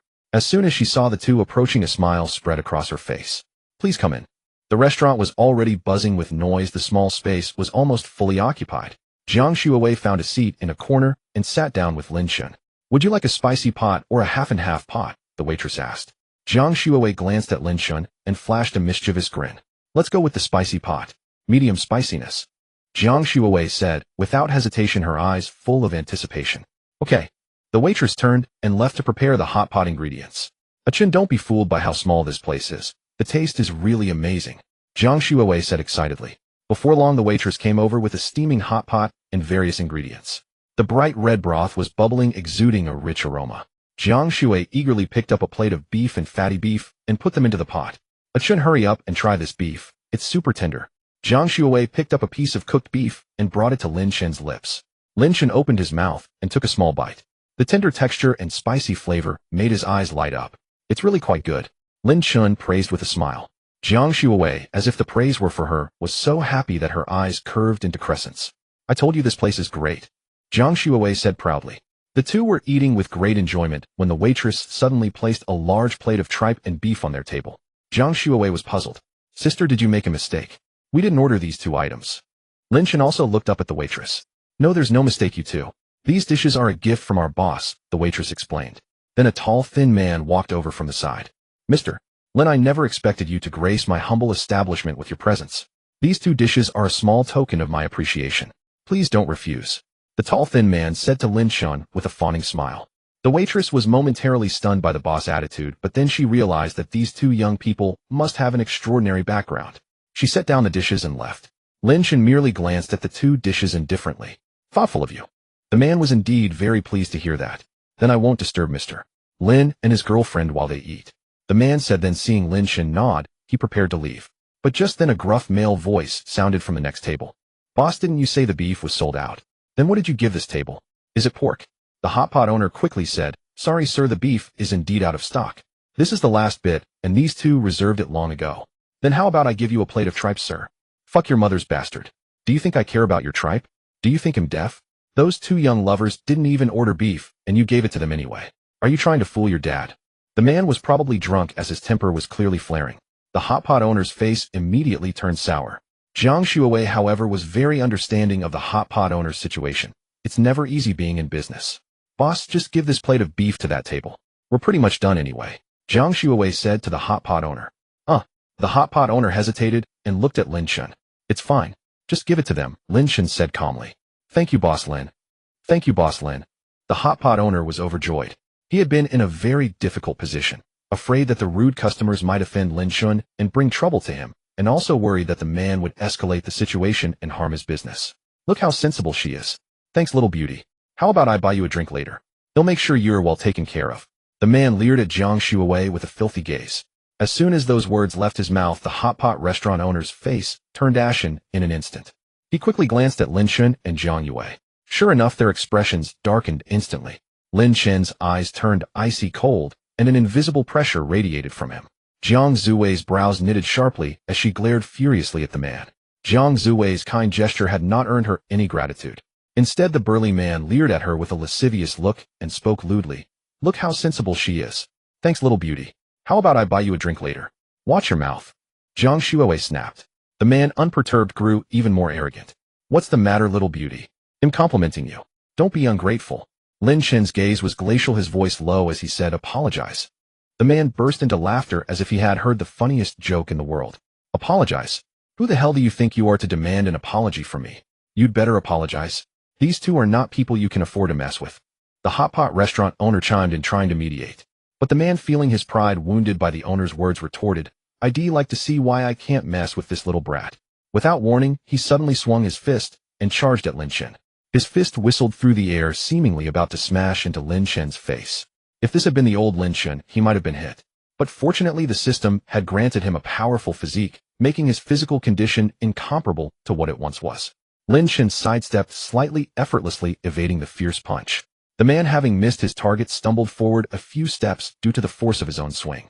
Before he could regain his balance, Lin Chen moved, instantly grabbing the man's arm and twisting it with force. The man cried out in pain. Lin Chen followed up with a kick to the man's abdomen, sending him flying backward. He crashed heavily into a nearby table, causing the dishes on it to clatter to the floor with a sharp, crisp sound. Seeing the commotion, the other diners didn't dare stay. They fled the restaurant without even paying. Seeing this, the man's friends roared and charged forward. A burly man wielding a fist the size of a bowl swung it menacingly at Lin Chen. Lin Chen's eye sharpened. He slid aside, and the big man's fist hit nothing but air. Seizing the moment when the man's strength was spent and his new force had yet to gather, Lin Chen spun around and kicked the big man's knee. The man's leg buckled, and he nearly fell to the ground, struggling to steady himself with a pained expression. Another man, tall and lanky, rushed in from the side, wielding a beer bottle aimed at Lin Chen's head. Lin Chen tilted his head back slightly, and the bottle whistled past his face. He then reached up, grabbed the lanky man's wrist, and squeezed hard. The lanky man felt as if his wrist were clamped in a vice, the pain unbearable. The beer bottle slipped from his hand and shattered on the floor. Lin Chen pulled him forward, then slammed his knee into the man's stomach. The lanky man doubled over in agony, groaning in pain. Meanwhile, the man who had started the fight had recovered. With a contorted face, he grabbed another bottle from the table and charged at Lin Chen once more. A flicker of anger crossed Lin Chen's eyes. He darted forward in a flash, and before the man could even strike, kicked him in the knee. The man's leg buckled, and he fell to the ground again. Lin Chen followed up with a punch to his face, bloodying him. The other friends, witnessing this, began to waver. But they couldn't just watch their friend get beaten, so they steeled themselves and rushed in again.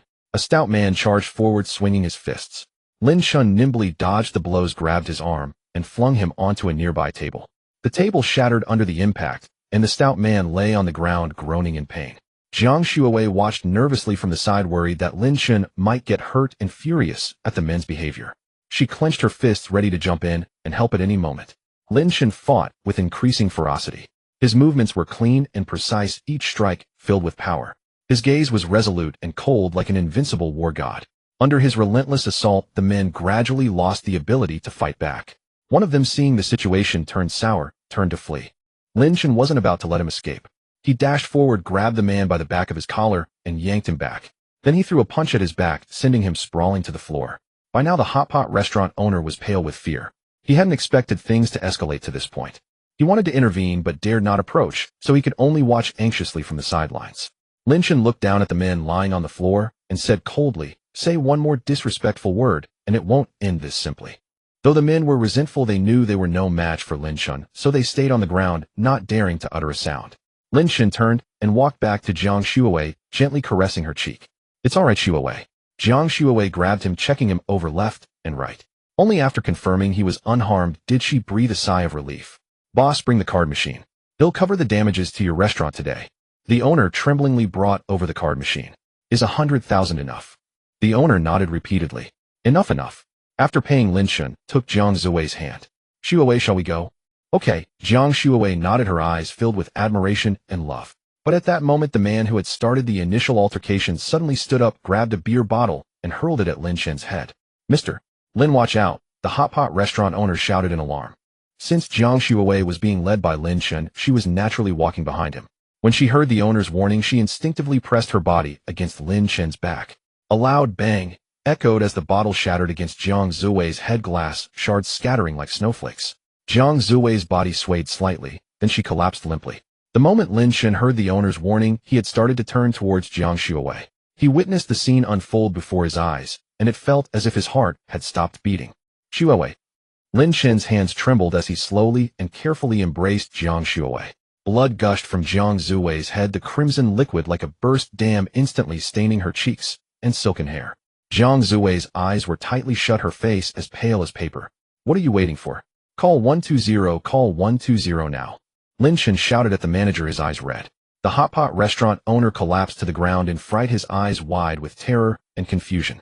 Hearing Lin Chen's words, he fumbled his phone out of his pocket with trembling hands and dialed 120. Hello, we are at. Meanwhile, the man who had smashed the bottle stood frozen in place, realizing the enormity of his mistake, his face filled with regret and fear. His hands hung limply at his sides, still clutching fragments of the broken bottle. Those still lying on the ground, groaning in pain, were jolted, completely sober by the scene. They scrambled to their feet, ready to flee. Just then, several police officers rushed in.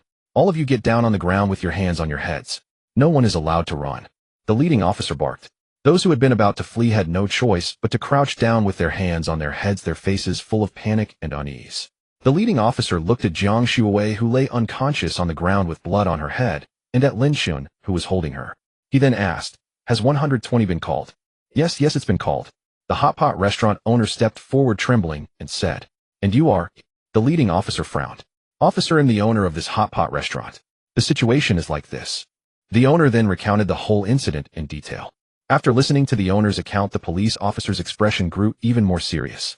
He directed his subordinates to keep a tight watch on the perpetrators, ensuring they could not escape again or cause any further danger. Then he walked over to Lin Chen and said softly, Sir, don't worry too much. The ambulance will be here soon. We will handle this matter properly. Lin Chen glanced at the officer. I am Lin Chen, a shareholder of Penguin Corporation. I demand to call my personal secretary. The leading officer's face changed instantly, immediately realizing the gravity of the situation. Penguin Corporation. It was a commercial empire worldwide, and the status of its shareholder was unimaginable. However, did Penguin Corporation have such a young shareholder? All right, Mr. Lin, don't worry. We will handle this matter properly. The officer's tone instantly became more respectful. At that moment, the atmosphere in the hot pot restaurant was tense and heavy. When the perpetrators heard Lin Chen's identity, the fear on their faces became even more pronounced. The man who had smashed the bottle now regretted it deeply. He lowered his head in chagrin, his heart filled with dread and unease. To say such a thing in front of the police, either he was telling the truth or he was out of his mind. Lin Chen held Jiang Shuwei tightly, his eyes full of guilt and anxiety. He quickly pulled out his phone and dialed Lu Hai's number. Lu Hai, it's Lin Chen. Shuwei and I are in trouble at a hot pot restaurant on Luan Street. Shuwei is injured and unconscious. Notify the company's legal department immediately to prepare a lawsuit against these perpetrators. Lin Chen's tone was icy. Upon hearing this news, Lu Hai on the other end of the line immediately became tense. All right, President Lin, I'll arrange it right away. Rest assured I will handle this matter. After hanging up, Lu Hai sprang into action, contacting Penguin Corporation's legal department. Meanwhile, the police continued their investigation at the hot pot restaurant. They questioned the owner and other witnesses, collecting evidence from the scene. Oh, officer, you have no idea how terrifying it was just now. A group of them attacked one young man, but he took them all down. That's right, officer. That man harassed the girl, and then an argument started, and then the drunk guy suddenly threw a punch. That one with the long beard. After the police gathered information from the bystanders who witnessed the incident, their faces turned grim. It was obvious that these men, drunk and rowdy, had harassed the man's girlfriend, and when words failed, they resorted to violence, only to be taken down by a single person. Then, taking advantage of the distraction, he attacked with a bottle. The woman, in order to protect the young man who claimed to be a Penguin Corporation shareholder, was injured herself. Damn, this cliché TV drama plot actually happened to me. Soon his phone rang. Xiaoyang, listen to me. In this task you're handling, that young man named Lin Chen is a shareholder of Penguin Corporation. You must not offend him. Investigate this matter thoroughly and ensure a satisfactory outcome for Mr. Lin. The officer was startled. Holy crap. He really is a shareholder of Penguin Corporation. After hanging up, the officer walked over to Lin Chen again. I'm truly sorry, sir. We've mostly understood the course of events. We will definitely give you an explanation. Lin Chen didn't respond because the ambulance had arrived. Where is the injured person? Here. Lin Chen shouted excitedly. Several doctors and nurses rushed over with a stretcher. The medical staff quickly lifted Jiang Shuwei onto the stretcher, and Lin Chen followed, closely, his eyes never leaving her. Seeing Jiang Zui's pale face and the blood on her head, his heart felt as if it were being squeezed by an invisible hand, aching almost to the point of breathlessness. The police also helped maintain order at the scene, ensuring the ambulance could leave smoothly.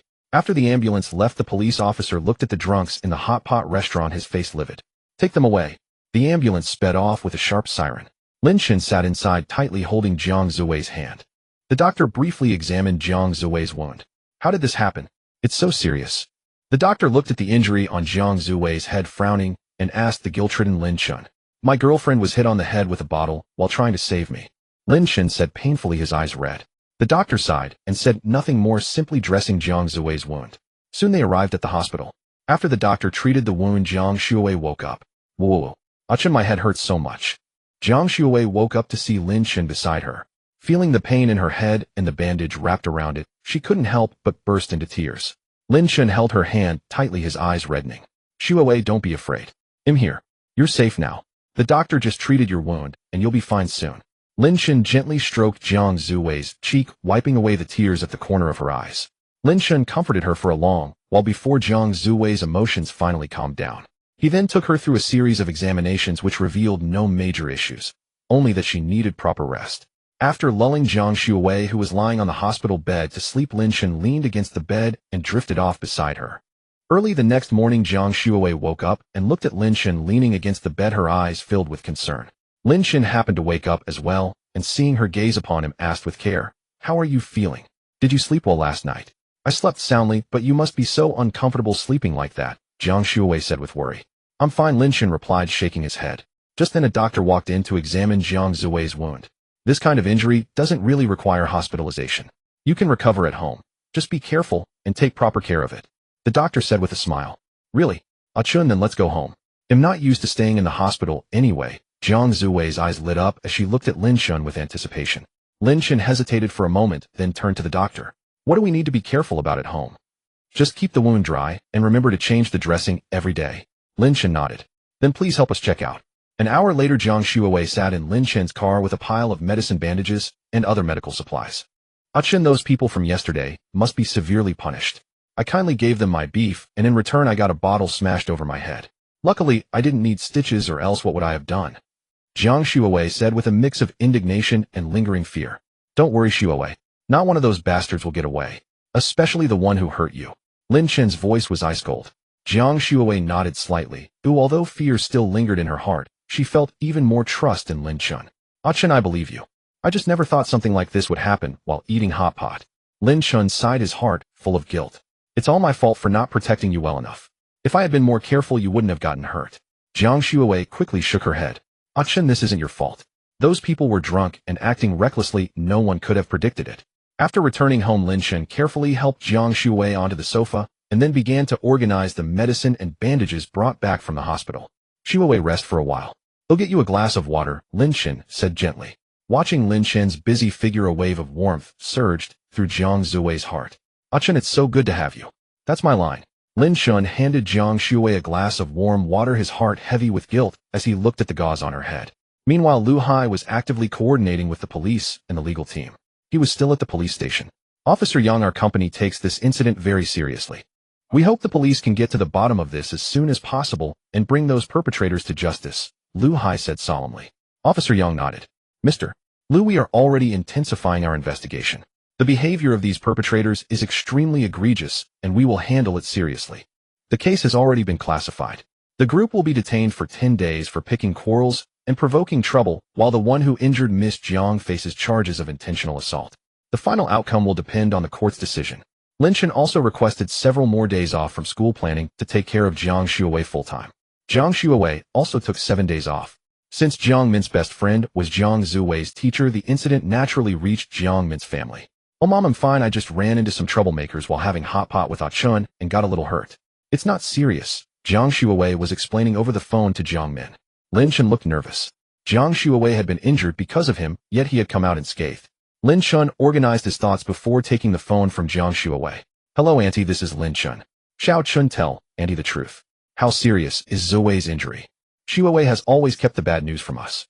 I'm just afraid something serious happened, and she won't tell us." "I'm sorry, Auntie. Shuowei was injured saving me. But please rest assured her injuries are not severe. She just needs to rest," Lin Chen explained with a look of guilt. "That's good to hear. Xiao Chun, Auntie doesn't blame you. This just shows how strong your bond is. But Auntie still hopes you can take good care of Shuowei." Jiang Min's words trailed off there. "Don't worry, Auntie. I will take good care of Shuowei and will never let her get hurt again," Lin Chen promised Jiang Min solemnly. After hanging up, Jiang Shuowei finally felt relieved. She was afraid Jiang Min would insist on coming to see her. If she saw her head wrapped in bandages, she would surely cry her heart out. In the following days, Lin Chen hired a housekeeper to take care of Jiang Shuowei, who would clean the house and cook meals. The verdict for the group was also announced. The others were detained for 10 days while the ringleader was sentenced to 18 months in prison. Although the result wasn't entirely satisfactory to Lin Chen, it was the best outcome achievable after pressure from Penguin Company's legal department and Lu Hai on the police. Zhang Zui's injuries had mostly healed. Shouldn't we have to go back to class tomorrow? What about Auntie Lu? Zhang Shuowei asked Lin Chen with some concern, looking at the middle-aged woman cleaning the villa. Auntie Lu was the housekeeper Lin Chen had hired earlier. When Lin Chen was away and Tang Weiner was in class and couldn't accompany her, Zhang Shuowei would chat with Auntie Lu to pass the time. Through their conversations, they learned that Auntie Liu's husband had died in a construction accident over a decade ago. The construction company had shirked all responsibility, refusing to pay compensation, claiming he was just an outsourced worker without a labor contract. Auntie Liu's family had sued them in court, but to no avail, receiving only a few tens of thousands in humanitarian aid. As if that wasn't misfortune enough, her son and daughter had both died in a car accident 2 years ago, leaving behind their 3-year-old daughter. Auntie Lu didn't even have time to grieve before she resolutely took on the responsibility of raising her granddaughter, working several jobs a day. After learning this, Zhang Shuowei felt both admiration and sympathy. She told Lin Chen about it, and even raised Auntie Liu's daily wage to 500 yuan. How about this? After we go back to school, we'll keep Auntie Lu on to clean the place, and pay her 20,000 a month. Lin Chen said after a moment of thought. Zhang Zui's face lit up with approval. That's great. This way Auntie Lu won't have to work so hard at odd jobs. 20,000 a month is more than enough for her and her granddaughter to live on. Chen, you're so kind. Zhang Shuowei was overjoyed. Mrs. Lu, could you come over here for a moment? Mrs. Lu, who was in the middle of cleaning, immediately put down her work and walked over upon hearing this. Mr. Lin, you called for me. Mrs. Lu appeared quite flustered. No need to be nervous, Mrs. Lu. It's like this, Shuowei and I will be returning to school tomorrow, so the villa will be empty. However, it can't go unattended for long. Lin Chen paused briefly before continuing. So Shuowei and I discussed it, and we've decided to pay you a monthly salary of 20,000. You just need to come by regularly to keep the place clean. If Shuowei and I decide to stay over, he'll send you a message in advance so you can have the meals prepared. What do you think? Upon hearing this, Mrs. Lu was instantly overjoyed. Yes, Mr. Lin, Miss Zhang, rest assured. They'll make sure the house is spotless. Thank you both. As she spoke, Mrs. Lu even bowed to them. No. Zhang Shuowei started to object, but Lin Chen shook his head at her, silencing her. It's all right, Mrs. Lu. You provide the labor, I provide the pay. There's nothing to thank us for. Lin Chen offered a slight smile. Just then the villa's door opened, and Tang Weiner and Xiao Fei entered. Oh, Weiner, you've come to see me again. Zhang Shuowei exclaimed happily, rushing over to embrace her.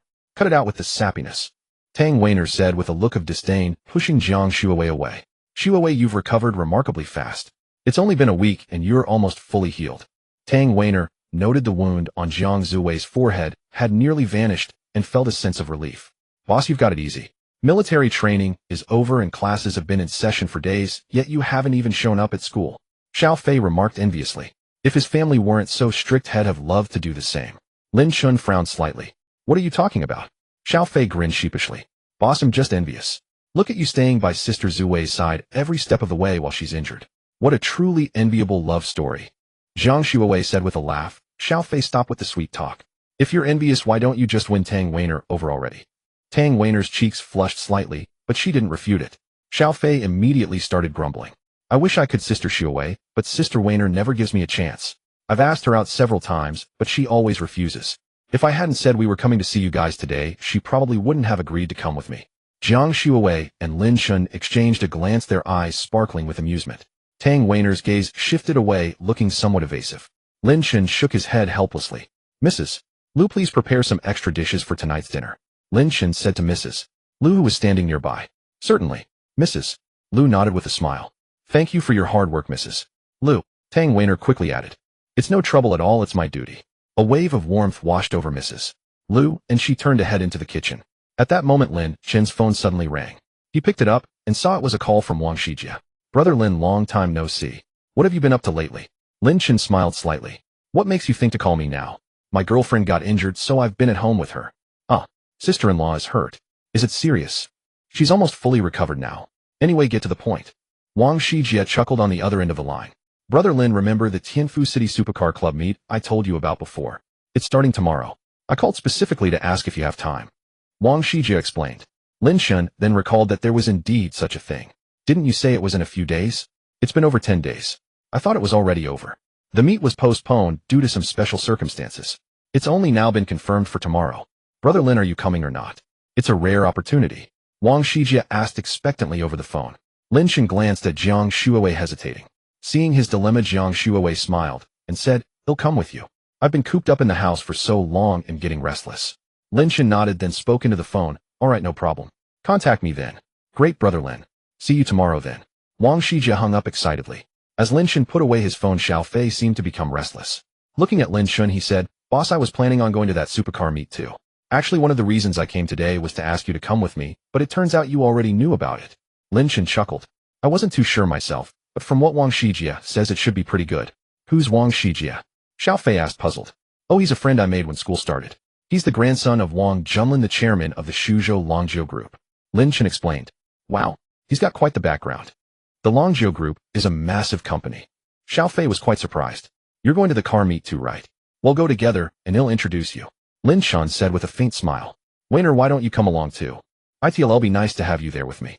Jiang Shuowei winked at Xiao Fei, then looked at Tang Wainer with an expectant expression. Xiao Fei shot Jiang Shuowei a grateful look, and secretly gave her a thumbs up behind his back. Yes, Sister Wainer, let's go have some fun. Xiao Fei also urged. Tang Wainer hesitated for a moment, but finally nodded reluctantly. Just then Mrs. Liu emerged from the kitchen. Mr. Lin, Miss Jiang, dinner is almost ready. Everyone moved to the dining table and sat down, savoring the delicious dishes while continuing to discuss the next day's event. Mrs. Liu's cooking looked and tasted excellent, earning praise from everyone. Mrs. Liu, your culinary skills just keep getting better. Jiang Shuowei complimented. Mrs. Liu smiled shyly. I'm just glad you all enjoy it. After dinner, Tang Wainer and Xiao Fei got up to leave. Boss, Sister Shuowei, will head back to school now. After Xiao Fei and Tang Wainer left, Mrs. Liu cleaned up the table and went home as well. The villa suddenly fell quiet, leaving only Jiang Shuowei and Lin Chen. Jiang Shuowei looked at Lin Chen, her eyes filled with tenderness and shyness. She gently bit her lower lip and leaned closer to Lin Chen, a faint, pleasant fragrance emanating from her. Lin Chen's gaze rested on Jiang Shuowei's beautiful face, his eyes full of affection. He reached out, drew her into his arms, and amidst her surprised gasp, scooped her up and carried her towards the stairs. After laying Jiang Shuowei on the bed, Lin Chen leaned down and gently kissed her forehead, his warm breath brushing against her skin. Shuowei, I've been holding back for days. Jiang Shuowei's cheeks were flushed, and she looked at him with hazy, dreamy eyes. You're such a tease. Early the next morning, Lin Chen and Jiang Shuowei rose with the dawn, packing their belongings in preparation for their return to school. Gazing at the Ferrari in the garage, Lin Chen remarked, Shuowei, why not take the Ferrari? It would be far more convenient. Jiang Shuowei, however, gave a slight shake of her head and murmured, forget it, I don't really have much use for it. And so the priceless Ferrari was left to gather dust in the garage once more. The two embarked on their journey back to school, a gentle breeze brushing against their faces as sunlight filtered through the foliage, casting dappled patterns upon them. Before long, they arrived at the campus. Lin Chen drove, pulling up to the entrance of the girls' dormitory. The roar of the engine drew the attention of nearby students, and when they spotted Jiang Shuowei and Lin Chen stepping out of the car, gazes inevitably turned toward them, some filled with envy, others with admiration, and a few with curiosity. Jiang Shuowei carried an armful of bags, a small plush cat perched on her shoulder. I'll head up first, all right. Lin Chen, seeing her struggling under the weight, felt a pang of concern. Why not have senior sister Tang come down to help you with those? The boys' dormitory doesn't allow girls, or I'd carry them up for you myself, he added. Jiang Shuowei simply smiled and said, it's fine. I can manage. All right, but remember to take your medicine, don't forget. Lin Chen reminded her once more. I know I'm off now. With that, Jiang Shuowei rose on her tiptoes and planted a gentle kiss on Lin Chen's cheek before turning and disappearing into the dormitory building. Lin Chen watched until her figure vanished from sight, then returned to the car. After parking, he picked up some snacks and daily necessities and made his way toward Building 6, room 515. When he entered the dormitory, Xiao Fei and Xiao Wei were all still sound asleep. Lin Chen set down his things, glanced at his phone. It was already 10:30. He shook his head in exasperation. These guys really could sleep. Chen Xiao, stirred by the noise, sat up and rubbed his bleary eyes, then exclaimed in surprise upon seeing Lin Chen. Boss, you're back. Lin Chen retorted with a hint of irritation. Were you guys out stealing cattle last night? It's 10:30 and you're still in bed. Chen Xiao let out a sheepish chuckle. We were up late playing ranked games in a trio. At that moment, Xiao Fei and Xiao Wei also roused from their slumber. Boss back. Is sister-in-law feeling better now? Xiao Wei asked with concern. Lin Chen smiled and replied, she's fine, almost fully recovered. By the way, boss, you wouldn't believe it. After what happened that time, that kid Lin Tianyu has been avoiding us like a mouse avoiding a cat. Ha! Chen Xiao said with great excitement. Exactly. Let him be arrogant. He finally kicked an iron plate this time, didn't he? Xiao Wei chimed in agreement. Just then Lin Chen's phone rang. Is this Chairman Lin Chen? A respectful male voice came through the line. Speaking. Lin Chen answered calmly. Chairman Lin, hello. I'm Fong Omping, the general manager of Dragon Lake Games. You acquired Dragon Lake Games a while back. Would you like to come over and see the operations, perhaps assign some tasks? It was only then that Lin Chen remembered he owned Dragon Lake Games. With its headquarters in Suzhou, Dragon Lake Games ranked among the top gaming companies in the entire nation, boasting a staggering market value of over 320 billion renminbi. And the system had simply rewarded him with the entire company. This was no less significant than owning 10% of the Penguin Corporation's shares. Lin Chen pondered for a moment, then asked Xiao Wei and the others, do we have classes tomorrow morning? The three shook their heads in unison. No. Then I'll come by the company tomorrow morning to take a look. Lin Chen spoke into the phone. Meanwhile, Fong Omping stood frozen, as if struck by a spell, utterly dumbfounded. Classes. Could it be that he's still a university student? Fong Omping even wondered if he had misheard. HM. Lin Chen frowned at the silence on the other end of the line. I heard you, Chairman Lin. He'll have everything prepared tomorrow and await your arrival. Fong Omping snapped back to reality and said hastily. After hanging up, Xiao Fei and the other two stared at Lin Chen in silence. Boss, you acquired Dragon Lake Games ages ago and haven't even visited it yet. Xiao Fei couldn't help but ask. Lin Chen, while tidying up his things, responded indifferently. These past few days Xiao Wei was injured, and I was busy taking care of her. It slipped my mind. Boss, a super company worth hundreds of billions, and you don't even care. Chun Xiao was utterly incredulous. Xiao Wei, on the other hand, couldn't care less. For him, a few million and a few hundred billion were practically the same. All he knew was that the boss was loaded and formidable, and that was enough. What's the big deal? Is a little company like Dragon Lake Games more important than my girlfriend? Lin Chen retorted. At those words, Chun Xiao was rendered momentarily speechless. Of course. Sister-in-law is more important. Chun Xiao finally managed to squeeze out a sentence after a long pause. Well, there you have it. Noon arrived quickly, and the sunlight grew more intense. Lin Chen was about to head downstairs to find Jiang Shuawei for lunch when he noticed Xiao Fei trailing behind him. By the time he neared the girls' dormitory building, Lin Chen turned around only to find Xiao Fei still following him. What are you following me for? Lin Chen said, exasperated. Who said I'm following you? I'm going to have lunch with Sister Weiner. Then why are you walking behind me instead of alongside me? Isn't it obvious? I'm waiting for you to bend over. Get lost. Lin Chen cursed with a laugh. The two stood at the entrance of the girls' dormitory waiting for the two girls as female students around them cast glances their way. Wow, those two guys are so handsome. Aren't they the two freshmen on the campus heartthrob list? What? They're only freshmen. No way. I have to make my move first. Don't even think about it. They drive supercars. One of them is the campus belle Jiang's boyfriend, and the other seems to be pursuing Tang the Tigress. Sigh, what a shame. But I feel like I might have a shot with the one chasing Tang the Tigress. They're not together yet, right? Sure, Tang's a campus belle, but I'm at least the belle of my dorm. Give it up. Just then a Porsche pulled up, and to everyone's surprise it was Yu Yang who stepped out. As soon as Yu Yang got out of the car, he spotted Lin Chen and Xiao Fei standing beneath the tree. Ever since losing the bet to Lin Chen and having to bark like a dog, he had harbored a deep grudge. Though the incident hadn't spread, the mere memory of that humiliation made his face burn with shame. That bastard. Last time he played the fool to set a trap for me. This time I'll slap his face so hard he won't know what hit him. With that thought, Yu Yang drove the car over to where Lin Chen and Xiao Fei stood. Junior Lin, we meet again. Yu Yang wore a fake smile on his face. Xiao Fei glanced at Yu Yang. A friend of the boss. Lin Chen gave Yu Yang a cold, indifferent look and ignored him entirely. Junior Lin, waiting for Jiang Shuawei, are we? How come you didn't even drive a car? That's hardly befitting of your status, is it? Didn't Junior Lin spend hundreds of thousands on luxury goods last time? Don't tell me you're so broke now you can't even afford a car. Yu Yang's tone was laced with blatant provocation, his eyes filled with disdain as he cast a sidelong glance at Lin Chen. Xiao Fei understood immediately that this man was here to stir up trouble. He then shifted his gaze to the Porsche Panamera. No way, no way. Driving a car worth over $1 million is enough to make you act this cocky now. Xiao Fei feigned shock, meeting Yu Yang's gaze without a trace of fear, his own eyes brimming with mockery. Yu Yang's expression darkened. And who the hell are you? However, when Lin Chen spoke, Yu Yang's face grew even gloomier. Senior, you had enough of barking like a dog. You want to try your luck again in front of me? How about we make another bet to see if my car is better than yours? Yu Yang gritted his teeth, suppressing the fury within him. Don't get too cocky. I just slipped up last time. You think you can trick me again? Oh, didn't expect Senior you to grow a brain after all. Lin Chen looked at Yu Yang with feigned surprise, his tone dripping with sarcasm. Yu Yang figured that Lin Chen's family was probably quite wealthy, and his car might indeed be better. If he lost again, it would be too humiliating, especially here at school. He didn't want to be embarrassed in front of everyone again.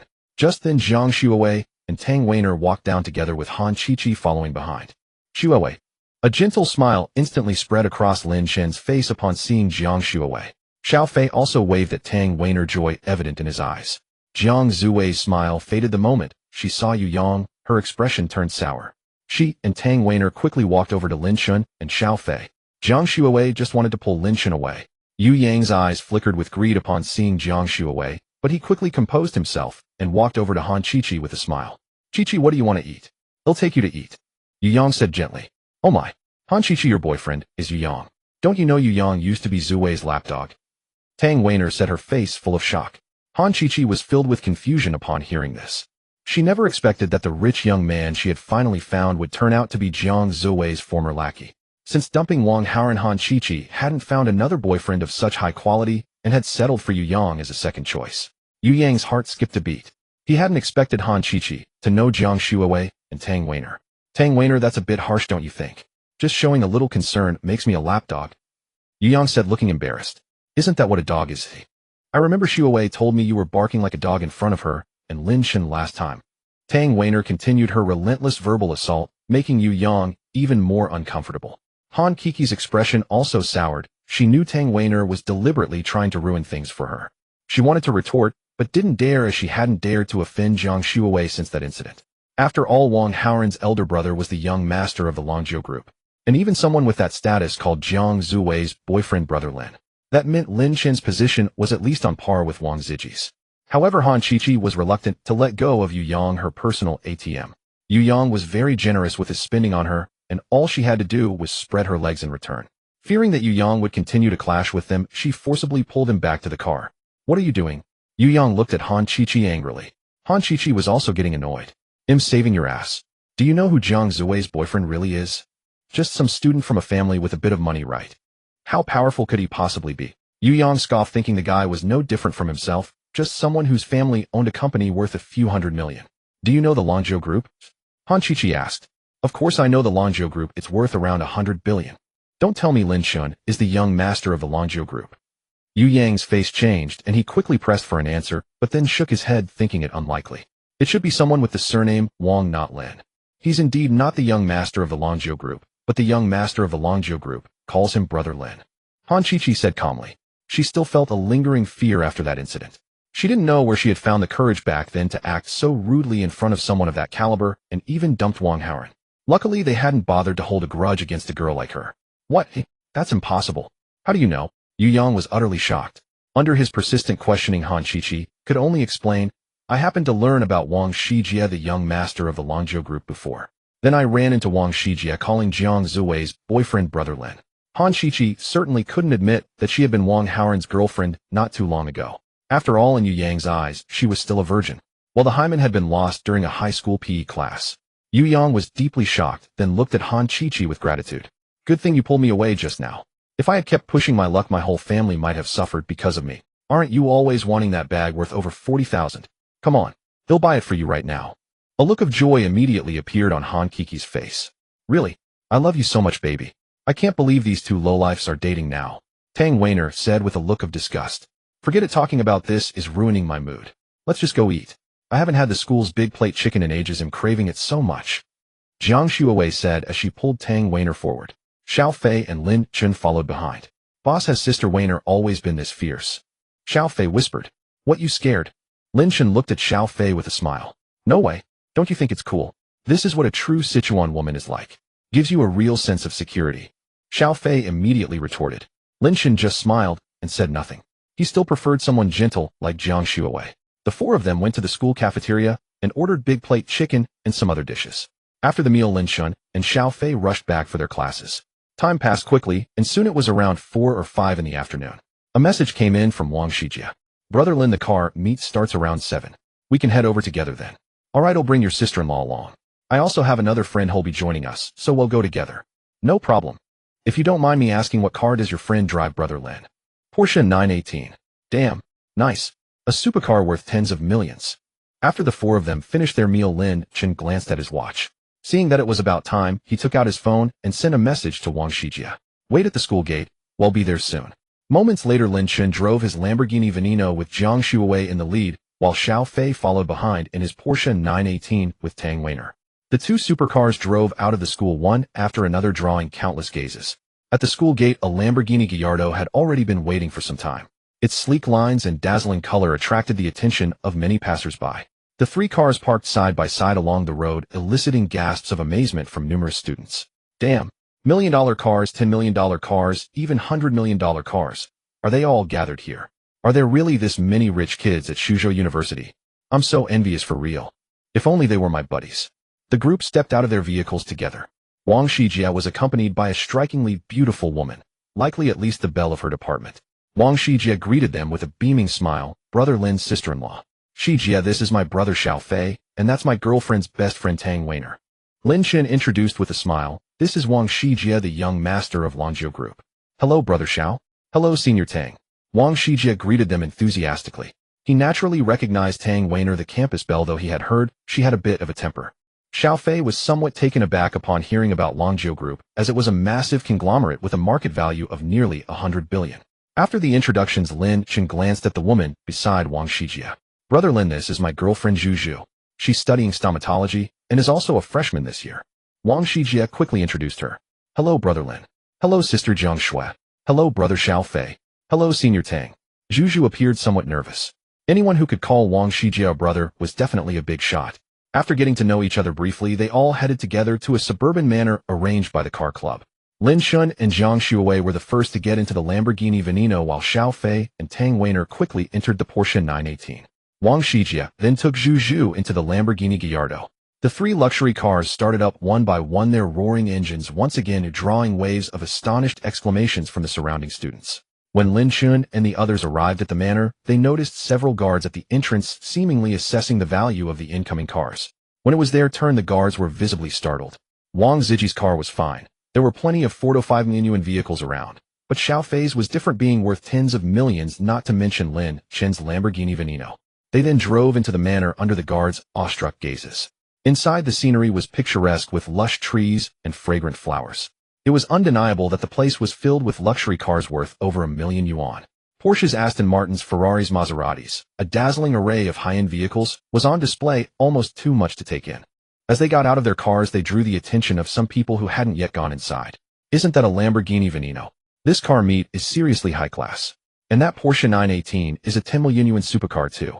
A rich kid exclaimed in astonishment, his eyes filled with envy and jealousy. I've got to go meet them. Several other rich kids immediately swarmed over. Hey man, let's get acquainted. My dad is. My mom is. My grandpa is. The group found themselves increasingly annoyed by the barrage. Though they were all just there to have fun, being pestered like flies was getting on their nerves. Excuse me, could you let us through? Lin Chen asked calmly despite his growing impatience. The group of men fell silent and stepped aside. The 6 of them entered the large dining hall together. It was already bustling with quite a crowd. Since it was their first time attending a car meet, they were curious about everything.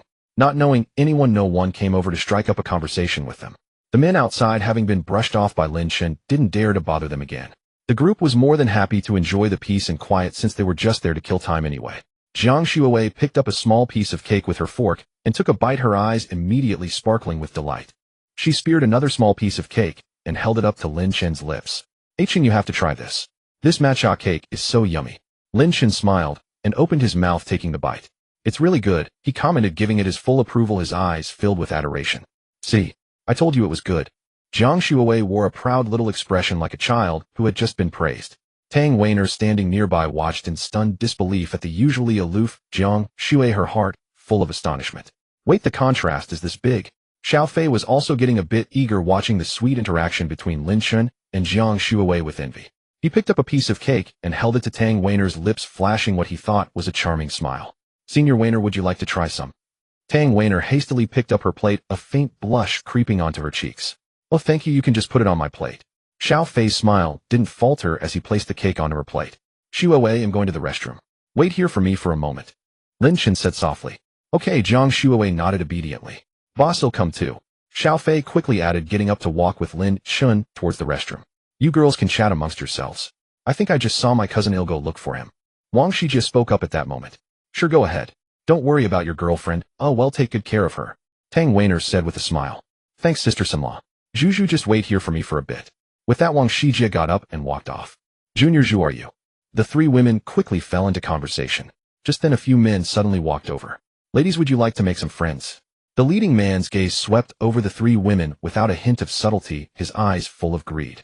It was September, and the lingering summer heat was still oppressive. The three women were wearing shorts or skirts. Under the man's leering gaze, they felt a wave of goosebumps and a surge of disgust. No thanks. Go find other girls to befriend. You're not welcome here, Tang Weiner said bluntly. Zhu, unaccustomed to such a situation, instinctively moved closer to Tang Weiner. Yet the man refused to let it go. Don't be so cold, ladies. Ever heard of Rongtou Land? My father is its largest shareholder, the man declared with a smug look on his face. I said no, didn't you hear? We don't welcome you here. Just leave. Tang Weiner finally lost her temper. The commotion caught Wang Zijie's attention, and sensing trouble, he quickly strode over. They're all my friends. If you have something to say it to me, bro. Wang Shijie forcefully slapped the leading man's shoulder from behind. The man winced in pain and glared at him. Who the hell are you? Who do you think you are? How dare you meddle in my affairs? The scene drew the attention of everyone nearby, who began to gather around. Who's that? So arrogant. He seems to be Chen Long's son, of the largest shareholder of Rongtou Land. That company is no small fry, a real estate giant with a market value of over 150 billion. But Wang Shijie is no pushover either. He's the young master of Longjiu Group. What the young master of Longjiu Group? Now this is getting interesting. Chen Long, overhearing the murmurs, began to waver. After all, his family were merely the largest shareholders of Rongtou Land, while Wang Zijie's family controlled the entire Longjiu Group. It wasn't worth making an enemy of someone of that stature over a few women. Longa, maybe we should just drop it. His friends also began to back down. They couldn't afford to offend Longjiu Group. Jiang Shuowei, Tang Weiner, and Zhu stood off to the side, their faces etched with worry. Jiang Shuowei whispered, what do we do? They aren't going to fight, are they? Tang Weiner retorted angrily. That guy's just a creature driven by his baser instincts. I can't stand his type. He deserves a good beating. Zhu stepped forward, tightly gripping Wang Zijie's arm, and said softly, Shijie, don't argue with him. Let's just go. Wang Zijie's temper had also been ignited by Chen Long's profanities. Huh? Who am I? I'm your daddy. His words drew a roar of laughter from the crowd. Ha ha ha. Didn't see that one coming. Interesting. Chen Long, who had been ready to back down, couldn't tolerate this insult. He grabbed a nearby cup to hurl it. Just then a man in a black suit with a calm expression walked over from outside the crowd. What's all the commotion here? Whoa, it's Qin Yang. The crowd instantly quieted down and parted to make way for him. Chen Long, who had been arrogant moments before, immediately backed down. Brother Qin, my apologies. This guy insulted me, and I couldn't hold back. Chen Long said, placing the cup back down. Brother Qin, he was harassing my girlfriend and my friend's girlfriend. We clearly told him to leave, but he kept pestering them. He started with the insults, and I only retaliated. Wang Shijie hurriedly explained. Qin Yang looked at Chen Long. Is that so? Chen Long stammered, unable to respond. At that moment, Lin Chen and Xiao Fei returned from the restroom. Seeing the situation, they quickly walked over. Cousin, I thought you had something on today and couldn't make it. Xiao Fei exclaimed in surprise. Qin Yang turned to Xiao Fei, a smile spreading across his face. You rascal. I was looking for you everywhere, but couldn't find you. Qin Yang walked over and embraced Xiao Fei. This scene stunned everyone around. The cousin of the eldest young master of the Qin family. Wang Zijie's face lit up with joy. He hadn't expected Lin Chen's friend to have such an impressive background. It was well known that the previous generation of the Qin family had only one daughter, who was said to have married into a major family in the imperial capital for a political alliance. That made Xiao Fei's status undeniable. And this is he's my boss, Lin Chen. Qin Yang's smile faded a little. Xiao Fei's boss. Who could possibly have the qualifications to be Xiao Fei's boss? Hello, I'm Lin Chen. Qin Yang. After brief introductions, Lin Chen and Xiao Fei looked over towards Jiang Shuowei and the others. Cousin, what happened? Xiao Fei asked curiously. It's this Chen Long, the shifty-looking one. He was harassing someone's girlfriend and his friend's girlfriend, and they got into an argument. Upon hearing this, both Xiao Fei and Lin Chen's expressions darkened. Lin Chen quickly walked over. Shuowei, are you alright? I'm fine. Jiang Shuowei shook her head, tightly gripping Lin Chen's hand. Xiao Fei also ran over to console Tang Weiner. It then dawned on Qin Yang that these were all his cousin's friends, and one of the girls might even be his girlfriend. Qin Yang's face turned grim. He had organized this car meet himself, and yet right here in his own territory his cousin's girlfriend had been harassed. The thought made Qin Yang's expression darken further. The people around looked at Chen Long with pity. Young Master Qin, this has nothing to do with us. We didn't say a word. The men beside Chen Long quickly fled the scene. Chen Long was filled with regret. How could he be so unlucky? Of all people, he had to run into the girlfriend of Qin Yang's cousin. Brother Qin, I'm truly sorry. I had no idea they were your friends. If I had known, I wouldn't have dared to offend them in the slightest. Qianlong hastily said. Brother Qin, am willing to apologize or compensate. Do you think I care about your paltry offerings? Qin Yang said, glaring at him coldly. Xiao Fei was also furious. He had finally managed to get Sister Weiner to come out, and then this had to happen. Cousin, who is this guy? Let's see how tough he really is. His father is the largest shareholder of Rongtou Land, Qin Yang said. It wasn't easy to deal with him, but not impossible either. Rongtou Land wasn't family-owned after all.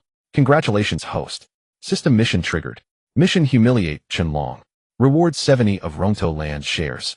A slight smile curled at the corner of Lin Chen's mouth. The system had arrived just in time. I don't recall having a son named Qianlong. Lin Chen asked with a hint of surprise. His words seemed to freeze the very air. Qianlong's face turned ashen, his eyes blazing with fury at Lin Chen. Brother Qin, don't you think that's going a bit too far? Qianlong said, looking at Qin Yang. What? Did I say something wrong? I am the largest shareholder of Rongtou Land, am I not? How come I don't remember having a son like you? Lin Chen asked with an amused expression. He wasn't specifically targeting Qianlong. Previously, a man named Chun Yu had been the largest shareholder with 27 of the shares. But the system had awarded Lin Chen 30 of the shares, making him the current largest shareholder. You are the largest shareholder of Rongtou GD. Ask anyone here. Who doesn't know my father is the real largest shareholder? Kid, you'd better read the room before spouting nonsense. Be careful you don't bring trouble upon yourself. Qianlong glared at Lin Chen with a cold, malicious light in his eyes. Qin Yang was about to speak when Xiao Fei stopped him. Cousin, my boss isn't simple. Just let him handle this himself. Qin Yang glanced at Lin Chen with slight surprise, then nodded. Wang Shijie was clearly stunned by Lin Chen's words as well. Hadn't Lin Chen said before that he was a shareholder of Penguin Company, the big boss of Emperor Hao Hotel, and owned a whole street of storefronts? He never mentioned being the largest shareholder of Rongtou GD. Lin Chen let out a scoff. Why don't you call your father and ask? I'm warning you now, don't call me. I genuinely don't recall having a son like you. Seeing Lin Chen's confident demeanor and the fact that he was a friend of Qin Yang's cousin Qianlong began to feel uncertain. Brother Qin, this isn't me picking a fight anymore. If we confirm this man is deliberately insulting my Chen family, I hope you won't interfere. Qin Yang shrugged nonchalantly. There was no way he wouldn't interfere. Just for the sake of his cousin's pride alone, he'd make Qianlong peel off a layer of skin. Seeing that Qin Yang remained silent, Qianlong felt slightly relieved. He took out his phone and made a call. Hey Dad, I've run into a bit of trouble here. Qianlong then recounted the whole situation to his father. Xiaolong, what's that man's name? The voice on the other end suddenly grew tense. The moment Qianlong heard his father's tone, a sense of dread washed over him. His father hadn't flown into a rage. He was asking for the man's name instead. Could it be that his father really wasn't the largest shareholder of Rongtou GD anymore? At that thought, panic began to creep into Qianlong's heart. If had offended Qin Yang, then Wang Shijie, and now the true largest shareholder of Rongtou GD, he was done for. Qianlong swallowed hard, staring at Lin Chen, who wore a mocking grin. What's your name? My surname is Lin, so I certainly don't have a son named Chen. Lin Chen said flatly. Ignoring Lin Chen's taunts, Qianlong spoke into the phone. Dad, he says his surname is Lin, but he looks like a college student under 20. How could he possibly be the largest shareholder of Rongtou GD? Xiaolong apologized to him immediately. Recently, a young man with the surname Lin did acquire 30% of the company's shares. Anyone capable of pulling that off must have formidable backing. You absolutely must not offend him. The voice on the other end was frantic. Qianlong's face turned ashen upon hearing his father's words. He never imagined that this young man, so much younger than himself, was truly the largest shareholder of Rongtou GD. Qianlong slowly lowered his phone, feeling like he could barely stand. What have I done? I've offended so many powerful and wealthy people in a row. Hello, Xiaolong. Are you listening to me? Qianlong's father was still speaking on the other end, but Qianlong no longer had the presence of mind to listen. His mind was consumed with how to resolve this mess. The onlookers understood the situation at once, and they all looked at Lin Chen with reverence.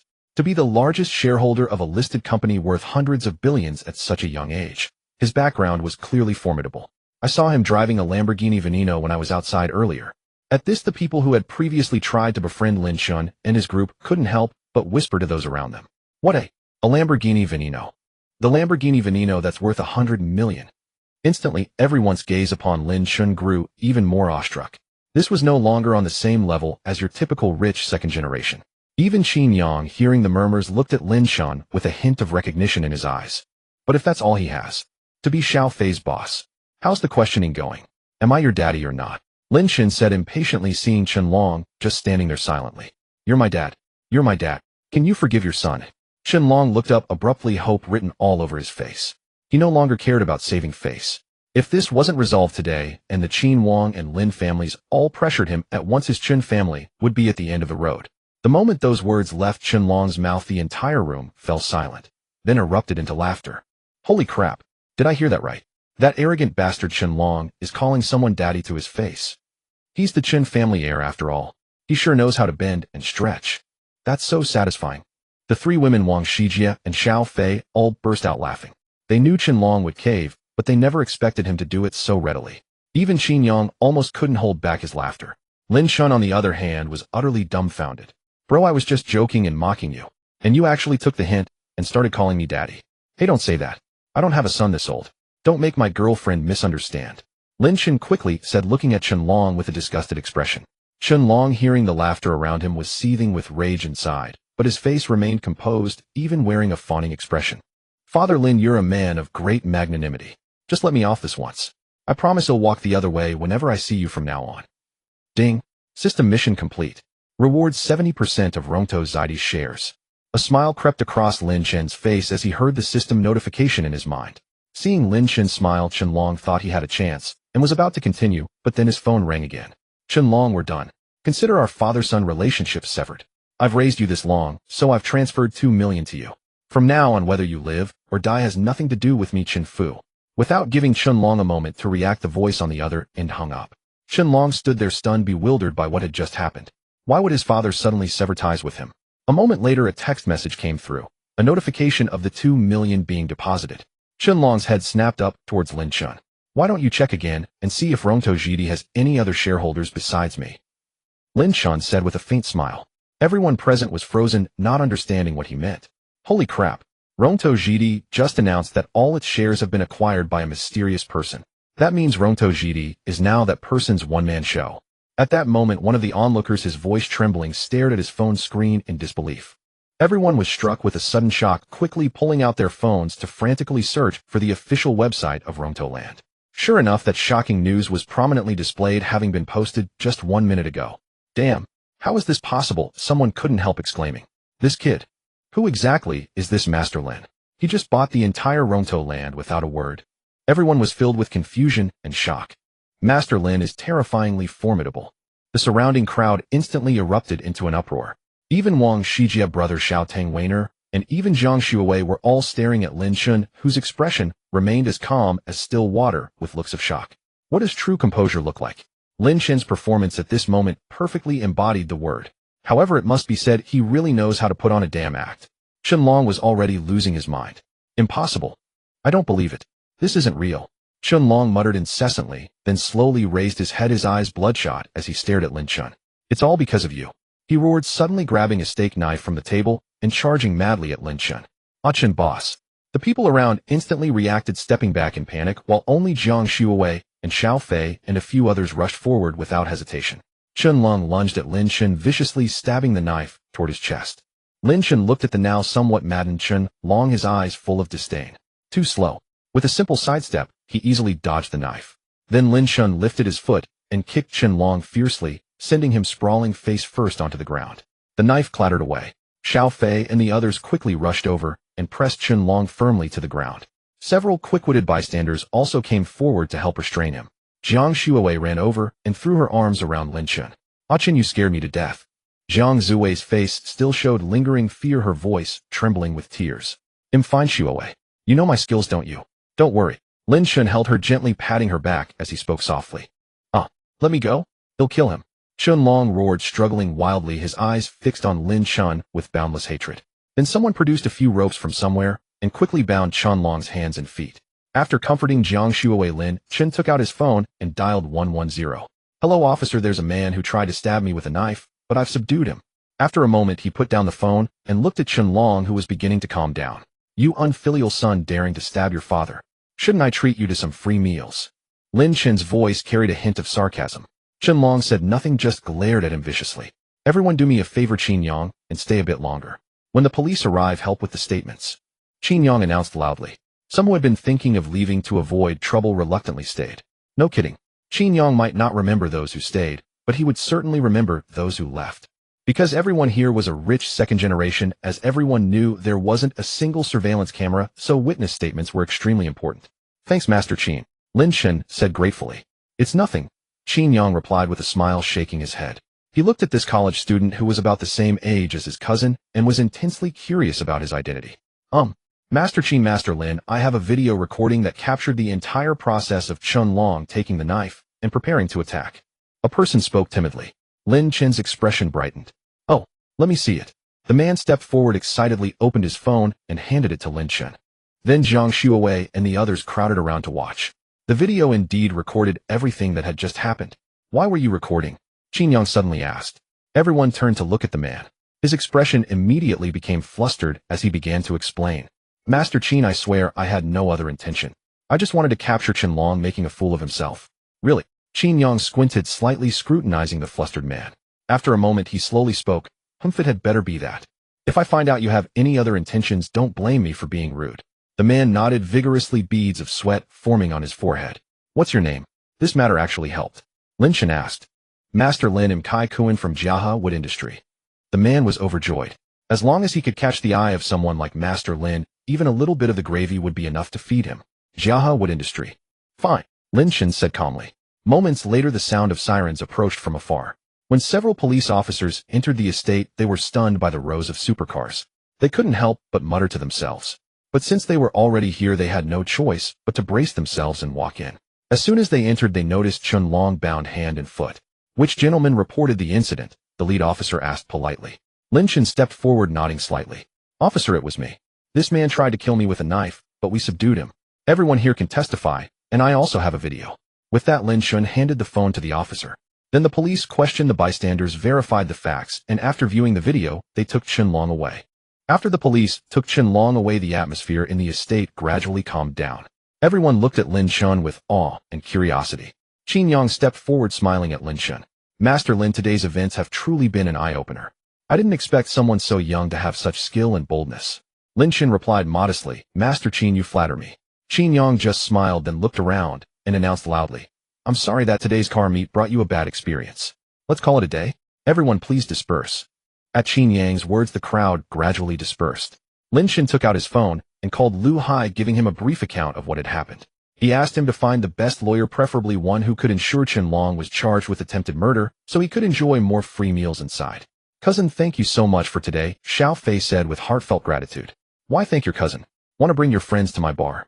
My treat. Qin Yang replied with a hearty laugh. Xiao Fei didn't agree immediately, but turned his gaze toward Lin Chen, Tang Weiner, and the others seeking their opinion. I think I'll pass. Tang Weiner hesitated, a hint of embarrassment on her face. Weiner can't drink, you know. Jiang Shuowei added with a meaningful smile. Can't drink. Why? Did you take antibiotics because you're sick? Xiao Fei asked with concern, his eyes full of worry. Oh, it's nothing. Don't ask. Tang Weiner's face flushed slightly with a trace of annoyance. Seeing her like that, Xiao Fei immediately shut up, though he was very puzzled inside. Then Xiao Fei asked the others what they thought. Jiang Shuowei also said she wouldn't go, claiming she needed to stay in the dorm to accompany Weiner. Since Jiang Shuowei wasn't going, naturally Lin Chen wouldn't go either. They couldn't just let the girls take a taxi back, could they? Xiao Fei had no choice but to give up. Cousin, next time then. Next time he'll treat you to a drink. No problem. Take good care of her since she's not feeling well, got it? Qin Yang said with a smile. Xiao Fei nodded. Wang Shijie, however, felt a bit regretful. If he could have connected with the Qin family through this, it would have been a great boost for their Longzhou group. But seeing that no one else was interested, he didn't say much. He couldn't just shamelessly step forward and say he was free, could he? After bidding farewell to Qin Yang, they drove back to school. On the way, Xiao Fei thought about asking Tang Weiner what was wrong, but then recalled that she didn't want to talk about it, so he dropped the idea. Back at school, 3 sports cars parked one after another in front of a dormitory building. This rare sight on campus immediately drew everyone's attention. Students stopped to watch, their eyes filled with awe and envy. Zhu, you're in building 8 too. Jiang Shuowei said with surprise as she got out of the car and looked at Zhu. Yes, Sister Shuowei, I'm on the 4th floor, room 413. Zhu replied with a smile. Shuowei and I are in building 8, room 304. Zhu, if you're bored, you can come find us. Tang Weiner had just finished speaking when she furrowed her brow, clutching her stomach, her face turning extremely pale. Seeing this, Jiang Shuowei and Zhu quickly helped Tang Weiner to a nearby chair. Xiao Fei, watching, was extremely anxious. Sister Weiner, what's wrong? Do you need to go to the hospital? Let me take you. Xiao Fei's voice trembled. Tang Weiner clutched her stomach, her face buried in her legs, silent. Beads of sweat as big as beans kept rolling down her forehead. Zhu Zhu couldn't help but stifle a laugh, while Jiang Shuowei looked up and shot Xiao Fei a glare. Can't you tell what's wrong with Weiner? Jiang Shuowei said with a hint of reproach. How would I know? Xiao Fei was about to retort when he saw Lin Chen and Wang Shijia giving him meaningful looks. Xiao Fei was stunned for a moment before it dawned on him that Tang Weiner was probably on her period. Oh damn, how could I be so dense? Xiao Fei cursed himself inwardly with some frustration. They'll go buy some brown sugar and painkillers, Xiao Fei said and started running toward the car. No need. Tang Weiner lifted her head with difficulty, her hair stuck to her face, with sweat, her voice weak but firm. I have everything in my dorm. Xiao Fei stopped in his tracks and walked back somewhat deflated. Then what should I do? Xiao Fei was at a loss, frantic like an ant on a hot pan. It's fine, I'll be better in a few days on my own, Tang Weiner said, then struggled to her feet and headed upstairs. Jiang Shuowei and Zhu Zhu quickly helped her, carefully taking one step at a time. Xiao Fei stood frozen, not understanding why Tang Weiner had reacted like that. His heart was full of concern and worry for her. Jiang Shuowei turned back and waved at Lin Chen, who responded and patted Xiao Fei on the shoulder. All right, maybe senior sister Tang is just not feeling well. Don't you know girls get moody when they're on their period? Don't overthink it. Yeah, brother Xiao, even I can tell that senior sister Tang definitely has feelings for you. Wang Shijia chimed in with certainty. Xiao Fei's eyes immediately lit up. I felt someone tugging at my shirt. At the time I was focused on helping the boss and didn't pay attention. It must have been Sister Weiner. Xiao Fei said excitedly, his face beaming with joy. Happy now? Lin Chen looked at Xiao Fei with amusement. Very happy. I need to hurry back to the dorm and call Sister Weiner. I'm off now. Shijia, next time you're free I'll treat you to a meal. With that, Xiao Fei turned to leave. But just as he was about to go, two girls blocked his way. Handsome, did you have a fight with your girlfriend? How about considering me? A tall, curvaceous woman with a beautiful face and a seductive smile set, her eyes full of expectation. As she spoke, she flipped her hair, her eyes brimming with anticipation. I can be your girl too, big brother. A girl in a blue and white sailor uniform with a pleated skirt said, smiling sweetly without backing down. Xiao Fei was already handsome, campus heartthrob material, and driving a sports car worth over 10 million naturally made him a top-tier catch in the eyes of girls. Just then they saw him having a disagreement with a girl who might have been his girlfriend, and they couldn't sit still. This was an opportunity they had to seize. Lin Chen and Wang Shijia watched from behind, saying nothing. No thanks. I have a girlfriend, Xiao Fei declined politely without a hint of hesitation. Having a girlfriend is no problem. The seductive older woman added, her eyes wandering downward. Big brother, I can be your little sister too, the sailor uniform girl said, looking at him with an innocent expression, her eyes full of longing. Xiao Fei was getting impatient. He just wanted to get back to the dorm and call his senior. No thanks, he said, then walked around the two girls and got into the car, driving off under their resentful gazes. Seeing Xiao Fei leave, the two girls turned their attention to Lin Chen and the others. Both of them shuddered, overwhelmed by the sudden enthusiasm. Brother Lin will be going too, Wang Shijia said. All right. Without giving the girls a chance to speak, the two got into their cars and left. Upstairs, Jiang Shuowei, who was standing at the window, saw this and nodded with satisfaction before heading back into the dorm. Just because they have some money they think they're something. After all three had left, the older woman dropped her act and muttered under her breath with a sneer. Exactly. By the time Lin Chen parked the car and returned to the dormitory, Xiao Fei was already lying on his bed, looking utterly dejected and staring blankly into space. Xiao Wei and Chun Xiao were beside him, trying to console him. What's wrong? Lin Chen asked, somewhat surprised. How could Xiao Fei have ended up like this in such a short time? What happened? It's Miss Tang. Alas. Chun Xiao and Xiao Wei hesitated to say more in front of Xiao Fei. Boss, do you think Sister Weiner really likes me? Xiao Fei suddenly asked. Lin Chen immediately understood. I can only say that any clear-headed person could see she likes you, Lin Chen said softly. Then why did Sister Weiner tell me not to look for her anymore? Xiao Fei felt disheartened. He had worked so hard to pursue Tang Weiner, deleting all the women from his previous chat apps and frequently striking up conversations with her. He would also buy Tang Weiner lipstick, clothes, and handbags, even though she never accepted them. Maybe she has some concerns. I think you should find a chance to talk to her, Lin Chen said thoughtfully. Old Fourth, why must you chase her like this when you're a wealthy young master? Isn't the life of splurging money and switching women at will tempting? Chun Xiao couldn't understand. If he had that kind of money, he certainly wouldn't hang himself from one tree. You wouldn't understand, Xiao Fei said simply. Don't worry about me, I'm fine. The three of them found it hard to say anything more. After washing up, Lin Chen returned to his bed and played with his phone. Ever since he acquired Lu Hai, he had delegated most of his tasks to him, acting as an absentee boss.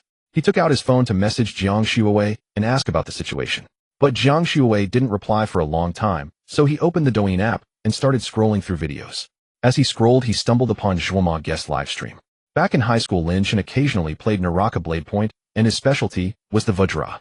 Those who stand in my way, soybean milk noodles. Lin Chen naturally knew of Zhuoma Gu as the strongest mercenary in Naraka, famous for making enemies flee in disarray with his single-handed blade. As soon as he entered the livestream, he heard Zhuoma Gu singing. In an instant, the laws are overturned. Who am I? My inner demons dance wildly. A single tear turns back halfway. The bullet comments were scrolling like crazy. The streamer sings so well. Zhuoma Gu lives up to his name. Even the original singer would weep. Not even opening the gold pile. How can you resist, streamer? Meanwhile, a Hutu player jumped out spamming emotes, and Zhuoma Gu chased after them for ages without managing to take them down. Damn, this Hutu is something else. That agile footwork. Who is that? Streamer, kill this Hutu now. He'll send you a sports car. Zhuoma Gu, can you do it or not? The strongest mercenary being led around like a monkey. The bullet comments were boiling over. Lin Chen watched the comments with a faint smile, then sent a carnival gift. Thank you to Ling Ling loves lollipops for the carnival. Thanks to the big spender. Keely noticed and immediately said. Lin Chen was taken aback upon hearing the name. What the hell? When did my Douyin name get changed? Could it be that girl Zhou Ling changed it while using my phone? Just wait until I get back and teach her a lesson. Lin Chen suddenly remembered that the girl had her phone confiscated and had used his to browse Douyin. Boss, you're making a mistake. Boss, do you need a dog? I can bark loudly. I think you just want to invite the boss for a drink. But the boss should be from Tianfu City, right? A guy named Ling Ling loves lollipops. Zhuoma Gu, watch out. This boss has ulterior motives. Ha ha ha. The IP really is from Tianfu City. Lin Chen's face darkened as he read the comments, his teeth grinding in anger. This damn girl, just wait until I get back and deal with you. He immediately changed his name to Chendong Old Monster. Zhuoma Gu also noticed the comments in the live stream and grew wary. Just then the Hutu jumped out again, and without even using a weapon slapped Zhuoma Gu across the face with a bare hand. Zhuoma Gu instantly lost his cool. After playing Naraka for so many years, this was the first time he'd been so humiliated. Streamer, get her. Ha ha ha, I'm dying of laughter. The comments started flooding again. Lin Chen found it amusing. Zhuoma Gu, if you kill this Hutu, and then sing Zhuoma, I'll immediately send you 33 carnivals. As soon as Lin Chen's comment was posted, the live stream exploded. Whoa, this is a mega rich guy. Big boss, are you sure you don't want to keep a dog? 33 carnivals, that's almost 100,000 yuan. I don't understand the world of the rich. Zhuoma Gu, did you see what my big boss said? Hurry up and do it. Chendong Old Monster. Looking at this profile. Isn't this the big boss who just sent the carnival? Changed his name. Zhuoma Gu was confused by the comments and scrolled up to check. Boss, are you serious? Zhuoma Gu asked excitedly. 33 carnivals. He would pocket 70,000 yuan. Of course, Lin Chen said with a faint smile. Wasn't it just a few carnivals? He had over 1 billion diamonds. He then immediately sent 3 carnivals. Believe me now. I believe you, I believe you. Boss, you're so generous. Zhuoma Gu said excitedly, then looked at the Hutu still spamming emotes on the screen, a hint of murderous intent flashing in his eyes. Even for the strongest mercenary Zhuoma Gu, it took a tremendous effort to kill that Hutu. He watched as the Hutu turned into a soul mound on the screen, his eyes filled with joy. Streamer, time to sing. Awesome. We're about to witness the full-screen special effects of dozens of carnivals. Lin Chen didn't hesitate and immediately sent 10 carnivals. Sing the song, and there are 20 more. Thank you, big boss. He'll sing right away. Zhuoma Gu excitedly started the battle anthem. In an instant. Ha ha ha. This is the most passionate Zhuoma Gu has ever sung, right? Of course. I'd be passionate too. So good, streamer, you should debut right now. As the song ended, Lin Chen sent 20 carnivals in quick succession. The full-screen special effects lasted for a long time, nearly obscuring the bullet comments. At that moment, a voice call from Jiang Shuawei popped up, and Lin Chen immediately left the livestream. Thank you, Chendong, Old Monster Big Boss. Before Zhuoma Gu could finish his sentence, he heard the system notification. Chendong Old Monster has left the live stream. This big boss is really willful. Zhuoma Gu couldn't help but exclaim in the live stream.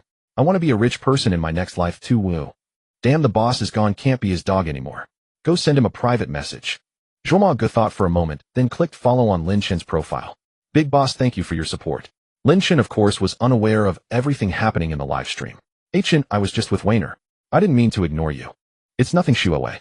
What's wrong with Senior Tang? Have you heard anything? Lin Chen asked hastily. Give me a moment. Jiang Zuwei's voice suddenly dropped to a whisper. A faint rustling sound came through the phone as she got out of bed. After a moment, Jiang Shuawei spoke again, her voice barely a murmur. Chen, I'm in the bathroom now. I just asked around, and Wayner said she just feels she and Xiao Fei aren't right for each other, and that he should find someone who likes him. Lin Chen fell silent at that. It didn't add up. He could tell Tang Wayner had feelings for Xiao Fei, Chen, I might have an inkling of what's going on, but I can't be sure it's accurate, Jiang Shuawei added. Go on, Shuawei, say whatever's on your mind, Lin Chen said, suddenly intrigued. For his brother's happiness, he was willing to go the extra mile. From what I've gathered, Weiner's family situation isn't great. Her dad made a fortune years back, but then had an affair. Her mom tried to divorce him, but when it came to splitting the assets, she found out had already transferred most of his wealth to someone else. In the end, her mom only got a few $100,000 and a house. I think a big part of Weiner's hesitation stems from that, Jiang Shuawei said slowly. Lin Chen's expression turned complicated. Tang Weiner always seemed so loud and outgoing, he never would have guessed she'd been through something like that. Chen, if you tell Xiao Fei, make sure he doesn't let Weiner know I was the one who leaked it, Jiang Shuawei added. Got it, don't worry. Lin Chen chuckled. Chen, I miss you. Jiang Zuwei's voice suddenly turned sweet and coy. Just as Lin Chen was about to respond, Tang Weiner's voice came through the other end. Are you on the phone with Lin Chen? Yeah, Weiner, you were eavesdropping on our call. As if I care about that. The line went quiet for a moment. Phew, that was close. If Weiner had caught me, I'd be dead. Jiang Shuawei said, still shaken. It's getting late, Chen. I'm going to sleep now, I've got an early class tomorrow, she said as she climbed back into bed. Good night, Shuawei. Good night, Chen. Kitty, say good night to Daddy. Lin Chen smiled as he heard the soft meows through the phone. After hanging up, he looked over at Xiao Fei, who was sitting on his bed lost in thought. Xiao Wei and Chen Xiao were also staring at him with odd expressions. What are you looking at me for? Did I not wash my face properly? Lin Chen asked, touching his cheek in confusion. Good night, Shuawei. Good night, Chen. Lin Chen's face darkened. You guys have some sharp ears. Boss at that volume, I think, would need earphones not to hear you. Yeah, exactly. Embarrassed, Lin Chen ignored them both.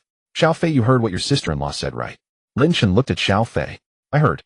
Tell her I said thanks. I'm not giving up that easily. Xiao Fei looked up at Lin Chen with unwavering determination. Lin Chen nodded in satisfaction at Xiao Fei's resolve. Back in bed, he checked on Lu Hai's progress before falling asleep. The next morning, Lin Chen was up at 7:30. As he was brushing his teeth, Xiao Fei walked out. Puffed. Lin Chen stared at Xiao Fei, who was squeezing toothpaste onto his brush, utterly bewildered. Why are you up so early? Don't you usually sleep until 10:30? Last night, sister-in-law mentioned an early class. When I saw you get up, I figured you'd be having breakfast with them, and Weiner was bound to be there too. Lin Chen grinned. You're a smart one. But I can't promise Senior Tang will be there, Lin Chen said, rolling his eyes at Xiao Fei. Relax. They're in the same class, no way they don't eat together. After washing up, the two headed out together. At the cafeteria, they grabbed some soy milk and youtiao and found a seat. Lin Chen pulled out his phone and texted Jiang Shuawei. Shuawei, I'm at the first cafeteria. You'll see me as soon as you walk in. Okay, thanks, Chen. A few moments later, two tall, striking young women walked through the cafeteria entrance. Lin Chen's eyes lit up. They're here. Xiao Fei immediately tensed up, his gaze fixed on the entrance. Sure enough, he spotted Tang Weiner and Jiang Shuawei. Tang Weiner noticed Xiao Fei too, her steps faltering slightly, but Jiang Shuawei pulled her along. Have you two been waiting long? Jiang Shuawei said with a smile. Not long, have a seat, Lin Chen replied. Good morning, sister-in-law. Xiao Fei then turned to Tang Weiner, his voice a bit tense. Good morning, Weiner. Tang Weiner looked a little uncomfortable and gave a soft then sat down without another word. The atmosphere grew awkward. Lin Chen quickly stepped in. Let's eat, the food's getting cold. Shuawei, I need to head over to Longhu Games later. You might have to have lunch on your own. Lin Chen explained gently as he ate. Okay, work comes first. They'll have lunch with Weiner. Jiang Shuawei said cheerfully. Meanwhile, Xiao Fei kept stealing glances at Tang Weiner, searching for a chance to strike up a conversation, but not knowing how to begin. Finally, Xiao Fei mustered his courage and said, Weiner, could we find some time to have a proper talk? At his words, Jiang Shuawei and Lin Chen both turned their attention to them. Tang Weiner looked up at him and said flatly, no need. I've been pretty busy lately. Xiao Fei's face fell. Then maybe when you're free. Tang Weiner didn't reply and continued eating. After breakfast, Jiang Shuawei and Tang Weiner headed to class, and Xiao Fei went back to the dorm to catch up on sleep. Lin Chen meanwhile drove off in his sports car toward Longhu Games. Back at the Longhu Games conference room, Chairman Lin could walk in at any moment. You all need to be prepared. Do not under any circumstances offend the new boss, understand? This man acquired the entire Longhu Games in one go. If anyone here crosses him, they can start packing their bags. Fang Omping looked sternly around the room. Everyone tensed up. Even though they'd known since yesterday, the anxiety was still palpable. Everyone keep your spirits high and present the best version of yourselves. We need to make a great impression on Chairman Lin, Fang Omping emphasized again. Meanwhile, Lin Chen had just parked his car at the foot of the Longhu Games building. Stepping out, he surveyed the building and its surroundings, quite pleased with what he saw. As he was about to head inside, a Mercedes business van pulled up at the entrance. Two foreigners stepped out, accompanied by a few locals. Take me to your general, Lin. If we can't reach a deal today, I'm giving the agency rights for Daxia to another company. One of them, a tall foreigner with blonde hair and blue eyes, spoke arrogantly in broken Chinese to a man from Daxia beside him. If your Dragon Lake company can't offer a good price for the agency rights of this game in Daxia, don't blame us. The man from Daxia, his face plastered with an obsequious smile and his back nearly bent to the ground, replied, Mr. James, our president, and is already waiting for you upstairs. He will discuss a suitable price with you. They then brushed past Lin Chen and swaggered into the building. Lin Chen watched their retreating figures lost in thought and quickly followed. It seems Dragon Lake Games is trying to secure the agency rights for some foreign game. He mused silently. Sir, do you have an appointment? A burly security guard approached, blocking Lin Chen's path. Ignoring the guard, Lin Chen swiftly dialed Fong Anping. Sir, are you listening to me? The guard's irritation grew when Lin Chen didn't respond, and he raised his voice. Hold on, I'm calling Fong Anping. Don't worry, I won't go in, Lin Chen said calmly, his gaze fixed on the building's entrance. The guard, already annoyed by Lin Chen's earlier dismissal, grew more agitated. He snorted, then stood directly in front of Lin Chen with his arms crossed, as if fearing Lin Chen would slip past him. Chairman Lin, are you almost here? They'll be right down to get you. Fong Anping's respectful voice came through the moment the call connected. I'm already downstairs. Come down now, Lin Chen set his tone flat, as if everything was going according to plan. You're already here, Chairman Lin. All right. I'm on my way down. Fong Anping's voice sounded a bit urgent. Seeing this, the guard began to doubt himself. He doesn't seem to be faking it. He quickly put on a smiling face and said cautiously, Sir, would you like to wait on the sofa over there? Unsure, he didn't dare let Lin Chen in directly. Lin Chen glanced at the neatly arranged sofas in the lobby and said, No need, this shouldn't take long. 2 or 3 minutes later, a group of people hurried out of the elevator and walked briskly into the lobby. The guard's heart skipped a beat. Damn, this young guy really does know President Fong. Wait, no.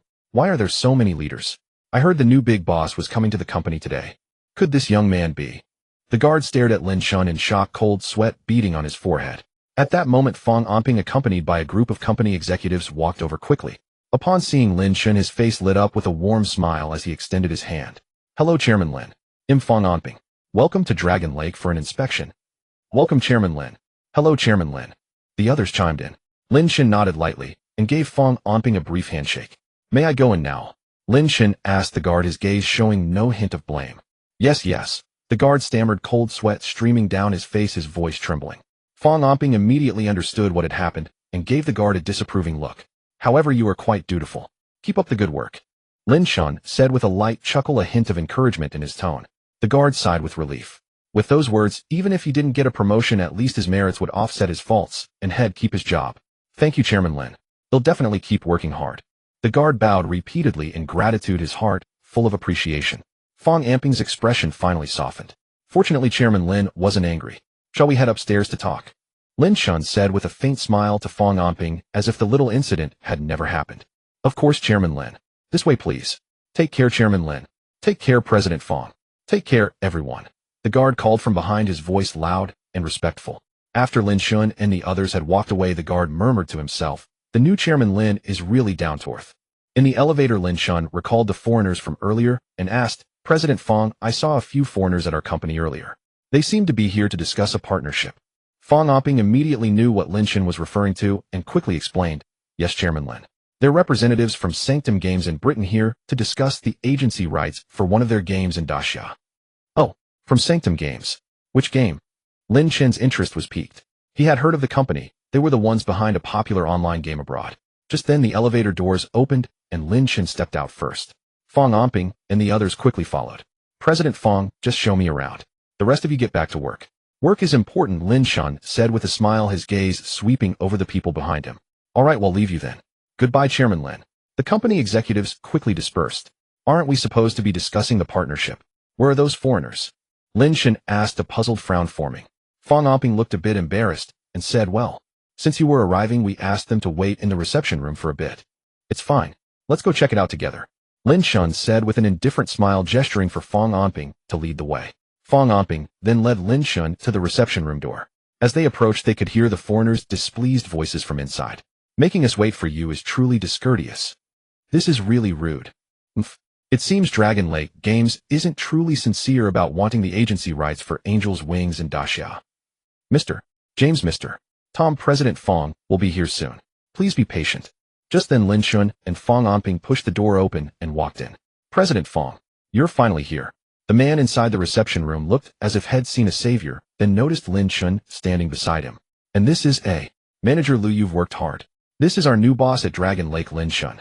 Chairman Lin, this is Manager Liu. Manager Liu looked at Lin Chen, his face full of surprise. Damn, so young. President Fong, isn't Daxia known as a land of etiquette? I am extremely dissatisfied with Dragon Lake Games' hospitality. James said indignantly upon seeing Fong Onping. Many companies in Daxia came to us about the agency rights for Angel's Wings. We chose Dragon Lake Games as our preferred partner, and yet you don't receive us promptly when we arrive at your company. Fong Onping was momentarily speechless. It had only been a few minutes, hadn't it? How did his words make it seem as if he'd kept them waiting for an hour or two? Mr. James, regarding the agency rights for Angel's Wings in the Great Xia region, our Dragon Lake Games is sincere. Please be patient. Fong Onping could only try to pacify them. Angel's Wings had received an excellent reception overseas, and if Dragon Lake Games could secure its agency rights in the Great Xia region, the profits would be immense. Lin Chen looked at these two arrogant foreigners before him, feeling a sense of distaste. Ding. Congratulations, host. System mission triggered. Give up the agency rights for Angel's Wings in China. Reward Black Myth Wukong design and production plan. Note: Black Myth Wukong is a 3A game from a parallel world composed entirely of elements from Great Xia mythology. Upon release, it achieved the world's #1 sales. Lin Chen felt a surge of joy upon hearing the system notification in his mind. Wasn't this exactly what Dong Hao had wanted to do? Currently, almost all the world's hit games were developed overseas. Great Xia had yet to produce a truly competitive title except for the mobile game Honor of Kings. Lin Chen then spoke up directly. If this is the attitude of Sanctum Games, then I believe the cooperation between Dragon Lake and Sanctum need not continue. Fong Onping and Supervisor Liu stared at Lin Chen, their eyes wide with shock. Manager Fong, who is this person? Can he speak for Dragon Lake Games? James asked disdainfully, assuming Lin Chen was just a clueless son of Fong Onping. Tom reminded him nearby. From what they said earlier, it seems this man is the boss of Dragon Lake Games. James' expression changed drastically in an instant. Lin Chen looked at James with a faint mocking smile. You may both leave Dragon Lake Games now. Our cooperation is terminated as of this moment. Lin Chen issued the dismissal directly. What a... James shot up from his seat, his face a mask of utter disbelief. This is impossible. How could you so easily give up such a great opportunity for cooperation? James glared at Lin Chen, his eyes wide with fury. With the agency rights to our Angel's Wings, the Great Xia region alone would bring your Dragon Lake Games at least several $100 million in profit. Do you, a young man, even understand? Lin Chen remained calm and said flatly, I'm sorry, Mr. James, is it? With your arrogant and disrespectful attitude, I doubt Dragon Lake Games could ever cooperate with you. I am young and hot-headed, and this company is mine, so please leave. Tom panicked and quickly interjected, Sir, there must be a misunderstanding. We came with sincere intentions. Lin Chen sneered, sincerity. Your idea of sincerity is having your representative shout at our general manager. Is that what you call sincerity? Fong Onping and Supervisor Liu felt a flicker of gratitude. James was the representative from Sanctum Games handling the negotiations with them. James' rudeness had been evident from the start, but they had endured it for the sake of securing the agency rights for Angel's Wings in the Great Xia region. James gritted his teeth and said, Sir, you should know that besides Dragon Lake Games, there are many other companies eager to obtain our agency rights. Lin Chen crossed his arms. Then feel free to go to them. In any case, Dragon Lake Games refuses to cooperate. James' face turned ashen, and for a moment he was speechless. Just then Tom's eyes darted around, and he put on a fawning smile. Mr. Lin, perhaps our attitude earlier was indeed inappropriate. We can renegotiate. Fong Onping was initially tempted to persuade Lin Chen, as the potential profit was at least several billion RMB. Since the other party had changed their attitude, cooperation might still be possible. After all, for a businessman, profit was paramount. But then he reconsidered. Lin Chen was the boss. If he spoke up, it might seem like he was overstepping his bounds. So he dismissed the idea. No need, Mr. James. Mr. Tom, you may leave now. To show our hospitality, Dragon Lake Games will cover the cost of your flight tickets. James and Tom exchanged glances, their eyes filled with regret and resentment. If you'll regret this. James spat out these words harshly before turning to leave. Supervisor Liu, please see them out, Lin Chen said coldly. Under Supervisor Liu's escort, the two men slunk out of the company building. Ding. System mission completed. The design and production plan for Black Myth Wukong has been stored on a USB drive and placed in the host's pants pocket. Lin Chen then felt a weight in his pocket. Reaching in, he found the USB drive there as expected. Chairman Lin, Angel's Wings is indeed very popular overseas. Giving up the agency rights might cause significant losses for the company, Fong Onping said cautiously. Lin Chen smiled. Manager Fong, it's just the agency rights for Angel's Wings. Let it go? I have a better game in hand. Hearing Lin Chen's words, Fong Onping looked puzzled. Chairman Lin, if I may ask, what better game are you referring to? Lin Chen smiled faintly. You'll find out soon enough. Meanwhile, James and Tom had already walked out of Dragon Lake Games. James nervously called the boss of Sanctum Games. James, did you secure the agency rights? How much profit is Dragon Lake Games willing to share? A man's voice came through the phone. Boss, Dragon Lake Games has refused to cooperate with us. They've given up the agency rights for Angel's Wings in the Great Xia region and kicked Tom and me out of their building, James explained respectfully. Moi. What happened? Didn't Dragon Lake Games work hard for this agency rights for a long time? How could they give up so suddenly? The voice on the other end sounded puzzled. Boss, Dragon Lake Games has a very young new boss. He didn't even let me speak properly before telling us to leave. James then embellished the story, twisting the facts. If Dragon Lake Games refuses to cooperate, then find another company. I refuse to believe we can't sell the agency rights for Angel's Wings. The voice on the other end snorted coldly and hung up. Phew. Looks like we've gotten away with it for now. We just need to find another company to take over the agency rights for Angel's Wings. James breathed a sigh of relief and said to Tom beside him. Tom also relaxed upon hearing this. If the boss ever found out that we were the reason this deal fell through, we'd be finished. Yeah. Both men felt a wave of lingering fear. They turned back to glare resentfully at the Dragon Lake building, then decided to find a hotel nearby to stay in before contacting other companies. Fong Onping then led Lin Chen to the CEO's office. The office was lavishly decorated and occupied the prime location in the entire Dragon Lake Tower. Through the massive floor-to-ceiling windows, the city's bustling panorama unfolded before them. Lin Chen settled into the executive chair, listening to Fong Onping's work report. After Fong Onping concluded his report, Lin Chen looked at him and said, "Draft a confidentiality agreement for a game development project. The game is called Black Myth Wukong." Fong Onping nodded promptly and left the office to prepare the agreement. Once Fong Onping had left, Lin Chen pulled out his phone and called Dong Hao.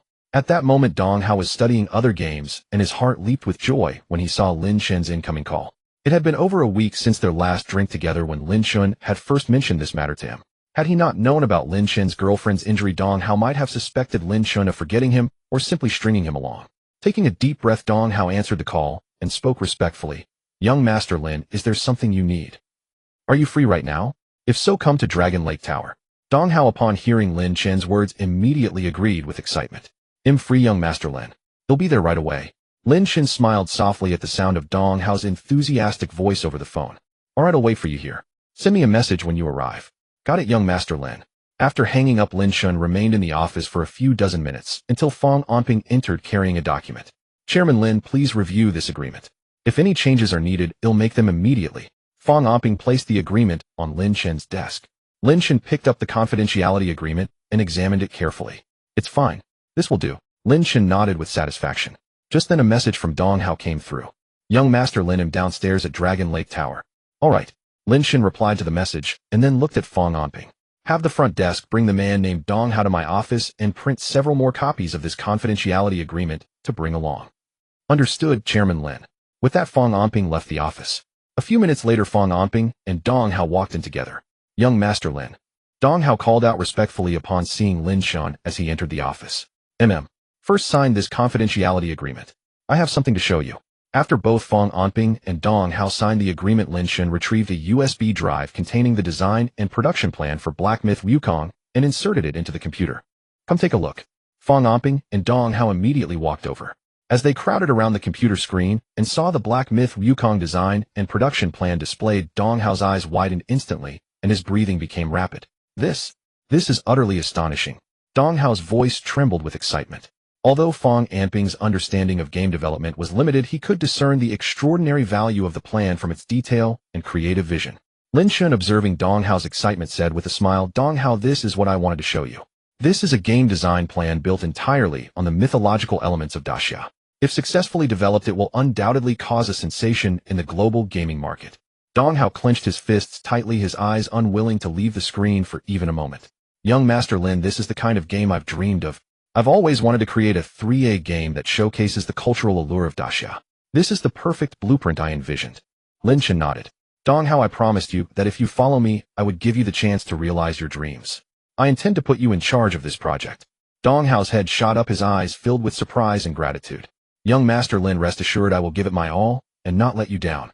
Lin Chen nodded with satisfaction, then turned to Fong Onping. President Fong, make the arrangements for Dong Hao to officially join the company today. The sooner this project starts, the better. The company will fully support the project Dong Hao is leading. Understood, Chairman Lin. I'll arrange it immediately. Fong Onping agreed, eagerly, his gaze towards Dong Hao shifting slightly. His business acumen was sharp. He was certain that once this game was released, it would be a massive hit. And the fact that Lin Chen was entrusting it directly to Dong Hao showed just how highly he valued this man. Lin Chen checked the time and saw it was already noon. He had initially planned to return to have lunch with Jiang Shuawei, but unable to resist the earnest entreaties of Fong Onping, Dong Hao, and the other senior executives, he stayed to dine with them. The group proceeded to a restaurant near Dragon Lake Tower where Fong Onping made a point of reserving the most expensive private room. Chen, have you eaten yet? I wanted to have the spicy hot pot noodles outside school for lunch, but Wainer won't let me, saying if she can't have it I can't either. Crying loudly. During the meal, Lin Chen felt his phone vibrate. He pulled it out, and seeing Jiang Zuwei's message, a smile spread across his face. I'm already eating. It's with all the senior executives of Dragon Lake Games.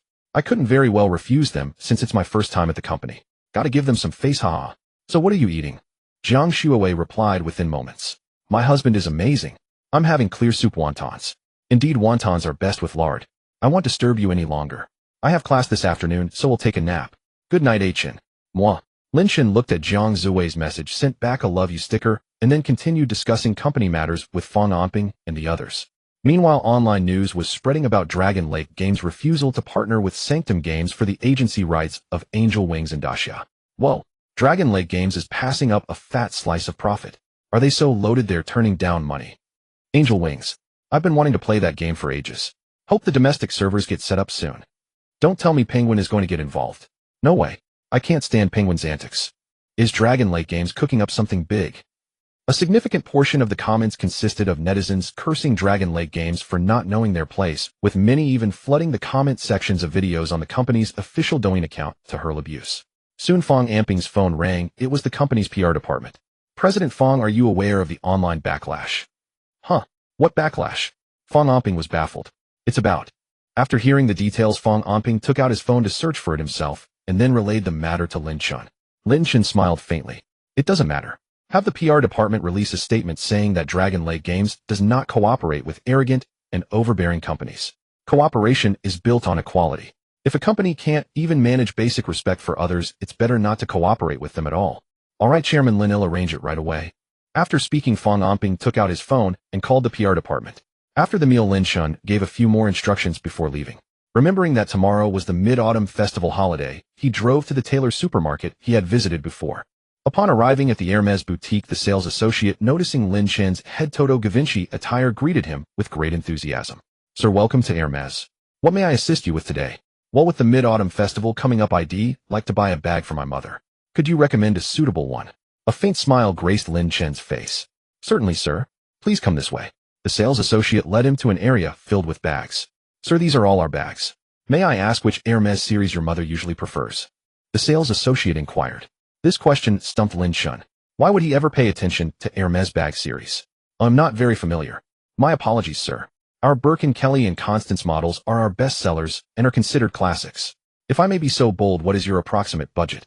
The sales associate kept a smile on her face. Lin Chen calculated silently. His mother would surely object to him spending extravagantly, but his girlfriend carried bags worth hundreds of thousands. It wouldn't do for his mother to carry something costing only a few tens of thousands, would it? Something over 100,000, I suppose. Lin Chen said after a moment's thought. Hearing this, the sales associate's smile grew even more fervent. In all her years at Hermes, she had rarely encountered customers willing to spend hundreds of thousands on a bag. And this young man, who looked at most 21 or 22, was willing to spend that much on a bag for his mother. Honestly, for today's youth, she often saw them buying tints off the Sansuan bags for their girlfriends, but rarely did she see anyone bringing their mother to Hermes. At this thought, a wave of excitement surged within the sales associate. This young man was handsome, wealthy, and filial. If she could win him over. She was quite confident in her looks, and as for age, well, older wasn't a problem. Didn't many young men prefer mature women? She had just gotten divorced recently, so she fit the bill perfectly. Sir, may I suggest this Kelly bag in crocodile leather? The color is a rare emerald green, exuding nobility and uniqueness. It's priced around 800,000. And this Constance in ostrich leather with its exquisite gold hardware is priced around 600,000. The sales associate introduced these items enthusiastically, her eyes filled with anticipation. Lin Chen examined the two bags carefully, then gently shook his head. They don't quite fit my mother's style. Do you have any others? The sales associate quickly brought out several other bags from different lines, introducing each one. This is the Kelly in regular leather priced at 300,000. This Constance is in lambskin around 400,000. And this Birkin in ostrich leather is priced at 1 million. Lin Chen listened to the associate's introductions while comparing the bags. Seeing that Lin Chen seemed undecided, the associate spoke even more enthusiastically. Sir, perhaps you could tell me about your mother's usual style and preferences. That way I can recommend something more precisely for you. Lin Chen thought for a moment and said, my mother's style is usually simple and elegant. She doesn't like things too flashy. The associate's eyes lit up. She quickly pulled out another bag from the cabinet. Sir, how about this Birkin in Epsom leather? It's in classic black, understated yet elegant. The price is 700,000. Lin Chen looked at it, found it quite appealing, and then let his gaze wander slightly. Suddenly, he spotted a bag in the cabinet that looked quite nice and was somewhat similar to one his mother had owned before. She would definitely like it. What about that bag over there? Lin Chen pointed with his finger. It was then that the sales associate noticed the Patek Philippe watch on Lin Chen's wrist. As an Hermes associate, she was knowledgeable about luxury goods. The watch Lin Chen wore was worth at least 1 million. Instantly, the look in the sales associate's eyes towards Lin Chen grew even more intense. Lin Chen also noticed that the associate's gaze seemed a bit off. Could this sales associate be interested in me? She looks at least 30. What does she want to be, a cougar? A shiver of disgust ran through Lin Chen. Following Lin Chen's pointing finger, the sales associate carefully took down the bag. Sir, this is our newest Birkin in matte crocodile leather. The color is a deep blue paired with silver hardware, giving it a particularly grand look. The price is 1,200,000. Looking at the bag, Lin Chen made his decision. This one feels quite good. The sales associate quickly nodded. Sir, you have excellent taste. This bag is truly outstanding. All right, I'll take this one. Lin Chen finally said. A brilliant smile instantly bloomed on the sales associate's face. Very well, sir. He'll wrap it up for you right away. While waiting for the wrapping, the sales associate didn't idle. She continued to chat with Lin Chen. Sir, you're so good to your mother. She must be very proud. Lin Chen gave a perfunctory reply. Yes.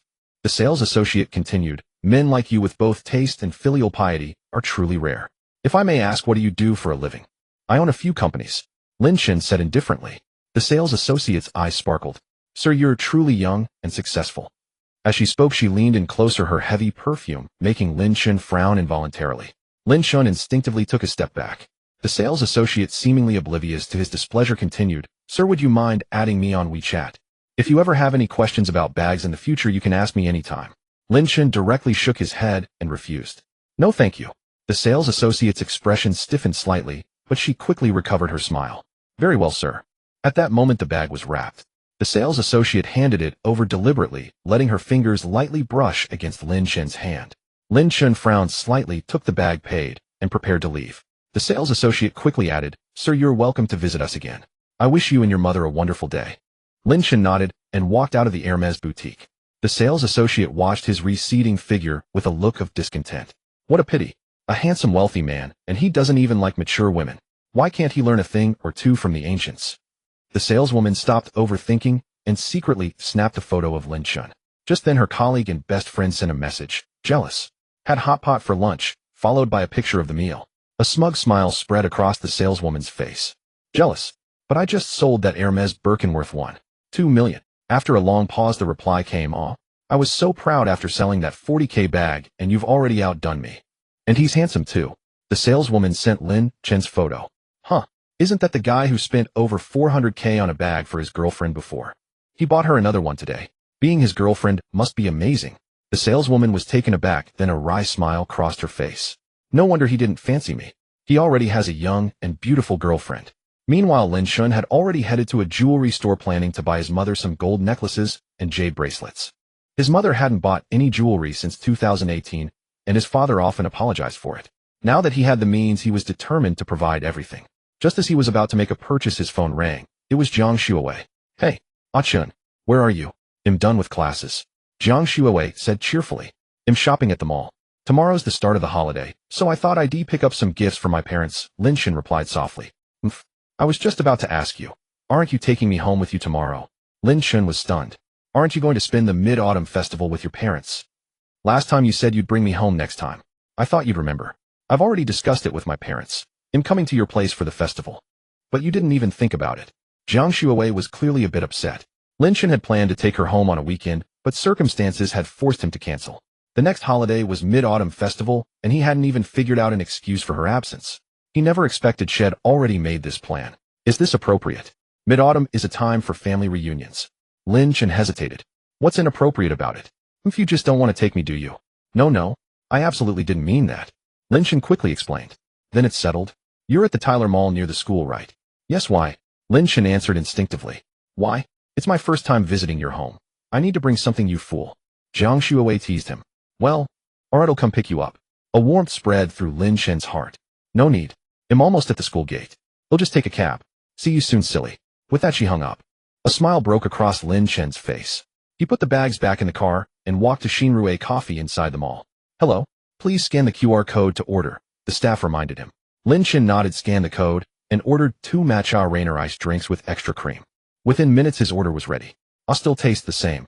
Lin Chen took a sip, thoroughly satisfied. He waited at the entrance of Tyler Mall, and soon Jiang Shuowei approached, bag in hand. Lin Chen walked up and handed her the matcha Rainier ice. Jiang Shuowei casually passed her bag to him. Hey, what's this? It's pretty good. Her eyes lit up after the first sip.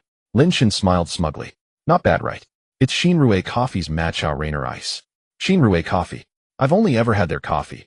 I had no idea they had something this delicious. Jiang Shuowei marveled. So what are we shopping for? I'm planning to get some jewelry for my mom first.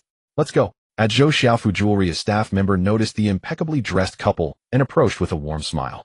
Lin Chen, however, froze, staring incredulously at a masked woman inside who was showing jewelry to a customer. Hello. Welcome to Zhou Xiaofu. What can I help you with? Lin Chen remained silent, his gaze fixed on the woman. He stepped closer to confirm his suspicion.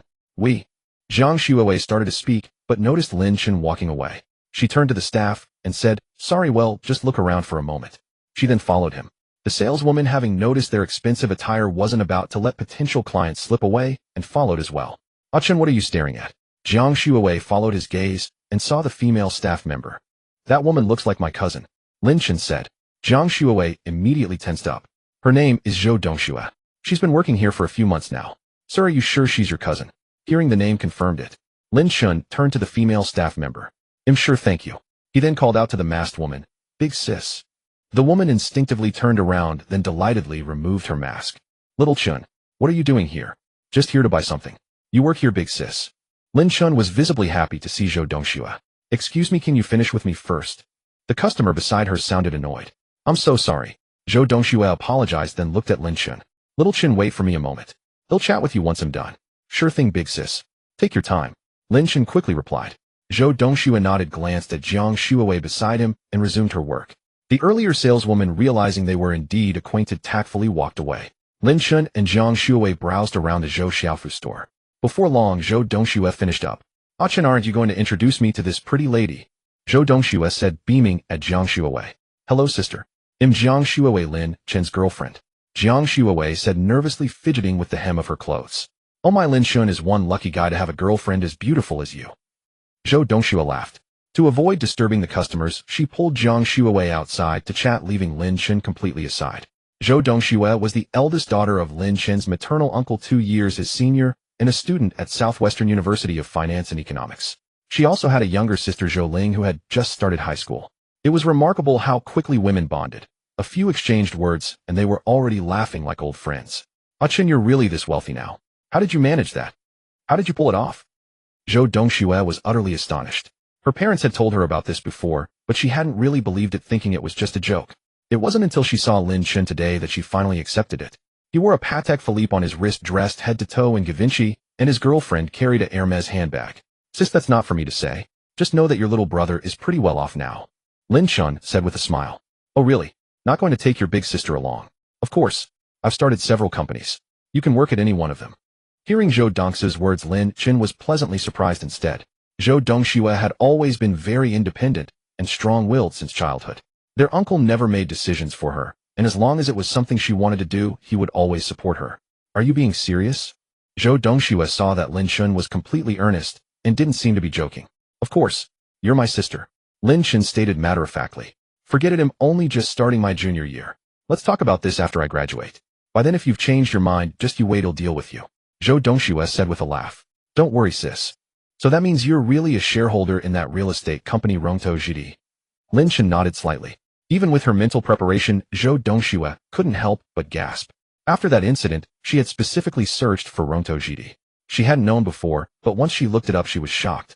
Rongtojidi was a listed company with a market value of over 150 billion. Lin Chen, so young, was a shareholder of Rongtojidi. Even if he held just 1% of the shares, that would be worth over $1 billion. This was all too surreal. Zhou Dongxue didn't press him on how he managed to do it. You're at Zhou Xiaofu to pick out jewelry for your sister-in-law. Yeah, and since Mid-Autumn Festival is coming up, I'm planning to get some gifts for Mom and Dad to take back. Lin Chen nodded with a smile. So are you planning to bring Xuewei back to meet your aunt and uncle too? Lin Chen glanced at Jiang Xuewei, who looked a bit shy. Yeah, the daughter-in-law will eventually have to meet the in-laws. Jiang Xuewei puffed up her cheeks upon hearing this. You're the ugly daughter-in-law. Exactly, Xuewei is so beautiful. Lin Chen looked at Zhou Dongxue with a strange expression. Sis Xuewei is also a junior, and since you were born in May of 04, and she was born in December of 03. Jiang Xuewei and Zhou Dongxue were both stunned for a moment. Well, it doesn't matter.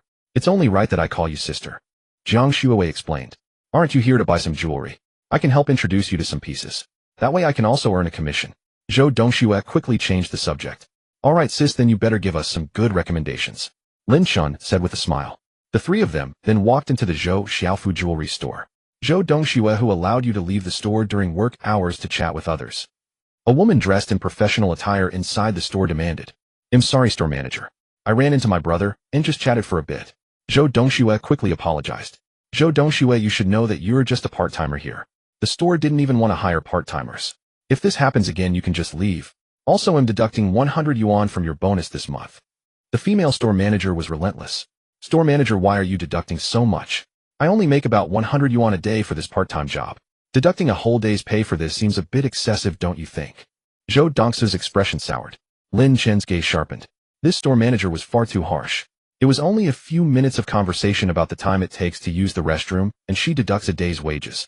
Jiang Xuewei also clearly felt indignant on Zhou Dongxue's behalf. We're here to buy jewelry. Sister Dongxue was just introducing us to some pieces. Since when do you introduce jewelry outside the store? This is a first for me. The female store manager said disdainfully. That's none of your business. What's wrong with introducing us outside? As long as we buy something, isn't that enough? Lin Chen said calmly. The female store manager was momentarily speechless. Indeed, what did it matter where the introduction took place? As long as the jewelry was sold, that was all that counted. The store manager could only shut her mouth, feeling disgruntled. Zhou Dongxue secretly gave Lin Chen and Jiang Xuewei a thumbs-up, chuckling.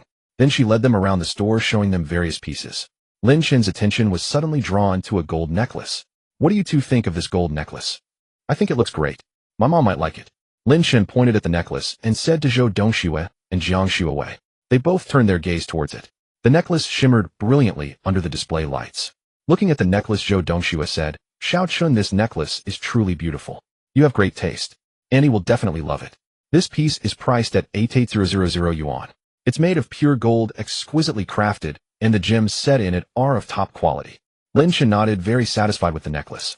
He turned to Jiang Xuewei and asked Xuewei, what do you think? Jiang Xuewei smiled and said, I also think it's very pretty. Auntie will surely love it. Lin Chen decided to buy this necklace. He said to Zhou Dongxue, sis, I'll take this one. Can you also help us look for other suitable jewelry for my mom? Zhou Dongxue nodded with a smile and led them to look at some jade bangles and earrings. In the end, they also picked out a ring, a bracelet, and a pair of earrings. Lin Chen looked at Zhou Dongxue, who was in a very good mood. She used her maximum discount authority to give Lin Chen the best price. Even with just these 4 pieces of jewelry, she would earn a substantial commission from the several 100,000 yuan sale. Even though the commission for part-timers was much lower than for full-time employees, she could still earn 10,000 yuan. Sis, why don't you pick something for yourself too? Your brother is rich now, I should get you something as well. Zhou Dongxue was still thinking about how to spend the commission when Lin Chen's words nearly caught her off guard. Huh. Oh. No need, Xiao Chun. This commission is already more than enough. Zhou Dongxue refused instinctively. Sis, you always thought of me whenever you had something good. Now that I have money and the ability, are you not going to let me be good to you? Lin Chen said helplessly, having already anticipated her reaction. It was only then that Zhou Dongxue realized her little brother was no longer simple. He was at least a billionaire. Huh. All right, then I want stand on ceremony with you. After only a moment's hesitation, Zhou Dongxue spoke, a hint of relief in her voice. Jiang Xuewei watched with a beaming smile from the sidelines. Zhou Dongxue surveyed the jewelry in the store, a trace of hesitation flickering across her face. She bit her lip and finally chose a bracelet worth a few thousand yuan.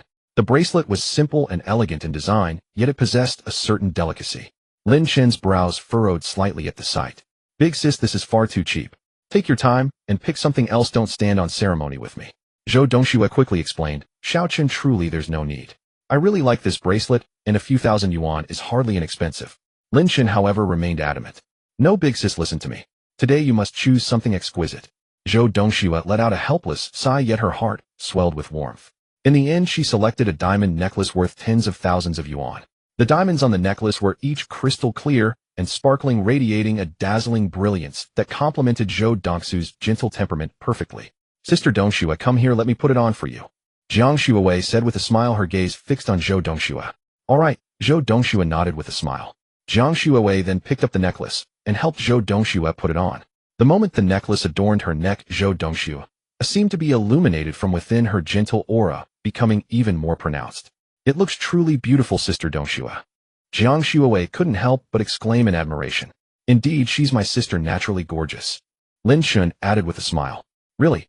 Zhou Dongxue appeared quite delighted, lowering her head to admire the necklace. Of course.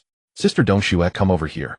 Jiang Xuewei excitedly pulled Zhou Dongxue over to the mirror in the jewelry store. Sister Dongxue, look. This necklace makes you even more beautiful. Jiang Xuewei's eyes sparkled with joy. Gazing at her reflection, Zhou Dongxue couldn't help but smile. It really is lovely. Thank you both. Watching from the side, Lin Chen also smiled and said, Big sis, this is the one, no need to change it. Zhou Dongxue nodded, looking at Lin Chen with profound gratification in her eyes. The female store manager had long shed her earlier arrogance, having recognized the Givenchy on Lin Chen, the Patek Philippe on his wrist, and the handbag worth at least hundreds of thousands on Jiang Xuewei's arm. Had she failed to recognize these, her temperament would have certainly prevented Zhou Dongxue from trying on that Tinsof the Sansiwen necklace, thereby thoroughly offending this couple. Lin Chen turned his gentle gaze towards Jiang Xuewei. Xuewei, you should pick something too. Don't just watch. Jiang Xuewei lowered her head shyly, gently waving her hand. Chen, it's fine. Just buying something for Auntie is enough. I don't need anything. Lin Chen took her hand, giving it a tender squeeze, his eyes full of affection. I said pick something, so pick something. Don't be shy with me. Jiang Xuewei hesitated for a moment, then finally chose a pair of exquisite pearl earrings. The pearls on the earrings were round and lustrous, emitting a soft glow. After their purchases, Lin Chen swiped his card to settle the bill, totaling over 400,000 yuan. The female store manager stared wide-eyed at the scene. Her previous acerbity completely vanished, replaced by an expression of fawning flattery. With a sycophantic smile and a slight bow, she said, Oh my sir, miss, you both have impeccable taste. You've selected the finest pieces in our store. Do come again in the future. We promise you the best service and the most favorable prices. Lin Chen didn't even glance at her. Big sis Xuewei, and I will be heading off now. Come visit us when you're free. Lin Chen said to Zhou Dongxue. Zhou Dongxue smiled and nodded. All right, take care on the road. After leaving the jewelry store, Lin Chen and Jiang Xuewei continued to browse around the mall. They eventually picked out several outfits and pairs of shoes for Lin Chen's parents, along with some health supplements and tea leaves. This time the bill, which came to tens of thousands of yuan, was paid by Jiang Xuewei. She insisted that since it was her first visit to Lin Chen's home, she had to pay for the gifts herself. But where did you get this much money? Lin Chen couldn't help but ask. Jiang Xuewei giggled. My parents gave it to me, of course. When they found out I was coming to your place for the Mid-Autumn Festival, they transferred me a few tens of thousands of yuan to buy some gifts for Uncle and Auntie. Hearing Jiang Xuewei's explanation, Lin Chen was deeply moved, gently pinching her nose. After finishing their shopping, the two headed towards the parking lot. Chen, I need to make a quick stop back at school first. The little ragdoll cat is still there. Lin Chen nodded and skillfully started the car, the engine emitting a low, powerful roar. Soon Lin Chen drove the car into the school and stopped steadily in front of Jiang Xuewei's dormitory building. Because the Mid-Autumn Festival holiday started tomorrow, the area in front of the dormitory was bustling with students dragging their luggage. Chen, will be quick, just wait for me downstairs. Jiang Xuewei planted a quick kiss on Lin Chen's cheek before cheerfully skipping into the dormitory. The little ragdoll cat, which had been lounging on the bed watching Tang Weiner pack her luggage, immediately jumped down upon seeing Jiang Xuewei return and stood by her feet, meowing incessantly. Oh-ho, was the shy bride tobe off to meet her in-laws? Tang Weiner teased with a mischievous grin. Jiang Xuewei scooped up the little ragdoll cat, playing with it, and shot Tang Weiner a playful glare. Don't talk nonsense. I'm just going to pay a visit to Uncle and Auntie. Tang Weiner winked. Fine, I understand. Hurry up and pack, don't keep him waiting. Jiang Xuewei blushed and ignored Tang Weiner's teasing. She placed the little ragdoll cat into a pet carrier and stuffed a few bags of cat food into her bag. She haphazardly tossed her cosmetics into her Hermes handbag. Sister Wayner, I'm off now. Happy Mid-Autumn Festival. With that, Jiang Shuawei ran downstairs. Meanwhile, Lin Chen was waiting idly by the dormitory building. A Lamborghini pulled up smoothly in front of him. The window rolled down, revealing Wang Shijia, brother Lin, waiting for sister-in-law. Lin Chen smiled and nodded. Wang Shijia also got out of the car and walked over to Lin Chen, saying, "Brother Lin, what a coincidence. I'm waiting for Zhu. Aren't you going home for the Mid-Autumn Festival?" Lin Chen asked casually. "I'm planning to bring Zhu home to meet my parents and grandpa. Zhu and I have been dating since high school, and now I can finally bring her home openly." Wang Ziji's gaze softened noticeably as he said this. Lin Chen couldn't help but take a closer look at Wang Shijia. He hadn't expected this guy to be so devoted. Despite his family's wealth, he hadn't turned into a playboy. It was a testament to his family's good upbringing. As they were speaking, Lin Chen saw Jiang Shuawei jogging out of the dormitory. Jiang Shuawei walked up to them. "Wang Shijia, what are you doing here?" "Waiting for Zhu." Jiang Shuawei asked. "Hello, sister-in-law." "Yes, I'm here waiting for Zhu. I happened to run into brother Lin, so we were just chatting," Wang Shijia said with a smile. "Shijia, we'll be heading off then. Let's catch up next time." Lin Chen, seeing it was getting late, said goodbye to Wang Shijia. "All right, brother Lin, see you." "See you, sister-in-law." Wang Shijia quickly responded. After Lin Chen and Jiang Shuawei got back into the car, Lin Chen took out his phone and called Mother Lin. "Xiao Chen, when are you coming back? Has your girlfriend gone home?" Mother Lin's voice came through as soon as the call connected. "Mom, I'm coming home for dinner today. My girlfriend will also come over later and stay at our place," Lin Chen said with a smile. "Oh, you rascal, why didn't you say so earlier? If you told me sooner, your father and I could have prepared. Now it's so rushed," Mother Lin exclaimed, her tone a mix of delight and reproach. "It's okay, Mom. We can just eat out if needed." Lin Chen chuckled awkwardly. Jiang Shuawei, sitting in the passenger seat with the little plush cat on her lap, couldn't help but smirk at the conversation on the phone. "By the way, what's your girlfriend's name? How should I address her? And since it's her first visit, shouldn't I prepare a red envelope? I need to get pajamas, slippers, a toothbrush, a towel." "Mom, her name is Jiang Shuawei. Jiang from the Yangtze River, Shui from Snow Wei from Crepe Myrtle. As for the red envelope, just do what you think is right." All right, I need to hurry and prepare.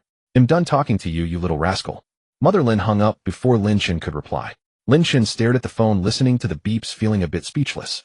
"Ah Chen, am I really staying at your place tonight?" Jiang Shuawei asked, her cheeks flushing with embarrassment. "Of course, or where else would you sleep? You can't stay at a hotel, can you?"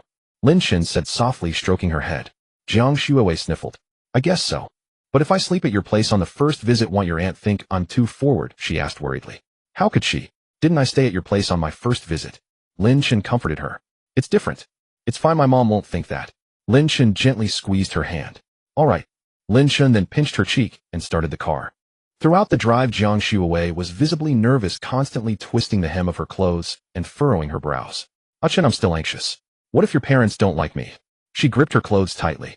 Lin Chen smiled reassuringly. "Don't worry, Shuawei. My parents will definitely like you. You're so kind and lovely. How could they not?" He took one hand off the wheel to gently hold hers. His palm was broad and warm, which helped calm her nerves a little. Since the next day was the Mid-Autumn Festival holiday, the streets were crowded and Lin Chen didn't even dare to take the highway. What should have been a 40 to 15-minute drive took Lin Chen nearly an hour and a half to reach the residential complex. He initially wanted to park in the underground garage, but the security guard stopped him at the gate. "Sir, your car may not be able to enter the underground parking lot," the guard in the booth warned. "Why? I'm a resident here," Lin Chen asked, puzzled, while Jiang Shuawei also looked curious. "Sir, your car's chassis is too low, it won't make it down," the guard explained. Lin Chen suddenly realized. He had almost forgotten that a supercar's low chassis couldn't handle the ramp, forcing it would only get stuck. He casually grabbed a pack of Huazi cigarettes from the car and handed it to the guard. "Thanks for the heads up, buddy." The guard accepted the cigarettes with flattered surprise. "No problem." Lin Chen smiled and nodded, then backed the car out and searched for a parking spot on the street for a long time before finally finding an empty space. Jiang Shuawei put the little plush cat into the pet backpack, and along with Lin Chen, they carried several bags of gifts and got out of the car.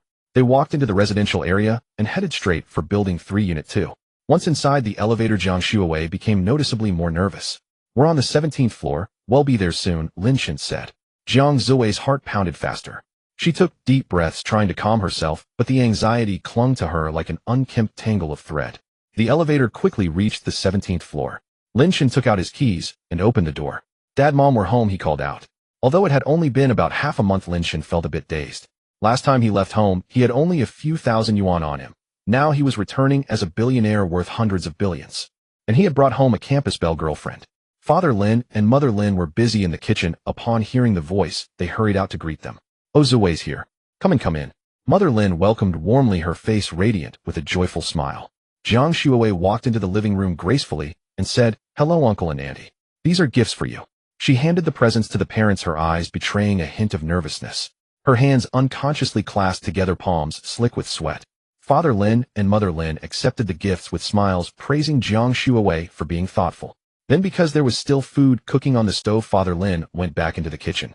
"Come, Shuowei, make yourself at home and sit here." Mother Lin guided her to a soft, comfortable sofa and kindly handed her a peach. "Try this. It's freshly bought and very fresh." Lin Chen went into the kitchen to help bring out some fruit. "Shuowei, treat this place like your own home," Mother Lin said with a cheerful smile, then took out a thick red envelope and handed it to Jiang Shuowei. "I can't take this, Auntie." Jiang Shuowei refused repeatedly. "It's a tradition here. If you don't accept it, it means you're not satisfied with our family," Lin Chen reminded her. Only then did Jiang Shuowei hesitantly take it. "Thank you, Auntie," Jiang Shuowei said obediently. "You kids have fun. Dinner will be ready soon." "Okay, Auntie." Mother Lin smiled and nodded, then went into the kitchen. After Father Lin and Mother Lin entered the kitchen, Lin Chen sat next to Jiang Shuowei on the sofa and gently patted her hand to comfort her. "Don't be too nervous, sweetheart. My parents are easy to get along with," Lin Chen said softly. Jiang Shuowei nodded slightly, but her eyes kept drifting toward the kitchen. "Chen, I'm still nervous." "Should I go help in the kitchen?" she whispered. "No need, just stay here. My mom won't let you help anyway," Lin Chen said gently. Jiang Shuowei had no choice but to give up. Meow. Lin Chen and Jiang Shuowei heard the cat's meow and suddenly remembered they hadn't let the little plush cat out of the carrier yet. Jiang Shuowei quickly unzipped the pet carrier and lifted the little ragdoll onto her lap. Meow. The little ragdoll looked up at Lin Chen and Jiang Shuowei with its big blue eyes, a pitiful expression on its face. The sight melted Jiang Shuowei's heart, and Lin Chen also reached out to stroke the kitten's head. "Oh dear, Mama was wrong." Jiang Shuowei cradled the kitten in her arms, soothing it. Soon Lin Chen's parents emerged from the kitchen, carrying dishes. "Shuowei, come and eat." Lin's mother called out with a smile as she walked out, then noticed the little ragdoll in Jiang Shuowei's arms with a surprised and delighted expression. "Wow, what kind of cat is this? It's so beautiful." "Auntie, this is a blue bicolor ragdoll, a little princess," Jiang Shuowei explained. "A ragdoll? I've seen them online. They are indeed very cute," Lin's mother realized. "Let's eat, him hungry," Lin Chen said, rubbing his stomach. It had been over half a month since he last tasted his parents' cooking, and he missed it quite a bit. Jiang Shuowei placed the little ragdoll on the sofa and then sat down with Lin Chen. The family gathered around the dining table, the sumptuous dishes exuding an enticing aroma. "Shuowei, make yourself at home, eat more," Lin's father warmly urged. Jiang Shuowei nodded obediently and began to eat. She took a bite of sweet and sour ribs. The tangy and sweet flavor instantly spread in her mouth, and she couldn't help but praise. "Uncle Annie, this sweet and sour ribs are so delicious." Lin's mother's eyes crinkled into a smile. "If you like it, eat more. Come often, and he'll cook for you," she said. Lin Chen picked up a piece of braised pork belly for Jiang Shuowei and said with a smile, "Try this braised pork. My mom's braised pork is absolutely amazing." Jiang Shuowei put the braised pork into her mouth. It was fatty, but not greasy, and melted on the tongue. "It's really delicious. Annie's cooking is amazing."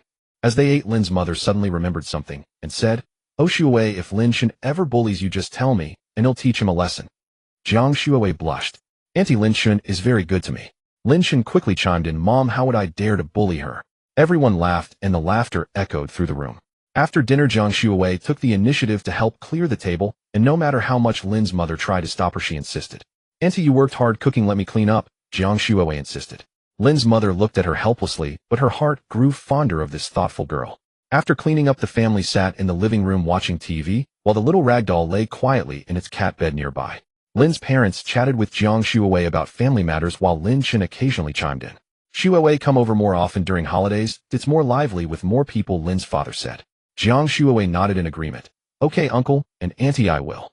Lin Chen poured cat food into the little ragdoll's bowl, laid out fresh cat litter, and then carried the kitten to the bowl. Then he looked at his parents.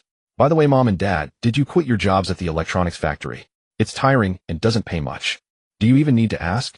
My son has become such a big boss of a huge company. Why would I still work? It's time to enjoy life." Lin's mother said with a grin, then turned to Jiang Shuowei. "Don't you think so, Shuowei?" Yes, Annie is right." Jiang Shuowei nodded repeatedly.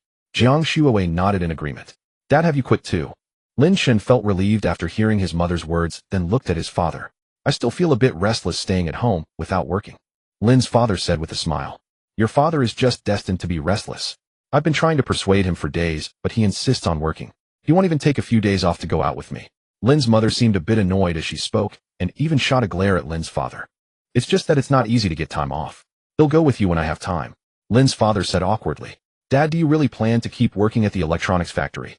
Do you actually like that kind of job? Lin Chen asked with a sigh. He had worked there once during summer break, and it was really tough. What can I do? At my age, no other place wants me, and I can't stand being idle at home. Dad, think about it. I'm a big boss with assets worth hundreds of millions, and my father works in an electronics factory. What will people think of me?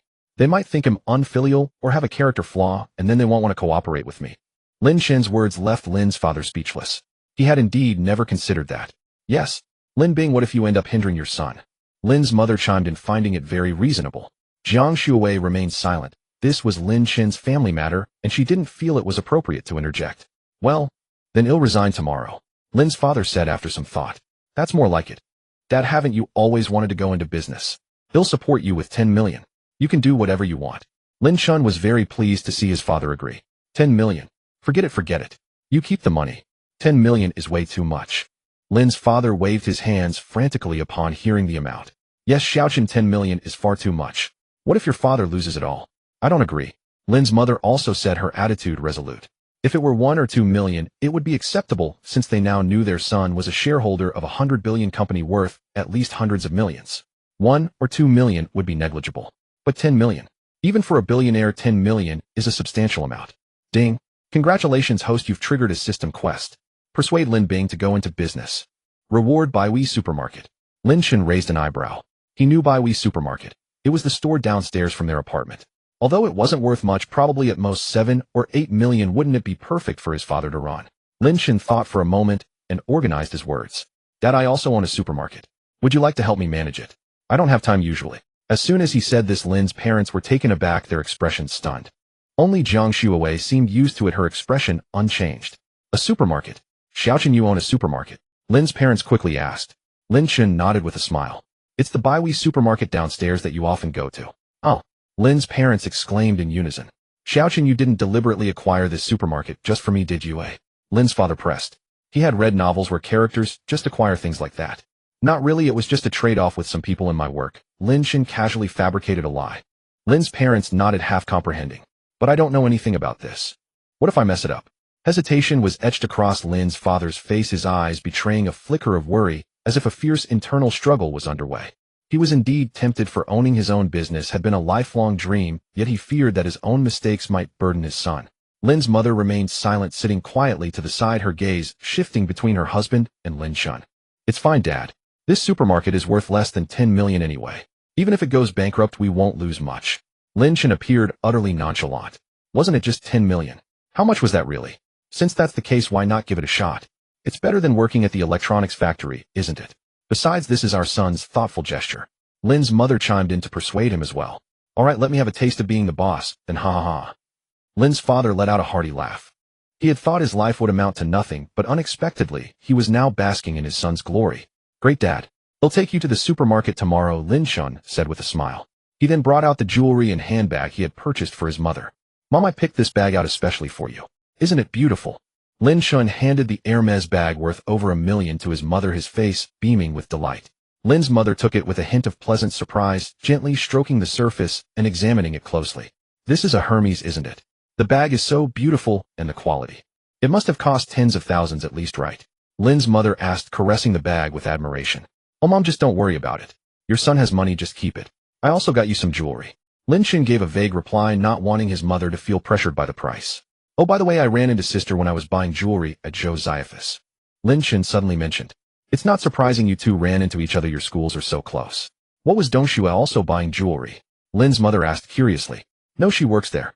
Lin Chen answered truthfully. Works there? Lin's mother, who had been admiring the bag, furrowed her brow, her smile vanishing instantly. Isn't Dong Xue still studying at the University of Finance and Economics? How could she be working at a jewelry store? She put down the bag and asked urgently. Their store manager said it's a part-time job, Lin Chen explained. Lin's mother remained deep in thought, her brows still knitted. What's wrong? Is something off? Sensing his mother's unusual reaction, Lin Chen's heart tightened, and he quickly pressed for an answer. Jiang Shuwei also turned her gaze to Lin's mother. I'm not entirely sure either. Your uncle mentioned that your elder sister wasn't feeling well recently, so he asked her to get a checkup, Lin's mother said, her voice tinged with a heavy concern. But after the results came out, Dong Xue absolutely refused to show the report to anyone, just kept insisting she was fine. Lin's mother sighed and continued. We all suspect she might have found out she's sick. But you know your elder sister's temperament. Once she's made up her mind, not even 8 oxen could pull her back. Your uncle went to her school, but she wouldn't say a word. He tried to drag her to the hospital, but she refused, and even had a huge argument with him. We're so worried we don't know what to do. Now that you're capable, and you have a good relationship with Dong Xue, try to get her to open up. If she's really sick, help her as much as you can. That's right. Your uncle and aunt have always been good to you. And as for Dong Xue, she's never treated you badly either. Lin's father also looked at Lin Chen with utmost seriousness. Lin Chen's mind was in turmoil. He had always held Zhou Dongxue in high regard since childhood. She was truly a worthy elder sister. Many times it was Lin Chen who caused the trouble, yet Zhou Dongxue took the blame. Those memories came flooding back like a tide, making the unease in his heart even stronger. Hearing his parents' words, an inexplicable irritability welled up within him. He took a deep breath, trying to calm himself down. I know you don't even have to say it. I'm going to help, and I'll do my absolute best. Lin Chen no longer felt like chatting. He took out his phone and called Zhou Dongxue. Hello, Xiao Chun. Why are you calling your big sister? Zhou Dongxue's voice came through the phone, sounding much like usual, but Lin Chen keenly detected a hint of weariness. Sis, I'm just checking in on you. Are you coming home for the Mid-Autumn Festival? Lin Chen tried to keep his voice light and natural. Zhou Dongxue was silent for a moment. Not yet. I'm planning to head back tomorrow. Lin Chen hesitated for a moment, then decided to be straightforward. Sis, I heard you went for a checkup because you weren't feeling well. What's really going on? There was a few seconds of silence on the other end, then Zhou Dongxue said, Oh, it's nothing serious. Just a bit tired lately. He'll be fine after some rest. Sis, don't hide it from me. Mom and Dad told me everything. Why won't you show them the report? Lin Chen's voice grew a bit urgent. Xiao Chen, it's really nothing. Don't listen to them. I just don't want them to worry. Zhou Dongxue still wouldn't budge. Sis, if there's anything wrong, you can really tell me. You know I'm capable now. I'm really fine. I'm out having dinner with some friends, gotta go now. Wait, sis. Before Lin Chen could finish his sentence, a series of beeps sounded from the phone. Lin Chen put down his phone helplessly. Lin's parents could tell the outcome from Lin Chen's expression. Sigh, that girl Dongxue is just. Lin's mother's spirits were low. She had watched Zhou Dongxue and Zhou Ling grow up treating them as her own children. Now with this situation, she couldn't help but worry deeply. It's okay, Mom. It'll definitely convince her, Lin Chen reassured her. Uncle Annie, I got you some gifts. I hope you like them. Jiang Shuawei, trying to lighten the mood, brought over the presents she had bought. These are some cosmetics for you, Annie. And this is some tea for you, Uncle. I'm not sure if you'll like it, and I also got some health supplements. Jiang Shuawei introduced each item one by one. Oh my, we love them. Shuawei, you shouldn't have. You didn't need to bring gifts. Lin's parents' mood improved, their eyes beaming with satisfaction as they looked at Jiang Shuawei. As long as you like them, Uncle and Auntie, Jiang Shuawei said with a smile. They chatted for a while longer. Oh, Shuawei, Lin's mother said, beckoning her into the bathroom. This is your toothbrush cup and toothbrush. This pink towel is also yours. Oh, I've already washed it. And I bought a set of pajamas and put it in Xiao Chen's wardrobe. Thank you so much, Auntie. Jiang Zuwei's voice brimmed with genuine gratitude, and her heart swelled with warmth. She knew that Lin's mother had meticulously prepared everything for her arrival, attending to every detail with such thoughtful care. This kindness touched her deeply. At that moment, the system's notification chimed in Lin Chen's mind. Ding! Congratulations, host, on completing the task. Baihui Supermarket has been successfully acquired under your name. Lin Chen paid little attention to this reward. After all, a reward worth less than 10 million, except for the watch from earlier, was the most insignificant he had ever received. Now his thoughts were entirely consumed by Zhou Dongxue's situation, filled with deep concern. He wondered if Zhou Ling knew about her elder sister's illness. If she did, she would be heartbroken. Little did Lin Chen expect that the system's notification was not yet over. Ding! Congratulations, host, on triggering a system task. Persuade Zhou Dongxue to seek treatment. Task: reward 100 shares of Yinxing Hospital. Lin Chen paused for a moment, his mind racing. Yinxing Hospital? It feels like I've heard that name somewhere. He quickly pulled out his phone to search. A private hospital, and it's passed the international JCI accreditation. Surprise lit up Lin Chen's face, and he couldn't help but exclaim, this system is truly a wonderful thing. A pillow arrives just when you're drowsy. This will make convincing my sister to seek treatment much easier. With this thought, the gloom in Lin Chen's heart began to dissipate, and his mood lifted considerably. Nearby, Lin's mother and Jiang Shuawei were chatting animatedly, their laughter echoing. Lin Chen walked over and overheard his mother recounting embarrassing stories from his childhood. Shuawei, let me tell you, when Xiao Chen was in kindergarten, he once wet the bed one night, then told me he'd found a bathroom in his dream. Huh. Lin's mother laughed heartily, as if reliving that moment. Really? Did Ah Chen really wet his pants as a child? Jiang Shuwei couldn't suppress her laughter at the story, her eyes crinkling into crescents. Yes, that boy used to wet the bed all the time. Lin's mother beamed with joy. All right, Mom, I need to talk to you both about something. Lin Chen interrupted somewhat awkwardly. What is it? Both women, along with Lin's father, who was watching TV, turned to look at him curiously. I want to go look at houses tomorrow and buy a bigger one. Lin Chen spoke with a serious expression. This had been on his mind for a while. He often heard them complain about the cramped kitchen, the small living room, and the balcony. Now that he had the means, he had to address these issues. Otherwise, if he simply transferred money to them, they might be reluctant to spend it. Lin's parents exchanged a glance and remained silent for a moment. The sudden quiet in the living room startled the little ragdoll cat, which had been dozing on Jiang Zuwei's lap, and it lifted its head to look around. Meow. After a while, Lin's mother spoke slowly. Your father and I have no objections. A new house would be nice. It'll make it more convenient for you and Shuwei to come home. Lin's father nodded, his eyes filled with pride. Seeing that his parents agreed, Lin Chen continued. Then let's also look at a car. Dad, haven't you always wanted to replace yours? We'll go to the 4S dealership tomorrow and pick one out. A smile spread across Lin Chen's face. That's not necessary. Lin's father hesitated but was cut off by his wife. I think it's a good idea. After all, you're the owner of a big supermarket now. How would it look if you didn't even have a decent car? Lin Chen glanced at his mother with slight surprise. This reaction was different from what he had expected. He had thought convincing his parents would take more effort, but it turned out to be much smoother. I think since our son is so well off, we should just accept whatever he buys us. After all, what else are sons for? Lin's mother looked at his father, who still seemed hesitant, and continued. Hearing this, Lin's father finally agreed. Oh, it's getting late. Shuwei, why don't you sleep with Xiaochen tonight? Lin's mother smiled and looked at Jiang Shuwei with a questioning gaze. Jiang Zuwei's cheeks flushed lightly. She lowered her head and murmured, Okay, Annie. After Lin's parents had washed up and gone to bed, Jiang Shuwei took her shower. Lin Chen lay on the bed waiting for her. After about 20 or 30 minutes, Jiang Shuwei, dressed in a pink pajama, cautiously opened the door to Lin Chen's bedroom. Her hair was still slightly damp, emitting a faint fragrance, and her face was flushed as delicate as a blooming peach blossom. Jiang Shuwei closed the door and climbed onto the bed, nestling into Lin Chen's arms. Listening to the steady beat of his heart, she felt a profound sense of peace.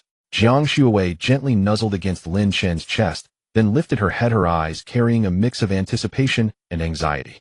Chen, do you think your parents are happy with me? Lin Chen affectionately tapped her nose. Silly, my parents adore you. They look like they want us to get married tomorrow. Hearing this, Jiang Zuwei's heart felt as sweet as honey, and her blush deepened. Lin Chen gazed at her delicate face, a surge of desire rising within him. He gently stroked her back, his lips slowly approaching her cheek. Jiang Shuwei felt his movement, her heart racing and her breath quickening. Shuwei, how about you come on top? Lin Chen's voice was husky. Chen, can we skip tonight? Your parents are right next door. What if they hear us? Jiang Zuwei's face flushed crimson. She sat up and feigned reproach. Forget it then. See, I told you we need a bigger house. Lin Chen smiled awkwardly. Jiang Shuwei lay back in his arms and whispered, Chen, don't be so impatient in the future. Lin Chen nodded, holding her tightly. Okay, whatever you say. Soon Jiang Shuwei fell into a deep sleep in his arms. Lin Chen watched her peaceful sleeping face, his heart filled with tenderness, and slowly closed his eyes as well. The next morning, the four of them had breakfast together. Xiaochen, how about we go take a look at Tianxi? I think the layouts there are quite nice, and it's not far from our current neighborhood. It'll be convenient for your father to get to Baihui. Lin's mother suggested. Lin Chen had already checked the nearby developments the night before. There was a new project by Rongtou Jidi, so the choice of where to buy was obvious. No need, Mom. There's a Rongtou Jidi development nearby. We can just head straight there. Lin Chen said with a smile. Rongtou Land. Is that your company, Xiaochen? Father Lin asked. Yes. Lin Chen nodded with a smile. Father and Mother Lin exchanged a glance, their eyes filled with pride and gratification. Naturally, they had no objections. Considering it was inconvenient to bring the little ragdoll cat along, they simply left it at home. They went down to the underground garage, got into Father Lin's Cherry, and the four of them headed towards Zhongting Ufu. Upon arriving at the sales center, there were parking spots right at the entrance. Father Lin found a spot, parked the car, and the four of them got out. Xiaochen, why are there so many luxury cars? Is this property very expensive? Father and Mother Lin asked, looking at the several Bentleys, Maseratis, and Land Rovers around them. It's fine. Your son can afford it, Lin Chen said with a relaxed smile. The houses here were nothing but a trivial matter to him. As they approached the entrance, several saleswomen stood by watching eagerly, yet none of them stepped forward to greet them. Lin Chen was slightly puzzled, but after a moment's thought he understood the reason. It was because they had seen the group get out of a car that cost less than 100,000 yuan, and they assumed they couldn't afford the homes here. Although Lin Chen understood their perspective, that spending time on someone without purchasing power was futile compared to targeting those with real financial strength. Understanding didn't mean acceptance. They'll have to have a word with Huang Wei about this. Lin Chen mused to himself. In any industry, good service leads to customer satisfaction, and this kind of judgmental classist attitude was something he couldn't stand. Just then, one of the saleswomen by the entrance seemed to notice something, a warm, enthusiastic smile spreading across her face as she came forward. Are you all here to buy a property? Lin Chen's expression softened slightly at being attended to, but upon hearing her question, he couldn't help but feel a bit speechless. What kind of work do you do, sir? Seeming to realize her question was a bit redundant, the saleswoman quickly added, which type of layout are you interested in? A villa, Lin Chen said after a moment's thought, his expression calm. The saleswoman's face lit up with joy, inwardly congratulating herself for having taken a second look at them. She had also seen them get out of the cherry, and like her colleagues assumed they were just there to look around and couldn't possibly afford anything. However, she noticed that Lin Chen was quite handsome and had taken a moment to appraise him more carefully. That's when she realized he was wearing Givenchy, and on his wrist was a watch. She couldn't identify the exact model, but she was certain it was a Patek Philippe. Her heart skipped a beat. She then looked at the others in his group. The young, beautiful woman was even carrying an Hermes handbag. She quickly straightened her attire and with a beaming smile approached them. Driving a car worth less than 100 grand and claiming to buy a villa. These young people sure know how to put on airs. Don't say that. Maybe they're just keeping a low profile. The saleswomen by the entrance were puzzled as to why their colleague had gone to attend to someone with no apparent purchasing power, so they watched closely. After hearing Lin Chen's words, they sneered, whispering among themselves. Though their voices were low, they were still faintly audible in the quiet environment. Jiang Shuawei and father and mother Lin naturally didn't hear them, but Lin Chen, with his senses enhanced by the system, heard every word clearly. His gaze turned icy as he swept a cold look over those saleswomen. A villa? Is that necessary, Chen? It would feel so empty for your father and me in such a large space. Isn't it a waste of money? Mother Lin advised, her brows furrowed with concern and reluctance. Although she knew her son was wealthy, she still felt buying a villa was a bit excessive. The saleswoman, hearing Mother Lin's words, grew a little anxious. The cheapest villas at Zhongting Ufu were at least 20 million yuan, while a standard apartment was only around 3 million. The commission difference was astronomical. Mom, don't worry about it. We have a big family. What will we do when Uncle and the others come to visit? Now that we have money, we can't just make them sleep on the floor, right? Lin Chen said with a wry smile, patiently persuading his mother. Mother Lin fell silent. Seeing this, the saleswoman continued, what size villa would you be interested in? What options are available? Lin Chen asked. We have townhouses, detached villas. The saleswoman introduced rapidly and proficiently. Well, take the detached villa, Lin Chen said directly. Since they had decided to buy a villa, why settle for a townhouse? Very well, sir. Currently, the available detached villas are 860 square meters, 660 square meters, 560 square meters, and 360 square meters. The saleswoman became even more enthusiastic. And what's the price per square meter? Father Lin asked. The detached villas are 500 yuan per square meter, sir. The saleswoman replied, her professional smile still in place. Father and Mother Lin were taken aback, their eyes widening in shock. So even a villa of over 300 square meters would cost nearly 20 million. They exchanged a glance, their eyes filled with disbelief. Father Lin couldn't help but tug at Lin Chen's sleeve and whisper, son, this is too expensive. Maybe we should look at something else. Lin Chen patted his father's hand reassuringly. Dad, it's fine. Money isn't an issue. Let's just pick something suitable. Mother Lin chimed in. Yes, Chen, this isn't a small sum. You need to think this through. Lin Chen smiled. Mom, Dad, don't worry. I know what I'm doing. Seeing their hesitation, the saleswoman quickly added, Sir, Madam, the quality of our villas is exceptionally high. The amenities are top-notch, and these are scarce listings with great investment value. Lin Chen nodded. All right, let's go see the properties first. The saleswoman said excitedly, certainly, please follow me. The four of them then followed the saleswoman onto a sightseeing cart heading towards the row of detached villas. Back in the sales lobby, the other saleswomen remained disdainful. Just wait and see. They'll come back and say they don't like it and leave without buying. I've seen this type a million times. I agree. I refuse to believe that someone who can afford a multi-million-dollar villa can't afford a car worth a few million. I wonder what Xiao Qin is thinking. Maybe she's got her eye on that handsome guy. I doubt it. They're clearly a family of four, and that young woman is way prettier than Xiao Qin. But how did Xiao Qin bring them over without verifying their assets? Could she tell they were wealthy? Impossible. Lin Chen and the others followed the saleswoman to the model home. Stepping inside the spacious and bright living room, luxurious decor, and exquisite garden with a swimming pool dazzled Lin's parents. This unit is 860 square meters. Take a look and see if it suits you. If it feels too large, we can view some smaller villas. the saleswoman said with a professional smile. I do think it's a bit big. Your father and I can't fill a house this size. Besides, with a place this large, wouldn't I spend half the day just cleaning? Lin's mother said, trying to persuade Lin Chen. Over 800 square meters. It looked like a small estate. The saleswoman silently prayed. Just this one? If I close this deal, my commission alone will be nearly $500,000. It's fine, Mom. Who said you'd have to do the housework?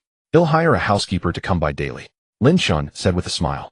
But Xiaoqin, you've already spent over $50 million just after returning. Can your finances handle this? Lin's mother asked, her face full of worry. I think so too. Let's forget it. Even if we buy a villa, that 300 square meter one is plenty. Lin's father chimed in. Jiang Shuawei stood by silently. Oh, Mom, I've got the money. Don't worry about it. Lin Chen said helplessly, then looked at the saleswoman. Well, take this one. Lin Chen made the final decision. The saleswoman was ecstatic inside. If this 860 square meter villa sold, she'd earn a commission of at least 4,000 yuan. Maybe even 5,000. After all, this 860 square meter villa wasn't an easy sell, so the commission rate was a bit higher. Has the crown jewel of the complex been sold yet? Lin Chen suddenly asked. No, sir. The saleswoman's heart skipped a beat. Could this young man be thinking of buying the crown jewel? If so, if Lin Chen bought it, she could afford a house too. But then again, it seemed a bit unbelievable. If the crown jewel hasn't been sold, why didn't you mention it earlier? Did you think I couldn't afford it? Lin Chen looked at the saleswoman with slight displeasure. No, sir. I apologize, it was my oversight. The saleswoman apologized profusely. If she upset this potential big spender, her commission of hundreds of thousands would vanish. If she could even kneel and beg for forgiveness. That was hundreds of thousands. No shame in it. Forget it, just take us to see the crown jewel first. Lin Chen wasn't one to hold a grudge over such a small matter. Sir, to view the crown jewel, we require a proof of funds check. Would that be convenient? The saleswoman's tone was now extremely respectful. It was company policy to require proof of funds for viewing the crown jewel. Technically, proof of funds was required for all detached villas, but seeing that Lin Chen and Jiang Shuawei were dressed in fine attire, she hadn't mentioned it to avoid offending them. Buyers are required to provide bank deposit statements meeting the threshold set by Rongtou Land. During the check, they also verify if the buyer meets the purchasing criteria. Proof of funds. You need that to buy a house. Lin Chen was surprised. It was the first time he'd heard of such a thing. I think that's a real thing. Lin's father nodded. All right. Lin Chen agreed, anyway. The saleswoman's face lit up with joy. At this rate, could the crown jewel really be sold by her? The saleswoman was trembling with excitement. That crown jewel was 1060 square meters with a total value of 60 million yuan. A few million of that was for the prestigious title itself. And if she sold it, her commission was guaranteed to be at least 600 yuan. That amount could buy her a house back in her hometown. The saleswoman didn't waste a moment. She drove the four of them back to the sales lobby in a golf cart. The sharp-eyed saleswomen at the entrance perked up immediately. Hey, look, Xiaoqin is back with them. Back so soon, they must not have bought anything. Huh, that's what happens when you skip the proof of funds. The saleswomen chattered amongst themselves, but fell silent as Lin Chen and the others approached. Lin Chen caught a bit of it. Though he only heard the gist, he knew they were mocking them. Hell, let's see if you're still laughing in a bit. Lin Chen sneered inwardly. The saleswoman brought over a form for Lin Chen to fill out. Lin Chen glanced over at personal info, employer, annual salary, and bank deposits. After a moment's thought, he only filled in shareholder of Rongtou Land under employer. When he was done, he handed the form to the saleswoman. The saleswoman looked at the form, and her eyes were immediately drawn to the entry, shareholder of Rongtou Land. You still need to see my bank deposits, right? Hey, raise my Daxiao bank statement, take a look. Lin Chen opened his phone and showed the saleswoman his Daxiao bank balance. Still in a daze, the saleswoman instinctively glanced at Lin Chen's balance. What? How many zeros? Thinking she'd misread it, she rubbed her eyes and counted again. 1, 2, 3, 4. 9 zeros. 9 zeros. That meant this young man had billions of RMB in his bank account. The saleswoman's eyes widened, her mouth slightly agape, frozen, as if struck by a spell. Lin Chen. Wasn't this the same person from the Rongtou Land announcement a few days ago saying all shares had been acquired by Mr. Lin? A man with billions in his account couldn't possibly be lying, right? Is that enough? Need to see anything else? Lin Chen said calmly. Jiang Shuawei and Lin's parents naturally knew why the saleswoman was so shocked. But when Lin's parents leaned over and saw that Lin Chen still had billions in his account, they couldn't help but gasp. Xiaoqin, you still have over 5 billion in your balance. Lin's mother exclaimed, covering her mouth. Lin Chen smiled and nodded. Actually, had only had over 500 million before, but Ma Teng had transferred 5 billion over later. Lin's father was also utterly astonished. With that much in the bank, Lin Chen's stake in Rongtou Land must be far bigger than they'd ever imagined. Did you hear that? 5 billion. $5 billion in the bank, ha. $5 billion in the bank and driving a Cherry. So convincing I almost believe there were billions in that account. Chill. Keep it down. Don't let them hear you. So what if they hear? Can't we call out a liar? The saleswoman's laughter was a bit loud, and even Lin's parents Jiang shoo away, and the saleswoman could hear them. Mother Lin's face flushed crimson, with rage, her eyes blazing wide. The implication was clear. Her son was being called a braggart. You girls in the service industry have such sharp tongues. Is this the attitude of Rongtou Jidi and your zhongting ufu towards customers? Xiaochen, can you handle this matter? Mother Lin turned to Lin Chen, her gaze burning with fury. Seeing his mother's anger, Lin Chen felt a pang of embarrassment and deep regret. He should have revealed his identity earlier and dealt with these troublesome women. Of course I can handle it. Mother, just wait. He'll take care of this right now. Lin Chen quickly forced a placating smile, trying to soothe his mother before turning a piercing glare upon the saleswoman. What are your names? His voice was icy, as if it could freeze the very air around them. The lead saleswoman's face turned ashen, her lips trembling slightly. If Lin Chen were truly angered, she might very well be dragged down with the rest. This is shareholder Lin of Rongtou Jidi. You'd better admit your mistake right now. The saleswoman shouted urgently, her voice laced with barely concealed panic. The other women were taken aback, then glanced at Lin Chen's father. Seeing no designer labels on him and a demeanor that hardly suggested high status, they grew skeptical. And he drove a Cherry, which further cemented their disbelief. Lin Chen's youth also made it seem implausible. Yet knowing they were in the wrong, and with Xiaoqin's claims sounding so convincing, they reluctantly offered an apology. Sorry customers, we weren't talking about you. We were just watching a video. One of the saleswomen spun a lie with ease, her eyes darting shiftily, unable to meet Lin Chen's gaze. Oh, watching a video were you? Lin Chen sneered, his eyes brimming with contempt. Without another word, he pulled out his phone and called Huang Wei. Huang Wei was in the middle of sorting through documents. Seeing Lin Chen's call, she answered immediately, without hesitation. Chairman Lin, hello. What instructions do you have? Huang Wei said respectfully. Huang Wei, who is the manager of the Zhongting UFU project. Tell him to come to the sales lobby immediately. Lin Chen's words brimmed with fury, like a volcano on the verge of eruption. Huang Wei's heart skipped a beat. What was this big shot doing at the Zhongting UFU sales lobby? And so angry. Could some fool have offended him? Yes, Chairman Lin. He'll call the sales manager at Zhongting UFU right away. Huang Wei said hastily, cold sweat beading on her forehead. Lin Chen hung up without another word. Seeing how terse he was, Huang Wei inwardly groaned, sensing the barely contained anger simmering beneath his silence. Who on earth had offended this formidable young man? She picked up the phone and called the sales manager of Zhongting UFU. Manager Huang, you're looking for me. Wang Shuyi, Chairman Lin is now at the Zhongting UFU sales lobby. And he's extremely angry. Get over there right now and see what's going on. Huang Wei urged anxiously. Chairman Lin, the one from our Rongtou Jidi. The voice on the other end was cut off by Huang Wei. Who else could it be? Hurry over there, don't waste any time. Oh, and Chairman Lin is only 18 years old. Don't mistake him for someone else. Huang Wei added a final urgent reminder. Yes, Director Huang. I've seen his photo. He'll be there right away. After hanging up, Huang Wei leaned back in her office chair, rubbing her temples in frustration. This man was now the largest and only shareholder of Rongtou Jidi. If he were displeased, even she, Huang Wei, would be shown the door without a second thought.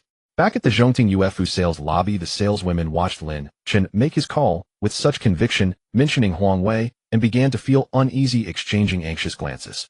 Still putting on an act. Girls, don't be scared of him. He's definitely faking it. Even if the company fires us over this, so what? We'll just take our money and find another job. One of the saleswomen suddenly shouted, her voice shrill and grating. At those words, the other saleswomen around her looked at her in horror and quickly moved away. Is she out of her mind? Who would ever hire her after saying something like that? Exactly. They mocked the customers first, and now they think they can just walk away scot-free. This project belongs to Rongtou Jidi. If they tarnish its reputation, they'll be in serious legal trouble. The onlookers began to murmur among themselves. The other saleswomen, overhearing the comments, quickly turned to Lin Chen and his family, offering their apologies. We're so sorry, sir. We spoke out of turn. Our sincerest apologies, customers. We're sorry. Lin Chen ignored them, his gaze fixed intently on the woman who had just made the bold declaration. You think resigning and moving on to another company will just make this all go away? He looked at her, his expression as cold as winter frost.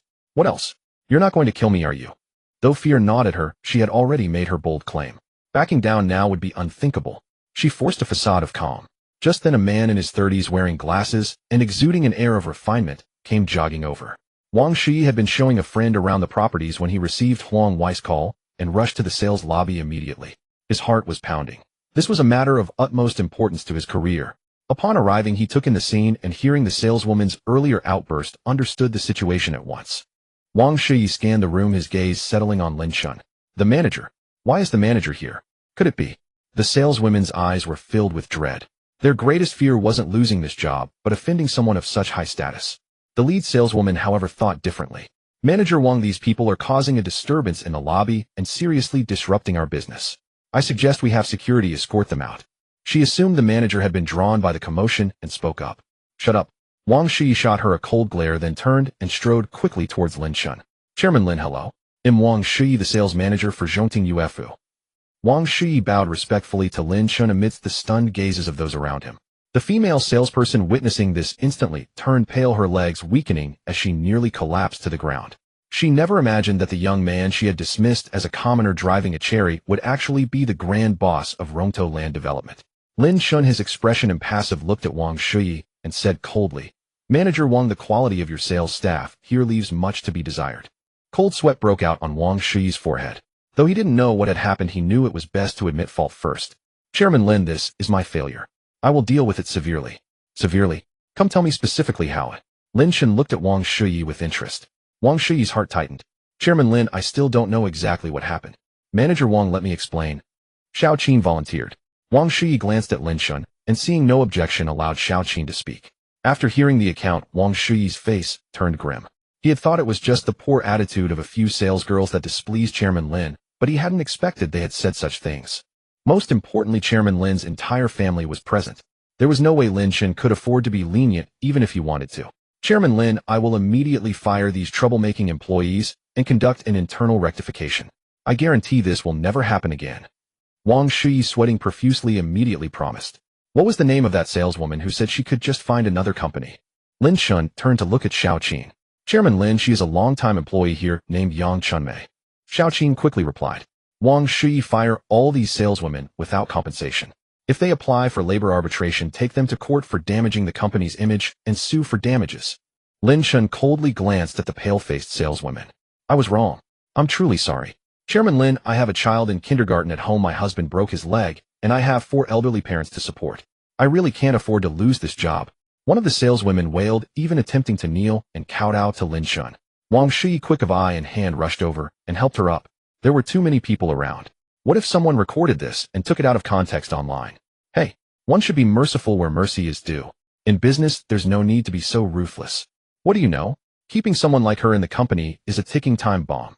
I can't believe the big boss of Rongtou Land Development is so young. Quite a sight today. The surrounding onlookers began to murmur amongst themselves. Sister Fong.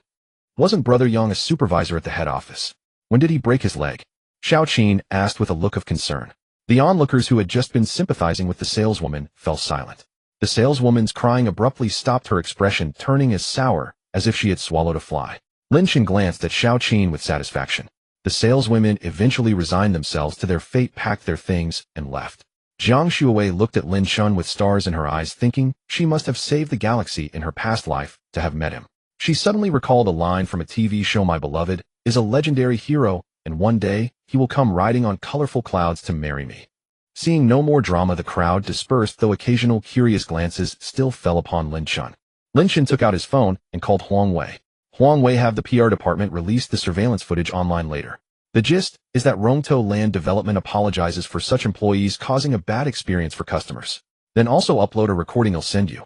Lin Chen said calmly. Okay, Chairman Lin. They'll get on it right away. Huang Wei agreed immediately. Lin Chen then turned to Xiao Qin. Do you know the name of that saleswoman's husband? Yes, Chairman Lin, his name is Lu Yang. Xiao Qin looked at Lin Chen with a hint of fear.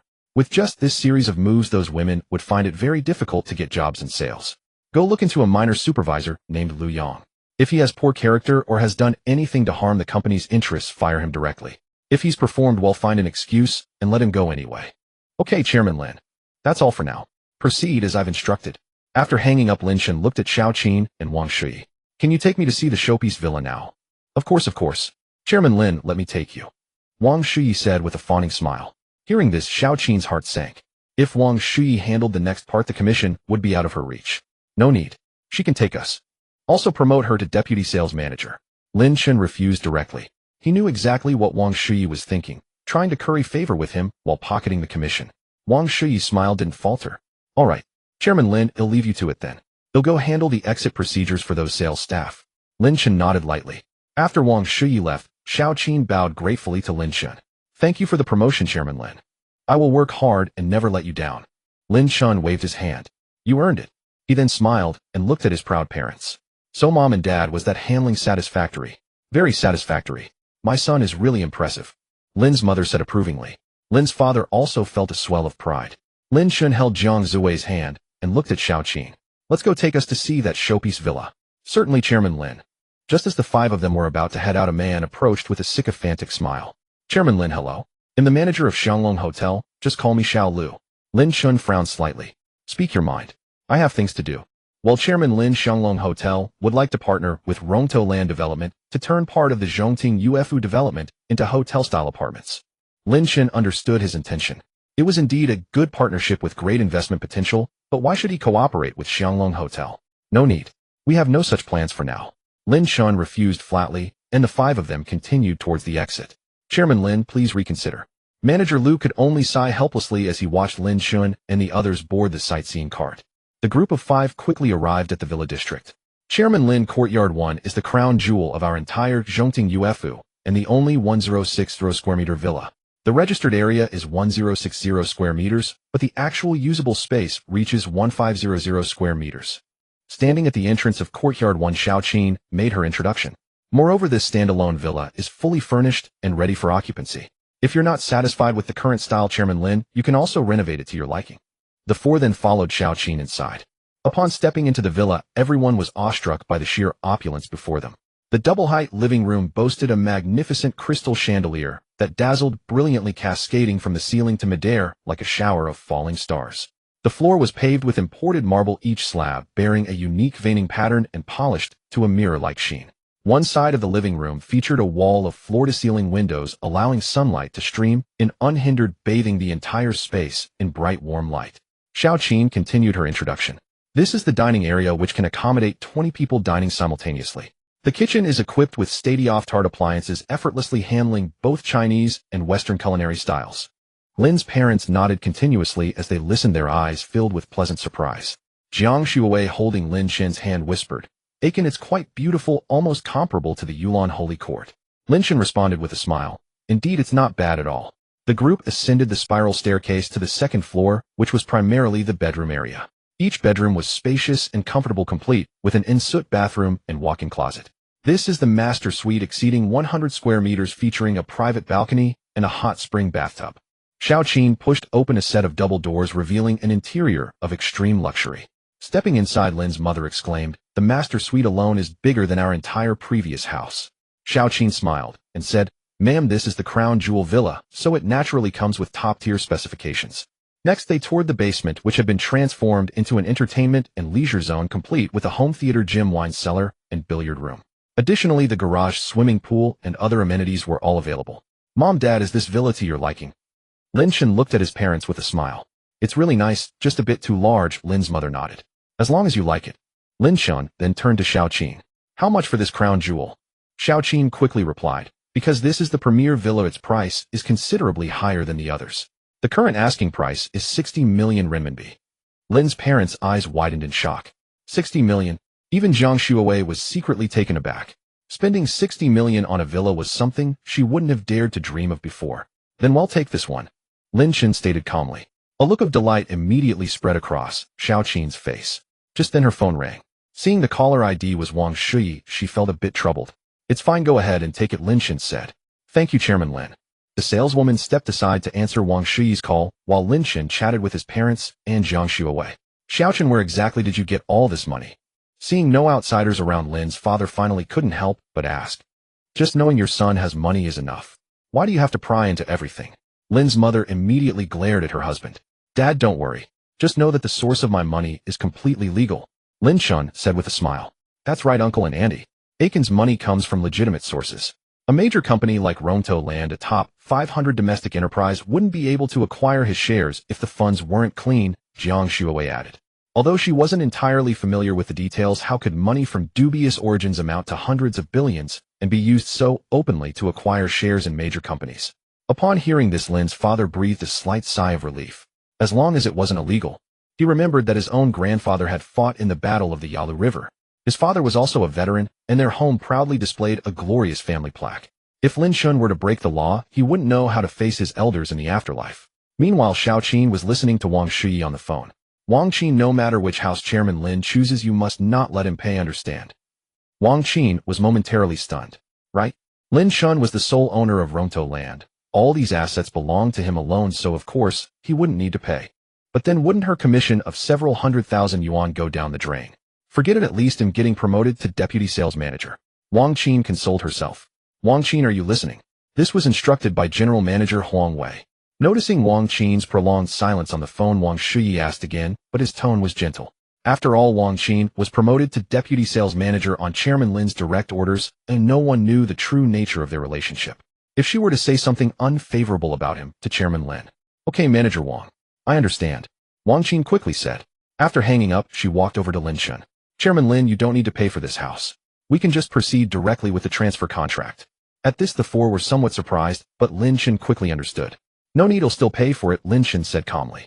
But, Wang Qin tried to interject, but was cut off by Lin Chen. Even though I'm the boss, I can't break the rules. It would invite gossip. If this house sells without bringing in any revenue, where would the company's employees get their pay?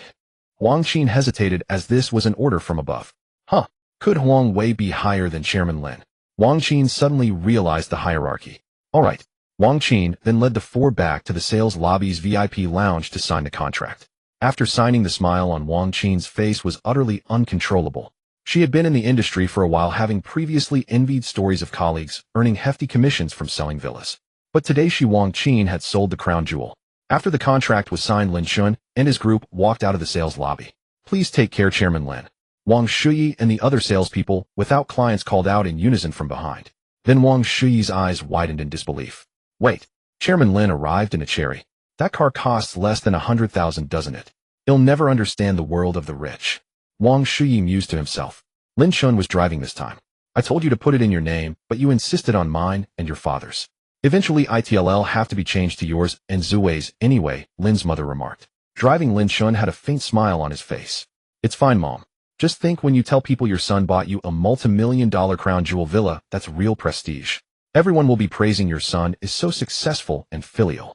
Oh, now that's what I like to hear. Lin's mother's face beamed with joyful delight. Then Lin Chen drove to the entrance of a 4S store. Dad, haven't you always said you wanted to buy a Range Rover? Today your son will buy one for you. After getting out of the car, Lin Chen said to his father. Lin's father's mindset had already changed. What's a few million? His son's bank balance was in the billions. Why shouldn't he buy his dad a car worth a few million? Huh, great. I've finally become a rich dad. Lin's father laughed. The group walked into the 4S store, which was spacious and bright with rows of brand new cars neatly arranged. A tall, beautiful saleswoman immediately greeted them warmly. Welcome, everyone. How may I assist you? She said with a sweet smile. Lin Chen said, show us the Range Rover, please. The saleswoman quickly replied, certainly, this way, please. Our Range Rovers come in various configurations and colors. She led them to a black Range Rover.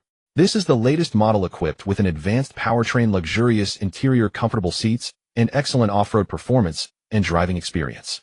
Its price ranges from 1.5 million to 3 million, depending on the configuration.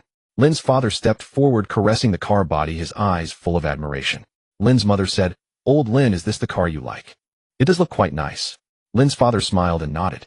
Yeah, I never imagined that Lin Bing would one day drive a Range Rover. Ever since that incident in 2018, he knew his life would never amount to much.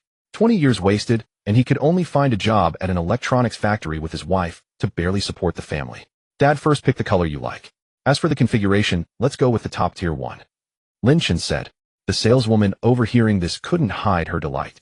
She couldn't help but take another look at Lin Chen. He's really handsome.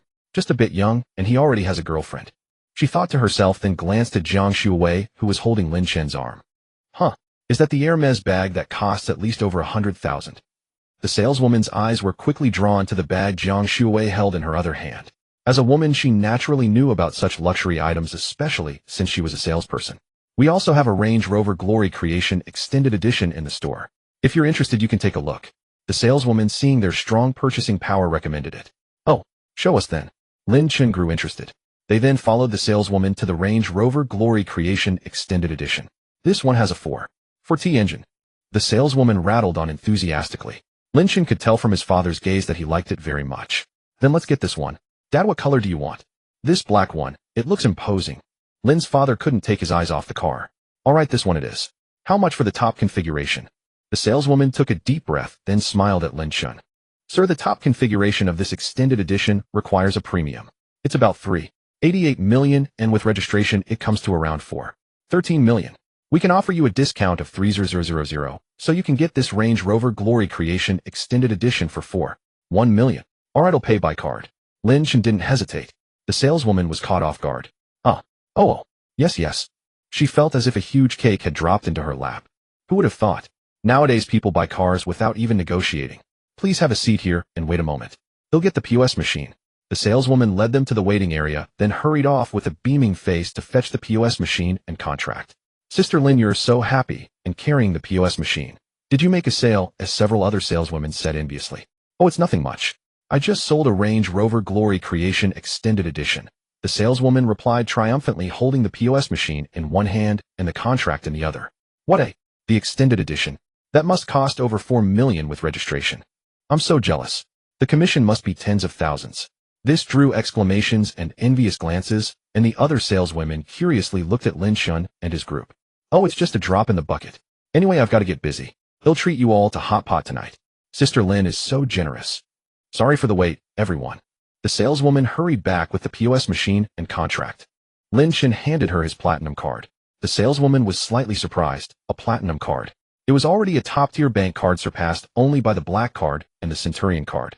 But it made sense that someone who could casually buy a car worth over $4 million without bargaining would have a platinum card. Swiping the card, entering the PIN, signing. 3 steps all in one smooth motion. ZZZ. The sound of the POS machine printing the receipt.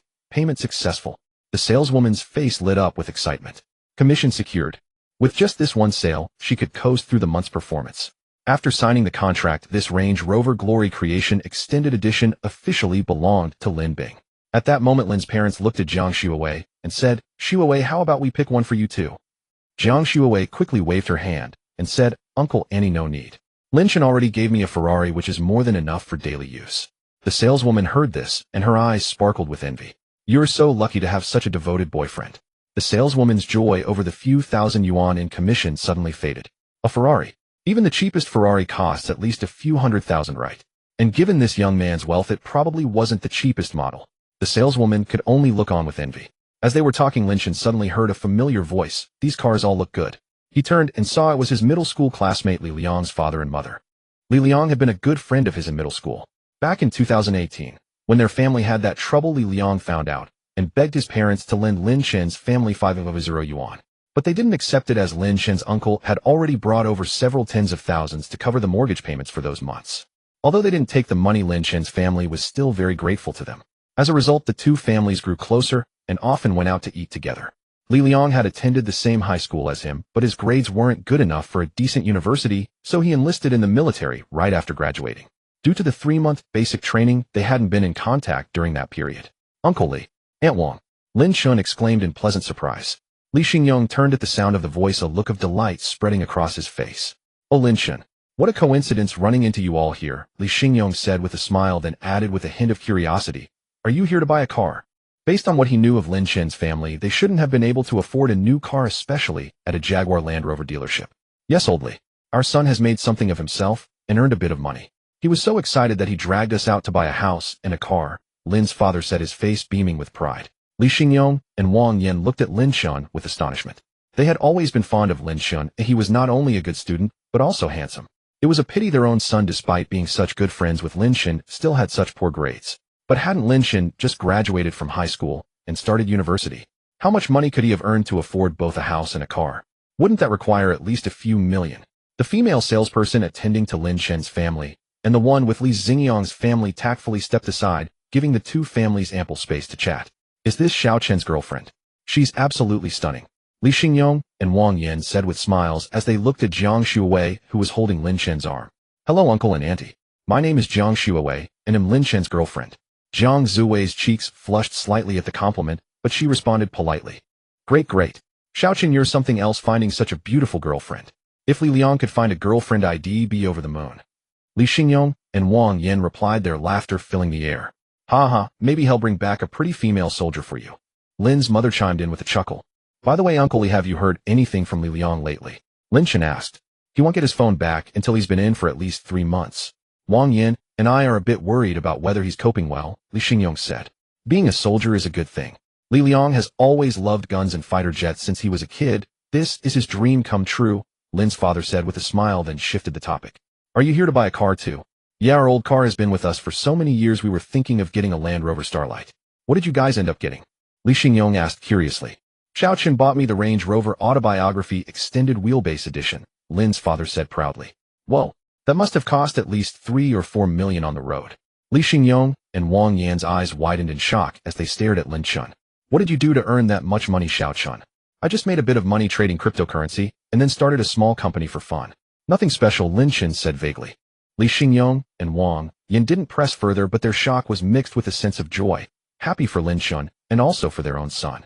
Given the bond between Li Liang and Lin Chen, they knew Li Liang wouldn't have to worry about finding a job after his military service. Looking at Uncle Li and Aunt Wang, Lin Chen suddenly said, Uncle Li, Aunt Wang, I'd like to buy you a car as well. Li Xingyong and Wang Yan hastily waved their hands in refusal. No, we can't accept that. We couldn't possibly take your money. You should keep it for yourself. It's fine, old Li. Just accept it. You've helped our family so much in the past. Lin Chen is practically your half-son. This is his way of showing his gratitude. Please just accept it. Lin's father also tried to persuade them. He was deeply grateful to this family. Even though they hadn't accepted the 50,000 yuan, he had always remembered their kindness. They would often buy clothes and shoes for Li Liang and get some for Lin Chen too. Sometimes he even wondered if Lin Chen was actually his son given how well they treated him. But he quickly dismissed that thought. He had watched Lin Chen grow up since birth. There was no way any underhanded business could have happened. Lin Chen said earnestly, Uncle Li, Aunt Wang, I remember all the kindness you've shown us. I'm not the kind of person to forget a favor. This is my way of showing my appreciation. You must accept it. Li Liang's parents still refused, saying, that's all in the past. Somewhat helpless, Lin Chen decided to be direct. I'm the owner of Rongtou Jidi now. I've made money, and I have the means to repay the kindness you showed me back then. This is a token of my gratitude. Li Liang's parents stared at him, their eyes wide with disbelief. That's impossible. Rongtou Jidi is a company worth hundreds of billions. Lin Chen smiled and said, it's true. It's true. Do you think Xiao Chen would lie to you? Lin's father added with a smile. No, it's just hard to believe. That Chairman Lin is the sole owner of Rongtou Jidi. Li Xingyong said, his voice full of awe. Lin Chen was a bit surprised. Uncle Li, how do you know about this? I happened to hear about it. I never imagined it would turn out to be you. Li Xingyong explained. What? You own the entire Rongtou Jidi by yourself? Lin Chen's parents were dumbfounded, their words stumbling out. You two didn't know? Li Xingyong asked in confusion. All eyes then turned to Lin Chen.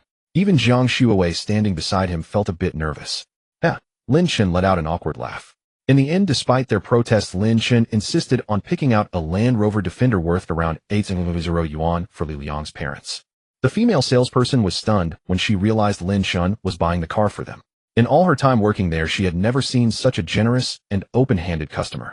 Even as they were going through the purchase procedures, Li Liang's parents still seemed a bit uneasy. Lin Chen reassured them, Uncle Li, Aunt Wang, just accept it, and don't worry. After the paperwork was done, Lin Chen's family said their goodbyes to Li Liang's parents. Then Lin's father drove the new Land Rover, carrying the family back home.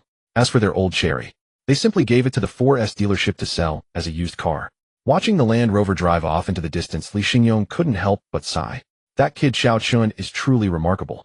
So young and already worth hundreds of billions. But where did he get all that money? It's beyond my comprehension. Wang Yin couldn't help but ask. What's it got to do with you? Stop prying. All we need to know is that he's Li Liang's good brother and practically our own half-son. Li Xingyong shot Wang Yin a glare. I know that. I was just curious. Curious about what? Curiosity killed the cat. As they were to spend the Mid-Autumn Festival evening at her grandparents' home, the four of them stopped by the mall to pick up some more items before heading back. Upon arriving home, the little ragdoll cat padded over to the door and meowed incessantly at Jiang Shuowei. After changing her shoes, Jiang Shuowei scooped the cat into her arms. Oh, my poor little darling. Jiang Shuowei cooed, stroking the cat's head affectionately. The cat buried its head in her chest, looking aggrieved. This little one is adorable, Lin's mother remarked with a smile from the side. Annie, would you like to hold her? Jiang Shuowei offered the cat to Lin's mother.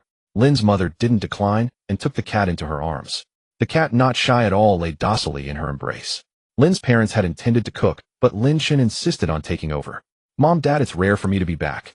Let me handle the cooking today, Lin Chen said with a smile.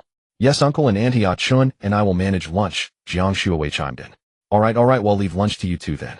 A genuine smile spread across Lin's mother's face as her gaze towards Jiang Shuawei grew more approving. She then started discussing their mid-autumn return trip with Lin's father. No, let me do the cutting.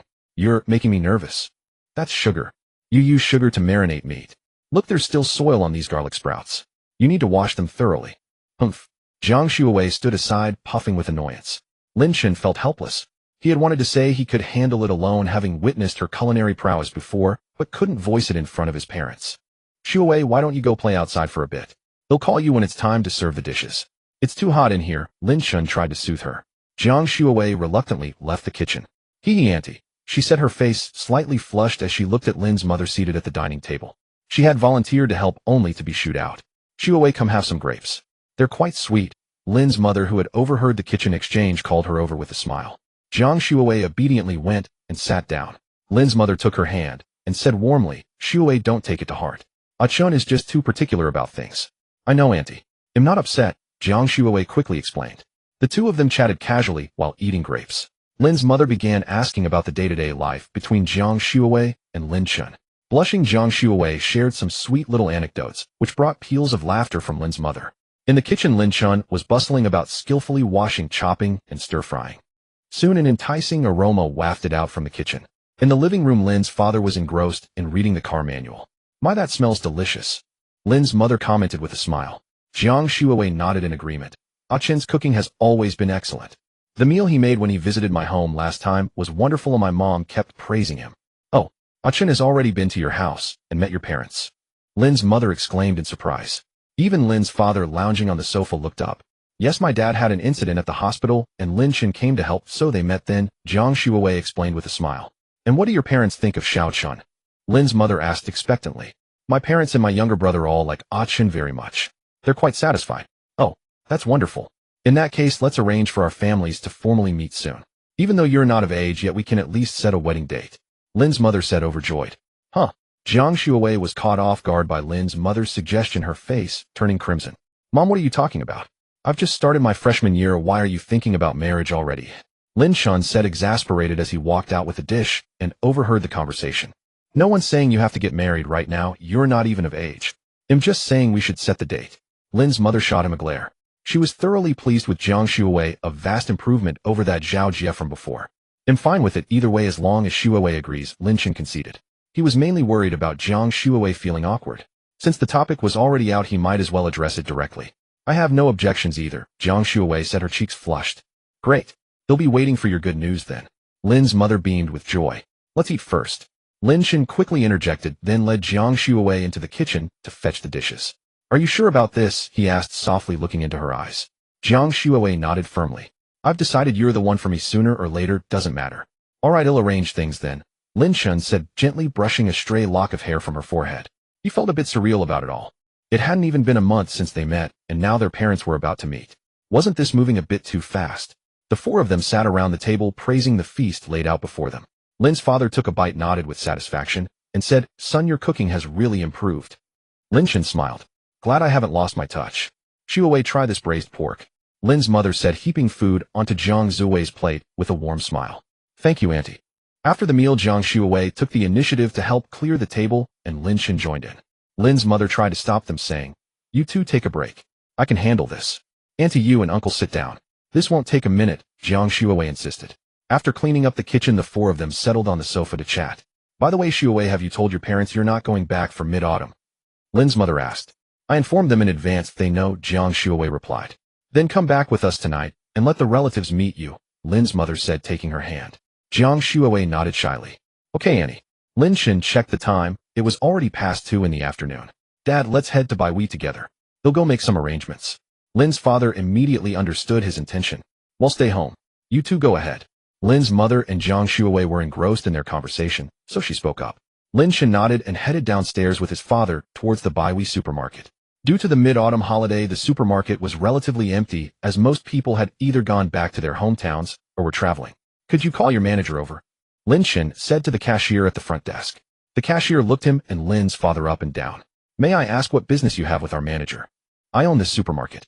What business would I have with the manager? Lin Chen said with a faint smile. The cashier immediately grew nervous. Last night a message in the work group had announced the change in ownership. Everyone had been speculating whether the new boss would come to inspect today. She never expected to be the one to encounter him. But the new boss is this young. Just tell him Lin Chen is here, Lin Chen added. The cashier nodded and quickly called the manager. In a moment, a middle-aged man in a suit hurried over looking at Lin Chen and his father. Hello, both of you. And the manager here. May I ask which one of you is boss Lin Chen? The manager said respectfully. That's me, and this is my father, Lin Chen said calmly. Hello, my name is Lin Bing. Lin's father seemed a bit nervous. Hello, boss Lin. Hello, Mr. Lin. You can call me Xiao Zhao, manager Zhao said with a fawning smile and a slight bow. Lin Chen nodded. Show us around and give us an overview of the supermarket's operations. Manager Zhao led the way, introducing the sales performance of each section and the work status of the employees. Lin's father was very attentive, occasionally interjecting with questions, while Lin Chen listened absent-mindedly. In truth, Lin Chen had no interest at all. He was merely accompanying his father. After the tour, Lin Chen and his father went to the office. From now on, my father is the owner of this supermarket. You'll handle the relevant matters with him, Lin Chen said. Manager Zhao nodded repeatedly. Understood, understood. Meanwhile, in the supermarket, a scruffy-looking man wandered aimlessly and bumped into a woman holding a little girl's hand. Are you blind? Watch where you're going, the man shouted. Although the woman knew it wasn't her fault being a woman with a child, she had no choice but to swallow her pride. I'm sorry, she apologized. Mommy, he bumped into us. Why do we have to apologize? The little girl asked, looking up at her mother with wide, sparkling eyes full of confusion. The woman quickly covered her daughter's mouth, but it was too late. So what if I bumped into your mom? She still has to apologize to me. Just like my son, even if the school teachers pushed him to jump off a building, what could I do? Nothing at all. The man suddenly glared at the little girl with bloodshot eyes and roared. The little girl, frightened, hid behind her mother. The woman, who had never seen such a scene, felt a surge of panic at the sight of this man on the verge of madness. I'm really sorry, the child doesn't understand. Well, leave right now. As she spoke, she tried to pull the little girl away from the man. But he suddenly reached out, grabbing the woman's shoulder, and with his other hand slapped her across the face. A sharp smack echoed, and her cheek reddened visibly. The woman didn't dare to fight back, only shielding her daughter tightly in her arms. Wah! Mommy! The child's cries drew the attention of everyone around. Bystanders quickly intervened. Stop it! Let's talk this through. But the man reacted as if triggered. Holding the woman with one hand, he pulled out a small knife with the other and started waving it wildly at the crowd. Stay back! The man roared, his eyes red.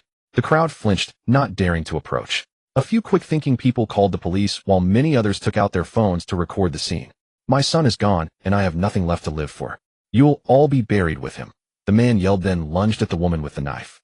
With the man holding her and her child in her arms, the woman saw no way to dodge. She bent over, shielding the little girl as best she could. Lin Chen and the others were still in the office when an employee burst in, shouting that someone was causing trouble. They rushed out and witnessed the scene. Lin Chen's face changed drastically at the sight. He sprinted forward. Hey, Xiao Chen! His father called out anxiously, trying to stop him, but Lin Chen was already gone. Seeing his son charge ahead, Lin's father steeled himself and followed. In just those few seconds, the man had already stabbed the woman 2 or 3 times. Blood began to seep from her wounds. Gasps of shock rippled through the crowd. Call an ambulance. Someone help them. Don't just stand there. Lin Chen had already reached them. He leaped and kicked the man's wrist, sending the knife clattering to the floor. Enraged by the sudden attack, the man turned and lunged at Lin Chen. Lin Chen sidestepped, grabbed the man's arm, and with a swift shoulder throw slammed him heavily onto the ground. Lin's father ran over and, together with Lin Chen, pinned the man down. Seeing the man subdued, the crowd gathered around. Quick, hold him down! Lin Chen shouted. A group of people surged forward, firmly restraining the man. Call an ambulance now! Lin Chen yelled. Someone immediately dialed for emergency services. The woman, pale and weak, collapsed to the floor, while the little girl sobbed uncontrollably against her. Mommy! Boo-hoo! Mommy, don't die. Don't leave, Xiaoli. I don't want you to die. The woman glanced at her daughter, relieved to see she was unharmed. Xiaoli, Mommy's okay. She whispered, extremely weak. Lin Chen, now free, approached with a few others to check her injuries. Hold on, the ambulance is almost here. Lin Chen reassured her. Thank you, the woman said weakly. She then turned to her daughter. Xiaoli, use Mommy's phone to call Daddy. Hearing this, the little girl quickly pulled the phone from her mother's pocket. With trembling hands, she dialed her father's number and said, her voice choked with tears, Daddy, Mommy's hurt at the supermarket, please come. Little one, can you give the phone to your big brother? Lin Chen said gently. The little girl, trusting him completely for saving her mother, handed him the phone. Lin Chen took it and heard the frantic voice of a man on the other end. Sir, this lady was stabbed several times by a man at Baihui supermarket near XX residential area. Her condition is serious. An ambulance has been called, and she's being taken to the district hospital. Please come immediately. Soon the wailing siren of the ambulance approached and paramedics rushed in, lifting the injured woman onto a stretcher and taking her to the hospital. The little girl climbed into the ambulance as well. As they left, she glanced back at Lin Chen, her big eyes glistening with tears. The police arrived soon after, surveyed and documented the scene, and took the subdued man away in handcuffs. By then, Lin Chen and his father had already slipped away before the police arrived. How can a man be so wicked? She even apologized, and he still wouldn't let it go. Lin's father grumbled, still upset, on their way home. Lin Chen sighed inwardly. They say to remember the principle of retreating with happiness, but with someone like that it's impossible to avoid them no matter how hard you try. After a moment of silence, Father Lin spoke again. Xiaoqin, you did the right thing today. If you hadn't rushed forward, that woman and child would have been in grave danger. But if such a situation arises again, I hope you'll think it through carefully. If something were to happen to you, what would your mother and I do? Lin Chen gave a wry smile. I didn't think much at the time, it was just instinct. But don't worry, Dad, if I ever face a similar situation again, I'll act within my limits. Lin Chen assured him. As they spoke, the two arrived home. Lin Chen recounted the incident at the supermarket to his mother and Jiang Xuewei. They hurriedly checked him for injuries. I'm really fine, Lin Chen said with a helpless smile. But you just left like that. After all this happened in our supermarket, we should at least show some gesture. Mother Lin then spoke up. Lin Chen was taken aback, exchanging a glance with his father. Then let's go to the hospital right now? Xiaoqin, you'll come with me. Father Lin decided on the spot. All right. Lin Chen nodded. Jiang Xuewei wanted to tag along, but Mother Lin stopped her. It was better for only those directly involved to go. Too many people would feel awkward. Figuring the surgery might still be underway, they waited 2 more hours until around 5:30 p.m. before heading out. The hospital wasn't far, so they arrived quickly. The smell of disinfectant hung in the air, stirring a sense of unease. Lin Chen and his father went to the information desk and asked the nurse about the ward of the woman and child who had been brought in by ambulance with stab wounds. The nurse looked wary. What's your relationship to her? If you can provide a name, I'll tell you. Lin Chen and his father exchanged glances. How would we know that? Well, that woman was stabbed, and I'm the one who saved her. We just came to see how she's doing. Lin Chen explained. The nurse remained skeptical. After making a phone call, she finally told them the ward's location. Lin Chen was surprised. Not in the operating room, but in a ward. All right, thank you. Lin Chen expressed his thanks, then headed with his father toward the room number the nurse had given. Following the signs to the ward, Lin Chen was slightly taken aback. It was actually a VIP room. Who is it? A voice from inside asked. Lin Chen replied. Hello, we're the supermarket owners here to see the injured. The door opened, revealing a man with a weary face and a hint of anger in his eyes. You're the supermarket owners. How did you find this place? The man seemed confused. Wasn't the doctor supposed to bring the saviors of his wife and child here? This incident happened in our supermarket, so we bear some responsibility. We came to check on things, Lin Chen explained. Why did this happen in your supermarket? My wife's injury is your fault. The man's emotions flared, his voice rising involuntarily. A passing doctor frowned. This is a hospital, oh please don't disturb the other patients. Sorry. The man apologized repeatedly, then turned back to Lin Chen and his father. We're truly sorry, no one wanted this to happen. We came to see if there's any way we can help. Father Lin tried to keep his tone gentle. We don't need your help. I don't want to see you. Just wait for the court summons. The man said impatiently, turning to open the door and head back into the room. Xiaoli was eavesdropping by the door. As it swung open, she saw Lin Chen, her big eyes sparkling with delight. Big brother. Daddy. This is the big brother who defeated the bad guy. Xiaoli said to the man beside her. The man was stunned, looking at Lin Chen. Was it you who called me on the phone? Lin Chen nodded with a smile. A look of shame crossed the man's face as he apologized repeatedly. I'm sorry, I was too impulsive just now. I was just so worried about my wife and child. It's all right, we completely understand that feeling, Father Lin quickly said. We came to see how she's doing. If there's anything we can help with, just let us know. Lin Chen also explained. From inside the room, the woman, having heard the commotion, spoke weakly. They saved our mother and daughter. Let them in. The man helped the woman sit up as Lin Chen and his father entered the ward. The woman looked at them, her eyes full of gratitude. Thank you. If it weren't for you, my child and I might have. Please don't be so polite. It was the least we could do, Lin Chen quickly said. The woman then turned to her husband. Honey, you can't blame them. They're victims too. If not for them, we might not have survived. The man nodded. I understand, I was too impulsive just now. He then looked at Lin Chen and his father, saying, Your great kindness is something we can never repay. I can't even bear to think about how I'd go on living if I lost my wife and daughter. As he spoke, the man's eyes reddened. He took out his phone. Both of you are our saviors. Let me transfer some money to you as a token of my gratitude. Father Lin and Lin Chen firmly declined. We can't accept that, or we can't take your money. Since this happened in our supermarket, we must bear some responsibility. We'll cover all the medical expenses and any lost wages. The woman and man resolutely refused. This isn't your fault. You've already saved us, we can't let you spend more on our behalf. Seeing their firm stance, Lin Chen had no choice but to drop the matter. Alright then, if you need anything at all, feel free to reach out to us anytime. Under their strong insistence, they exchanged contact information. We're truly grateful. If it weren't for you today, the consequences would have been unimaginable. The woman expressed her gratitude once more. Lin Chen waved his hand. Don't say that. Anyone would have helped in such a situation. Father Lin added. Yes, just focus on recovering. Don't overthink things. The woman nodded, slightly, a trace of lingering fear on her face as she glanced at the little girl by the bedside. I never expected something like this to happen. I was truly terrified at the time. Thank goodness you were there. The man held the woman's hand tightly, his eyes filled with deep concern. Don't be afraid, but it's all over now. The little girl stood nearby, staring at them with wide, curious eyes. Lin Chen crouched down and said gently, Little one, you were very brave today. Were you scared? The little girl shook her head. With Big Brother here, I'm not scared.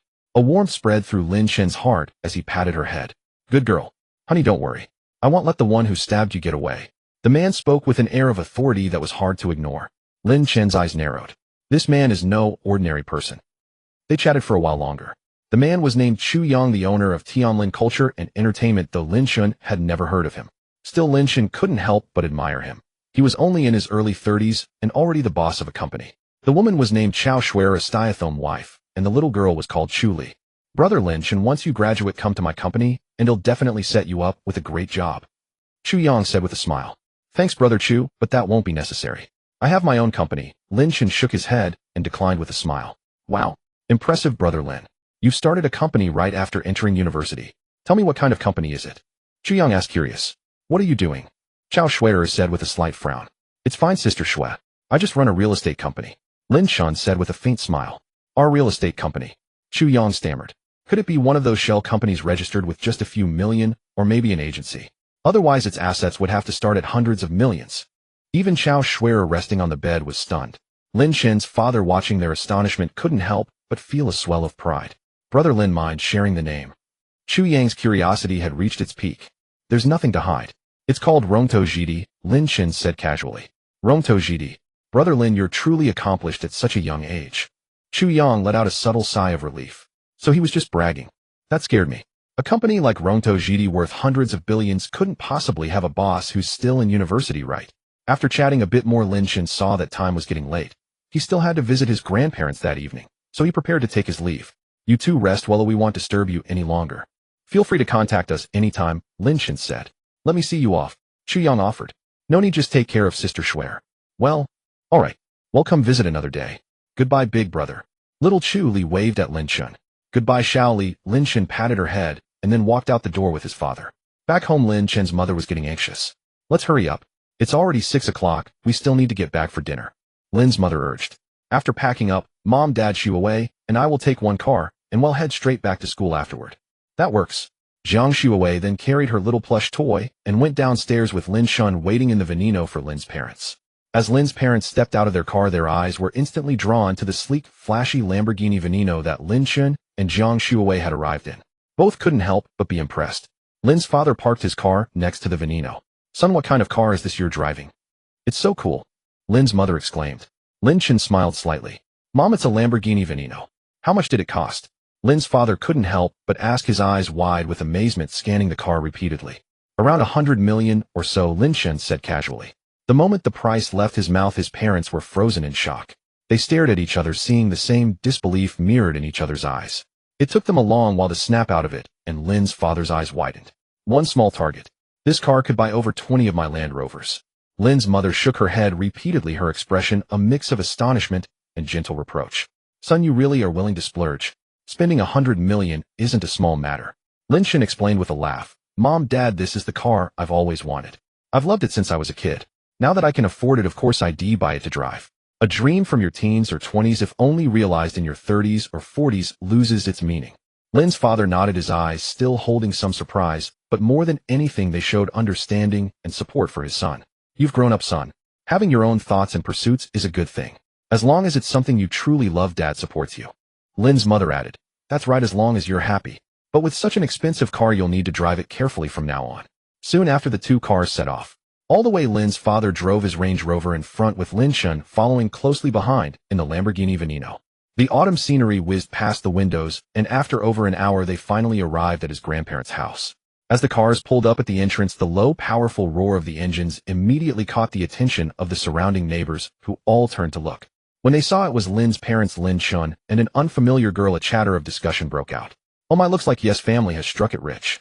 These cars are gorgeous, they must be so expensive. Of course, a Range Rover and a supercar. You can't get those for under a few million. TSK, TSK, TSK. They're really loaded." His uncle and Zhou Ling, hearing the cars, also came out of the house to greet them. Seeing two luxury cars parked outside, their jaws dropped in astonishment. "Dad, do you know how much these two cars cost?" Zhou Ling's eyes sparkled as she stared at the Lamborghini Veneno. "I'm not sure, but definitely at least a few million." Zhou Chuyang said, dazed. Uncle Lin Chen greeted. "Hey, Xiaochen, aren't you going to introduce us?" Zhou Chaoyang immediately recognized the girl beside Lin Chen as the one from the photo posted in the group chat. "Hello, uncle. I'm Lin Chen's girlfriend. My name is Jiang Xuewei." Jiang Xuewei said sweetly. "Hey, great. Come inside and rest, all right. There are lots of mosquitoes out here in the countryside." Zhou Chaoyang said with a smile. "Okay, uncle." Jiang Xuewei nodded in agreement. Zhou Chaoyang then walked over to Lin's parents. Then she looked at Zhou Ling. "You must be Xiao Ling, right? I've heard your brother mention you." Jiang Xuewei said with a warm smile. "Sister, you're so pretty. I wish I could be as beautiful as you someday." Zhou Ling exclaimed. "Oh, Xiao Ling, you're so sweet." Jiang Xuewei's face lit up with joy. Then Zhou Ling turned to Lin Chen. "Bro, what car is that of yours? It's so cool. I'm not telling you. And I've got a bone to pick with you." Lin Chen deliberately put on a stern face looking at Zhou Ling. He still felt annoyed thinking about the stream viewers joking that he might be gay and had a thing for Imoga. Now he finally had the chance to deal with the culprit. Meanwhile, Zhou Choyang couldn't hold back any longer and asked Sis, was what sister-in-law said the other day true? Is Xiaochen really one of the owners of that Rongtou GD? Lin's mother nodded proudly. Of course. Impressive nephew, right? Impressive indeed. So he must be worth at least 100 million. 100 million. You're underestimating your nephew. Just this car alone is worth 100 million. Lin's mother pointed at the Veneno, saying smugly, This car costs 100 million. Zhou Chaoyang's jaw nearly hit the ground at the sight of the car. He swallowed hard. Then Xiao Chun must hold a lot of shares in Rongtou real estate. The entire Rongtou real estate belongs to Xiao Chun. Lin's mother's face beamed with even more pride. What? Then Xiao Chun is worth hundreds of billions. Zhou Chaoyang blurted out. Lin's mother smiled and nodded. Your uncle will be enjoying the good life too. The group entered the house where Lin Chen's grandparents and aunt were cooking. Hello, Grandpa and Grandma. Hello, Aunt. Jiang Xuewei greeted them politely. Since Lin's mother had informed them beforehand, they weren't too surprised and warmly welcomed Jiang Xuewei. While the cooking was underway, Lin Chen walked behind Zhou Ling, who was playing with a little ragdoll cat alongside Jiang Xuewei. Zhou Ling immediately felt a chill behind her and turned around hastily. Seeing it was Lin Chen, she pouted with disdain. Bro, what do you want? Lin Chen pulled out a stick he had grabbed from somewhere, his face full of anger. Did you change my Douyin account name? Zhou Ling screamed in fright, then hid behind Jiang Xuewei. The little ragdoll, frightened by the stick in Lin Chen's hand, also buried its head in Jiang Xuewei's arms. Jiang Xuewei found the two little ones utterly amusing. It wasn't me. Zhou Ling immediately denied it. Still not telling the truth. Lin Chen thrust the stick forward, pretending to hit her. Zhou Ling quickly shouted, Sister, save me. Oh, hey Chen, can't we talk nicely? Why resort to violence? Jiang Xuewei said helplessly. I was going to give you a gift, but since you're so dishonest, you'll have to confiscate it. Lin Chen, seeing Zhou Ling use Jiang Xuewei as a shield, said. A gift? What gift? Zhou Ling perked up at the mention of a gift. I don't give gifts to dishonest people. I'm sorry, dear brother. Zhou Ling immediately ran to Lin Chen, grabbed his hand, and began to act cute. I can't do anything with you. Lin Chen said, half amused and half exasperated. Then he took a small box from the pile of gifts and handed it to her. Here, the latest model of Apple phone. But you still need to study hard. If you improve, I'll bring you another gift next time. Wow. Thank you, bro. Zhou Ling was overjoyed to get the new phone. She had always used her parents' old phones and had dreamed of owning one of her own. The latest Apple phone. That must have cost a fortune. The aunt happened to come out and overheard this. Since she had been busy in the kitchen, she didn't know what car Lin Chen and his family had driven. It's fine. Xiao Chun is rich now. It's only right for him to buy his sister something nice. Lin's father said with a smile. Rich. The aunt was a bit surprised. Just as she was about to speak, she was called back into the kitchen by Lin's mother and the others. Before long, all the dishes were ready. A large round table that could seat 10 people was fully occupied, and even Zhou Dongxue came downstairs. Zhou Dongxue was in a terrible mood. She had argued with her family about this before. The illness she had would require a lot of money, and might not even be curable, which was why she hadn't wanted to say anything, not wanting to burden her family. But after meeting Lin Chen, that day her mindset had changed. Since her cousin was so wealthy she could borrow a little from him. After all, who would choose death when they could live? But when she came back yesterday, she had another argument with her family. Zhou Qianyang asked her what illness she had, and she said she'd tell them when the time was right. That set Zhou Qianyang off. At the dinner table, Lin Chen's aunt finally couldn't help but ask, "Brother, you said Xiao Chun is rich now. Could it be that the discussion in the group the other day was true?" Lin's father, his face full of pride, said, "How could it be false? Our Xiao Chun has really made something of himself." Lin Chen smiled and scratched his head, saying it's all just luck. His grandparents were so surprised they couldn't close their mouths, and said, "This child has always been smart, but we never imagined he'd be this accomplished." At the table, Zhou Dongxue remained silent, occasionally picking at her food.